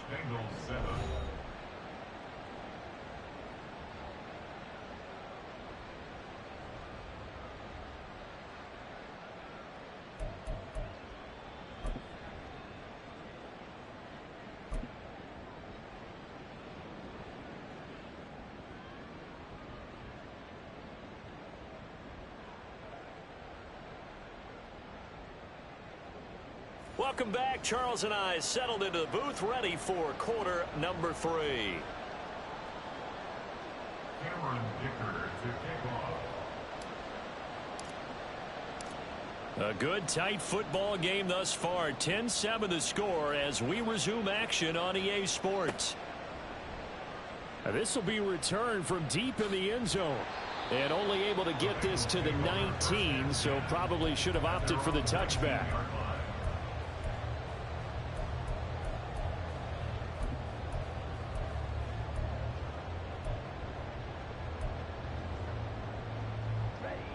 The Bengals drive about to get going. Charles, it'll be interesting to see what adjustments this offense made in the locker room. Haven't really been able to get anything going offensively. Virtually nothing in the ground attack either. So certainly something has to change here in quarter 3. And I'm pretty sure their friends from the defensive side of the ball told them exactly that, because those guys, the stop troops, they've been playing pretty well, and they've kept them around in this game. Now they've got some time. The running game struggled in the first half. Opposition knows how to focus on defending the pass here. They've got to re-energize that ground game and maybe open things up for a comeback here in this half. A 3-yard loss to start the drive. They'll look to make that up and then some on 2nd and 13. Meanwhile, this one knocked down in the backfield. It's incomplete. But they certainly aren't letting up today, partner, because they've forced big turnovers already. And it's been incredibly tough for them to get yards against, let alone put points up on the board. An incomplete pass on that last play, and that means they'll need to come up with something here on 3rd down. It's a short one here, complete to his tight end. And his bid for the first down coming up short as he's tackled at the 25. So the completion results there in 9 yards. And that's going to make it 4th down. The Bengals bring out their punter now. And surprisingly, this is the first punt of the game for either team. They only punted twice in the win last week as he gets this one away. This is taken at the 18. That'll be put in the books as a 53-yard punt. And it will be 1st and 10 as they take over.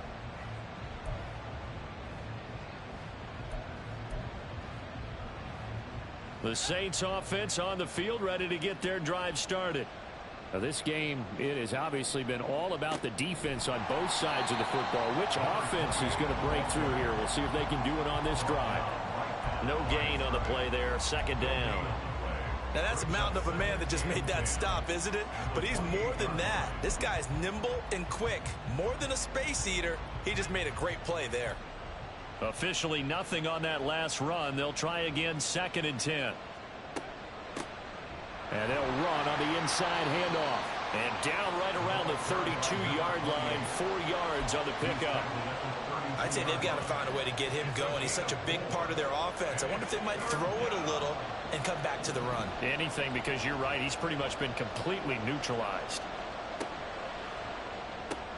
Open man left side. Shaheed has it. And he went backwards. He'll be down at the 30. It'll be a loss of 2 on the play, and that'll bring up 4th down. No surprise they decided to throw on 3rd down. A little bit of a surprise that they completed the pass and lost yardage on the play.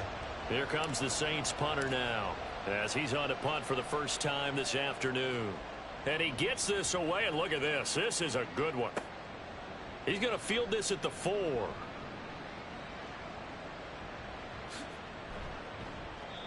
Excellent work on the run back there, 33 yards. And the Bengals take over 1st and 10. You don't see that too often, Charles. He punted that away and then hustled up to make the stop as well. Yeah, because oftentimes they serve as their own safety after punting it. You want to be the last guy, but he decided to get involved in the action, didn't he? And what a spark that's got to provide for the rest of his team when they see their punter out there making a nice hit. Throwing on 1st down, but this one winds up to be incomplete. My first thought is surprise, because that's one of the better tight ends around, and I've seen him pull in balls like this before. But how about a little credit to the defense forcing that incompletion? And 2nd and 10, he'll look to throw again. Looking left sideline, it's complete. And he'll be out just a yard or 2 shy of the 30. A gain there of 30 big ones. That's the kind of play this offense desperately needed. They've got to be saying, our defense has kept us in the ball game. We're down, but we're certainly not out. And maybe that was the spark that they've been searching for. And he's got it down to the 28. Good job there keeping him to a short gain. Of course, he's coming off a really terrific performance, reigning NFC Defensive Player of the Week. And I know people get caught up in, well, if you're the reigning Defensive Player of the Week, you must have made a bunch of spectacular plays. I think you mixed in a few of those, but most of the plays are just like we saw there. Keep them to short gains, make the fundamental tackle. Hands it off out of the gun. And he'll get this one down to about the 27. Call it a gain of a yard, and it's going to bring up 3rd and 5. I have to think a major focus of the halftime meetings had to be figuring out how to create space for the running game to get operating. Well, what you pointed out to me at half seems accurate. That line has struggled to sustain blocks. Yeah, I would agree with that totally. They've got to focus on staying on their double. And he's going to be intercepted a 3rd time. Picked up by Pete Werner. And the Saints are going to take over once again at their own 25-yard line. Boy, so another interception, CD, and it feels like he's starting to unravel a little bit. And as you would expect, still a work in progress here in his 2nd season. He has to start ironing out some of these mistakes, though, because now his head coach, his offensive coaches, they have to evaluate whether you keep playing him and let him work through it, or you start thinking about going to his backup. They'll start on the ground here on 1st down. And this will be a gain of 5 as he gets it to the 30. Not a huge play, but I think they're more than happy with how it turned out. Don't be surprised to see them revisit that call, because there was a lane there for more than just 5 yards. Put it in your back pocket and break it out when you need it later. They'll bring one of the tight ends in motion left. And they'll keep leaning on the running game. Back to the ground. And he'll be out of bounds, but able to get it up past the 45. 17 there and a New Orleans 1st down. Sometimes it's hard to believe, but there are times this game is about patience, isn't it? Has had the game he expected, but that run there, that may get him going. I was just going to say, maybe that gives him a little juice, because you're right, he struggled, especially in that 1st half. Yeah, and I know the great ones always think to themselves, just hang in there. I'm just one big carry away from busting this open. That's a good start for him. And after the good gain last play, this time they say, as he's going to be stopped behind the line of scrimmage. No daylight for him to run through there, and he ran into the defensive tackle, and that guy blocks a whole lot of daylight as it is. He is truly a big man who just made a big play. After the loss, they'll come up 2nd and 13. Now they'll switch it up here and look to throw. That'll be taken in by Shaheed. And he's got another first down as the tackle's going to be made at the Bengals 33. A good pickup there, a 22. It's taken a while for this offense to get going. A little creaky at the start, but they're oiled up now. A nice throw there, and they're really putting together a good drive. So they'll come up in Bengals territory now with a 1st and 10 down at the 33. And he's going to get 7 out of this before being taken down at the 27. That play wasn't quite as big as the play that preceded it, but still, got to like the way they're moving the football, partner. Absolutely. Pretty good room to run on that last play. Yeah, they didn't get a first down, but still, you'll take runs like that each and every time, won't you? And he'll be a couple yards shy of the red zone here at the 22-yard line. A gain of 5, good enough for the first down. I think they like this drive a little bit better there, partner. Running game helping out, picking up some of the slack. Because remember the last drive, they went 3 and out.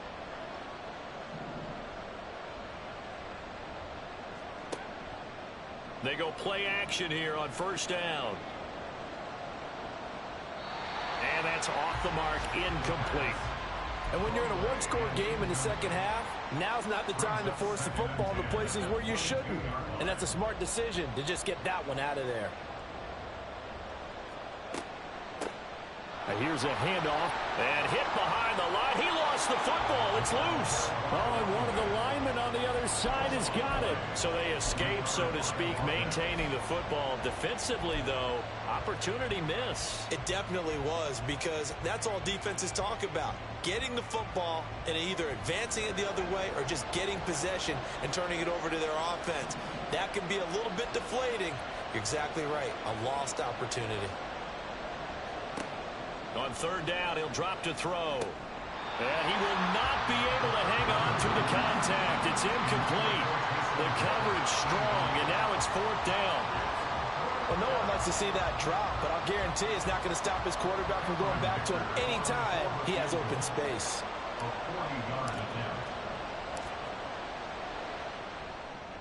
And his kick is indeed good, and that will finish off this third quarter of play. And they will not have time to get another play in here as time has run out on this third quarter. We'll return with more after this. This is the NFL, and it's on EA Sports. Here's Dicker now as he'll send this one away.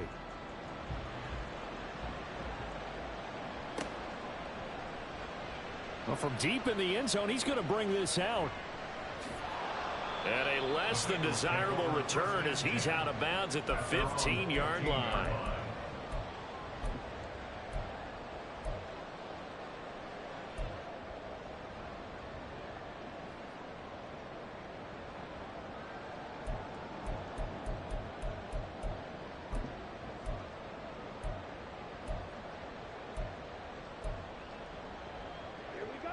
The Cincy offense about ready to go here on their next drive.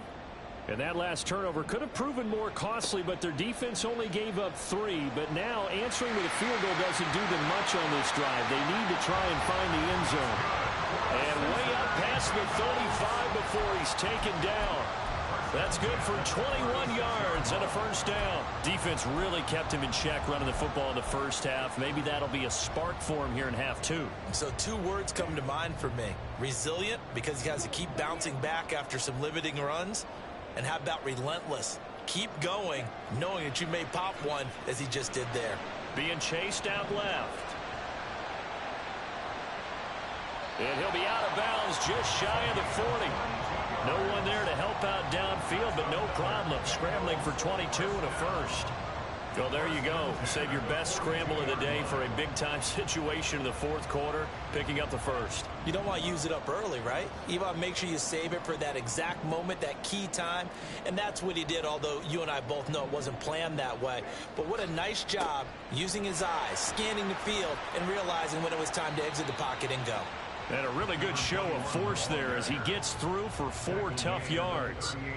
Well, at the end of all that hitting and hollering, it was a 4-yard run, so the offense is going to go back to huddle and feel pretty good about themselves. Defensively, you have to feel okay because you didn't let it turn into a bigger run, but the goal Shut it down for 2 yards or less. That's when you start to feel good about yourselves. From the 38 now, here's 2nd and 6. Back to throw. Albright. And this throw incomplete. Well, the defender all over him that time, but it's going to lead to 3rd down. This has certainly been a physical game so far. Limited scoring opportunities for both sides. And there's another chance that goes unfulfilled. If they want a first, they need to get the football to the 32 here on 3rd down. Looking to throw. Albright. Now they go screen. It's complete. And here he'll be brought down a little shy of the 35 at the 36. That's going to bring up 4th down, only a gain of 2 there. One thing I think that's safe to say defensively, the tackling's been really good. And because of that, it's been very, very hard for them to move the ball because you're not getting the benefits of run after catch. You're tackling them almost on the spot. That means you have to run extra plays, harder to move it. McPherson's kick is good. And that will cut the lead back down to 3 at 13-10. So they hadn't called on him at all until this point, but he comes through here and buries one from long range. Yeah, that's awfully impressive because usually kickers like to get that first one out of their system in the first quarter, sort of get them into the flow of the game, but to come in this late and knock it down from long distance, give him a lot of credit. At their own 25-yard line.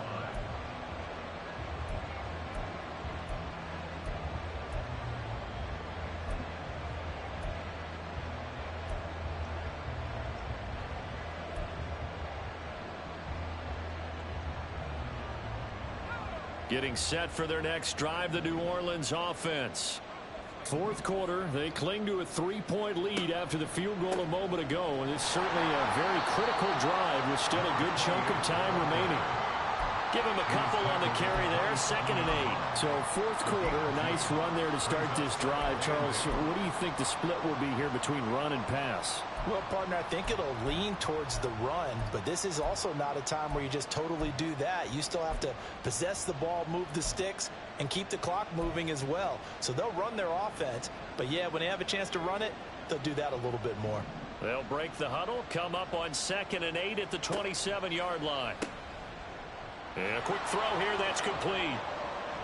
And he'll be out of bounds, but able to get it up past the 45. 19 yards to pick up there. Move the chains. Well, that should be a reminder defensively, and I think it's a reminder to myself because you just can't sell out to stop the run. There's still enough time that this offense can move the football through the air, even on 1st and 2nd downs, and they obviously picked the right spot to throw the ball there. Now they're going to get about 3 here out of this 1st down run, and that'll bring up 2nd and 7. Well, with the fumble he had earlier, we know how key keeping the football is here. That fumble earlier probably at the forefront of his mind. Just hold on to this thing. It's also at the forefront of the mind of the guys who are trying to get the ball from him. And since they've seen him drop it on the ground before, they're doing everything possible to have him do it again. They need that turnover. And they'll give him another shot here on the ground. He'll be taken down at the 48 for a pickup of 2 yards. One of the bigger plays in the game thus far, and the crowd getting into it as we come up on a big 3rd down. On play action, they'll throw. Little short pass here to Hill. And he's got this down to the 35. 70th catch for him on the year, and like so many others, this goes for a 1st down. Well, clear running situation. Try to take time off the clock. You ran the previous play, set that play action up nicely. Boy, did they ever, because they'd shown the ability to run the football. So now you lose your keys as a defense. You dive for the running play, and they hit them over the top.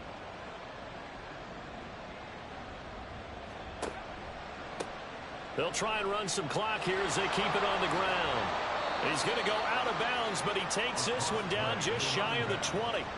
They'll get 13 yards for the 2nd play in a row. But they're getting ready to go to work now in prime real estate after that last run. Found his spot and picked up nice yardage, didn't he? And now he's got him knocking on the door of the red zone.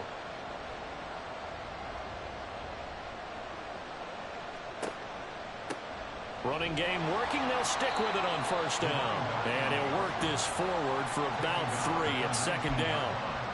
The recipe's pretty simple, I think, right? Just give your superstar the ball, continue to feed him. Yeah, don't overthink this one, right? Make sure he's touching the football, but you're also counting on his intelligence in playing the game as well. If it's not there, don't force the run. Just make sure you hang on to the football and keep the clock ticking. And Shaheed going to go in motion.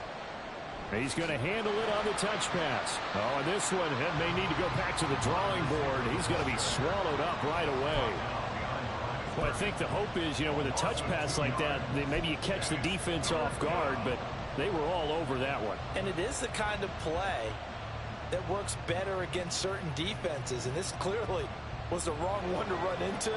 Really nice job getting him down behind the line of scrimmage.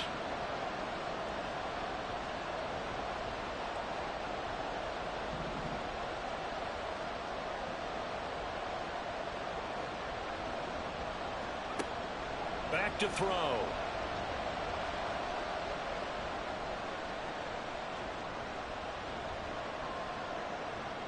Nothing open downfield, so he'll throw it away.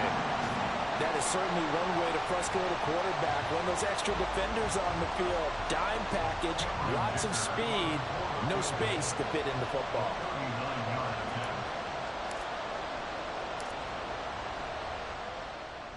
And his kick is good. And that extends their advantage to 6. It's 16-10. So a nice kick there as they are able to add on to their lead. And that's exactly what you're looking to do. Maneuver yourself into range. That way, if your drive stalls out, you're able to get something out of it. And they do so right there. And he'll elect not to run with it. And a fair catch on the kickoff will move the ball to the 25.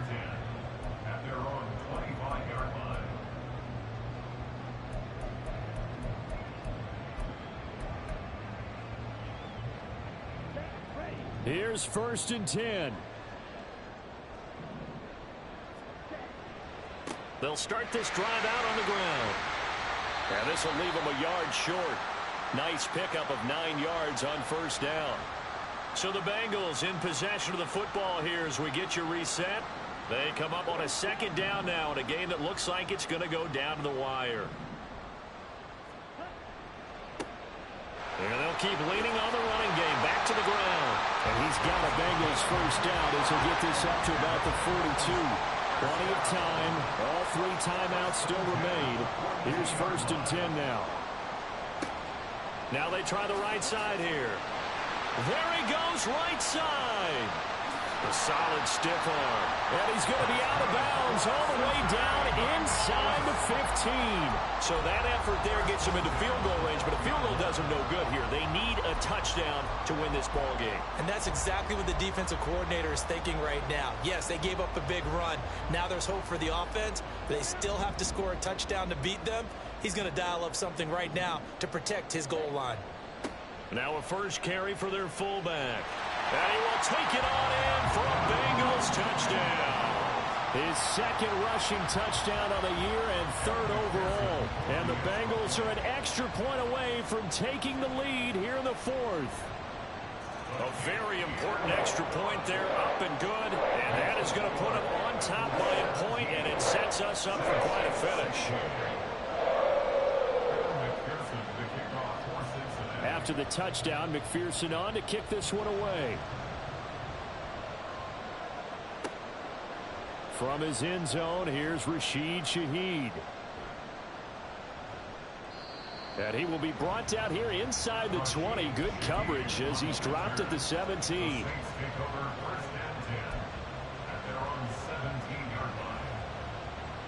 This is 1st and 10.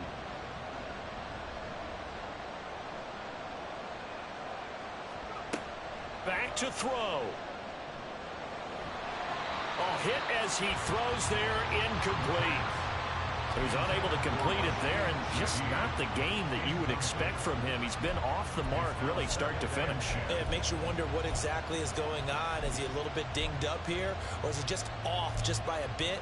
Maybe he can get it back in this situation. He'll need to. They'll come up now on 2nd down.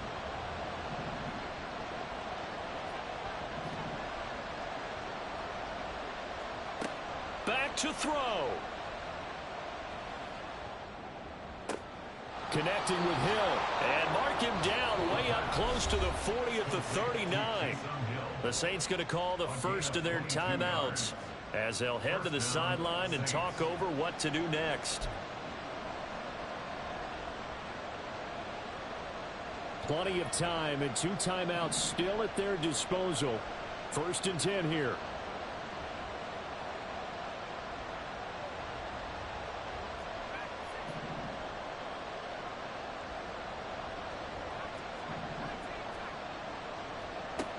They'll look to throw.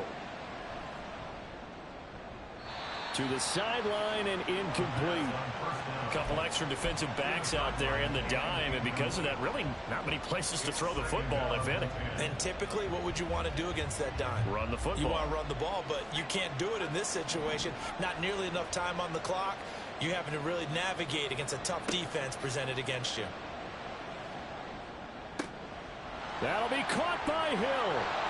And he takes this one down almost all the way to the 30. They'll come up 1st and 10 here. From the gun, they'll try to run it. And a missed tackle there as he pushes forward for a gain of 4. Now the Bengals going to use the first of their timeouts. That'll leave them with 2 remaining. We'll be back after this. Here's 2nd down.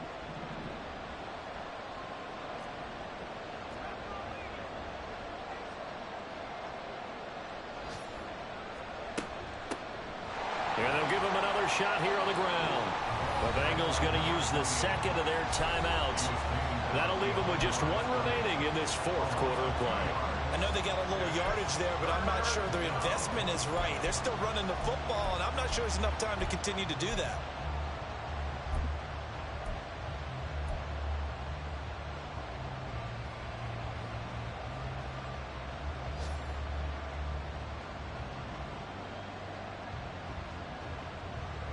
Well, this crowd making it hard to hear. This is 3rd and 8.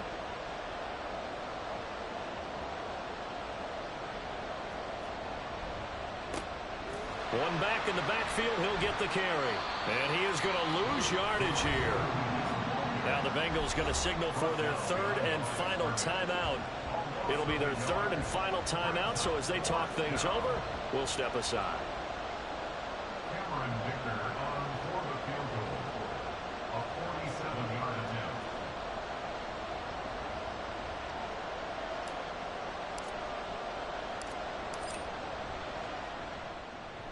And this one is right down Broadway. And the sideline celebrates as they have taken the lead in the final minute. All right, so time to reset here. It's a huge kick there, gives them the lead, but they've got to be careful that their celebrations aren't a little too premature. You're exactly right about that, because there still is time for the other guys to run a few plays and get into field goal position. So this defense is going to need to come up with one final stop if they're going to get out of here with a victory.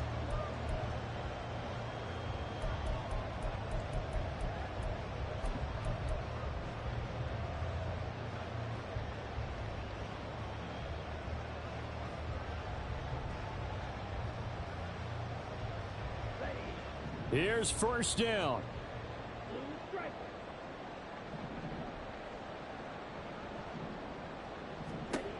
He'll look to throw. And he will find his man on the outside. They got exactly what they wanted there. Out route, catch, get out of bounds, stop the clock. And I have to criticize defense here because you know the situation. You want to keep them inbounds and have the clock run. So I'm sitting on the outside portion of the field and not letting them throw an out route. Throw anything inside and I'll make the tackle. An out route? That's not the way you're supposed to play it.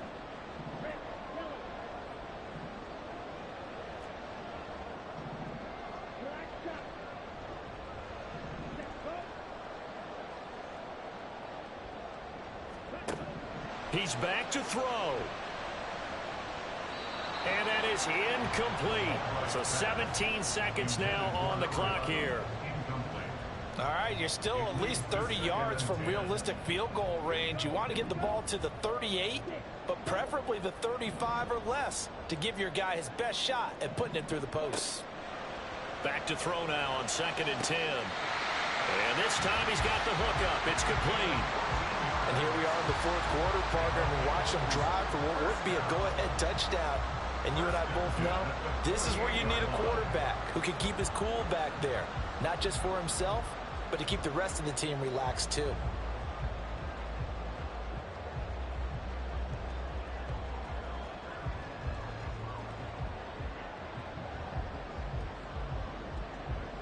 And I believe the referee's been buzzed. Yeah, they want to take another look at this call, and it's certainly a big one here late in a tight game.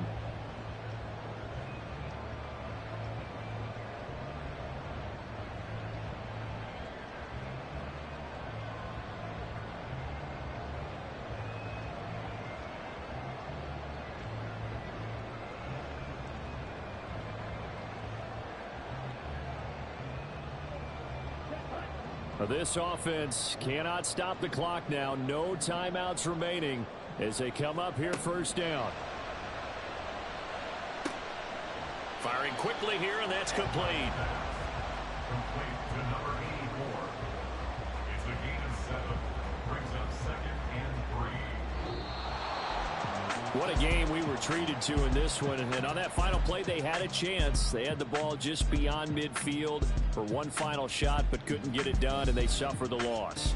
Yeah, and you mentioned how they had a chance on that final play, and getting it to midfield gave them that opportunity, hoping they could find their way to the end zone and make that miracle happen. A really good ending to an entertaining contest, though. So for the Saints, they continue their winning ways as they run their mark to 15-1 on the year. So that'll do it for us. For Charles Davis and all our crew, I'm Brandon Gaudin. You've been watching the NFL on EA Sports. With that, we say so long from Cincinnati.